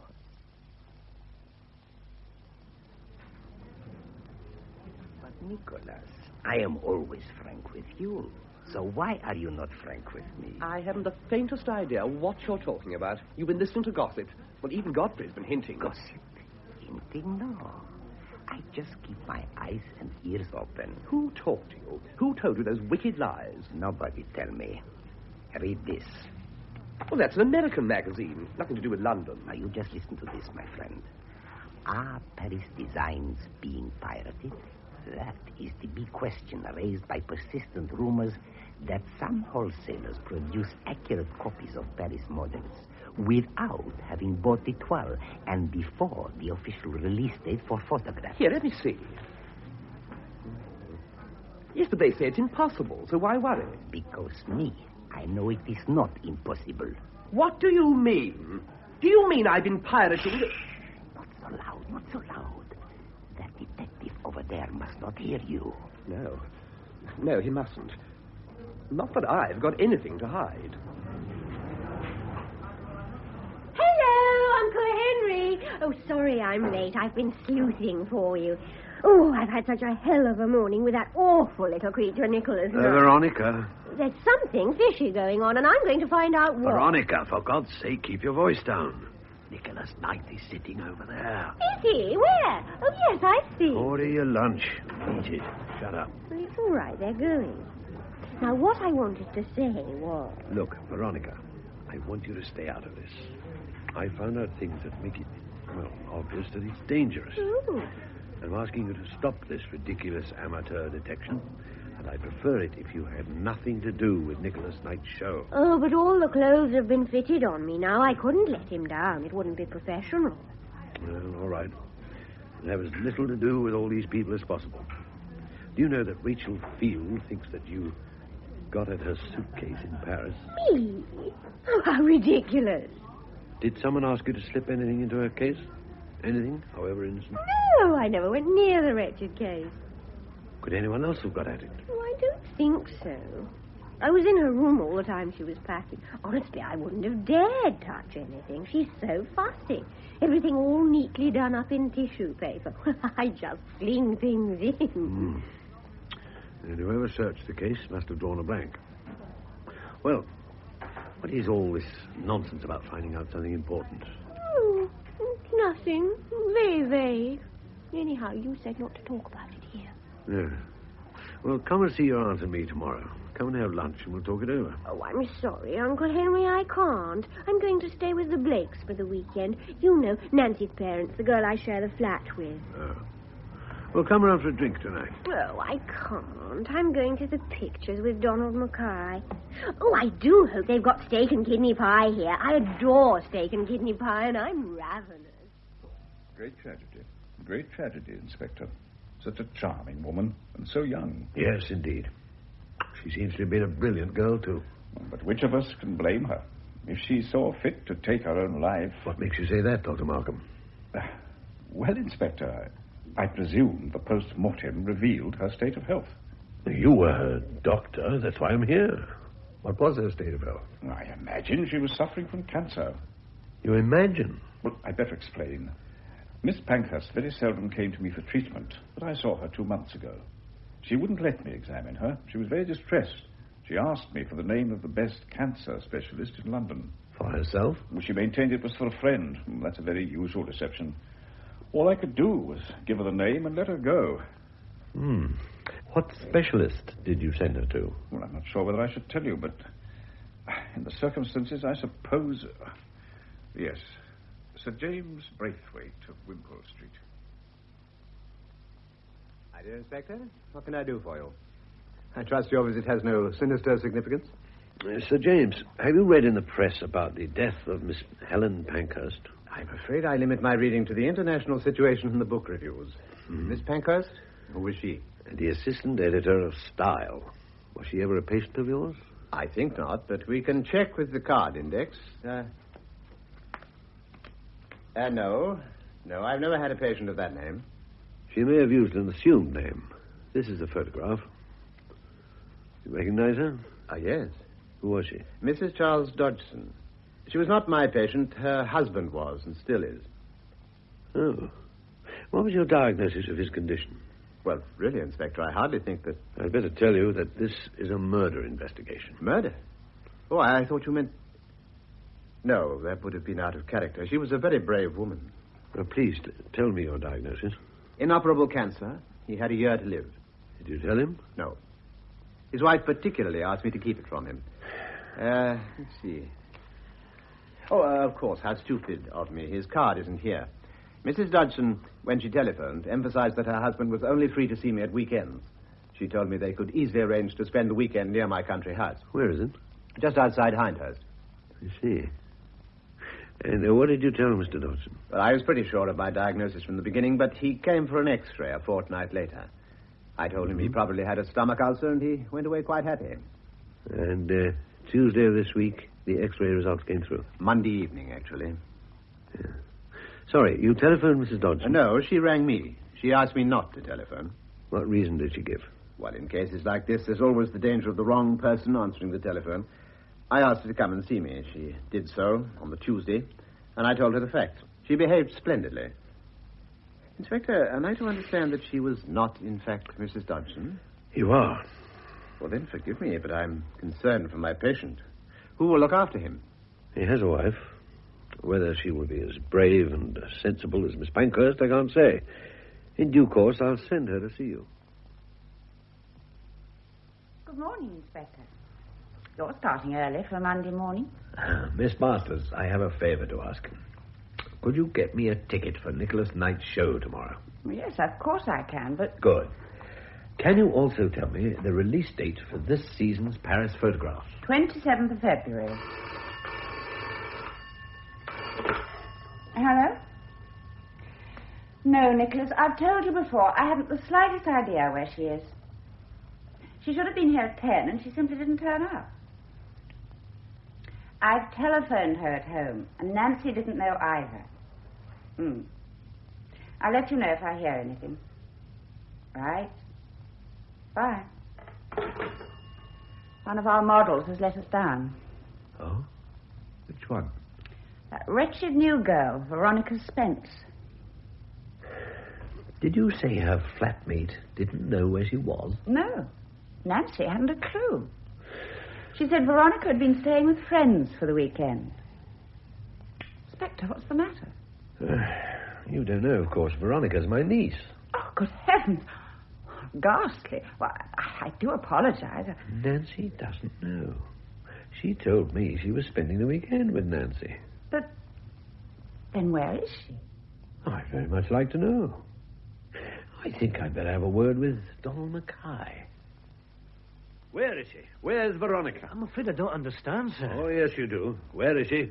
Oh, isn't she home? She's missing. When did you last see her? Last Wednesday evening. You're lying. She told me herself she was going out with you on Friday evening. Well, we did have a date, but I had to cancel it. My mother was taken ill, and I had to leave early and go down to the country. She's better now. My mother, I mean. Did Veronica tell you what she was doing at the weekend? No, I didn't see her. I just telephoned to cancel the date. Hello? Oh, yes, Nancy. What? Why did you say you didn't know? I see. Where is she now? Thank you, Nancy. Huh? What time is it handed in? Right. Hop in a taxi and bring that telegram straight round. Nancy Blake had second thoughts and decided to tell me the truth. Or what she imagined to be the truth. Yes? She said Veronica was at the White Hart in Porchester with you. What? But, well, you can see for yourself she isn't. Nancy said you'd arranged to go away together, and you called it off on Friday because your mother was ill. Well, yes. I didn't think I need tell you that, because... No. I shall have plenty to say to you later on, young man. But it wasn't... Now, for the moment, I want to ask you one thing. Did you send Veronica a wire saying that your mother was better and asking her to meet you at Waterloo 11 o'clock Saturday? No, of course I didn't. I was afraid not. Somebody did. And she went to Waterloo. Oh, God, no. Who else knew your mother was ill? Were everyone in the office? And how many people knew about the weekend jaunt? Most people, I'm afraid. What do you mean? Well, you know Veronica. She chatted about it a bit. Oh, so everyone in the place except me knew that you and Veronica were off for what in my day used to be called a dirty weekend. If you don't mind my saying so, sir, you're terribly old-fashioned. That aspect of it can wait. The point is that you didn't go away together. So, Veronica was deliberately lured to Waterloo by a fake telegram from someone who knew all about your plans. Well, you can go now, but don't leave the building. I'll need you again. When all this panic started, I was having a talk to Miss Masters, and I want to finish it. Well, Inspector, I fixed up the ticket for Nicholas's show. What else can I do for you? Miss Masters, what happened to the small parcel Helen asked you to bring back from Paris? Oh, good heavens, I've forgotten all about it. That shows how vague I am. Do you know what it was? Yes. I'm sorry, I forgot. It isn't important, is it?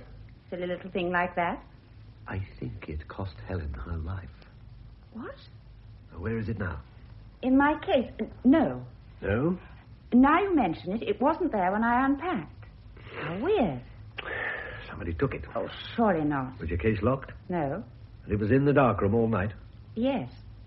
But you mean someone Not stole, exactly. Someone was Helen. Then where is it now? My guess is it doesn't exist any longer. I don't think I left it behind. I know who might remember. Who? Veronica. I was so rushed on the last day that she went out and bought the stuff for me. Perhaps she has it still. Perhaps. But I hope to God you're wrong. I read all about it in the paper, Inspector, so I thought I must come and see you. You're sure it was this girl you saw? Yes, I noticed her because she was so pretty, even with that funny-coloured lipstick. In the ladies' cloakroom at Waterloo, just after 11 on Saturday morning. Yes, I know the time because I had to catch the 11:12. Yeah. And what was the last you saw of her? Well, we went into adjoining conveniences. When I came out, she was still in there. Anything else? Well, she looked very happy. I said to myself, that girl's going to meet some young man. I do hope you find her, Inspector. Such a lovely girl. Is it the pretty one in the red coat you'll be meaning? Yes, Mrs. O'Reilly. Yes, that's her. The ticket collector is sure that she never got on the Portchester train. When did she come in? Oh, don't ask me. Middle of the morning, that's all I know. Mm-hmm. I took her penny and showed her in. She had a suitcase with her. She was as pretty as a picture. That'll be some model or film star, I thought. Did you see her leave? No, it's funny, but I didn't. Of course, it's a busy time Saturday with all the ladies tired from shopping. She must have slipped out while I was attending to some other lady. Yes. Yes, I suppose she must have. Inspector Tibbet, there's an urgent message for you. Could you get back to the yard right away? What's it in aid of, Sergeant? Well, it seems that it's about this case. The young girl who's disappeared. There's some news. What sort of news? Well, I don't know, sir. They wouldn't say on the phone. See. Well, thank you, Mrs. O'Reilly. Oh, you're welcome. If you remember anything else, please get in touch with me. I will. All right, I'm a carb, isn't it? Not a very happy send-off for Nicholas's show. What isn't? Oh, I didn't see you. I just meant all this tragedy of Helen. Oh, Helen. Is there any news of that missing model girl? Not as far as we know. Oh, a terrible nuisance. I've had to reorganize my show entirely, but entirely. Well, if there is any news, we'll soon hear it. The inspector's coming over. What? What's he doing here? Didn't I tell you? He asked for a ticket. Maybe he's developing an interest in haute couture. Good afternoon, Inspector. Good afternoon. Look, this seems an odd time and place to choose, but I feel it's only fair to tell you all before the official announcement, as you are all involved in a way. Is it bad news? Yes. Veronica? Yes. She was found under a haystack near Hoxton in Essex. She'd been strangled. Oh, my God. Essex? Whatever was she doing there? The spot she was found was only a few miles from the home of Donald Mackay's parents. Donald? Yes. Didn't turn up at the office this morning. My God, a murdered little bastard. Have you got him? Not yet. He's disappeared. And are we to assume he also killed Helen? That would seem the inevitable conclusion, Mr. Healy. But why? I can't go into all that now. It'll come out at the trial. Inspector, I think we should ask Mr. Knight to cancel his show. Oh, no, Miss French. No, that would be grossly unfair, and Veronica certainly wouldn't have wanted it. Please, Mr. Knight, carry on as if this hadn't happened.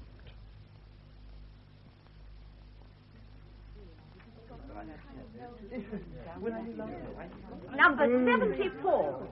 Forget-me-not.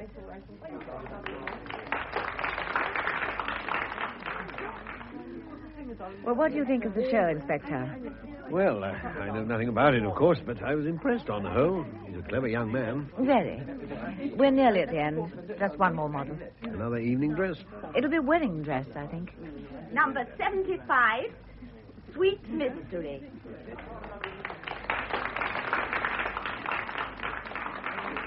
Oh, you are right. Now, this one is beautiful. Will we see the bride's face, or will she stay veiled? I expect there'll be a dramatic gesture when she gets to the end of the catwalk. Veronica! Oh, but she's dead. Don't come near me. She's dead. I came to give you this, Miss Masters. It's what Helen asked you to bring from Paris. Veronica! Of course, Miss Field can tell you all about it. She told me when I helped her to pack. Rachel! You lying, cheating bitch! Inspector, there's your murderess. She killed Helen. Nicky, you fool. It's a trick to catch us. Rachel Field and Nicholas Field, otherwise Nicholas Knight. I arrest you both for the willful murder of Helen Pankhurst. And I must warn you that... Leave Nicky alone. It was me. It was me.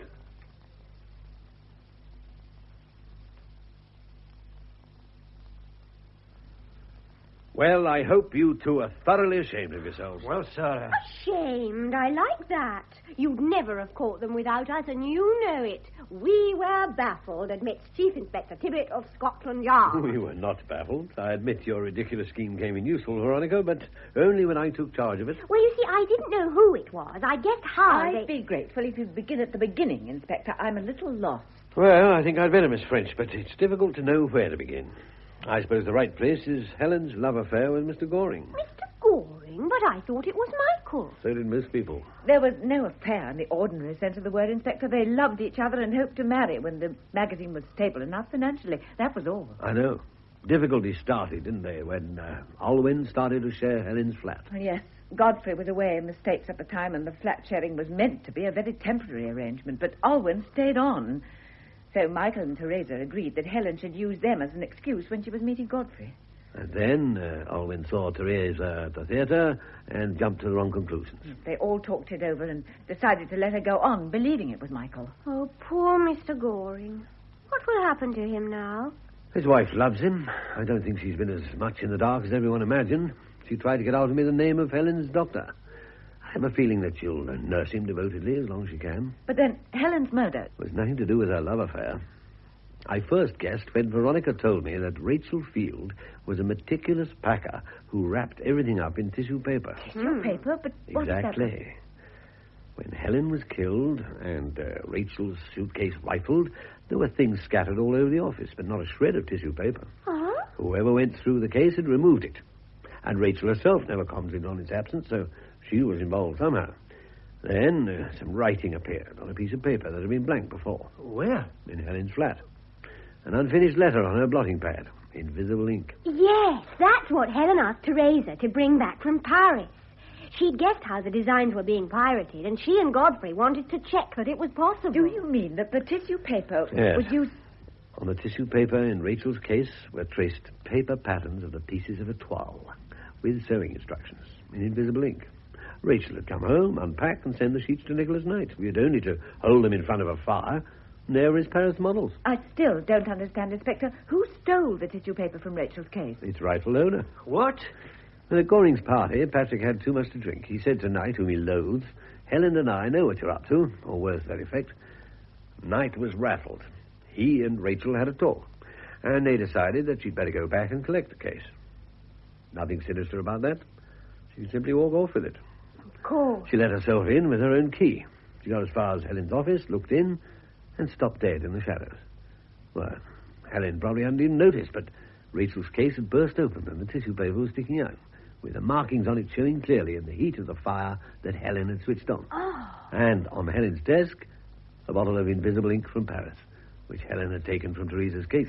So Rachel went to the darkroom and got the cyanide? Yes. She put it in Helen's thermos, wiped it clean of fingerprints, and slipped away. Then she saw Nicholas and told him what he must do. He must watch Helen from his flat window. Watch her? Do you mean he could Yes, see? he saw her die. He told me himself he could see Helen working. Once she was dead, on Rachel's instructions, he was to go to the office and remove the tissue paper and the invisible ink. He did exactly what he was told, but he was in such a panic, he never thought to leave everything looking normal. If he'd only repacked the case and shut it, we'd never have known. Have they confessed? They've filled in the details. But why then? They're such an unlikely pair to work together. Rachel was Nicholas's sister. What? But they're not a bit alike. Well, there is a resemblance, actually, once you know. Rachel financed him when he set up in business. They kept the brother-sister bit quiet because of Goring's attitude to relationships in business. I checked with Somerset House yesterday. In fact, I had got most of this when my idiot niece decided to take a hand. Well, it was a very bright idea, I thought. I suspected Nicholas, but I knew he must have an accomplice because he never went to Paris.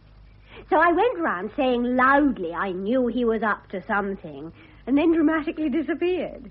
And Donald was to watch Nicholas' place like a hawk until the accomplice turned up. A sillier idea I've seldom heard. Oh, seems to have succeeded in deceiving a lot of people. But how did you do it? Well, we were going to Portchester to disappear, but then Donald's mother got ill, so we thought up a much better plan. He went home on Friday, and I sent myself a telegram so I could show it to Nancy. Oh, I acted so suspiciously. I hope the man at the post office remembered me. I couldn't have done more if I'd stood on my head. Well, anyway, the telegram came, and I showed it to Nancy and went to Waterloo. And when I was safely locked in the loo there, I changed into my old blue suit and took off all my makeup and put on some Woolworth spectacles. Oh, and I let my hair down. This I'd guessed. Why? You left hairpins all over the place, and a face tissue covered with mascara, and that terrible brown lipstick. That plus the fact that everyone knows you're going in and no one knows you're coming out. Yes, I know. I thought I'd been pretty clever. I simply took a tube to Liverpool Street and a train to Hoxton and had a lovely long weekend with Donald's parents, who are sweeties. I stayed down there on Monday. Well, then, you see, Miss French, it was all up because they saw the papers with pictures of me all over them. I had to tell them everything, and then they went and rang Uncle Henry at Scotland Yard, and he wasn't there. I was collecting your hairpins from the ladies' lavatory at Waterloo Station. Oh, good. Anyway, Uncle Henry came back and rang the Mackays and was absolutely furious. I thought the telephone was going to explode. Then the nice policeman from Chelmsford came and smuggled me out. We drove to London like a whirlwind, with me hidden on the floor under a rug and the siren going. It was fabulous. And then I got smuggled into the back of Nicholas Knight's place. Oh, that was rather awful because some people had to know, but not Nicholas. And the girls were dead scared. I had a lot of helpers. Miss French was one. Miss French? Did you know? No, I knew nothing. Your uncle asked me to bring Miss Field to the show. I had no idea why. Oh. Well, I must go, Inspector. I have a lot of work to do and no secretary. Oh, I'm glad it's finished now. Tell me something. Was it necessary? Necessary? What do you mean? Well, how talented was Nicholas Knight? Why, he's brilliant. Nicholas is a very gifted young man. I think your first choice of tense was the right one. So he'd have got there in the end without any of this? Probably. He just wanted a shortcut. A shortcut? How many murders have been just that? Helen is dead. Knight's career finished. And none of it was necessary at all. Greed and folly. They'll always be with us, I suppose. I'd probably be out of a job if they weren't.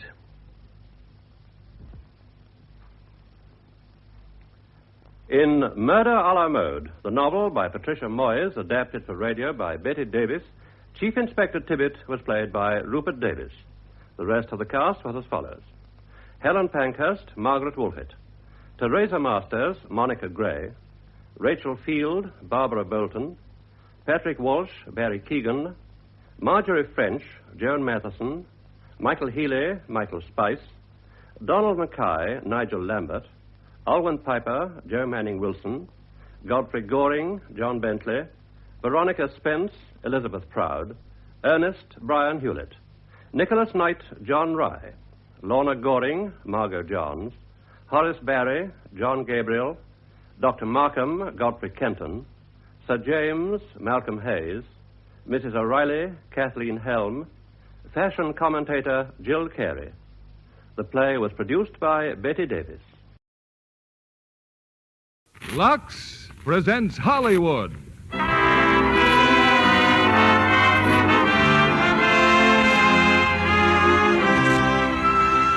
Lever Brothers Company, the makers of Lux Toilet Soap, bring you the Lux Radio Theater, starring Barbara Stanwyck and Burt Lancaster in Sorry, Wrong Number. Ladies and gentlemen, your producer, Mr. William Keeley.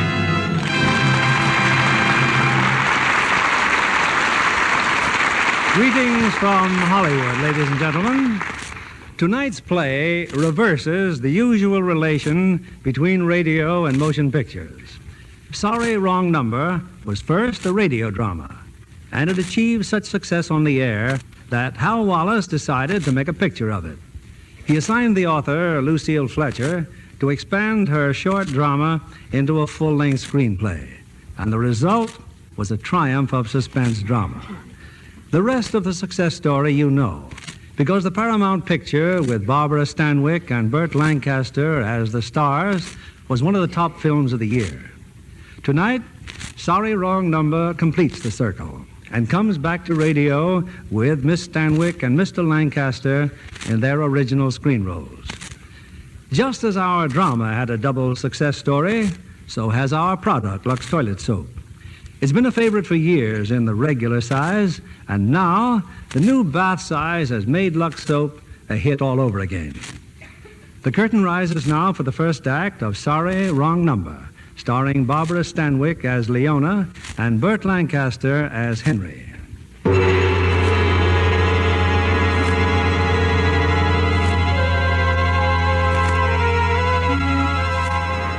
In the tangled network of a great city, the telephone is the unseen link between a million lives, servant of our common needs, confidant of our inmost secrets. Life and happiness wait upon its ring, and horror and loneliness, and sometimes even death.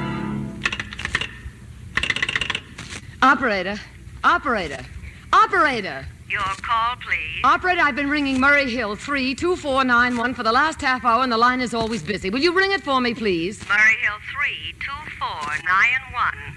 One moment, please. It's my husband's office. He should have been home hours ago. I can't think why that ridiculous wire should be busy. They always close that office at 6 o'clock. I am ringing your number. Thank you.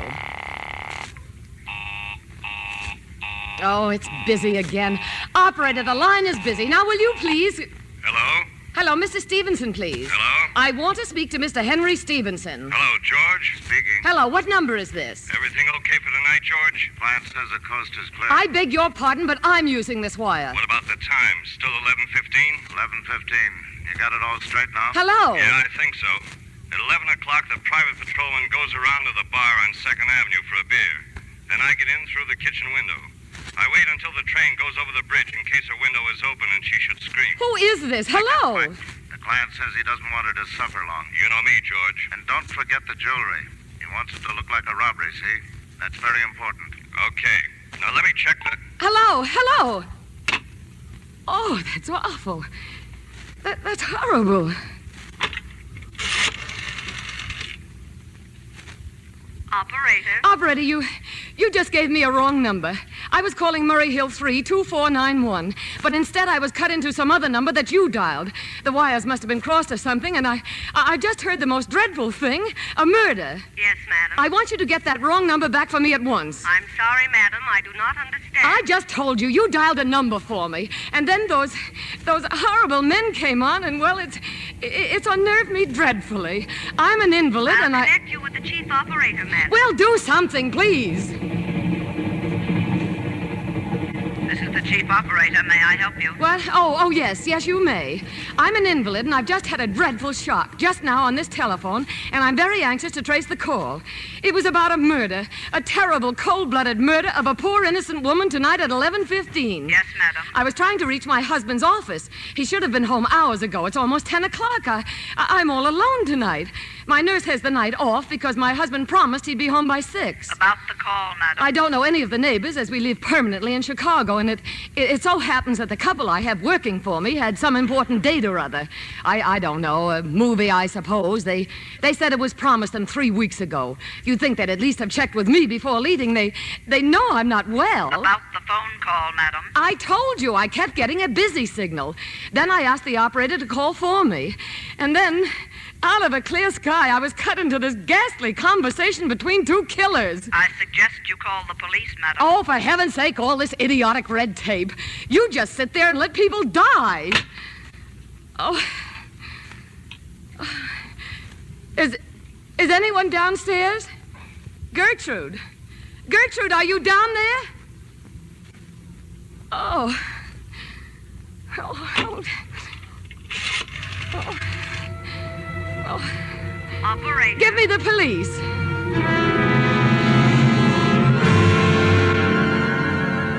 I just told you, ma'am. First of all, there's a lot of people named George. As for the private patrolman on 2nd Avenue and the bridge, well, 2nd Avenue is a very long street. I don't care Do you about... happen to know how many bridges there are in Manhattan? Oh, this is insane. I tell you, a woman is going to be murdered. But a clue of this sort, why, it's not much more use to us than no clue at all. Unless you think there's something phony about all this. Phony? Or that somebody's trying to murder you. Me? Oh, that would be ridiculous. I mean, why should anybody? What have I... Yeah, you see, lady, you got nothing to worry about. Now, just a minute. All right, don't listen to me. Who cares? Oh, Henry, why did you leave me alone? Why did you leave me alone here? Oh, his secretary. Henry's secretary, she'd know. Her number's on the pad. Jennings. Miss Jennings, Elizabeth Jennings.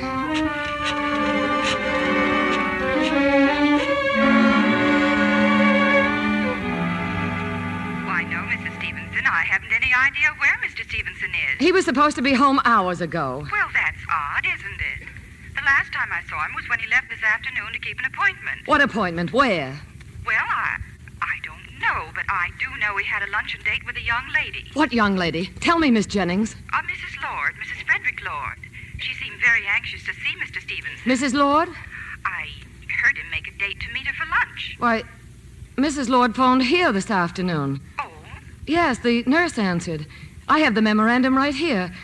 Mrs. Lord, 4:50 p.m. I'm afraid that's all I know, Mrs. Stevenson.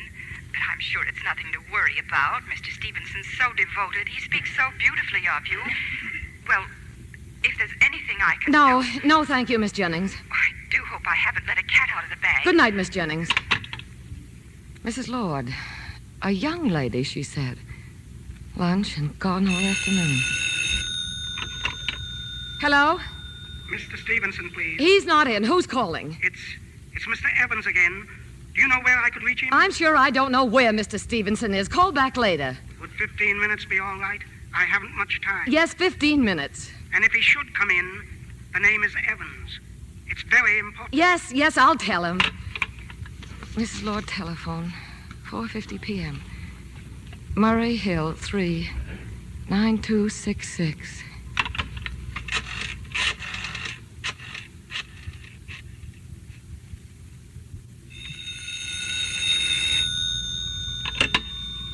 Hello? Is Mrs. Lord in? This is Mrs. Lord. Who's calling, please? Mrs. Henry Stevenson. It so happens my husband hasn't come home this evening. I thought perhaps you might give me some idea as to where... Yes, but I can't talk now. I can't hear you. Could I call you back? Call me back? Why? Is anything wrong? Leona, this is Sally. Sally Hunt. Sally Hunt? I'm sorry if I sound ridiculous, but I can't talk now. No, wait. If you're the Sally Hunt I used to know... I'll call you back as soon as I can, Leona. Hey, Sally, who was it? Just one of the girls, dear. She wanted a recipe. Hey, Joe would like a bottle of beer. You got any on ice? Oh, no, I'm afraid not. I'll run down to the store. Thanks, honey. And hurry back. Joe is dying.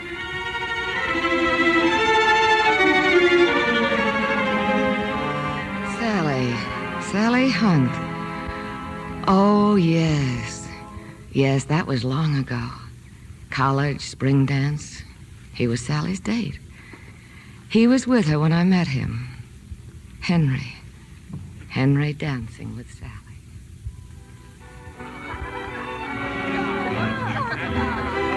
Hello, Leona. This is Mr. Henry Stevens. Hello, Henry. Well, can I cut in? If you don't mind, miss, where I come from, it's the man who does the picking. All right, go ahead. Now, why don't you get somebody your own speed? I'm sure there are better dancers around. Oh, you'll do all right, Henry. Leona knows her way around the floor. Thank you, darling. Well, Henry, let's dance.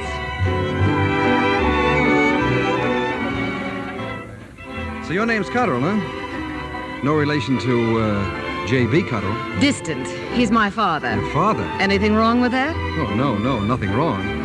What do they call you? The aspirin heiress? You from out of town? Well, that depends on what you call out of town. Oh, I don't know. Harvard? You trying to be funny? Okay. What do you call out of town? Grassville. Oh, what college is up there? No college, Miss Cotterill. Just factories. I never even finished high school. Neither did my father. He always says if a man has talent for making money, why should he waste his time in school? I guess your old man ought to know. What do you say we sit the next dance out? Why? I've got a car, Mr. Stevenson, a brand new one, a Lagonda. Ever drive one? I never even heard of one. Besides, I'm with Sally. Oh, don't worry. She'll never miss you. But maybe I'll miss her. Why didn't you think of that? Oh, come on. Don't be silly. For once, I'm not kidding. Neither am I. So long, Miss Cotterill.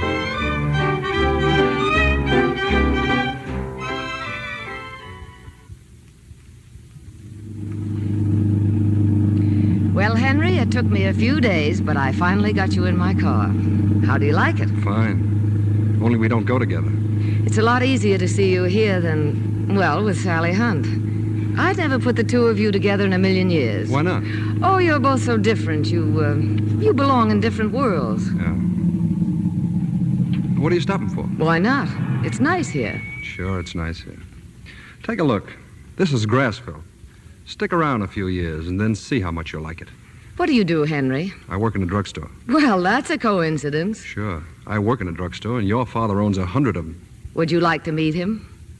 Say, who are you kidding? Nobody. Dad will like you.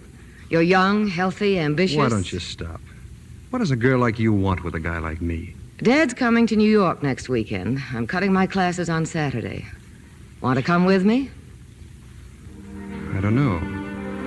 When you look at me like that, Come on, let's get out of here. No, not yet, Henry.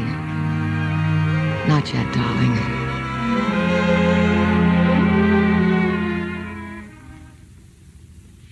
Sure, I like him, honey, but he's nobody, Leona. And what has he got? Nothing. And what did you have, Dad, when you started? Besides, I thought you said he was sort of engaged to that girlfriend of yours, that Sally something. Oh, that's all over with. Dad, I love him. Love him? Oh, come on. If I really thought you did, you know I'd be the first one. Oh, no. Don't start telling me that. Leona, what's the matter? You make me laugh. What does it really matter to you if I love Henry or not? All you want is for me to stay here with you for the rest of your life. You're afraid of losing me. Haven't I always let you do anything you ever wanted to do? But marriage is something else. I've worked hard. I built up a big business just for you. And you yourself wouldn't want to see some worthless cluck of a husband, a guy who Let doesn't me even... alone. Leona, You don't please. care about me. You're thinking only of yourself and your business. You're hateful, selfish, and hateful. Leona, stop it, dear. You'll make yourself sick And what again. good is your wonderful money and your wonderful business if I'm dead? Yes, that's what you want to do, drive me into my grave. You don't care just as long as your business is safe. How can you say things Oh, like go that? away. Don't touch me. Don't you dare touch me. Darling, listen to me. I didn't mean to... Oh. Look, we'll talk it all over again as soon as... Oh. Leona. Wilson! Wilson, quick, call a doctor!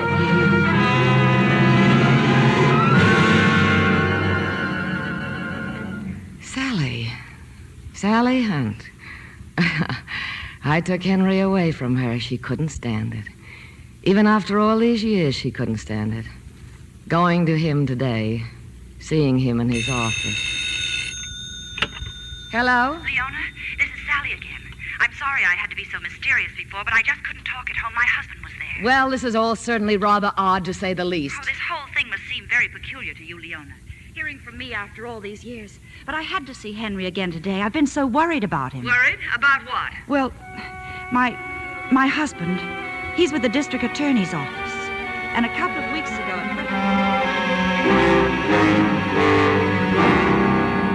There's something funny, Sally. Here in the newspaper about an old boyfriend of yours. Old boyfriend? Yeah. Remember Henry Stevenson? Oh. Pictures in the paper. Mr. and Mrs. Henry Stevenson, she's the former Leona Cotterill of Lake Forest, Illinois, have taken a house for the summer in Sutton Place. Mrs. Stevenson, in poor health for several years, is here to consult with specialists. Mr. Stevenson is vice president of the Cotterill Drug Corporation. Are you tearing it out for me? Oh, no. No, it may come in handy in a case I'm working on. What sort of a case? Oh, special investigation. Joe's on it with me. Henry hasn't done anything wrong, has he? Sorry, honey. One too many questions. Hey, don't tell me you're still stuck on that guy. Oh, don't be silly, darling. Hello. Anything happened, Joe? And Stevenson fell for it, huh? Oh, sure, we'll go. Look, tell Bolger to line it up. No, 5,000's enough, and $100 bills, and make sure they're marked. And for Pete's sake, keep your mouth shut. Thursday, huh? Okay, 10 o'clock. So. I'm sorry if this seems involved, Leona. Involved? I simply don't know what you're trying to tell me. Well, wait till I finish. I know I didn't have any right to do it. But that Thursday, I went to South Ferry. I don't know what I expected to see, but... Well, anyway, I spotted Fred and his friend Joe from the police. There was another man with them. I guess the one who was to bring the $5,000 in marked bills. Well, I followed them. Followed them? Where? Aboard the ferry and over to Staten Island. They went far out to a very desolated stretch of beach. Nothing but a few broken-down shacks and an old deserted house. I had to stay way behind them so they wouldn't see me. But then they went in the house. That gave me a chance to come closer. There was a freshly painted sign out front. 20 Dunstan Terrace, it said. And the name Evans. W. Evans. Evans? Do you know him? I've never heard of him. Well, what happened? Well, after a while, a motorboat came into shore and tied up at a pier in back of the house. A man, sort of elderly, got out of the boat and went into the house. He was carrying a suitcase. A little later, my husband came out. Only now he had the suitcase. Well, he didn't come home until late that night, and I was dying to ask him what happened, what possible connection it could have with Henry. Well? I didn't dare ask him, Leona. But things have happened since, and unless we do something drastic, it may be too late. Your 5 minutes are up. Please deposit 5 cents for the next 5 minutes. Oh, just a minute, please. I know I have another nickel.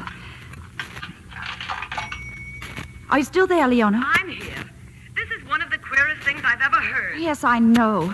And I just didn't seem to be able to connect Henry with it. That's why I finally went to see him today. What did you find out? Well, I met him for lunch. He told the captain he was expecting a very important phone call, and then we sat down. It's been a long time, Sally. 8 years. Tell me, how's dear old Grassville these days? I don't know, Henry. I haven't been back. So you're married now, Living here in New York? Yes. My husband's with the district attorney's office. Oh? That's why I want to... Henry, what I'm trying to say is this. A few days ago, I saw a picture of you in the newspaper. Vice president now, huh? Sounds beautiful, doesn't it? Biggest drug business in the country. I was sorry to read that Leona isn't well. Yes. Chicago doctors don't seem to know just what it is. Her trouble, I mean. Henry, what do you do in the drug business? Push buttons, like all other vice presidents. Oh, but I'm serious. So am I. I'm almost as important as the office boy. Don't mean to be inquisitive. I only mean this for your own good. Mean what for my own good? Well, yesterday, my husband was making out a report... We have your phone call, Mr. Stevenson. Oh, thanks. Excuse me, Sally. I'll be right back. Well, I waited a while, Leona. But Henry didn't come back, Please and then deposit 5 cents for the next 5 minutes. Operator, but I haven't been talking 5 minutes. I deposited another nickel only a couple I am sorry, madam. Please deposit another 5 cents. But I haven't any more change. Hello. Leona, I'll have to call you back. But I only wanted to say that Henry never came back to the table and that he is in trouble. Fred's been talking to the police. I've heard him mention Henry's name over and over again. And there's someone else in it, too. That man called Evans. Your 5 minutes are up, madam. Waldo Evans. He owns that house on Staten Island. I am sorry, madam. I will have to disconnect you. Reverse the charges. Put them on this phone. Operator!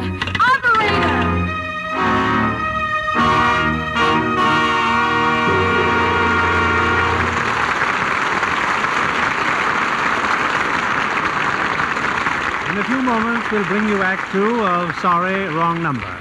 Now, here's Libby Collins, our Hollywood reporter. Well, Libby, that was a gala evening we all had at the premiere of 20th Century Fox's new picture, 12 O'Clock High. Yes, indeed. And for one person in particular, it must have been the thrill of a lifetime. I'm thinking about our little Lux girl, Jackie Barnes. The winner of the national contest for the prettiest 15-year-old Lux girl. Mm-hmm. Jackie was an honored guest at the premiere. She certainly was a radiant youngster. She got more compliments than she could count that evening. Well, that's the way it is with Lux girls, Libby.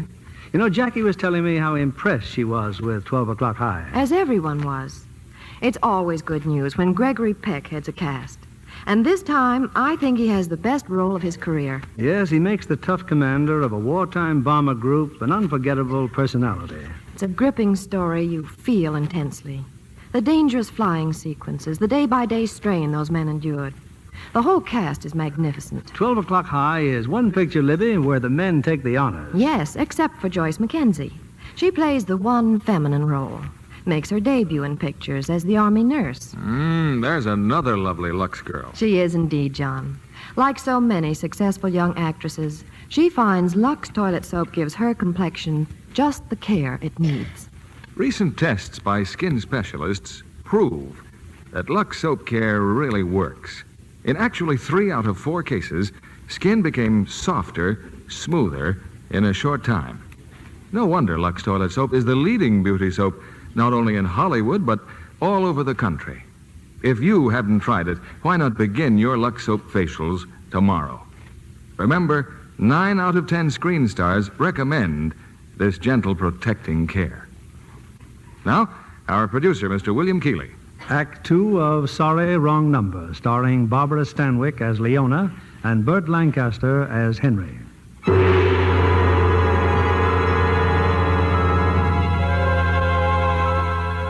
It's a moment or so later. Through an open window, the night air drifts slowly in Leona's window, heavy with the heat of a New York summer. Leona lies motionless on the bed, and the sounds of the night become magnified. The tugboats on the river, the hum of distant traffic, the muffled roar of a train passing over a bridge, and then suddenly... Hello? Leona, this is Sally again. Can you hear me? I can hear you. I'm calling from the subway station. The stores around here are all closed. I've just been home, Leona, and some more has happened. That house on Staten Island, the one I told you about, well, it was burned down this afternoon. The police have captured 3 men, but this Waldo Evans escaped. But who is Waldo Evans? And for heaven's sake, what's his connection with my husband? I still don't know, Leona, but I do know the whole thing has something to do with your father's company. Oh, that's absurd. My father called me from Chicago this afternoon. He never mentioned a word. Now, look, who's been arrested and why? 3 men, and I don't know why. And why do you think Henry's one of them? I didn't say that. I only know that somehow he's terribly involved. Did anyone say he was going to be arrested? No, not exactly. Then what are you talking about? Why are you calling me like this? Are you still jealous that I took Henry away from you? Can't you bear to see me happy? Can't you stop telling lies and making trouble even now? Leona, I can't talk anymore. Then I'm right. You are just trying to make trouble. No. Fred and Joe, they're coming down the subway platform. If my husband should see me here... Leona, I've got to hang up. Hello? Oh...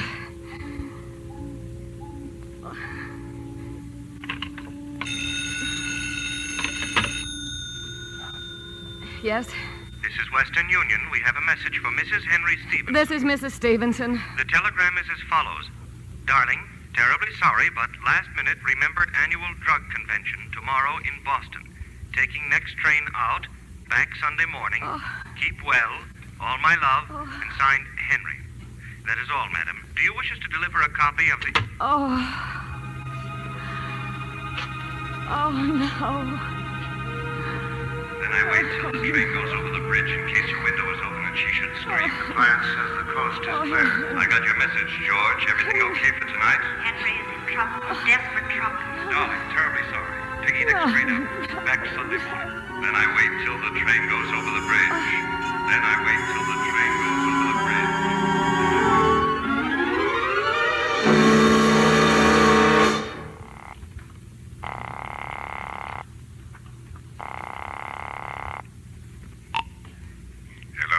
Dr. Alexander? Doctor, this is Mrs. Stevenson. Oh, yes, Mrs. Stevenson. How are you? I need you right away, Doctor. Please come right over. Now, Mrs. Stevenson, what seems to be... I said I want you to come over at once. I'm afraid I can't tonight, Mrs. Stevenson. Now, be sensible. If you just make up your mind to cooperate with your husband and me in our plan of action... Plan of action? What are you talking about? Mrs. Stevenson, I explained everything in my letter over a week ago. Letter? What letter? But surely your husband... Hasn't he spoken to you, Mrs. Stevenson? About what? Look, you try to compose yourself now, and perhaps we can discuss it tomorrow. We'll discuss it now. Do you hear me? Now, this very minute. Well, if you insist upon knowing. Your husband called at my office about 10 days ago. He seemed quite concerned about your condition. Naturally. Anyway, we discussed your illness at great length.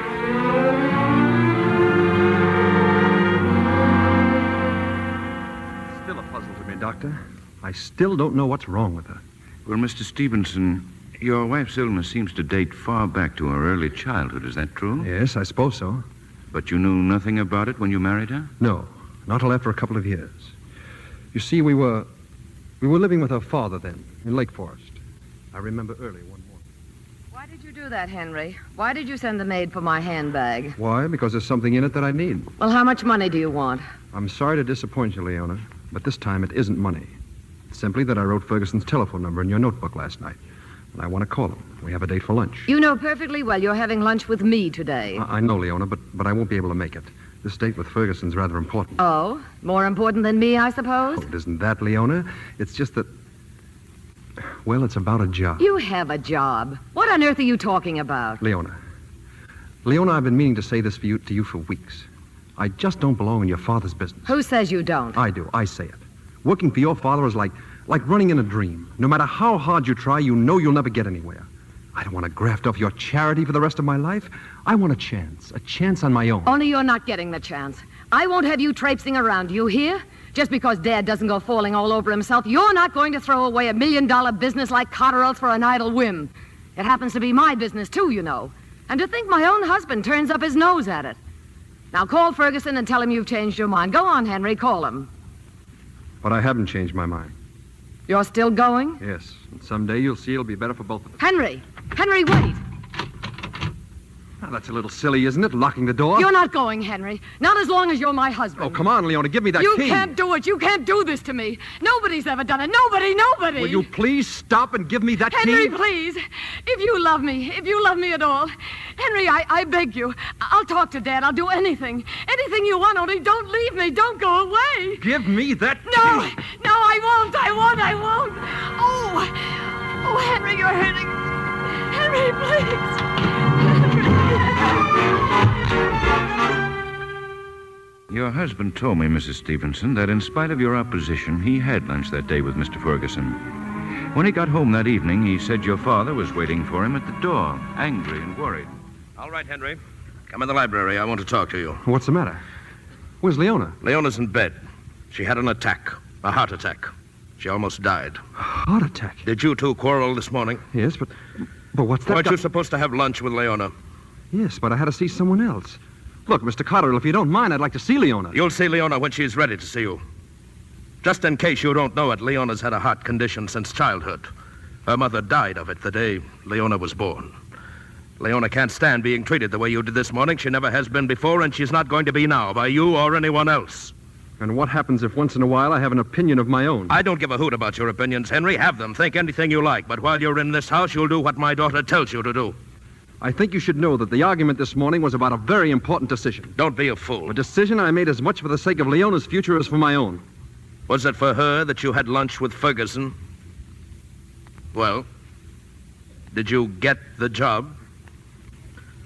No, I didn't. And I'll tell you why you didn't. It so happens I'm a pretty good customer of Ferguson's. I buy more than $2 million worth of dyes every year. Now, who do you think he's going to care about, you or me? So that's what happened. Now, who else in Chicago would you like to have lunch with about a job? Oh, face up to it, Henry. Just as long as you're my son-in-law, you're working for me and nobody else. If you really cared for Leona the way I do, you'd have done the same thing in my place. Besides, you haven't done so badly for yourself. I'll go upstairs and see Leona. She's been asking for you. Well, Mrs. Stevenson, as I say, we discussed all these things in my office 10 days ago, your husband and I.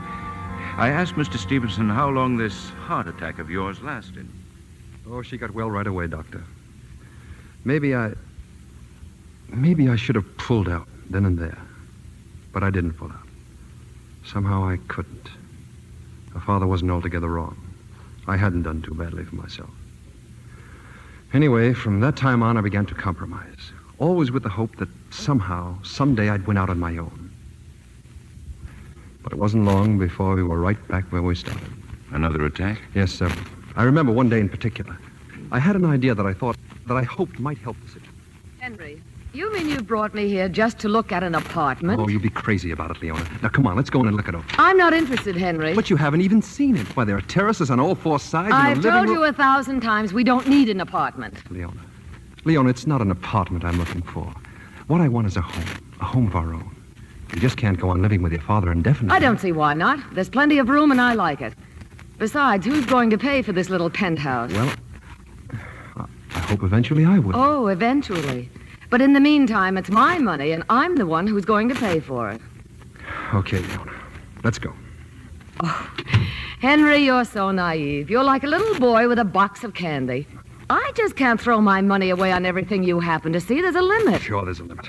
I'm supposed to follow you around like a pet dog tied to a chain. I'm supposed to like whatever crumbs you want to throw me. Oh, don't be ridiculous. Yes, you've got me sewed up 16 different ways for 3 meals a day and pocket money. That's all you care about. That's all you married me for, my money. I should have known it. I should have known it. Oh, stop it, Leona. Please, just for once, will you listen to me? You hate me. You're bored with me. All you want to do is get away. Okay, I'm bored. Bored stiff. Who wouldn't be with that neat little routine you've got cooked up for me? What do I have? Nothing. Nothing on my own. Not even the studs on my shirt or the matches in my pocket. Henry, how can you say this to me? You once told me I'd love this kind of life, remember? Well, do you want to know something? I do love it. I love it now more than you'll ever know. But I want to be my own boss, profiting by every bit of it, not just a stooge on the outside looking in. Henry, get me some water. Quick. Listen to me, Leona, please. Oh. It isn't that I want to be without you. I could love you still if only you'd try to understand. Henry, my purse. Henry, the pills in my purse.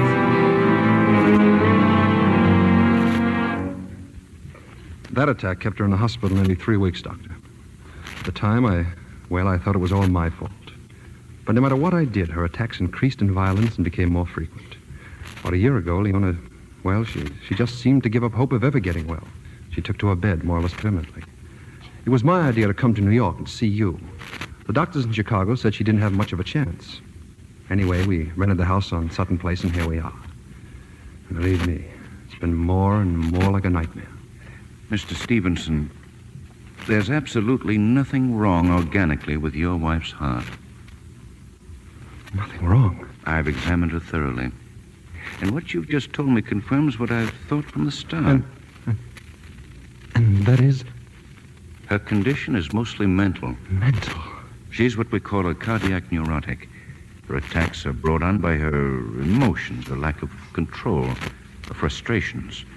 Whole thing is probably quite unconscious on her part. Now, I'm not saying your wife isn't sick. Mentally, she is sick, and her attacks are real enough. But given the proper treatment, she may snap out of it entirely. Well, I'll call on her tomorrow. There's a psychiatrist I wanted to see. Doctor, I wish you could wait a few days. I'd like to think this over. Think it over? Yes, you see, she's so easily upset. And I think that maybe I ought to prepare her. Get her used to the idea. Well, a few days more or less won't matter, I suppose. Unless you wanted to write her a letter. It might make it easy for her to take, and it would give me more time to talk to her. Well, it's an extremely delicate matter, Mr. Stevenson. But if you think you can manage it, let's try it that way. Give me a ring in a couple of days. Meanwhile, I'll write the letter. Thanks, Doctor. Thanks for everything.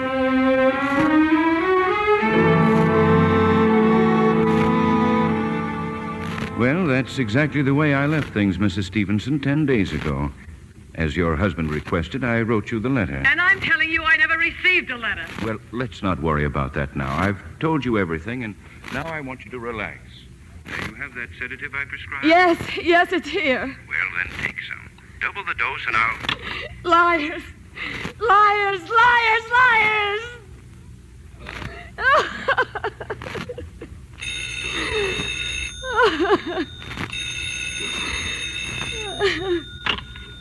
Hello. Mrs. Stevenson? Who is it? This is Mr. Evans. I've been trying to get you, but your line has been busy. Has Mr. Stevenson come home? No, he isn't here. He won't be back until Sunday. And will you please tell me what this is all about? Why are you calling him? Who are you? I've already told you, Mrs. Stevenson, and I'm very sorry if I've annoyed you. But there are names and addresses that are very important for Mr. Stevenson to know. So if you'll be good enough to take the following message... What are you talking about? I can't take any messages now. If you'll please tell Mr. Stevenson that the house at 20 Dunstan Terrace has been burned down. I burned it down. You what? Also, that I do not believe it was Mr. Morano, the name is spelled M-O-R-A-N-O, who betrayed us to the police. And since Mr. Morano has been arrested by the district attorney's office, there is no necessity for the money now. Oh, this is fantastic. What money? Who's Morano? Thirdly, tell Mr. Stevenson that I escaped, and I am now at the Manhattan address. However, I do not expect to be here after midnight. If he wishes to find me, he may call me at a phone number, Bowery 2-1000. And now, if you'll be so good as to repeat the message. You're insane. Do you realize I'm a terribly sick woman? I'm very sorry for you, Mrs. Stevenson. I don't know. Perhaps it would be better to tell you the true facts. I mean now, before they are gobbled by the police. Maybe then you'll understand. But if you're ill... I don't know what or whom to believe. So much has happened to me tonight. And I'm sick. My doctor says I'll tell you all I know, Mrs. Stevenson. Well, tell me then. Tell me. It started over a year ago at your father's factory in Chicago. You see, Mrs. Stevenson, I had worked in your father's company for many years. I'm a chemist. Anyway, late one afternoon, your husband walked into the laboratory and he...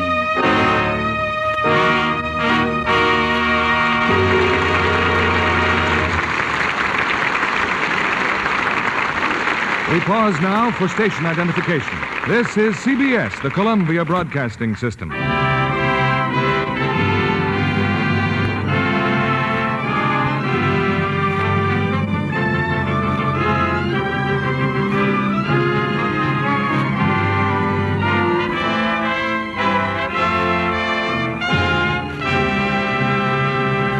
In a few moments, we'll continue with Act 3 of Sorry, Wrong Number. Our guest tonight is Barbara Ann Knudsen, young Paramount starlet. Aren't you glad, Barbara, you were present at a certain little theater production one evening? A lucky evening for me, Mr. Keeley. A talent scout saw me, arranged for a screen test, And here you are in picture. Yes, and from now on I'm going to work like mad.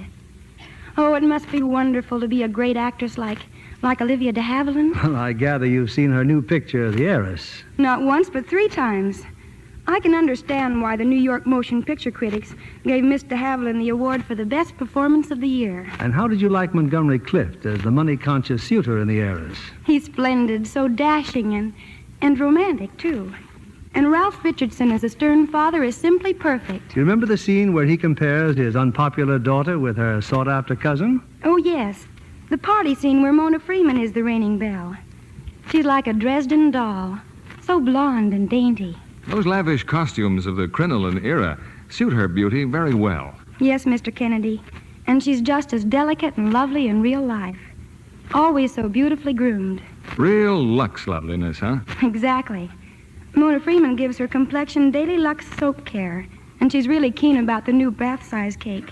9 out of 10 screen stars say they're delighted with this new product of Lever Brothers Company. For a luxurious, refreshing, relaxing beauty bath, you simply can't buy a finer soap. That's the way I feel. I love the nice fragrance it leaves on the skin. Thank you, Miss Barbara Ann Knudsen. Women who use the generous new bath-size Lux toilet soap will agree.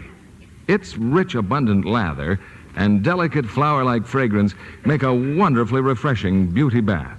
So, for all-over Lux loveliness, why not get the satin-smooth bath-size Lux toilet soap tomorrow? Here's our producer, Mr. William Keeley. The curtain rises on the third act of Sorry, Wrong Number, starring Barbara Stanwyck as Leona and Burt Lancaster as Henry. I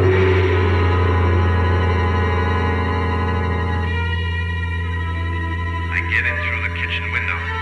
I wait till the train goes over the bridge. 11:15. You got it all straight now. 11:15.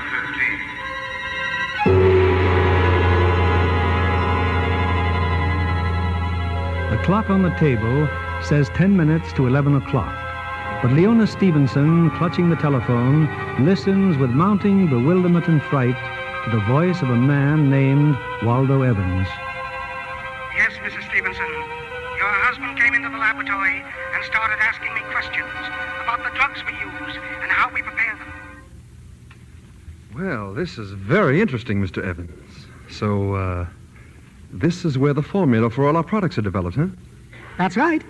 Some of these drugs must be very valuable. Oh, yes, Mr. Stevenson, very valuable. And tell me, what do you do with them? Why, they go into the various Cotterell products, sir. Mm-hmm. And you're the man in charge here, huh? Yes, sir. I see. Well, thanks for your time, Mr. Evans. I was just curious. Thank you, sir. Good night, Mr. Stevenson. That was my my first meeting with your husband, Mrs. Stevenson. Then, from time to time, he'd drop into the laboratory and visit with me. And one night, when it was storming, he offered to drive me home. So you're a bachelor, Mr. Evans. Well, I didn't know that. Yes, sir. I live in a rooming house on Chestnut Street. A man all by himself, no responsibilities. Tell me, why do you work so hard? Well, to tell you the truth, sir, because I have a hope.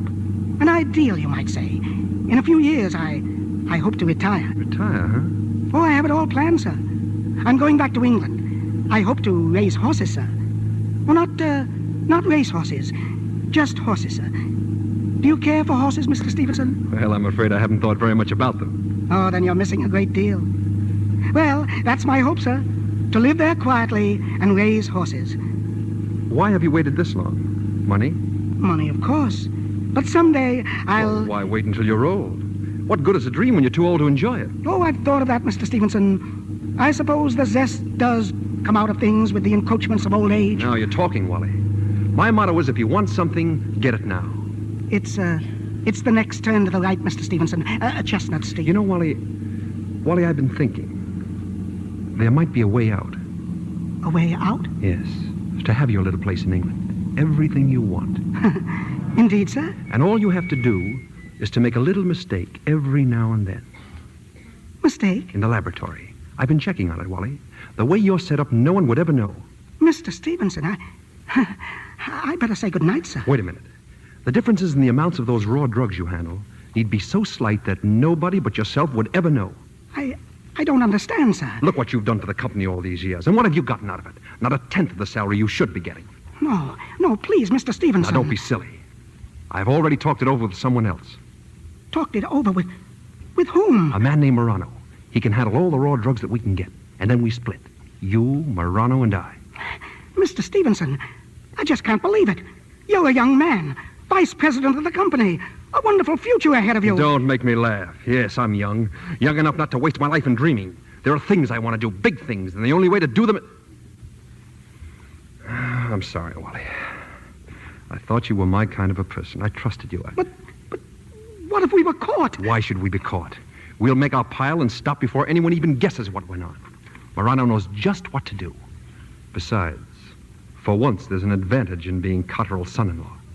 Yes, I see. I thought you would, Wally. Well, partner, we're in business.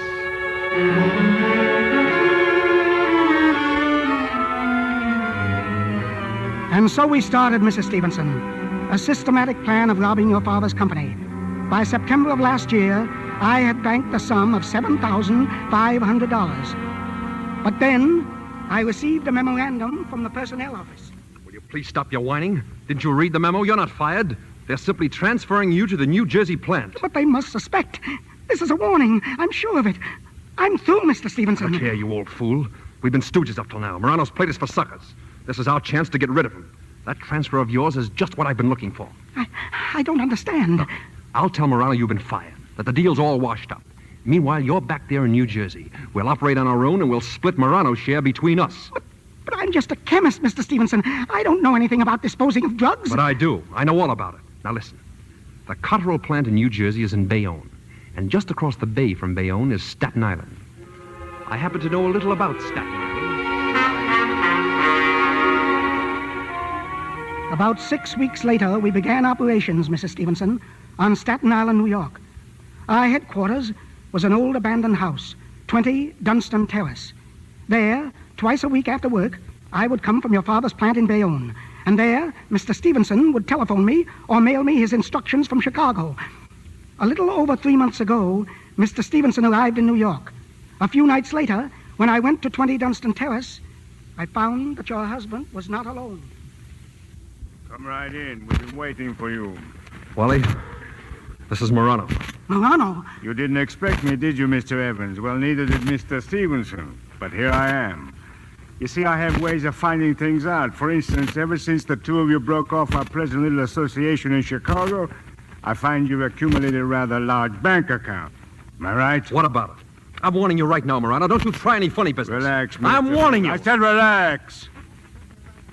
Sure, you're a big, strong guy, Mr. Stevenson, but mussing me up won't get you anywhere. You see, I merely represent an organization.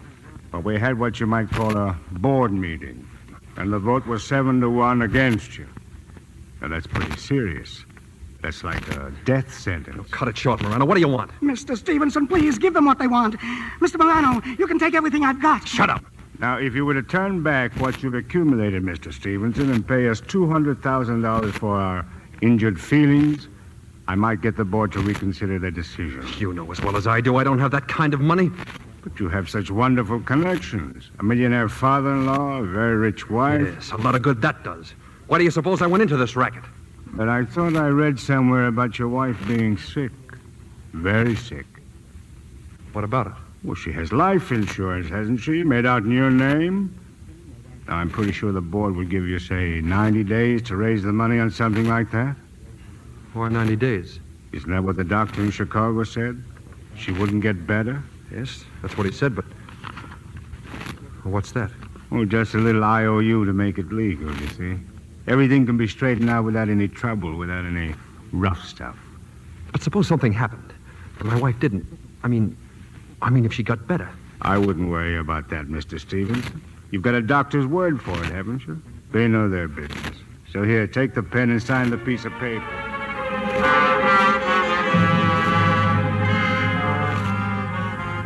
What I have just told you, Mr. Stevenson, took place 3 months ago. I need not describe Mr.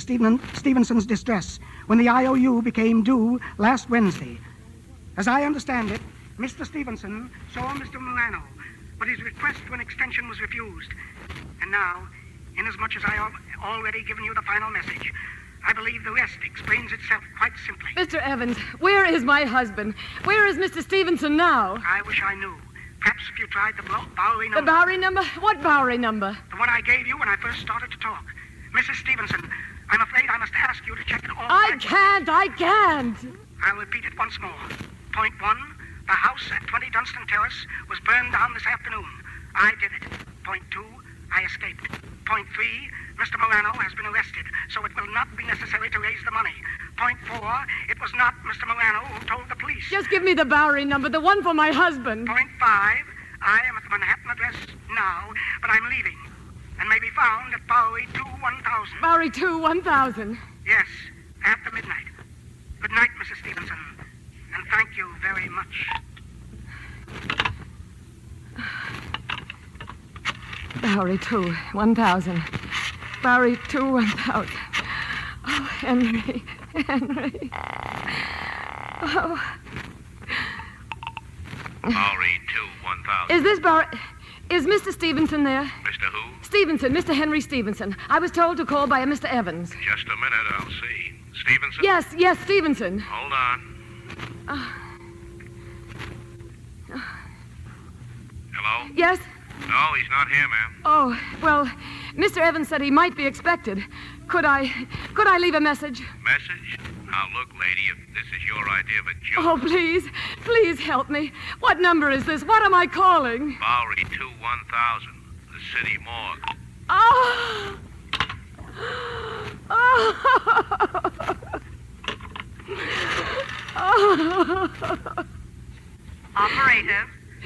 Operator. Police! Give me the police quickly. I will ring the police department. No, wait a minute. Give me the hospital. I can't be alone. It's 11 o'clock. Hurry, please. It's 11 o'clock. One moment, please. Operator, I can't hear you. Are you calling the hospital? Operator. Bellevue. Is this a hospital? Yes. I want the nurse's registry. I want to hire a trained nurse immediately for the night. I am sorry, but this is a city hospital. It doesn't matter. I've got to have a nurse. I understand that, madam. I'm sick and I'm all alone. All alone in this horrible empty house. I overheard a telephone conversation about a murder. A murder to be committed at 11:15. I don't know what's happened to my husband. If something isn't done, I'm afraid What was that? What was what, madam? That clicked just now on my telephone. As though someone had lifted the hook off the extension downstairs. I did not hear it, madam, and if you will... Well, I did. There's someone in this house. There's someone downstairs. And they're listening to me now. Who is it? Who's down there? Oh. Hello. New Haven is calling Mrs. Henry Stevenson. Is she there? I can't talk now. Call back later. I have a person-to-person call from Mr. Stevenson. Do you not wish Did you to say accept Mr. the call? Stevenson? Mr. Stevenson from New Haven? Do you wish to accept the call, madam? Oh, yes, yes. One moment, please. Here's your party, sir. Hello, darling? Henry! Henry, where are you? I'm on my way to Boston, dear. Stopping off between trains in New Haven. Didn't you get my wire? Yes, I got it. I was sorry I couldn't reach you by phone before I left. But of course, I knew you'd be all right. Well, I'm not all right. There's someone in this house, Henry. Right now, I'm sure of it. Now, honey, how could there be? Don't tell me you're still alone. Well, of course I'm alone. Who else could be here? You promised to be home at 6 o'clock. I know, Leona, but I thought I explained to the I've been alone for hours. I've been afraid of every kind of horrible call. And Henry, I want you to call the police. Do you hear me? Tell them to come over at once. Now, honey, you know you're perfectly safe. The doors are all locked and there's a private patrolman. You're right in the heart of New York City and the phone's there at your bed. Henry, what do you know? What do you know about a man named Waldo Evans? Evans? Why? Why do you ask? I had a long talk with him just a little while ago about you. About me? Well, what about me? Oh, he told me some terrible things. Some of it sounded insane, but some of it, maybe it was true. You mustn't listen to every crackpot that calls you up, dear. Now just try to forget about it. He said you'd been stealing from Dad's company. Is that true, Henry? Leona, of course it's not true. Well, he left some kind of a message for you that the house on Staten Island had been burned down and that the police knew everything and that Morano had been arrested and... Henry, are you still there? Yes, I'm here. They said you were a criminal, Henry, a desperate man. And Evans said you wanted me to die. Leona. And that money, Henry, that money those people wanted. Why didn't you ask me for it? Why, I'd have given it to you gladly if it would have saved your life. I'll give it to you now if it isn't too late. That's all right. Forget about it. I didn't mean to be so awful to you, Henry. I only did it because I loved you, and I thought you didn't love me, and that you'd go away and leave me. Leona. Yes? I want you to do something for me. Will you forgive me first, Henry, will you? I want you to try to get out of bed. Please, Henry, please. Leona, listen to me. I try can't. to get out of bed. I can't get out of bed. You've got to. Walk over to the window and start screaming, Leona. Scream out into the street. I can't move, Henry. I'm too frightened, and Keep trying. Otherwise, you've only got 3 more minutes to live. Henry! Don't talk anymore. Just get out of that bed. I confess everything. I did steal from your father, and I was so desperate that I even tried. I arranged it. Henry, I can hear footsteps. Somebody's coming up the stairs. Get out of that bed. Walk, Leona. Walk. No, I can't. Henry. Oh, Henry, save me. The train. I can hear the train. It's near the bridge, and I... Please, Leona, I'll wait for them to get me. They'll know. They'll find out from Morano. Oh, no. No, please don't. Oh, please. Please, I'll give you anything. Please, no.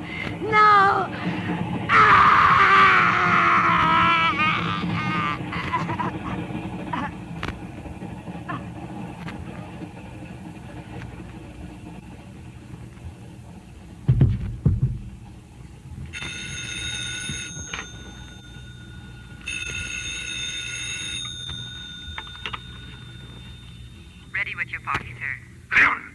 Hello. Leona. Sorry. Wrong number.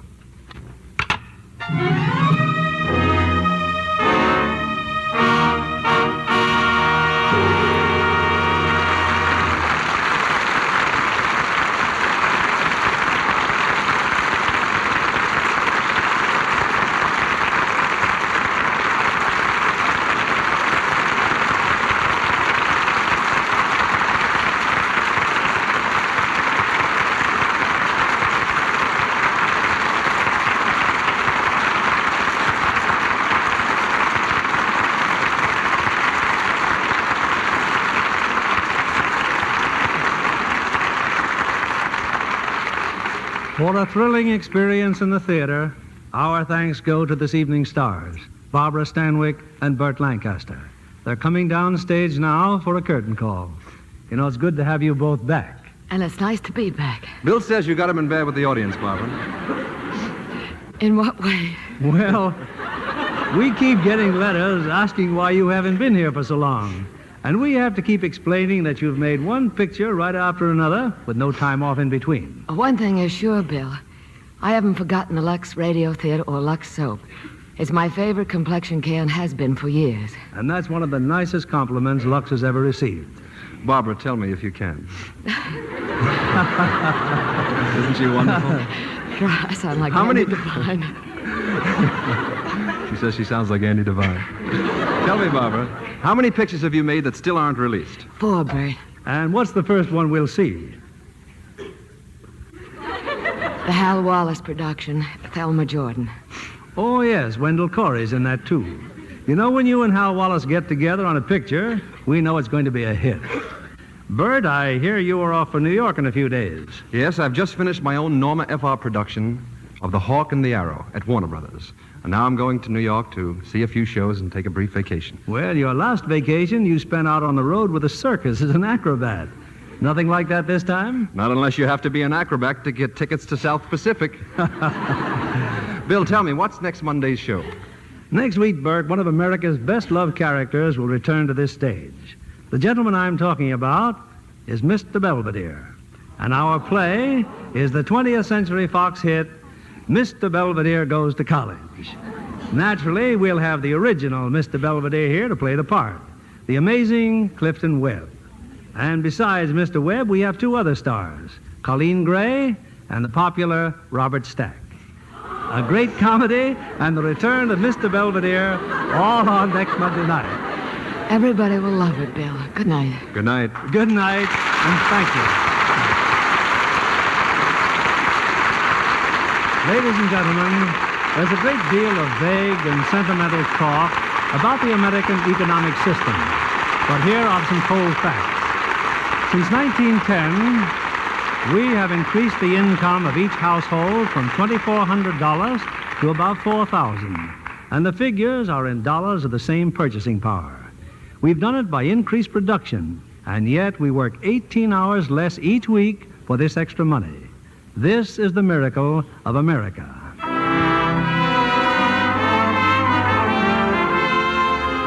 Lever Brothers Company, the makers of Lux Toilet Soap, join me in inviting you to be with us again next Monday evening when the Lux Radio Theater presents Clifton Webb, Robert Stack, and Colleen Gray in Mr. Belvedere Goes to College. This is William Keeley saying good night to you from Hollywood.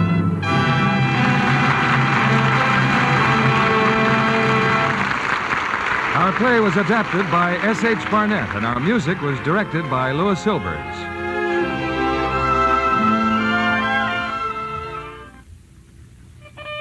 Here's a fashion flash from Hollywood. Barbara Stanwyck has one of those smart, new, finely pleated nylon nighties that stays in pleat when you wash it. Of course, she insists on Lux Flakes care for it just as she does for all her lovely lingerie. One of her favorite shades is a pale green orchid. This spring, you'll be seeing more and more delicate and unusual colors in slips and nighties. So play safe. Wash them with gentle Lux Flakes. Tests prove that wrong washing soon fades colors, often tears delicate lace. Lux Flakes Care keeps pretty slips and nighties new-looking 3 times as long. Use Lux Flakes to give your nice washables that lovely Lux look. This is your announcer, John Milton Kennedy, reminding you to join us again next Monday night to hear the Lux Radio Theater presentation of Mr. Belvedere Goes to College, starring Clifton Webb, Colleen Gray, and Robert Stack. Stay tuned for My Friend Irma, which follows over these same stations. This is CBS, the Columbia Broadcasting System.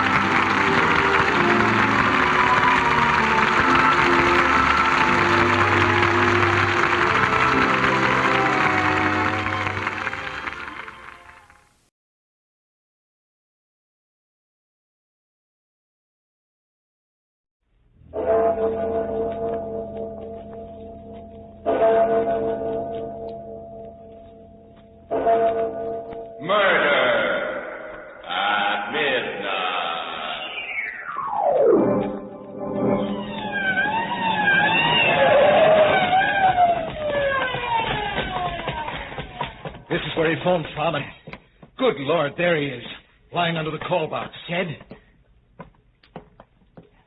throat cut from ear to ear. And there, look, huh? Right next to him. Another of those devilish chessmen.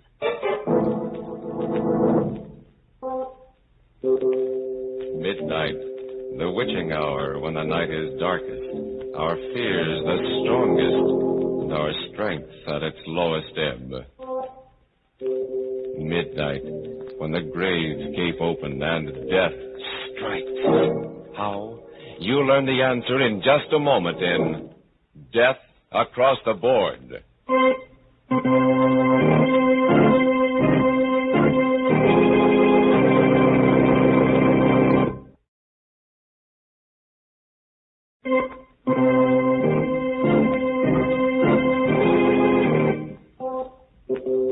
And now, Murder at Midnight. Tales of mystery and terror by radio's masters of the macabre. Our story by Robert Newman is Death Across the Board.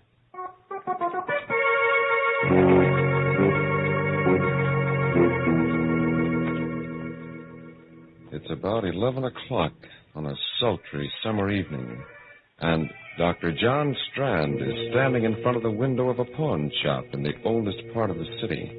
There is the usual collection of odds and ends on display, and also some items that are rather unusual. On a sudden impulse, he pushes open the door and goes in. Good evening, sir. Good evening. Is there anything I can do for you? No, thank you. If you don't mind, I'd just like to look around. By all means. I just thought that if there was something in particular you were looking for, I have some very fine glassware. Hobnail, flint, and sandwich glass? No, thank you. I don't go in for glass collecting. Hello, this chess set. It's a very interesting one. And a very interesting game you're playing. My dear sir, you have no idea how interesting. Whose move? White's. Oh, well, then White should win in 6 moves. That, sir, is very much open to question. Well, perhaps we can play sometime. How much for this set? Oh, I'm awfully sorry, but it is not for sale. Oh, that's too bad. Yes.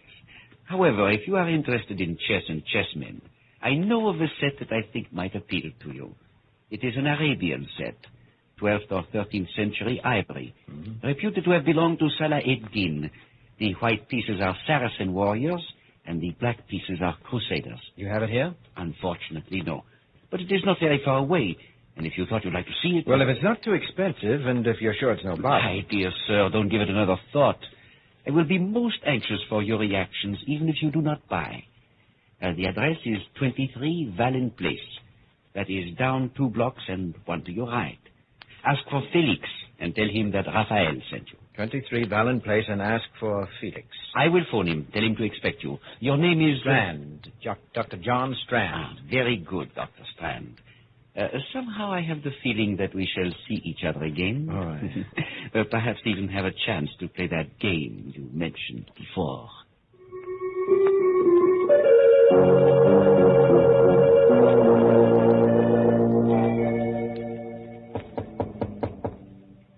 Who is that? Who is there? Felix? I said, who is there? My name is Strand. Rayfield sent me over here. He said he'd phone you and tell you... Just a moment. How do you do? I hope I'm not disturbing you. Very well. Come in. Now, hold your hands up. What? I'm afraid there must be some mistake. There is. You have made it, thinking you could come here and take me in this way. Well, but this is ridiculous. I said hold your hands up. Keep them up. Now, look, Felix, if that is your name, will you do me a favor and call Rayfield? He sent me over here to look at a chess set. And don't move, do you hear? Stay right where you are with your hands behind your head. You so much as move. Hello? Oh. Hello, Raphael. Yes. He just got here. What do you think? I shall take him into the back room. Do it there. No. No one will hear. Right. I call you back. Very well. In there. What for? Because I said so, that's why. Here! What? Drop that gun. Drop it, you hear? Oh, my wrist! I should have killed you right away.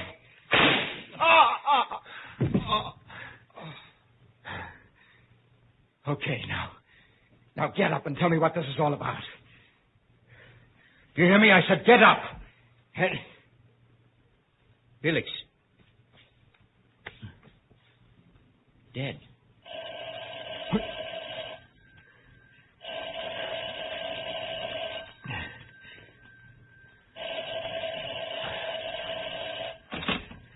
Hello? Felix?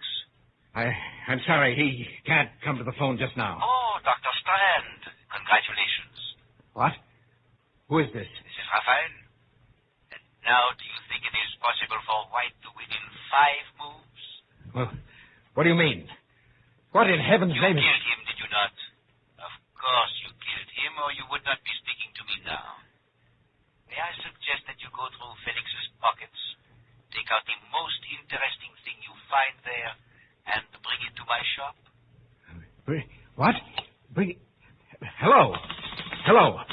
Raphael!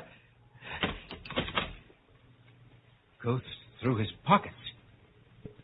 Well, I've got to get to the bottom of this and find out what it's all about. A wallet, keys, and a chessman. A black rook. A black rook. All right, Mr. Raphael. I think perhaps I'll take you up on that. I will go back to your shop.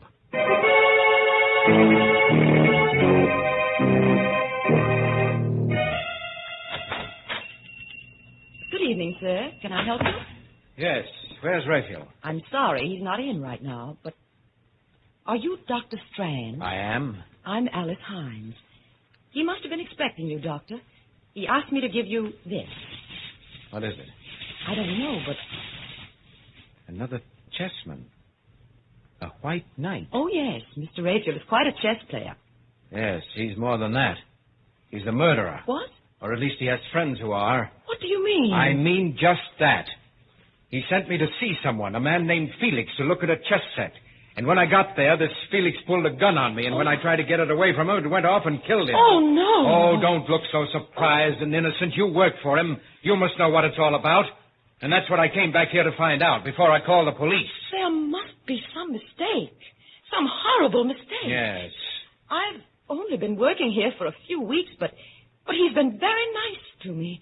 Kind and considerate. A mistake, eh? Then why did he phone Felix while I was there? How did he know he'd been killed? Why did he laugh about it and tell me to come back here? I don't know, but I can't believe that about him. I won't. No, well, we'll see what the police have to say about it. Where's your phone? Back there. But if you're serious about it, you don't have to bother calling them. Why not? Riley just went past here a few minutes ago. But there he is, up at the corner. Fine, that'll save some time. Officer, would you come here a minute? Oh! Good Lord, someone shot him. That woman hiding behind that car there. The woman in black. And she's coming in here. Don't stand there. Get inside and shut the door. You shot Riley. Killed him, just like that. Yes, 6 months I've been waiting, trying to find out who got my Ben. Now he'll rest in peace. Where's Raphael? Raphael? Yeah, it was him that got the dope for me. Told me how to knock the cop off, and he told me to come in here afterwards. Well, Miss Hines? I still can't believe it. I can't. You can't believe what? Why are you looking at me so funny? Say, whose side are you on anyway? Not ours, my dear. What? Not on our side. Ah, so that's it. I just took it for granted that... Okay, get your hands up and keep them up. What'll I do with them, Raphael? I leave that to you, my dear. After all, they are witnesses. Yeah, that's right. May I recommend the cellar right through that door there? It's quite secluded and quiet. Yeah, okay. Get moving. I repeat, Miss Hines, well... It's mad. Fantastic. What are you going to do to us? You can't be that dumb, babyface. 6 months I've been wearing black for the only guy I ever loved. Finally, I got the guy that got him. You think I'm going to leave the two of you around to put the finger on me? You mean you're going to kill us? But you can't. No. Seems to me I did a pretty neat job on that flatfoot. After all, they can't burn you more than once, can they? Okay, open that door and go on down. Allow me, madam. Never mind, wise guy. You go down first and then babyface. Well, it's not very good manner. No, I'm not going to let you do it. Give me that gun! Look out, you fool! Look out! Down there after her. And hurry. Watch her while I get the gun. Oh, that was nice work. I was going to try to take her I myself. didn't mean to do it. I was just trying to get the gun, but she fell. Oh, Dr. Strand. Yes? Why is she lying there so funny? Her head. Wait a minute. Let me see. Oh, her neck's broken. She's dead. Oh, no. That means I killed her. Not any more than it means I killed Felix. Well, Miss Hines, I think you must believe me now. I asked you for the last time. Do you know what's behind all this? I told you I don't. Mr. Raphael was always wonderful to me, and he... Oh, look. There, lying next to her. It must have fallen out of her bag. Isn't that another chess piece? Yes, the Black Queen. He gave me one, just like it when I first came to work for him. Only it was a white one. What? Yes, a white one. Black Queen, White Knight, and... No, it's impossible. And still... What is it? It's too incredible. But I've just gotten an idea. A mad, fantastic idea that... Come on, we're going to the police. Go ahead, Dr. Strand. Mr. Raphael. By all means. But remember, it's my move now.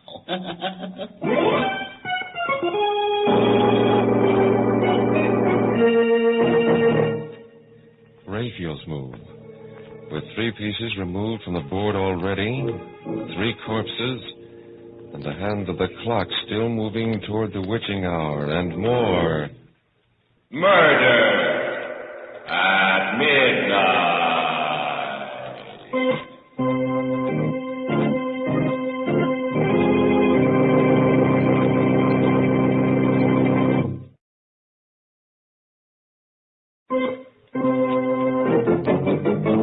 And now, back to Murder at Midnight and Death Across the Board. It's about a half hour later, and sitting in the office of Police Chief Adams, Dr. Strand has just finished his account of everything that has happened. There is silence for a minute. And then, without looking at either Strand or Alice, Adams says, So, you each bumped someone off, eh? And you've come here to give yourselves up. No. No, we certainly didn't come here to give ourselves up. I told you that in both cases it was self-defense. We're here because there's a madman loose, a homicidal maniac, and you've got to do something about him. A guy that just goes around bumping people off for fun, eh? Or rather gets other people to do his killing for him. Oh, no, there's much more to it than that. Much more. Yeah? What? Well, it just came to me a little while ago. Well, that's nice. There was something strangely familiar about this Raphael. Did you ever hear of Raphael Norbert? No. He was one of the greatest chess players in the world. Won practically every tournament in the books. And then about 5 years ago, he disappeared. Well, I believe he's playing another chess game now, the maddest game that ever was. Is there a map of the city around here? Yeah, right there on the wall. Now, let me see. Now, here's Raphael's shop. And... Yes, this would be it. This section of the city here, 8 blocks each way, this is his chessboard. And human beings, people like Alice and me, are his chessmen. What? John. I know it sounds fantastic, but I think it's true. Oh. Now, when he sent me to Felix's, he told me to go down 2 blocks and 1 to the right. That's a knight's move. In other words, he had cast me as one of the white knights in his insane, murderous game. Oh. Alice was the white queen, he himself was the black king, and so on. He just lined up all these people, said, you play this piece, you play that. Oh, no. That was the beauty of the game, the fascinating, exciting part to him. No one knew that they were playing in it but he. Felix didn't know that he was a black rook any more than I knew I was a white knight. But Raphael's black pieces were all criminals of some sort who wouldn't hesitate to kill. And it was by killing that one piece took another. You see, that was the ultimate refinement of the game. He could plan a move, but he had no way of telling which piece would take which. What do you mean? Now, for instance, I killed Felix instead of his killing me. In other words, Raphael was not only playing his game against law and order, against society, but he was matching his brain against that of every other piece in the game. Against law and order, eh? I got this in the mail a couple of weeks ago without any letter or anything like that. How would this fit in with your theory? The White King. Of course. That means he's playing this game principally against you. Now, do you believe us, Mr. Adams? Do you? I don't know. Well, I suppose it's possible. We've been having a funny kind of crime wave lately. Killings without any apparent motive and... Excuse me. Hello? Hello, Chief. Valenti speaking. Yes, Valenti. I'm down the corner of 3rd and Sycamore, and there's something kind of screwy going on. I went... Hello? Hello? Valenti! What's the matter? One of our detectives down at 3rd and Sycamore, and it sounded like somebody got him. Now make sure about this before you answer, but would this be part of what you were talking about? Well, let's look at the map again. 3rd and Sycamore. That would be in the area. That's Rayfield's chessboard. Yes, I think it is. Okay, come on. We're going down there and see.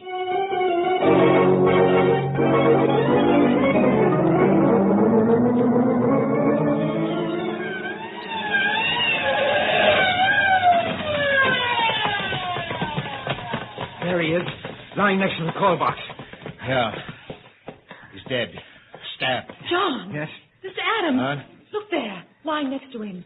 Another chess piece. Yeah, yes, a pawn. A white pawn. Well, of course. If you're the White King, then all your men would be pawns. Pawns, huh? They're the pieces that get pushed around, aren't they? Well, they're the ones that are usually sacrificed. 2 of my men, Riley and Valenti. Okay, Strand, if this Raphael wants to play, I'll play with him. Then you do believe him? Yes. You're a chess player, Strand. Do you think you can figure out what this Raphael character is going to do next and tell me how I can meet him? I might. I only got a very quick look at the board, but if I could remember the location of the pieces... You mean he's actually got a board set up showing where all the pieces, everybody is? There's one set up on a little table right next to his desk. No one's allowed to touch it. That's the one. I think I remember the position of the pieces that were left, but some moves may have been made since I saw it. Well, what are we fooling around here for? Let's go to the shop and make sure.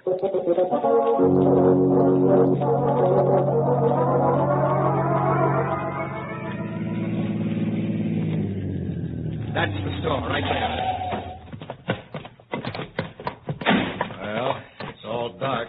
Doesn't look as if anyone's there. Locked, all right. You have a key, haven't you, Alice? No. Raphael never gave me one. He always locked up himself. Well, what do we do? 2 of my men killed, and you ask me a question like that? You think I'm going to play legal and wait for a search warrant? Look out.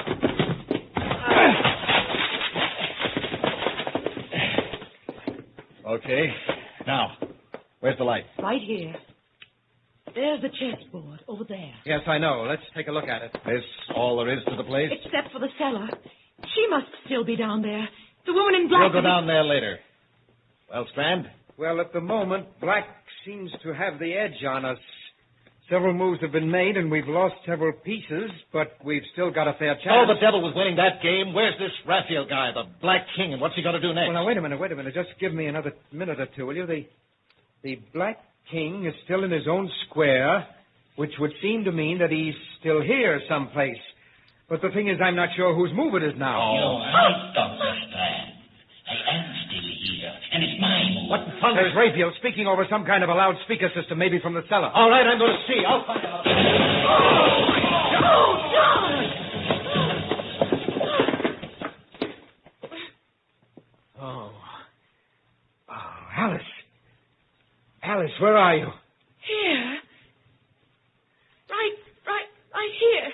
Are you all right? I think so. What was it? What happened? Well, he must have had the place mined or set a booby trap.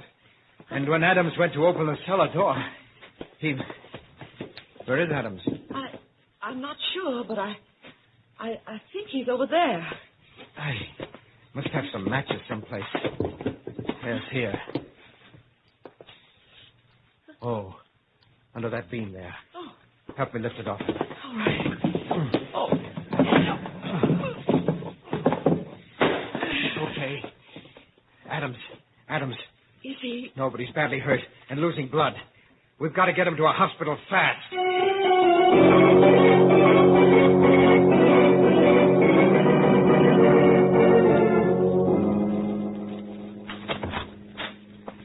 Now watch it. This way. The emergency ward is right in there. How do you know? Well, I ought to. I interned here. It's funny there's no one around.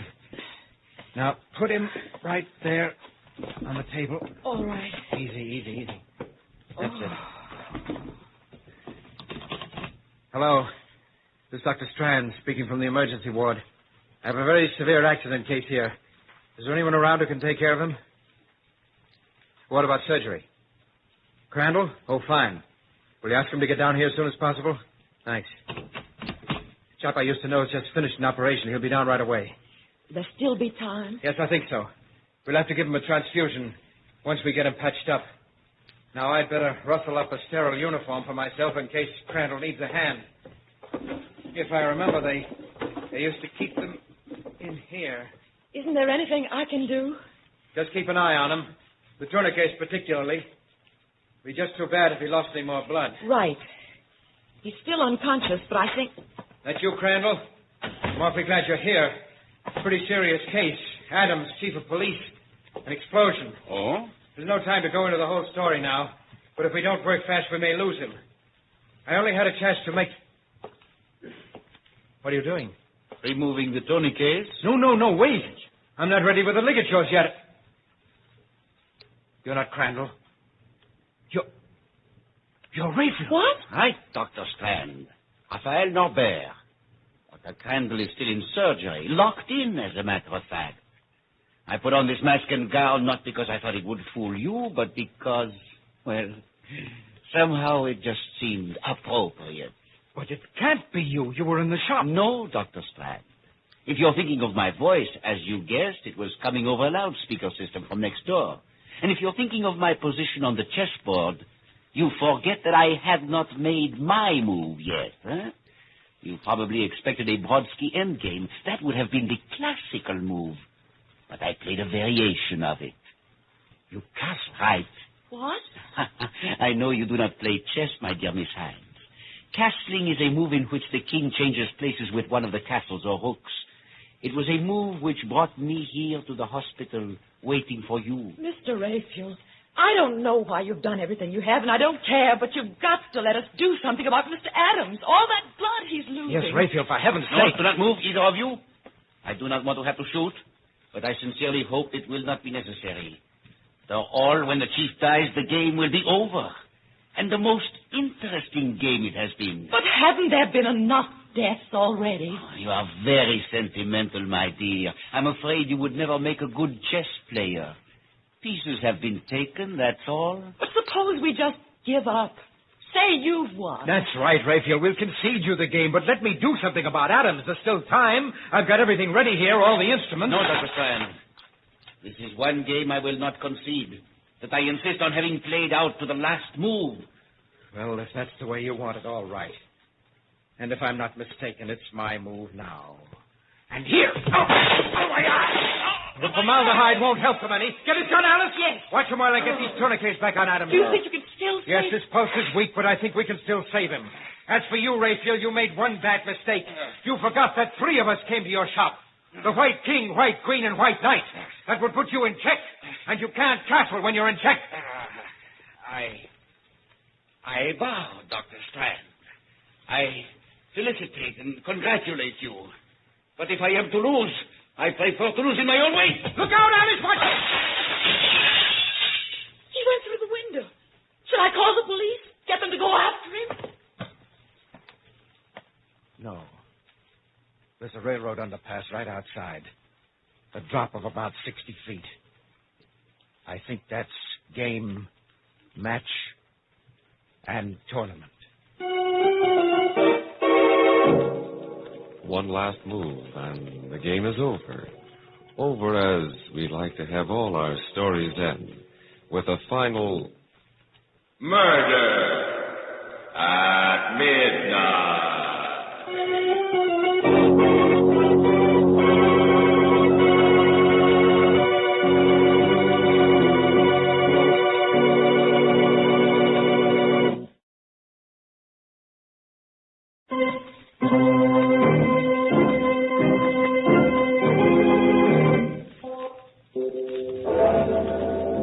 Remember to be with us again when death moves his black chessmen and the clocks strike 12 for... Murder at midnight.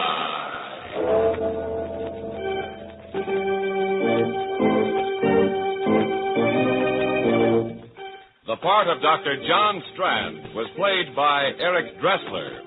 With music by Charles Paul, Murder at Midnight was directed by Anton M.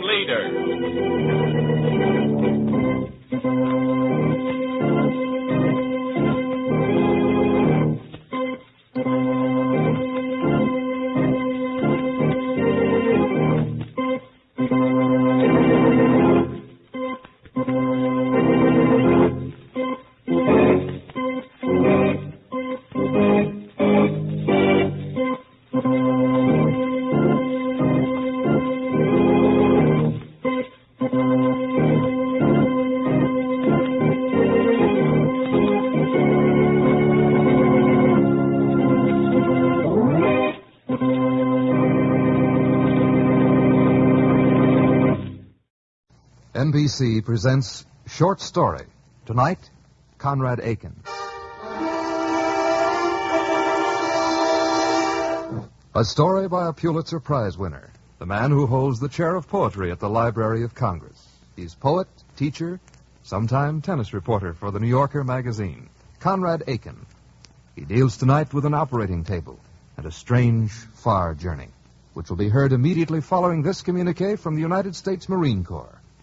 Literally translated, esprit de corps means spirit of the Corps, and in this country, the expression is most often used in referring to the United States Marine Corps. The United States Marines have an esprit de corps based on pride of outfit, confidence in fellow Marines, and respect for Marine Corps tradition, all vital ingredients in an outstanding military organization. Certainly one of the most distinctive characteristics of every Marine is this feeling of pride, and a natural outgrowth of pride is confidence. When men have confidence in themselves, their comrades, and their leaders, they become welded together into an unbeatable team. The United States Marines owe much of their success to their esprit de corps. Here now, Mr. Arcularis by Conrad Aiken. Hello, John. Oh, there you are, Kurt. Nearly let your seat go. Thought you weren't coming. Oh, I didn't intend to. Not till I heard old man Venner's going to tackle an advanced mitral today. What? Mm-hmm. Advanced mitral? Poor guy is practically signing his own death warrant. What's his name? His name is Arcularis. Arcularis. Rum sort of a name. Yes. And I gather he's a rum sort of a fellow. All kinds of money, no wife, no family. All alone in the world. How come you're so well informed? I've been taking an interest in the girl who's been nursing him, little Miss Hoyle. And I've been getting precisely nowhere. She's far too wrapped up in her patient, her precious Mr. Arcularis.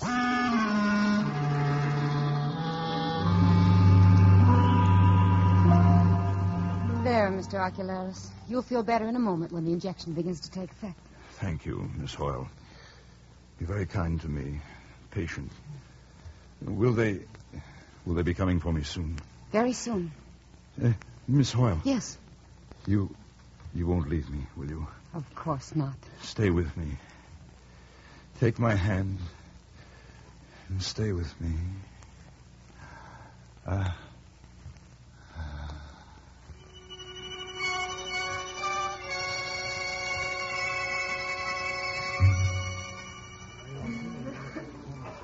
Your attention, please. Today we're going to have the privilege of watching Dr. Venner operate on a case of advanced disease of the mitral valve of the heart.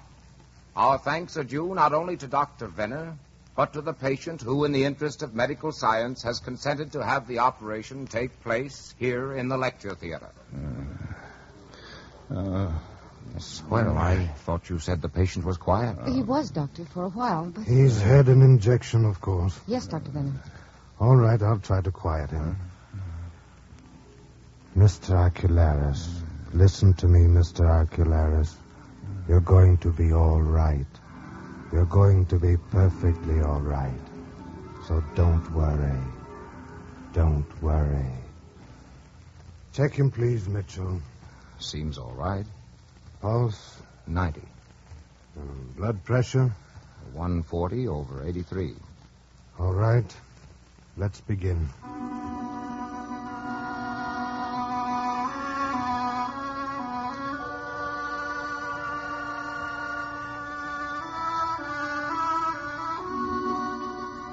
Good morning, Miss Hoyle. Good morning, Dr. Mitchell.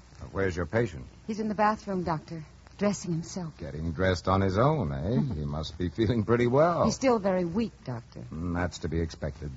Rather a pity he has to set off on this trip alone. I wish I were going with him.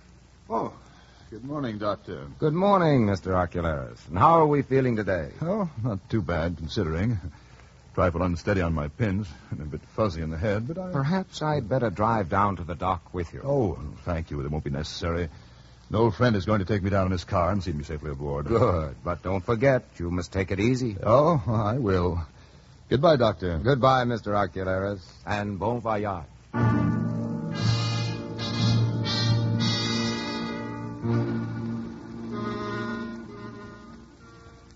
How strange and vivid the world looks from my window, Miss Hoyle. It must to you today. It looks as if it had been made freshly for me. So our musician friends are back. How nice of them. They've come to give you a final serenade. Well, I must say, I'd rather they hadn't. Why, Mr. Ocularis, I thought you liked their music. Not this tune, Miss Hoyle, not this tune. It reminds me too much of my mother, my very pretty and very wicked mother who died young. Still, they do look rather nice standing down there on the wet sidewalk. Oh, it's all so wonderful after the shower. Innumerable green, fresh leaves blowing and turning. And the sky strung with rain like a harp, every raindrop sparkling. I feel I don't want to leave it. I don't want to go. But think of all the wonderful things you're going to see while you're abroad. Oh, yes. A sea voyage, Paris, Switzerland. A long time since I've seen them. Yet somehow I'm homesick already, homesick without having left home. Is that perhaps because you're going alone? Yes, perhaps it is. I do think you should have someone with you. You, for instance? Oh, Mr. Ocularis.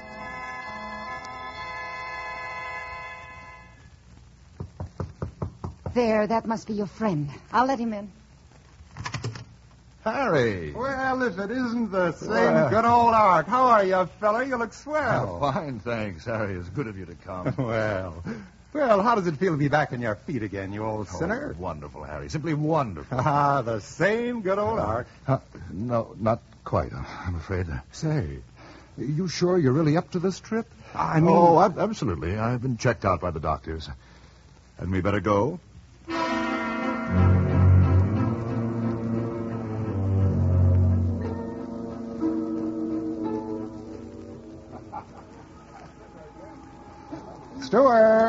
Steward! Yes, sir. Coming, sir. Steward, 2 double whiskeys. Right away, sir. As I always say, there's no bar like a ship's bar, eh, fella? Yeah, but it's too cold in here. I can hardly keep my teeth from chattering. Your whiskey, sir? There. Now, drink it down, Ark. That'll soon chase that chill out of you. I hope so. I say, Harry. What is it? Something wrong? No. It's just that girl at the table over there by the door. Oh, what about her? Hey, she's very pretty. Almost beautiful. Doesn't she remind you of someone? Oh, now you come to mention it, yeah. She looks rather like that little nurse who was looking after you at the hospital. She doesn't remind you of anyone else? No. You never saw my mother, did you, Harry? Why, no. No, of course you couldn't have. She died so young. Oh, look, we've embarrassed the poor girl with our staring. She's getting up to leave. No, I think not. She isn't going to leave. You're right. She's coming our way. Hey, this is bad, fella. Oh, pardon me, gentlemen, but you've been looking at me as if you recognized me. Please accept our most humble apologies, madam. Our behavior has been inexcusable. Oh, no, please don't apologize. You see, well, I have such a poor memory for names, and I was afraid you might think me very rude. You mean that... I mean that I'm almost certain I've met you somewhere before, but I have to admit I can't remember your name. My name is Ocularis. Ocularis? Yes, and my friend here is Harry Freeman. I'm Clarice Dean. Miss Dean? Won't you have a drink with us? Well, thank you, but I must go down to my cabin. Then perhaps we can get together later on, Miss Dean? That would be nice. Goodbye, gentlemen. Au revoir. Well, that isn't the strangest thing.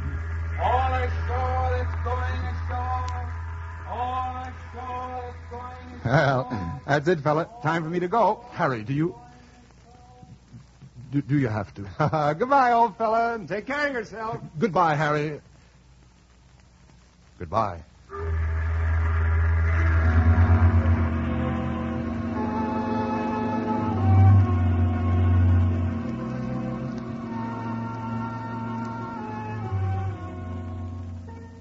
So we meet again, Miss Dean? Yes, Mr. Ocularis, we meet again. Well, it was thoughtful of them to seat us together, wasn't it? Yes.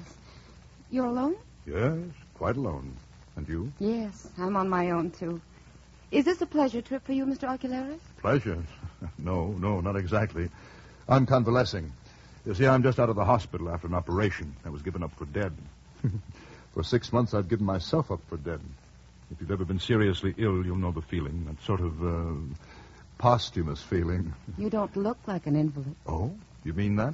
Really? Of course. Your soup, sir? Thank you. Thanks, Stewart. Do you think we'll have a good voyage, Stuart? Well, madam, I don't like to be a Jeremiah, but... What do you mean? Well, you see, madam, maybe I shouldn't say it. There's a corpse on board, and I never yet knew a voyage with a corpse aboard that we didn't have bad weather. Oh, Stuart, you're just superstitious. Oh, no. That's very ancient superstition, Miss Dean. Maybe it's true. With a corpse in the hold, perhaps some disaster may befall us. We may run into fog and icebergs. Remember the Titanic with the band playing Nearer, My God, to Thee on the afterdeck while she went down? Mr. Ocularis, please. And the Empress of Ireland with all those people trapped in the smoking room with only one door between themselves and life, and that door locked for the night by the deck steward, and the deck steward missing. There please, are so many. You'll have to excuse me. I must go now. Oh, I'm sorry. I bored you with my silly talk. No, it's not that. Well, then, I'll see you in the lounge later on, perhaps? Of course. Mr.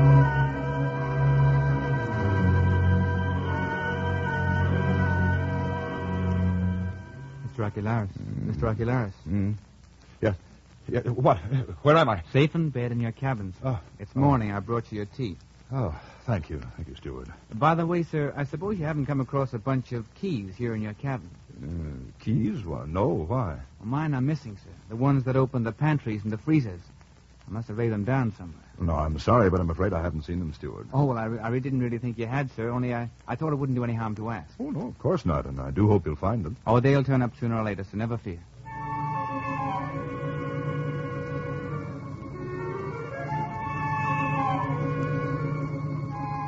Have you ever done any sleepwalking, Miss Dean? No, I never have. That's the funny part of it. I never had either until last night, never in my life. I hardly ever even dreamed. So this really rather frightened me. Tell me about it, Mr. Ocularis. I dreamed at first that I was walking alone in a wide plain covered with snow. It was growing dark. It was very cold. My feet were frozen and numb, and I was lost. I came then to a signpost. At first it seemed there was nothing on it, nothing but ice. Just before it grew finally dark, however, I made out on it the one word, Polaris. The pole star. Yes, and it gave me, in the dream, I mean, an awful feeling of despair. And then the dream changed.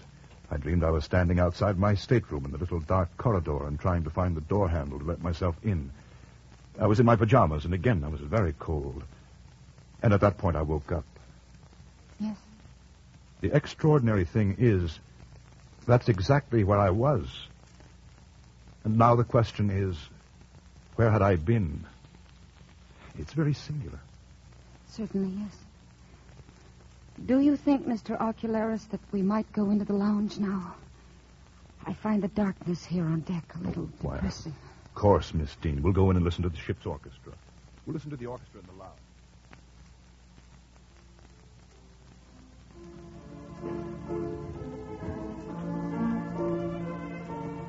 Ah, good heavens. Can I never escape from that horrible sentimental tune? The last thing I heard in America and the last thing I want to hear. But don't you like it? Well, when I heard it at the hospital, when was that? It made me feel like crying. 3 old Italians tootling it there in the rain. Oh, I suppose like most people, Miss Dean, I'm afraid of my feelings.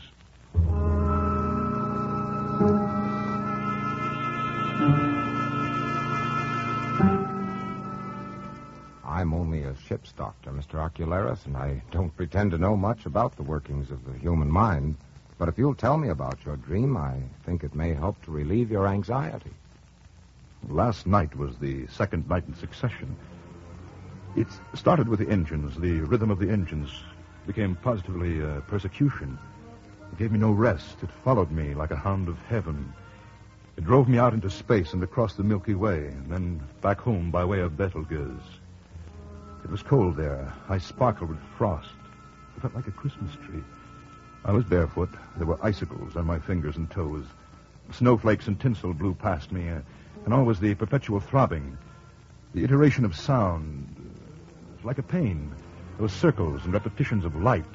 The feeling as of everything coiling inward to a center of misery. Go on, Mr. Ocularis. Suddenly, it was dark and I was lost. I was groping. I touched the cold, white, slippery woodwork with my fingernails, hunting for the electric light switch.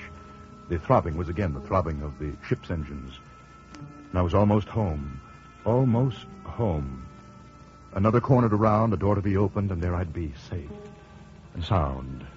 Safe in my father's home. And that was the end of your dream? Yes. It was at that moment I woke up. I was in the corridor that leads to the dining salon, and I was seized with such a pure terror as I had never known. My heart felt as if it would stop beating. My back was toward the dining salon, so apparently I had just come from it. I was in my pajamas.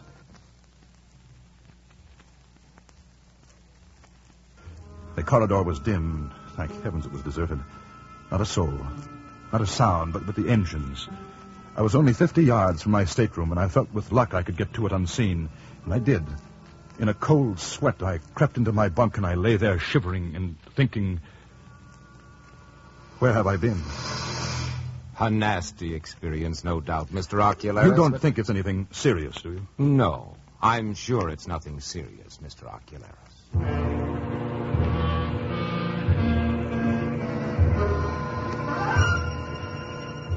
Miss Dean, Clarice, please, may I call you Clarice? Of course you may, Mr. Ocularis. Clarice, it happened again. It happened again last night. I know. What? Well, how do you know? Who told you? No one told me. Then I saw you myself. You? Saw me? Yes. You see, last night I was worried about you. I waited in the shadow near the door of your cabin. I saw you come back safely, and I thought it better not to interfere. I heard it's dangerous to interfere with sleepwalkers. Oh, Clarice, if you could understand how it felt at that moment. When you'd gone back into your cabin, I waited for a while and then came away. Just as I came to the corner of the corridor near the stairs, I noticed something on the floor. It seemed to me that you had dropped it. What was it you found? I have it here. Look. A bunch of keys. No. No. No!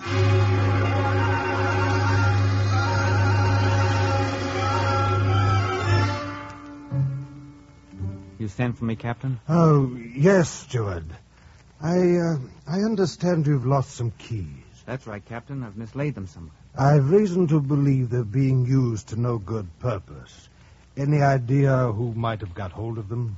Well, sir, I did think I might have laid them down in one of the staterooms, 27 on E deck, Mr. Ocularis. Oh, I see. He's been very ill, sir. Yes. I think it might be a good idea for you to keep an eye on that stateroom tonight. Do you see what I mean? Yes, sir.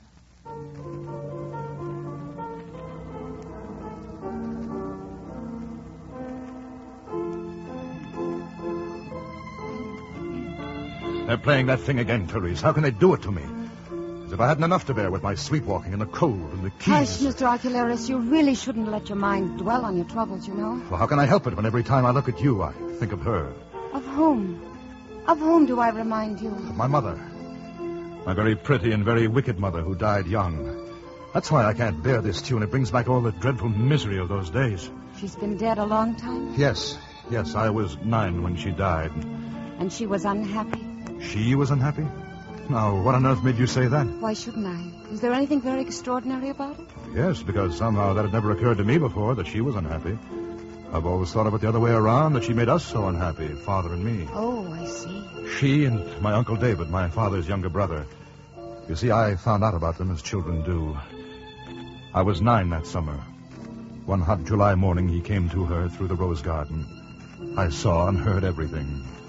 He had come to take her out on the yacht for the day. When she heard him, she came out on the balcony and they spoke words of love. And then Uncle David saw my head peeking out from behind the bush.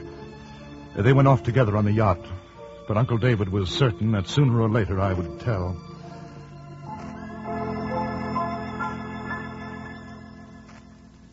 And you were only 9.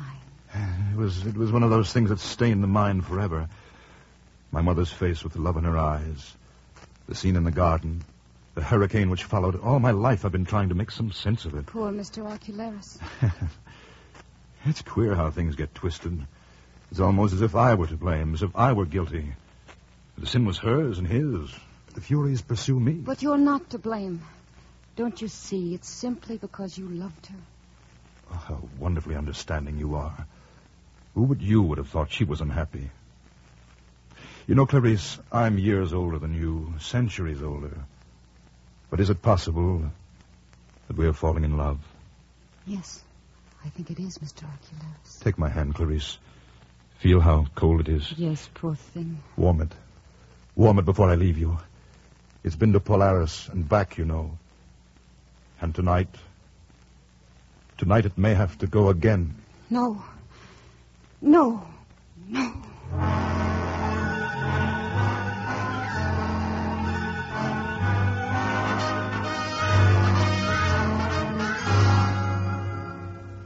Last night, Clarice, it was the same dream of going round a star. Polaris, Betelgeuse, the same terrible coldness and helplessness, that awful whistling curve. And when you woke up, where were you when you woke up? Tell me. Don't be afraid. I was at the bottom of the stairway that leads down from the pantries to the hold, past the refrigerating plant. It was dark, and I was crawling on my hands and knees. Oh, do you think? I know. And so do you. Once more, and I'll be looking down into it. And there I will see myself.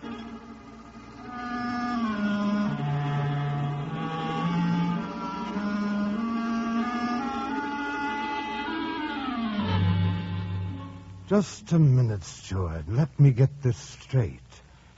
You kept watch outside Mr. Ocularis' cabin. He came out in his pajamas, and you followed him down to the big freezer room. He used your keys to unlock the doors along the way. Yes, sir. When he got to the door of the big freezer room, he unlocked it and went in, and got down on his knees beside the coffin. Then he started to beat on him with his fist, sir. How long did that go on? Oh, only a few moments, sir. Then he turned round and started back. And you followed him back to his cabin? Yes. When he got a few yards from the freezer door, he seemed to wake up like, and after that he fair ran back to his stateroom. Well, I think I'd better have a word with Mr. Ocularis myself.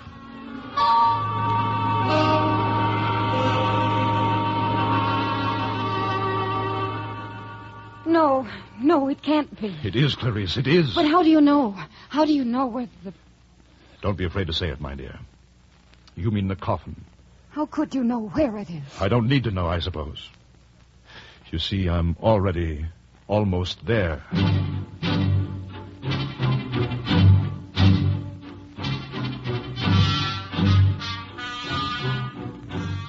Ah, yes, Mr. Ocularis. What do you want with me? Well, there's a certain matter that I feel I really must discuss with you. What do you mean? What is it? Mr. Ocularis, have you been sleeping well since you've been aboard this ship? What are you driving at? Tell me, what are you driving at? If you'll please answer my question, I'll explain. No, I have a right to know what you're accusing me of. But, my dear Ocularis, I'm not accusing you of anything. I'm simply trying... yes, you are. You are accusing me of something, and I know what it is. I know what you're thinking. But, my dear sir, You think it was my fault that they drowned? You think my spying drove them to it? Do you think I was to blame for what happened? Mr. Ocularis, you're entirely mistaken. I'll tell you exactly what happened. It was the morning after he came to her in the garden. The morning after the hurricane. It was just before daybreak, and the bay was calm again. I rode up the marsh channel towards Pulpit Rock. I knew that Mother and Uncle David had sailed that way in the yacht. I rode about halfway up the channel when I saw the yacht's tender. It was still tied to the yacht. The yacht was sunk there, lying a little on her port side with the roof of the cabin about 2 feet under water. I could see it all quite plainly. The cabin door was shut. I sculled around to the starboard side where I could look in through the forward porthole. Inside, I could see something pink floating close to the glass. I knew it was my mother's dress, the dress she'd worn the day before. That's all, sir. I didn't touch anything, sir. I left everything just as it was. Everything. Mr. Ocularis. Yes? I'm afraid you're not quite yourself this morning. That's right. I do feel very weak. I have a pain around my heart. You've been very ill, and we must take care of you. You've been walking in your sleep. It may not happen again, but if it does, I'm afraid you'll have to sleep in the ship's hospital. Yes, I understand. Don't worry about anything, Mr. Archelaus. We'll take care of you. You're going to be all right. You're going to be perfectly all right. So don't worry. Don't worry. Don't worry.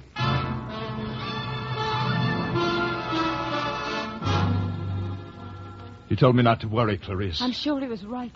There's nothing to worry about. Oh. Nothing at all. Of course, we must be gay, Clarice. What would you say to some champagne? That would be wonderful. Steward! Champagne! Bring us champagne. Oh, perhaps even now, my dear, it will all turn out to be nothing more than a nightmare from which we'll both awake. If only that could be so. The same as before. Just the same. The long, magnificent, delirious swoop of dizziness. The great circle.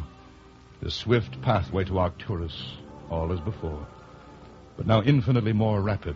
Never have I had such speed.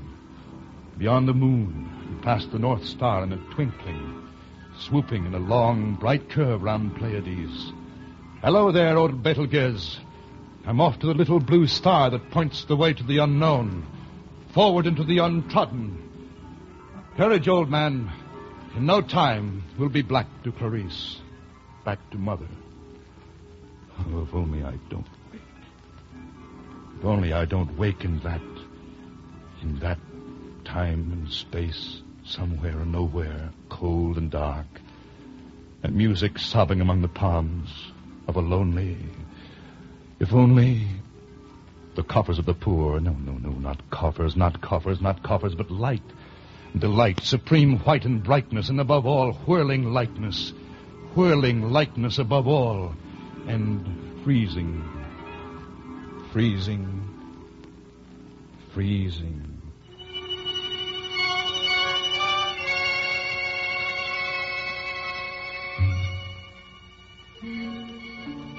He's gone, Dr. Venner.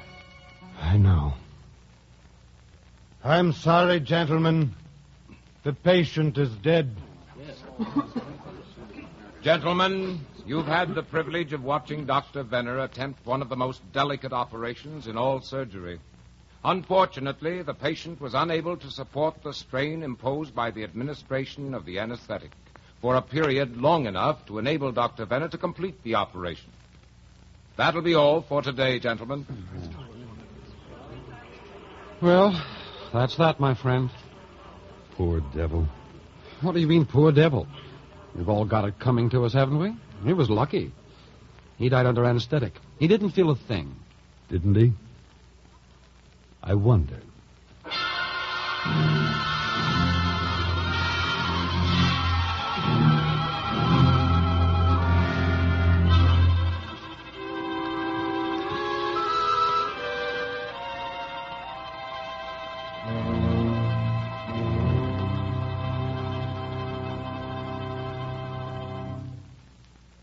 You have heard Mr. Archelaus by Conrad Aiken.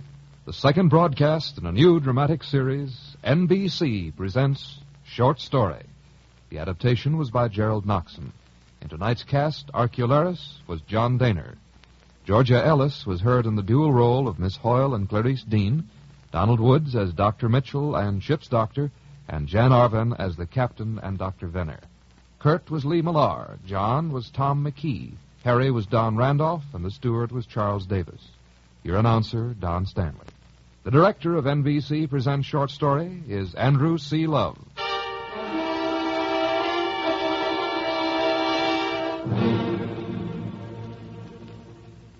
Next week, the Hollywood scene, in the special idiom of F. Scott Fitzgerald. Mr. Fitzgerald's story, Crazy Sunday. Hear it next week. Meanwhile, bear in mind this message from the United States Marine Corps. The history of the United States Marine Corps is more than a glorious record of heroic deeds of valor.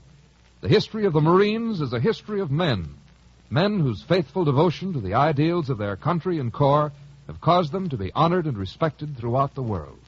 The proud traditions which set the Corps apart become a coveted heritage to every man who wears the globe and anchor.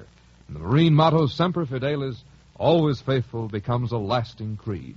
You'll find leaders in government, industry, education, in every walk of life who proudly bear the mark of the United States Marines. There's something about the Corps which fosters leadership, self-reliance, and confidence among its members. In the final analysis, these are the qualities that make a good Marine and a good American.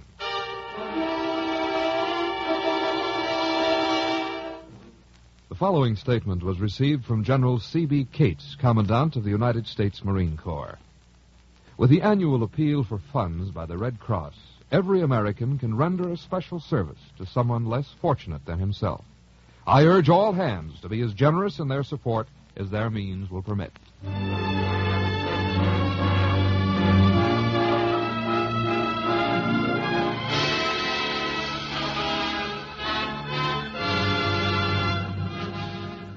This program came to you from Hollywood. This is NBC, the National Broadcasting Company.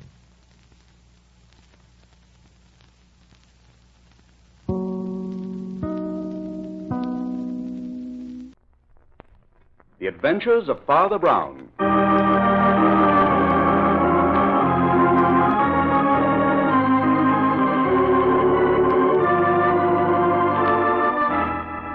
And here he is, Father Brown, the best-loved detective of them all. Humanity produces optimists only because it has never produced a really happy man.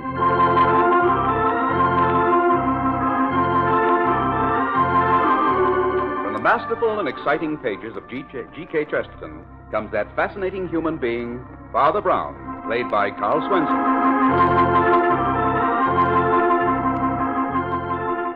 Underneath the modest exterior of Father Brown is the rich character of a generous, deeply human man with a sensitive and quick-witted mind. In addition to being a man of God, he is a man of the world, a man of science, and a brilliant amateur detective. And now, the three tools of death.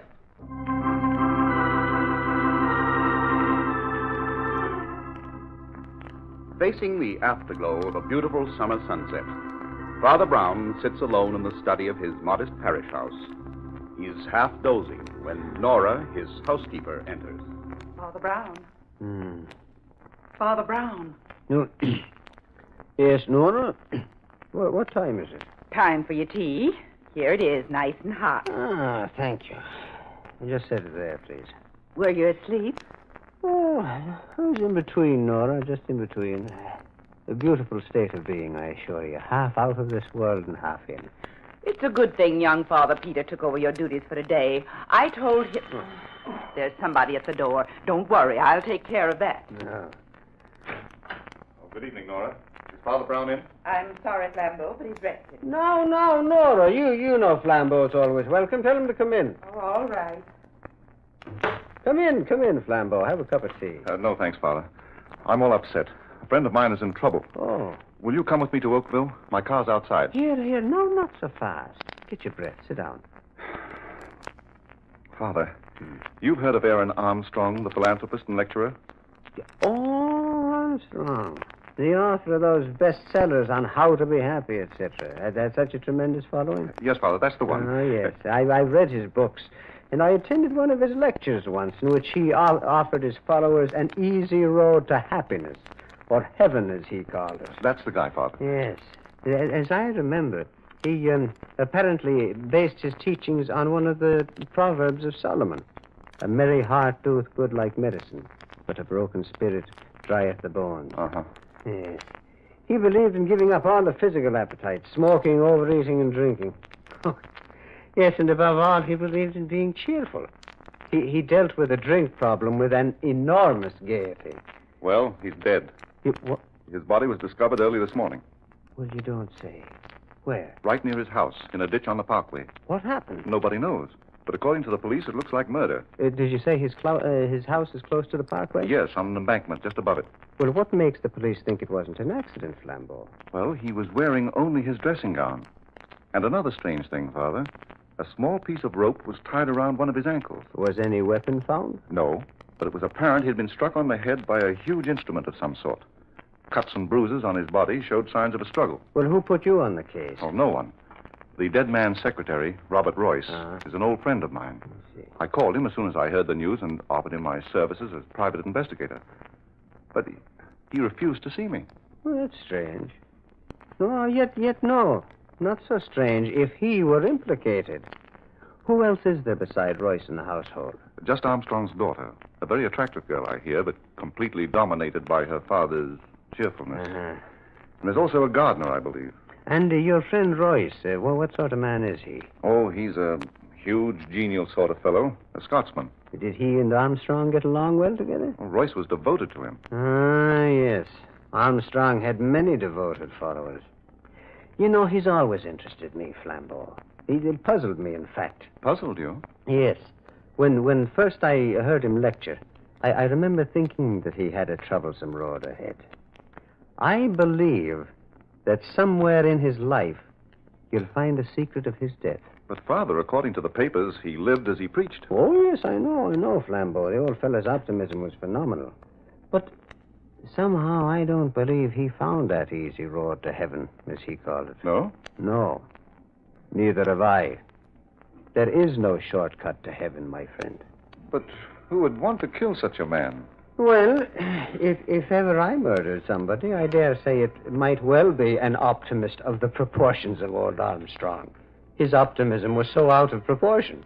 I've heard cheerfulness referred to as a virtue. Yeah, well, people like frequent laughter, but a permanent smile, Flambeau. Well, now that's something else again. As Shakespeare says, the devil hath power to assume a pleasing shape. Oh, Father, it's 6 o'clock. We're just in time for the news. Let's turn on the radio. That's a good idea. Perhaps there's something further on the case. Listen. Clear tonight and tomorrow somewhat cooler. Now we bring you a special bulletin just handed me on the Armstrong Yeah, case. turn it up, Flambeau. John Magnus, the gardener, the millionaire philanthropist, has been reported missing. Oh. Also, negotiable bonds of the dead man valued at $100,000.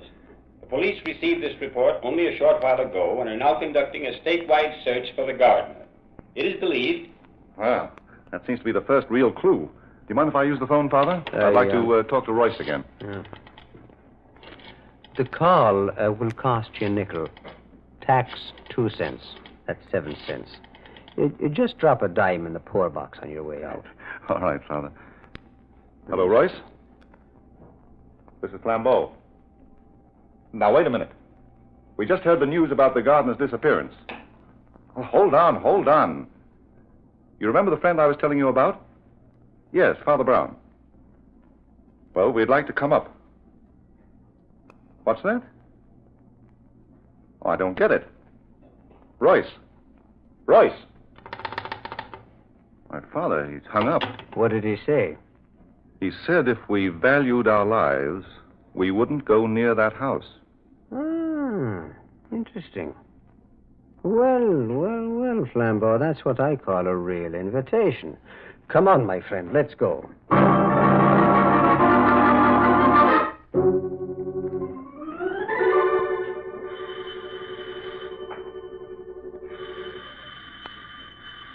Well, I'm sure there's someone here, Father. Ring again, Flambeau. Here's someone now. Yes? What do you want? Oh, good evening, Royce. So it's you, Flambeau. I thought I warned you plain enough over the phone. You did. But look here, Royce. I don't understand It was plain English I spoke. I know, but you sounded like you were in trouble. Well, I'm not. Oh, come, man. Don't act as though we weren't friends. Oh, this is Father Brown. I gathered as much. Mr. Royce, I'm afraid I'm to blame for this visit. Well, it was good of you to come, Father, but I wish you'd both heeded my warning. Man, what kind of a friend would I have been if I had? I tell you, the police have already investigated. I know. I've talked with them. Perhaps we can help you, Mr. Royce. Help? In what way? Well, maybe we could tell better if you'd ask us in. Very well. You may come in. What you should have let sleeping dogs lie, Flambeau.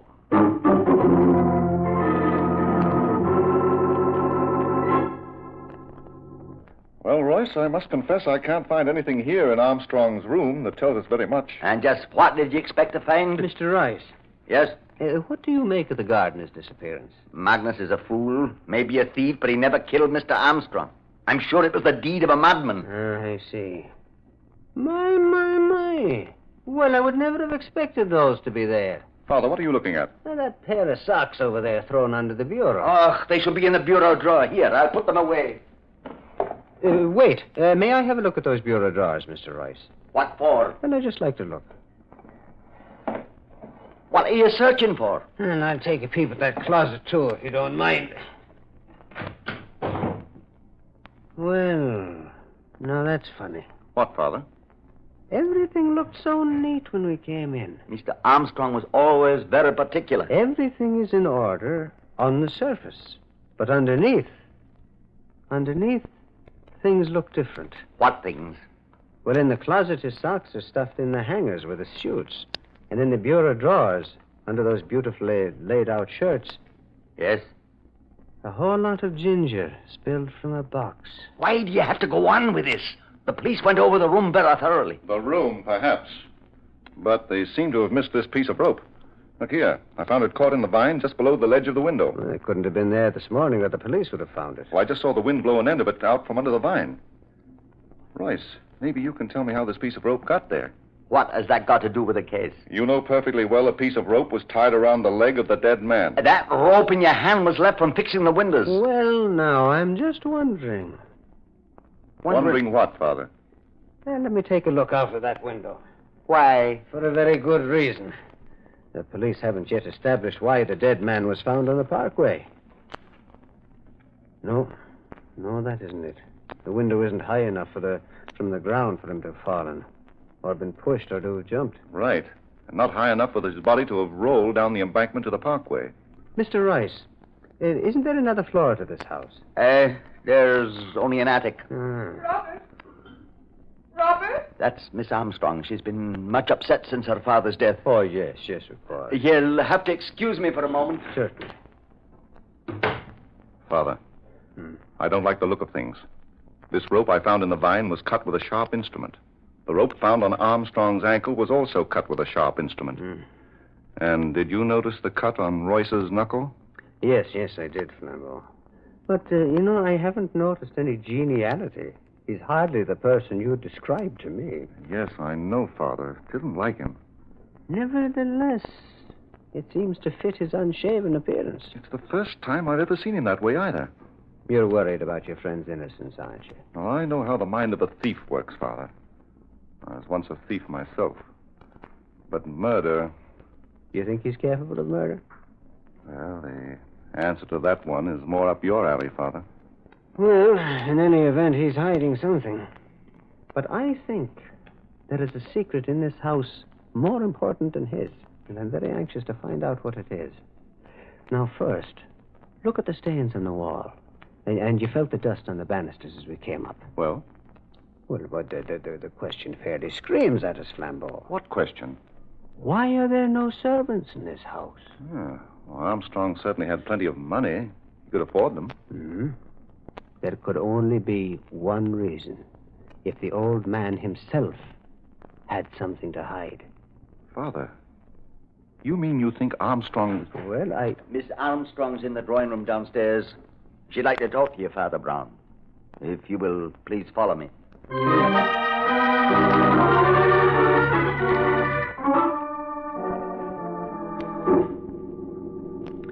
Well, I hesitate to continue, Miss Armstrong. I know how badly you feel. Please go on, Father Brown. I'm quite all right. But that bruise on your forehead, Miss Armstrong... Oh, that's nothing. It doesn't bother me. I bumped it. Your father had a great many followers, didn't he? Oh, yes, he helped so many people. Do you know why your father decided to give up all his servants? Well, great men like my father have their peculiarities. Their ideas are often different from other people's. Yes, very true, Mr. Royce, very true. I was only wondering... Wait. Listen. What? Listen. Someone's unlocking the front door. Who could it be? No one has a key besides us. Who's that? Me, Magnus. Magnus? Yes, Miss Armstrong. Magnus. And here is Inspector Vincent. Well, how are you, Inspector? Fine, Father Brown, fine. Hello, Flambeau. I might have known you two would be here. Well, I see you got your man, Inspector. Is this the gardener who walked out of here with $100,000 worth of bonds? Walked out of here and right into my office to place them in my charge. Hello, Royce. Oh, are you feeling better, Miss Armstrong? Yes, thank you, Inspector. Now, Magnus, perhaps you'd care to tell Miss Armstrong why you took those bonds without consulting her. No one in this household is to be trusted. Not even Miss Armstrong. Now, see here, Magnus. Just a minute, Royce. What I want to know, why did you wait so long before reporting this gardener's absence? We didn't think much of it, Inspector, until I noticed the bonds were gone, too. I was waiting for you to report it. Magnus has been telling me some very interesting things. A new angle on the case, Inspector? Well, it closes the case if Magnus is telling the truth. Inspector, what this man says is not to be taken seriously. He's not been himself. What makes you say that? Magnus used to be my father's personal valet, Inspector. But he was taken off that and put to work in the garden. He's been very upset. He thought it was quite a come-down. Upset, am I? Well, I like that. I wasn't going to tell the inspector about you two being in love, but now Be careful what you say, Magnus. You weren't so careful what you said when I heard you two talking in the garden the other night. Magnus. I've stood enough of this. Take it easy, Royce. Inspector, may I make a suggestion? Just a minute, Father Brown. Magnus, what are you getting at? About 4 nights ago it was. I heard them in the garden. He was begging her to marry him. They didn't know I was close by. No. No, Robert, we mustn't. But, Alice, you've no life of your own. Let's face your father now. Let's tell him how much we love each other. Oh, but, Robert, we must wait. We really ought to. I know how important you are to his work, but what about us? Our life? We can't go on waiting forever. Oh, but, Robert, it won't be forever. Oh, darling, you know I love you. You must be sure of that. I am sure, my dearest. Oh, if only I could get my hands on some money. What do you mean, Robert? I'd make you marry me then, Alice. Oh, Robert, I feel guilty even thinking of it. We mustn't, my darling. Not now. So long as he's alive. I'll find some way out of this. Shh. I thought I heard someone. We better not talk here. Come. Yes. Come, my dear. Well, that's all I could hear. But I suspected them, what they were up to, and now I know. You know what? That they would be off with the money. Mr. Armstrong's money. The money he had wanted to be used for his work. Inspector, this talk is ridiculous. You don't think... Mr. Royce, do you use an old-fashioned razor? Aye. You didn't use it today. Why? Why, I mislaid. When? I don't know, since I last shaved, I guess. That was yesterday, you can tell by his beard. Magnus brought your razor into the precinct with him with the bonds. I'm holding it as evidence. Why? Because it had a smear of blood on it. Oh, well, I must have cut myself shaving and forgot to wipe it. Oh, Inspector, is this all the evidence you have of Royce's guilt? Who said anything about Royce's guilt? Now, Magnus, tell them what you told me just now in the office. I was sleeping in my room over the garage, and about 4 this morning I heard shots, followed by loud outcries, which seemed to come from the attic. An instant later, I saw Mr. Armstrong's body pitch from the window and roll down the embankment. When I made sure he was dead, I rushed up to the attic and found his daughter unconscious on the floor with a razor in her hand. You mean Miss Armstrong killed her father? It's a lie! Surely, Father Brown, you for one will take Miss Armstrong's word against this gardener's? But is Miss Armstrong's word against him? So far, she has said nothing. Miss Armstrong, can't you speak?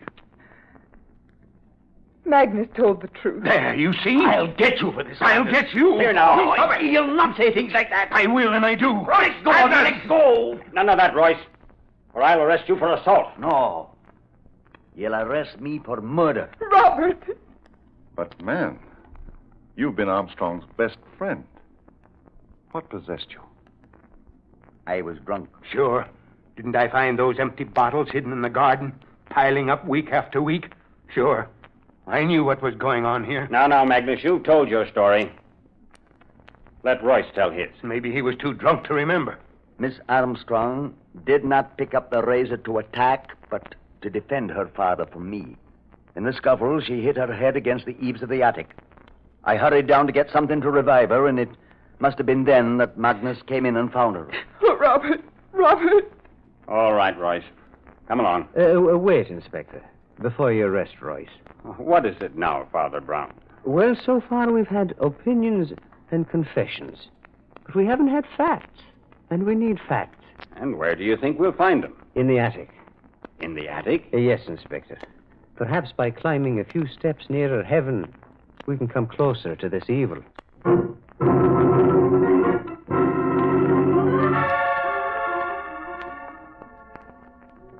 But, Father, I can't figure out what you expect to find in this attic. You sleep here, don't you, Mr. Royce? Aye. And Mr. Armstrong slept in the room immediately below this. Aye, but why all these questions? Well, now, in the first place, Mr. Royce, why did you bring your victim up here at the crack of dawn in order to kill him? Why didn't you go to his room? Well? I've confessed. Isn't that enough? Well, confession is good for the soul, that's granted. But, Inspector, you remember Magnus telling us he was awakened by shots? Yes. What about those shots, Inspector? Were any bullets found in Armstrong's body? Well, we investigated and didn't find a one. Wait. Here is my pistol. I fired those shots. You can see the holes in the carpet. Well, why should anybody fire at the carpet? A drunken man will let fly at anything. He doesn't pick a quarrel with his feet. And there's the rope. It was from my window here that Armstrong was thrown. And the piece of rope I found fell to the vines below. What about the blow on the head? According to our report, he was struck by a massive weapon. A massive weapon indeed, Inspector. Sure. The good green earth was the weapon. Okay, so the good green earth was the weapon. But look, this room was the beginning of the murder. Even I can see from the disorder. Come on, Royce. Let's go. But the disorder here is all on the surface. The very opposite of Armstrong's room. No, it doesn't fit. Too many inconsistencies. Father Brown, Royce has given himself up. No. Really, this won't do at all. What won't do? Well, first the police said no weapon was found at all. Now we're finding too many. Too many? Now, there's the razor to cut a person, the rope to strangle, the pistol to shoot, and after all this, Armstrong broke his skull falling out of a window. No. It won't do. It's not economical. Alice, they won't believe me. You tell them. Inspector, Yes, young lady. may I speak to Father Brown alone for a moment? If you must. But be quick. We can't wait around here all night. And now what is it, my child? What is it that you wish to say?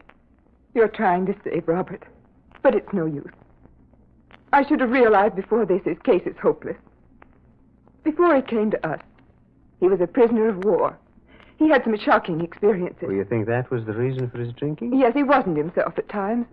We thought he was getting over it, but... Father, I saw Robert commit the crime myself. I heard the shots. I ran up just in time to see him leap at my father. Where was your father standing? He was clinging to the windowsill in terror. But the rope? Robert tried to strangle him with it. Father fought back, and the rope slipped from his shoulders to his feet, tightening around the leg. Robert was like a maniac.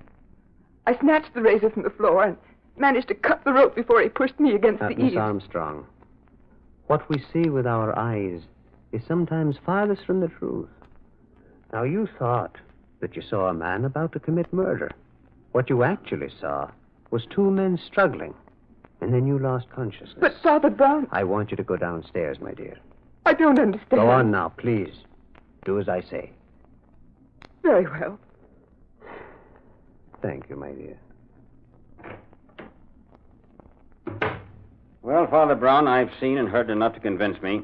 Unless you know something pretty startling, I'm taking Royce down and booking him. If you don't mind, Inspector, I'd like to talk to Royce a bit before you do. What about, Father? Well, where's Alice? She's out of earshot, Mr. Royce. So why don't you tell us about it now? Tell you about what? I see. Well, then I'll tell you, Inspector. Those 3 tools of death were not used to kill Armstrong, but to save him. Save him? Father, I don't get this. Save him from what? From himself. At the time old Armstrong died, he was a suicidal maniac. No, Royce, you weren't drinking. No? No, and you were the only one who knew what lurked behind old Armstrong's laughter. No. Yes, you knew that behind that merry mask was the mind of an atheist. No. A man who knew nothing of God. He didn't realize until it was too late that human beings need something to worship greater than themselves. I warned Flambeau not to bring you here, Father. I was afraid it might come to this. Well, man, what harm is there in the truth now? Alice must never know. Why? Why shouldn't she be told that you weren't the enemy her father feared? Shall I name the enemy, Royce? All right, Father Brown. You win. This morning, Armstrong was determined to do away with himself. He knew I kept my service pistol in my dresser. And when he heard me go down to the kitchen early at dawn, he left his room and came up here. And you came in and accidentally surprised him. I got the pistol out of his hand, but in the struggle I had no time to unload, so I fired at the carpet. Then he found my razor and tried to slash himself. I snatched it from him and flung it to the floor. I ran after him with a rope to tie him up. And it was then that the unlucky girl ran in, and misunderstanding the struggle. She tried to cut her father free with a razor. She cut the rope, slashing my knuckle just as I pushed her, and he went crashing into eternity out of that window. But, Father Brown, you spoke of an enemy old man Armstrong feared. I did, yes. You mean the enemy was in this room with him at the same time as Royce? Yes. Who was it? The sin. The very thing Armstrong was so vehement against. You mean alcohol? It was his worst enemy.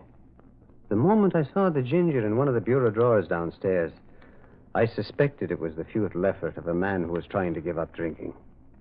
Isn't that right, Royce? Yes, Father Brown. Armstrong was living a lie, and it preyed on his mind. And he feared his public might find him out. Aye. The more despondent he got, the darker visions he had of failing his followers. The people who looked to him for guidance. So fearful was he of anyone prying into his secret that he hid from his friends and got rid of all his servants. And you were the only one he could confide in. Aye. He didn't understand your loyalty, did he? No, but it was for her sake, you see. And so you kept the knowledge of his spells to yourself, letting his daughter believe it was you, the result of the war. Aye. Well, Royce, I can't imagine why you didn't speak up before. Don't you see? It was because she must never know. Never know what? Why, that she killed her own father. I see. By trying to free him. My son, I think she should know. After all, it was only an accident. And accidents, no matter how tragic, do not poison life like sins. I think you should both be happier now. Surely, 2 private lives are worth more than the public reputation of Aaron Armstrong.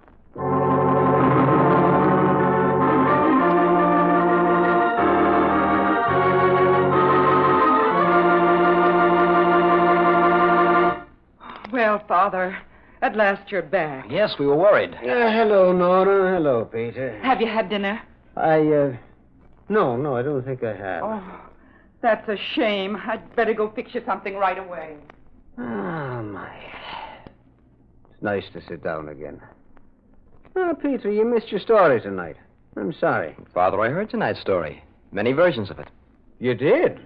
How? From the news commentators over the radio. Oh. They've been reading bulletins on it every half hour or so. I see. Tell me, Father, what made you suspect Royce wasn't guilty? Well, looking into the hidden places of his attic room convinced me of Royce's innate neatness, Peter. I don't quite see. Well, I knew that no one as orderly as Royce could commit such a murder. The whole thing was too sloppy. I mean, the 3 tools of death. But how did you discover that Armstrong was a suicide?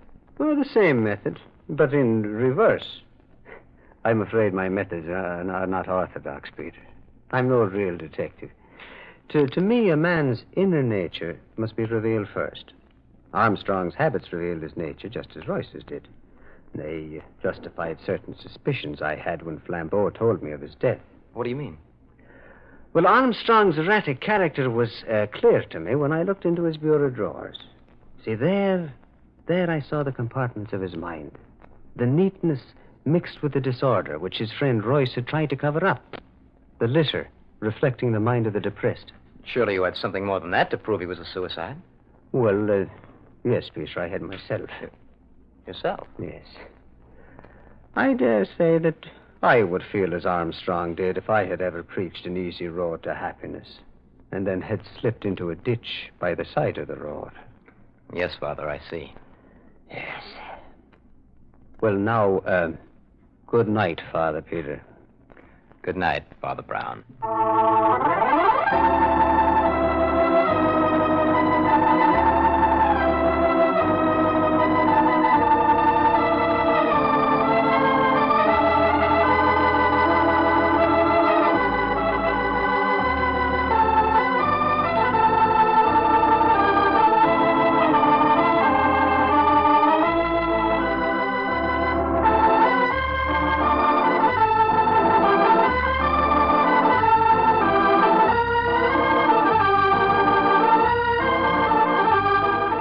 listening to The Adventures of Father Brown, with Carl Swenson as Father Brown. Father Brown's adventure tonight was called The Three Tools of Death. The character of Father Brown was created by G.K. Chesterton in the detective novels called The Adventures of Father Brown. This is the Armed Forces Radio Service.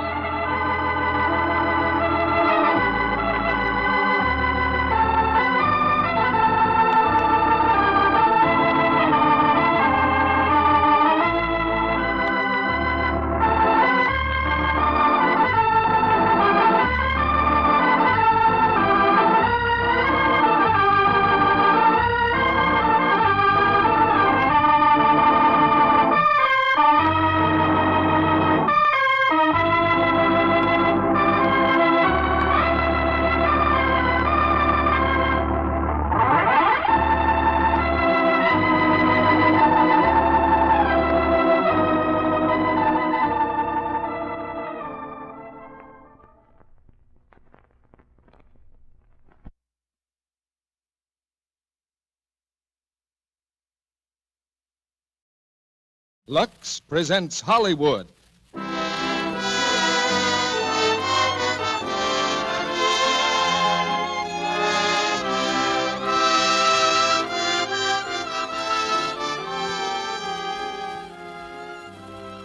The Lux Radio Theater brings you Edward G. Robinson, Gail Patrick, and Laird Cregar in The Maltese Falcon.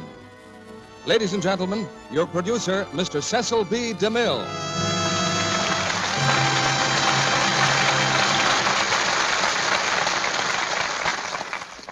Greetings from Hollywood, ladies and gentlemen. Some people like mystery stories because of the intellectual challenge they present. Personally, I'm seldom able to figure out who done it without skipping to the back of the book. But give me a good detective story, and like presidents, bankers, housewives, and chorus girls the country over, I find that my own troubles fold up their tents like the Arabs and silently steal away. Tonight we point with pride to a triumph of the art, the Dashiell Hammett classic, The Maltese Falcon, brought to us by three of our favorite stars, Edward G. Robinson, Gail Patrick, and Laird Cregar. The Warner Brothers screenplay was masterfully written and directed by John Huston, who comes by his talent naturally because he's Walter Huston's son. For the next hour, we'll follow the eerie trail of this fabulous falcon, which is coveted by many people to their great ill fortune and to the great ill health of a few. I think most of us have a secret desire to be detectives. At least that seems to be very true of this audience, because you've done some good practical detective work by discovering dozens of different ways to use Lux Flakes. And that doesn't make any of us unhappy. Nowadays, many familiar materials are doing a wartime job. Nylon and silk are going into parachutes, cotton, rayon, and wool into uniforms, and many other wartime uses. That means that we on the home front must make the things we have last longer, so that our boys on the fighting fronts will have what they need. You're all trying to track down ways and means to make washable fabrics last, and the clue that's giving you domestic detectives the solution is Lux Flakes. But now let's track down the Maltese Falcon, because here's the first act, starring Edward G. Robinson as Sam Spade, Gail Patrick as Bridget, and Laird Cregar as Gutman.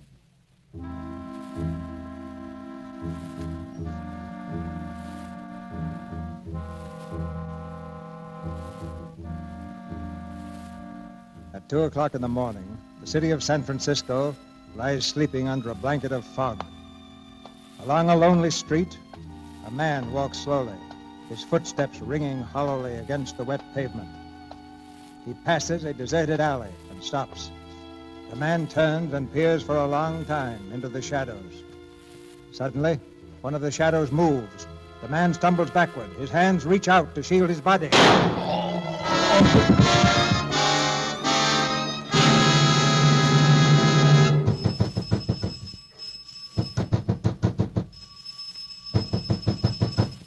All right, Spade, open up. We know you're in there, Spade. Come on. Who is it? It's Dundee and Polehouse. Want to speak to you. Come in, Lieutenant. Nice time to make a call. Yeah. 4 in the morning. Where did your watch stop? We don't have any hours on the force, Spade. Got a couple of questions to ask you. Sure. Hiya, Tom. Hello, Sam. What do you know about this killing, Spade? Very little. Archie was your partner, wasn't he? That's right. Spade and Archie, private detective.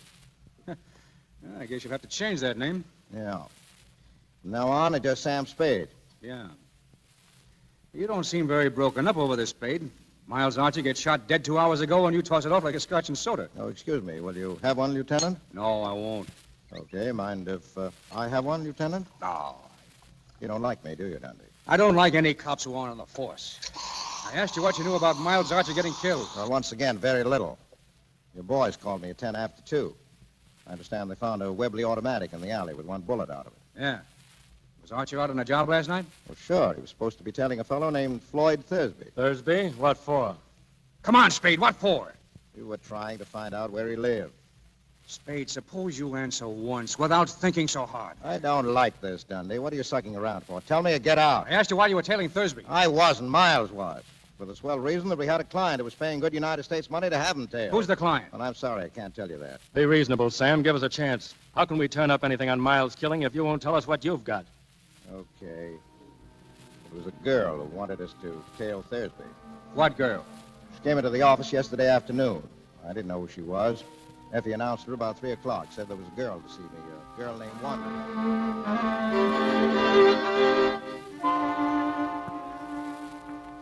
There's a girl to see you, Mr. Spade. She says her name's Wonderly. What is she, Effie, a customer? I guess so. You'll want to see her anyway, Mr. Spade. She's a knockout. Well, sure in, Effie, darling. Will you come in, Miss Wonderly? Thank you. Mr. Spade? Yeah, that's right. Now, what can I do for you, Miss Wonderly? Well, I don't know where to start. I asked at the hotel for the name of a reliable private detective, and they mentioned yours. I see. Well, I suppose you tell me about it from the very beginning. Well, I'm from New York. I've come here to find my sister. Uh-huh. Well, are you sure she's in San Francisco? Well, she was 2 weeks ago. I had a letter from her. She came here with a man named Thursby, Floyd Thursby. You mean she ran away with him? Yes. Oh, Mr. Spade, I've got to find her. Mother and father in Honolulu, and it would kill them. I've got to get her back before they come home. Well, what did she say in the letter? Nothing, except that she was all right. I sent her a note begging her not to do anything foolish. I sent it to General Delivery. I told her I was coming out to get her. I shouldn't have done that, should I? Well, it's not always easy to know what to do. You haven't found her? No. No, I told her I'd be at the St. Mark for her to meet me there. But I've waited 3 whole days. She didn't come, didn't even send a message. Well, go on. Oh, it was horrible, waiting. But yesterday afternoon, I went to the post office. Corinne didn't come for her mail, but Floyd Thursby did. Well, did you speak to him? Yes. He wouldn't tell me where Corinne was, but he promised to bring her to the hotel this evening. Hi, Sam. Say, Oh, excuse me. Oh, it's all right. It's all right, Miles. Miss Wonderly, this is Mr. Archer, my partner. Well, how do you do? Mr. Archer. Anything I can do, Sam? Well, Miss Wonderly's sister ran away from New York with a fellow named Thursby. Miss Wonderly's seen Thursby and has a date with him tonight at the St. Mark. Maybe he'll bring the sister with him, but the chances are he won't. Miss Wonderly wants us to find the sister and get her away from him and back home, right? Yes. But I want you to know that he's a dangerous man. I don't think he'd stop at anything. I don't believe he'd hesitate to kill Corinne if he thought it would save him. But at what time is he coming to see you? Between 8 and 10. All right, Miss Wonderly, we'll have a man there. Oh, no, Sam, no. This is too important for that. I'll look after it myself, Miss Wonderly. Oh, thank you. Not at all. Oh, here, I've brought some money. Will $200 be enough? Well, to begin with, yes. Oh, by the way, it would help some if you'd meet Thursby in the lobby. Oh, I will. You don't have to look for me, Miss Wonderly. I'll see you all right. Thank you. Goodbye. Goodbye. Goodbye, Miss Wonderly. See you tonight. Yes, goodbye. Well, Miles, what do you think of it? You saw her first, Sam, but I spoke first. I wasn't talking about a figure. What about her story? Huh? Oh, what about it? Well, you got a great brain, Miles. Yes, you have.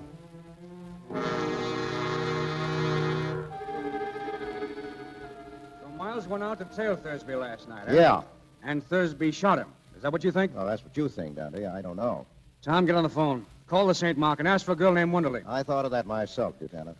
She's never registered. The whole story was probably a fake. Oh, was it? How about yours, Mr. Spade? Tom, what's your boyfriend getting at? I'll tell you what I'm getting at. Floyd Thursby was shot down in front of his hotel an hour ago. Take your paws off me. Easy, boss. Don't rough him up. Where were you tonight, Spade? I was right here all night long. You got any proof? No. So you think I shot Thursby, huh? Yeah, I think you did. Well, I know where I stand now. Did Thursby die? Yes. How did I kill him? I forget. He was shot 3 times in the back with a .44. Hotel people know anything about him? Nothing except he'd been there a week. Alone? Alone. Well, did you find out who he was, what his game was? Nope. We thought you could tell us that. I've never seen Thursby, dead or alive. Now, look, Spade. If you did get Thursby, you'll get a square deal out of me and most of the breaks. I don't know that I blame you a lot, the man who killed your partner, but that wouldn't keep me from nailing you. Fair enough. But I'd feel better about it if you'd have a drink with me. No? No. Well, good night, gentlemen. I'm tired.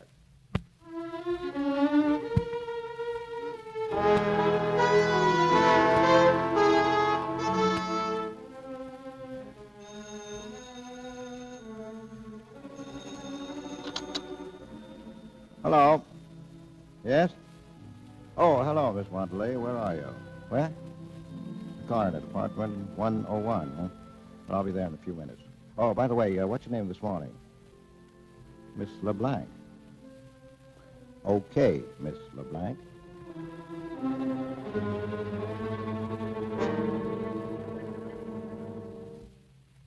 Spade, I have a terrible confession to make. Yeah?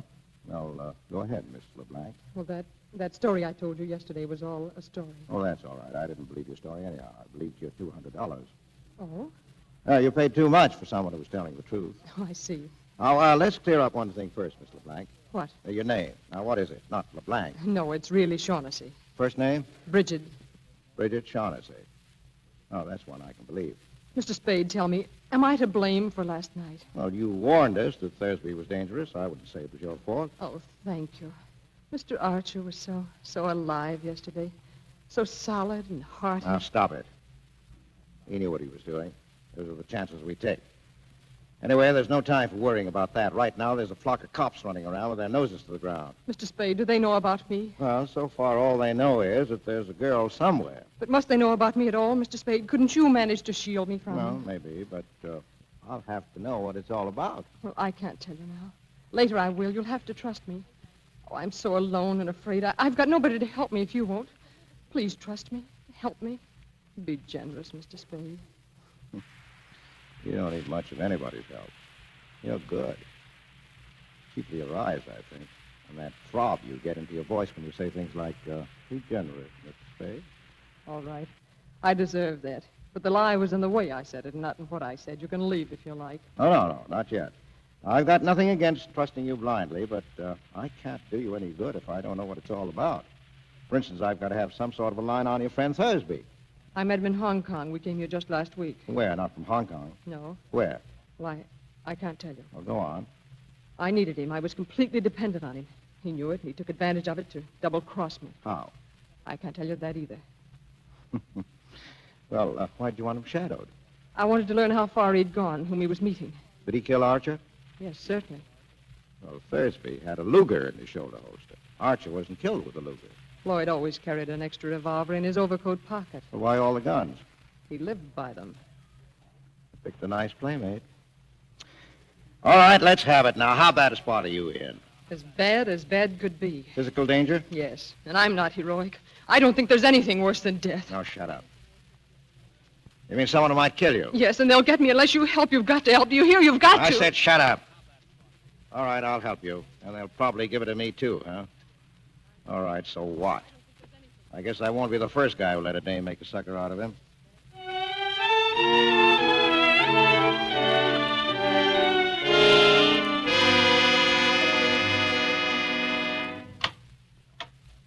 He's back again, Mr. Spade. Who, Effie? The fellow was here this morning. Here's his card. Joel Cairo. Is he a character? Mm-hmm. Foreign type. He smells like gardenia. Gardenia, huh? Well, shoot him in, Effie. Right. Will you come in, Mr. Cairo? You're very kind. Thank you. No, Sit down now, Mr. Cairo. Thank you. I'm Sam Spade. Something I can do for you, Mr. Cairo? Yes, thank you. But first, may a stranger offer condolences for your partner's unfortunate death. Thank you. And may I ask, Mr. Spade, if there is a certain relationship between that and the death of the man Thursby? May I ask that? No. I beg your pardon. Mr. Spade, I'm trying to recover an ornament that has been, shall we say, mislaid. I thought and hoped you could assist me. Yeah? The ornament is a statuette, the black figure of a bird. Yeah? And I'm prepared to pay on behalf of the figure's rightful owner the sum of $5,000 for its recovery and, what is the phrase? No questions will be asked. Well, $5,000 is a lot of money. Come in. Is there anything else for me, Mr. Spade? Oh, no. Good night, Effie. And lock the door when you go, will you? Good night. Yes, Mr. Cairo. $5,000 is a very... What do you think you're doing? I'm pointing a revolver at the spot directly between your eyes. You will please clasp your hands together at the back of your neck and do not move. I intend to search your office, and if you attempt to prevent me, I shall certainly shoot you. All right, go ahead. You will please stand. I shall make sure you are not armed. Certainly. All right, Mr. Cairo. Drop the gun, please. Drop it. Drop it, or do I twist your arm off at the elbow? You, here. Take it. Yeah. Thanks. Now, sit down over there and behave yourself. You have bruised me, Mr. Spade. Well, I'm sorry. I guess I got a little annoyed. I don't like guys who make a phony offer of $5,000. You are mistaken, Mr. Spade. That was and is a genuine offer. Yeah? And I am prepared to pay $5,000 for the figure's return. You have the figure? No. Then why did you risk serious injury to prevent my searching for it? Well, I should sit around and let people come in and stick me up. So the offer still goes, huh? Most certainly. All right. Now, let's put the cards on the table. Your first guess was that I had the bird. Now, there's nothing to that. Now, what's your second guess? That you know where it is, or at least that you know it is where you can get it. Well, you're not hiring me to do any murders or burglaries for you, but simply to get it back, if possible, in an honest, lawful way. If possible, and in any event with discretion. I'm at the Hotel Belvedere when you wish to communicate with me. Good evening, Mr. Spade. So long. Oh, wait. You know a girl named Wanderley? No, I do not. LeBlanc? No. Well, how about Bridget Shaughnessy? The Hotel Belvedere, Mr. Spade, room 655.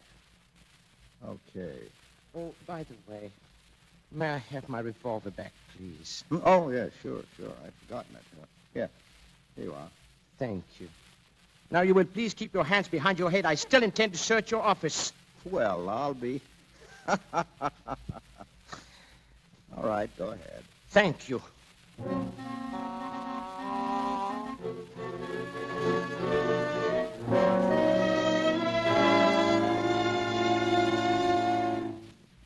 Come in, Mr. Spade. Do you have any news for me? Yeah, a little. I mean, did you manage it so that the police won't have to know about me? No, they won't. For a while, anyway. Oh, and you won't get into any trouble. You won't, Mr. Spade. Oh, I don't mind a reasonable amount of trouble. Do sit down, please. Do sit down, please.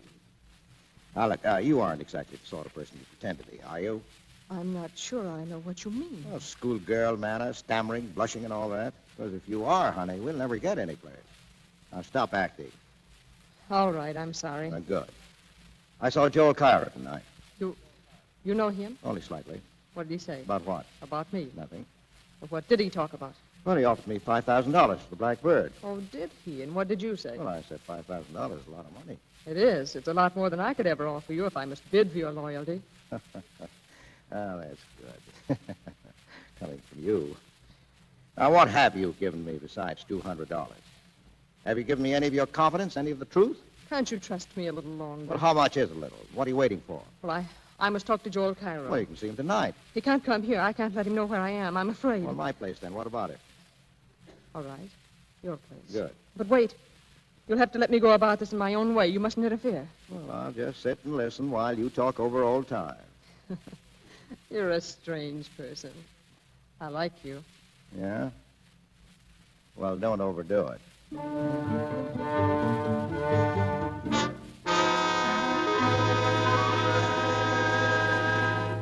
Sit down, Mr. Cairo. Sit down, Miss Shaughnessy. I might advise you, Mr. Spade, There's a boy outside who seems to be watching the house. Yes, I know. I spotted him. What boy? Who is he? Oh, I don't know. A gunman, I guess. He's been telling me around town all evening. Did he follow you to my apartment? No, I shook him before that. Well, let's start the meeting. I'm delighted to see you again, Miss Shaughnessy. I was sure you would be, Joel. Well, I'll mix a drink. Just go ahead, Bridget. Mr. Spade told me about your order for the Falcon. How soon can you have the money ready? It is ready. In cash? Oh, yes. You're ready to give us $5,000 if we turn over the Falcon to you. I should be able to give you the money at, say, 10:30 in the morning. But I haven't got the Falcon. What? Oh, don't worry. I'll have it in another week at the most. Why must I wait a week? Well, perhaps not a whole week. And why, if I may ask, are you willing to sell it to me at all? I'm afraid, after what happened to Floyd. I'm afraid to touch it except to turn it over to somebody else right away. Tell me, exactly what did happen to Floyd? He was murdered by the fat man. Fat man? Is he here? I don't know. I suppose so. What difference does it make? It might make a world of difference. Yes, you might be able to get around the fat man, Joel, as you did that one in Istanbul. What was his name? The one you did away with. That is a lie, you dirty little... Get away, fella. Get away, do you hear? Oh! Cool down. This is the second time you've put your hands on me, Mr. Spade. I'll try and make it the last. Now, you better get out, Cairo. I'll call you tomorrow. You're working for her now, is that it? I'm working for myself. You want to withdraw your offer, just say so. The offer still stands. But all right, get out. Very well. Good night, Mr. Spade. Well, you've got some fine friends, Miss Shaughnessy. Do they always try to throttle you? I suppose I ought to thank you. Well, you've had your talk with Cairo, and I can talk to me. Well, it didn't work out the way I hoped. I'll have to go now. No, not until you've told me about it. Am I a prisoner? Maybe. Or maybe that kid outside hasn't gone home yet. Do you think he's still there? Likely. I'll stay for a while anyhow. Okay. Now, what's this bird, this falcon that everybody's all steamed up about? It's a black figure of a bird, a hawk or a falcon, about a foot high. Well, what makes it so important? I don't know. They wouldn't tell me. But they promised me $5,000 if I helped them get it from the man who had it. That was in Istanbul. Yes. Well, go ahead. That's all. They promised me the money to help them, and I did. And then we found out that Joel Cairo meant to desert us, taking the Falcon with him and leaving Floyd and me nothing, so we did exactly that to Mr. Cairo. But then I wasn't any better off than before, because Floyd hadn't any intention of keeping his promise to me about sharing equally. I learned that by the time we got here. What's the bird made of? Porcelain or black stone, I don't know. You're a liar. What? A liar. Yes, I am. I've always been a liar. Now, don't brag about it. Is there any truth at all in that yarn? Some. Not very much. All right. We've got all night before us. I'll put some coffee on and we'll try again. Oh, I'm so tired. I'm so tired of lying and thinking up lies and not knowing what is the lie and what's the truth. Don't ask me. Please don't. If there's any kindness in you at all. Now, what are you trying now? That's right. Turn on the beauty. Let your eyes get nice and starry. Put your arms around my neck and look pleadingly at me. Now, you're great. Do you think it's going to get you any place? Oh, I couldn't with you. No? Well, don't be so sure.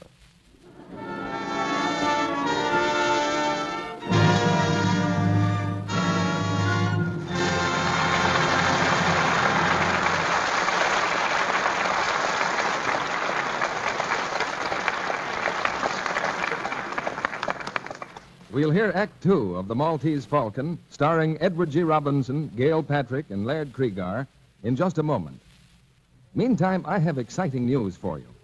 The package of Lux you have in your home now looks just like the package you've always bought. But the flakes inside have been improved so that they can help you more than ever to save washables in wartime.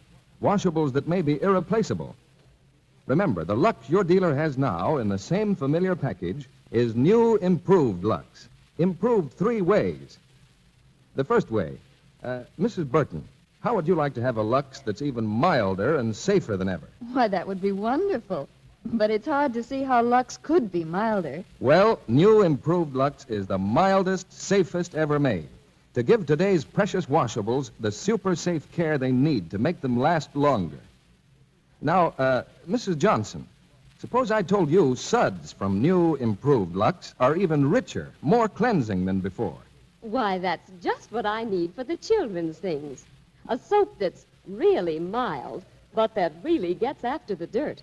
And Mrs. Sutherland, how would you like a Lux made with suds that are even longer lasting? Even longer lasting than before?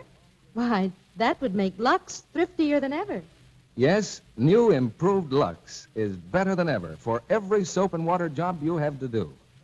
First, it's the mildest, safest Lux ever made. Second, its suds are richer, more cleansing. Third, they're longer-lasting suds that do more work. Give more of your washables this super-safe Lux Care. Not only silks and woolens and rayons, but gay cottons, all your colored things. New improved Lux comes in the same familiar box. Your dealer has it now. Now, our producer, Mr. DeMille.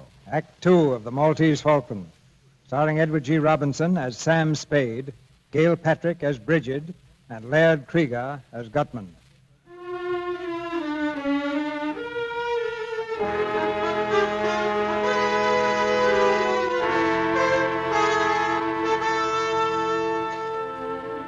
On the trail of the Black Falcon, Sam Spade has followed nothing but blind alleys. But now a call comes from his secretary. He was here twice, Mr. Spade. He wouldn't leave his name, though. No place I can reach him? He said something about the Hotel Barclay. Well, what did he look like, Effie? Can you describe him? That's easy enough. A big fellow, about 270 pounds. Yeah? The fat man.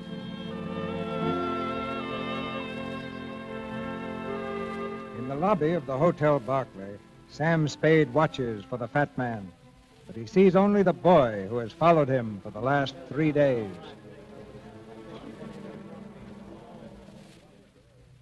All right, son. Where is he? What? Come on, where is he? You work for him, don't you? Who? A fat man. I want to speak to him. What do you think you're doing, Jack? Kidding me? I'll tell you when I am. You've been tailing around after me for 3 days, and I'm getting a little sick of it. You can tell the fat man I said so. Shove off. You'll have to talk to me before you're through, Sonny, so will he. I said shove And you off. can take your hand out of your pocket. Guns don't scare me much. Keep asking for it, and you're going to get it. Plenty. People lose their teeth talking like that. If you want to hang around, be polite. I tell the fat man to call me and leave his name.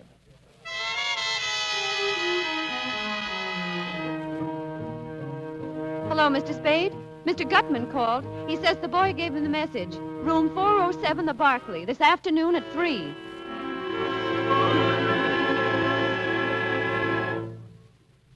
Mr. Spade. Delighted to see you, delighted. How do you do, Mr. Gutman? Sit down, my friend. We'll have a little drink. Well, I can't stay long. Sorry, I've got an appointment at the district attorney's office. So? It's interesting. Say when, Mr. Spade? I'll leave it to you.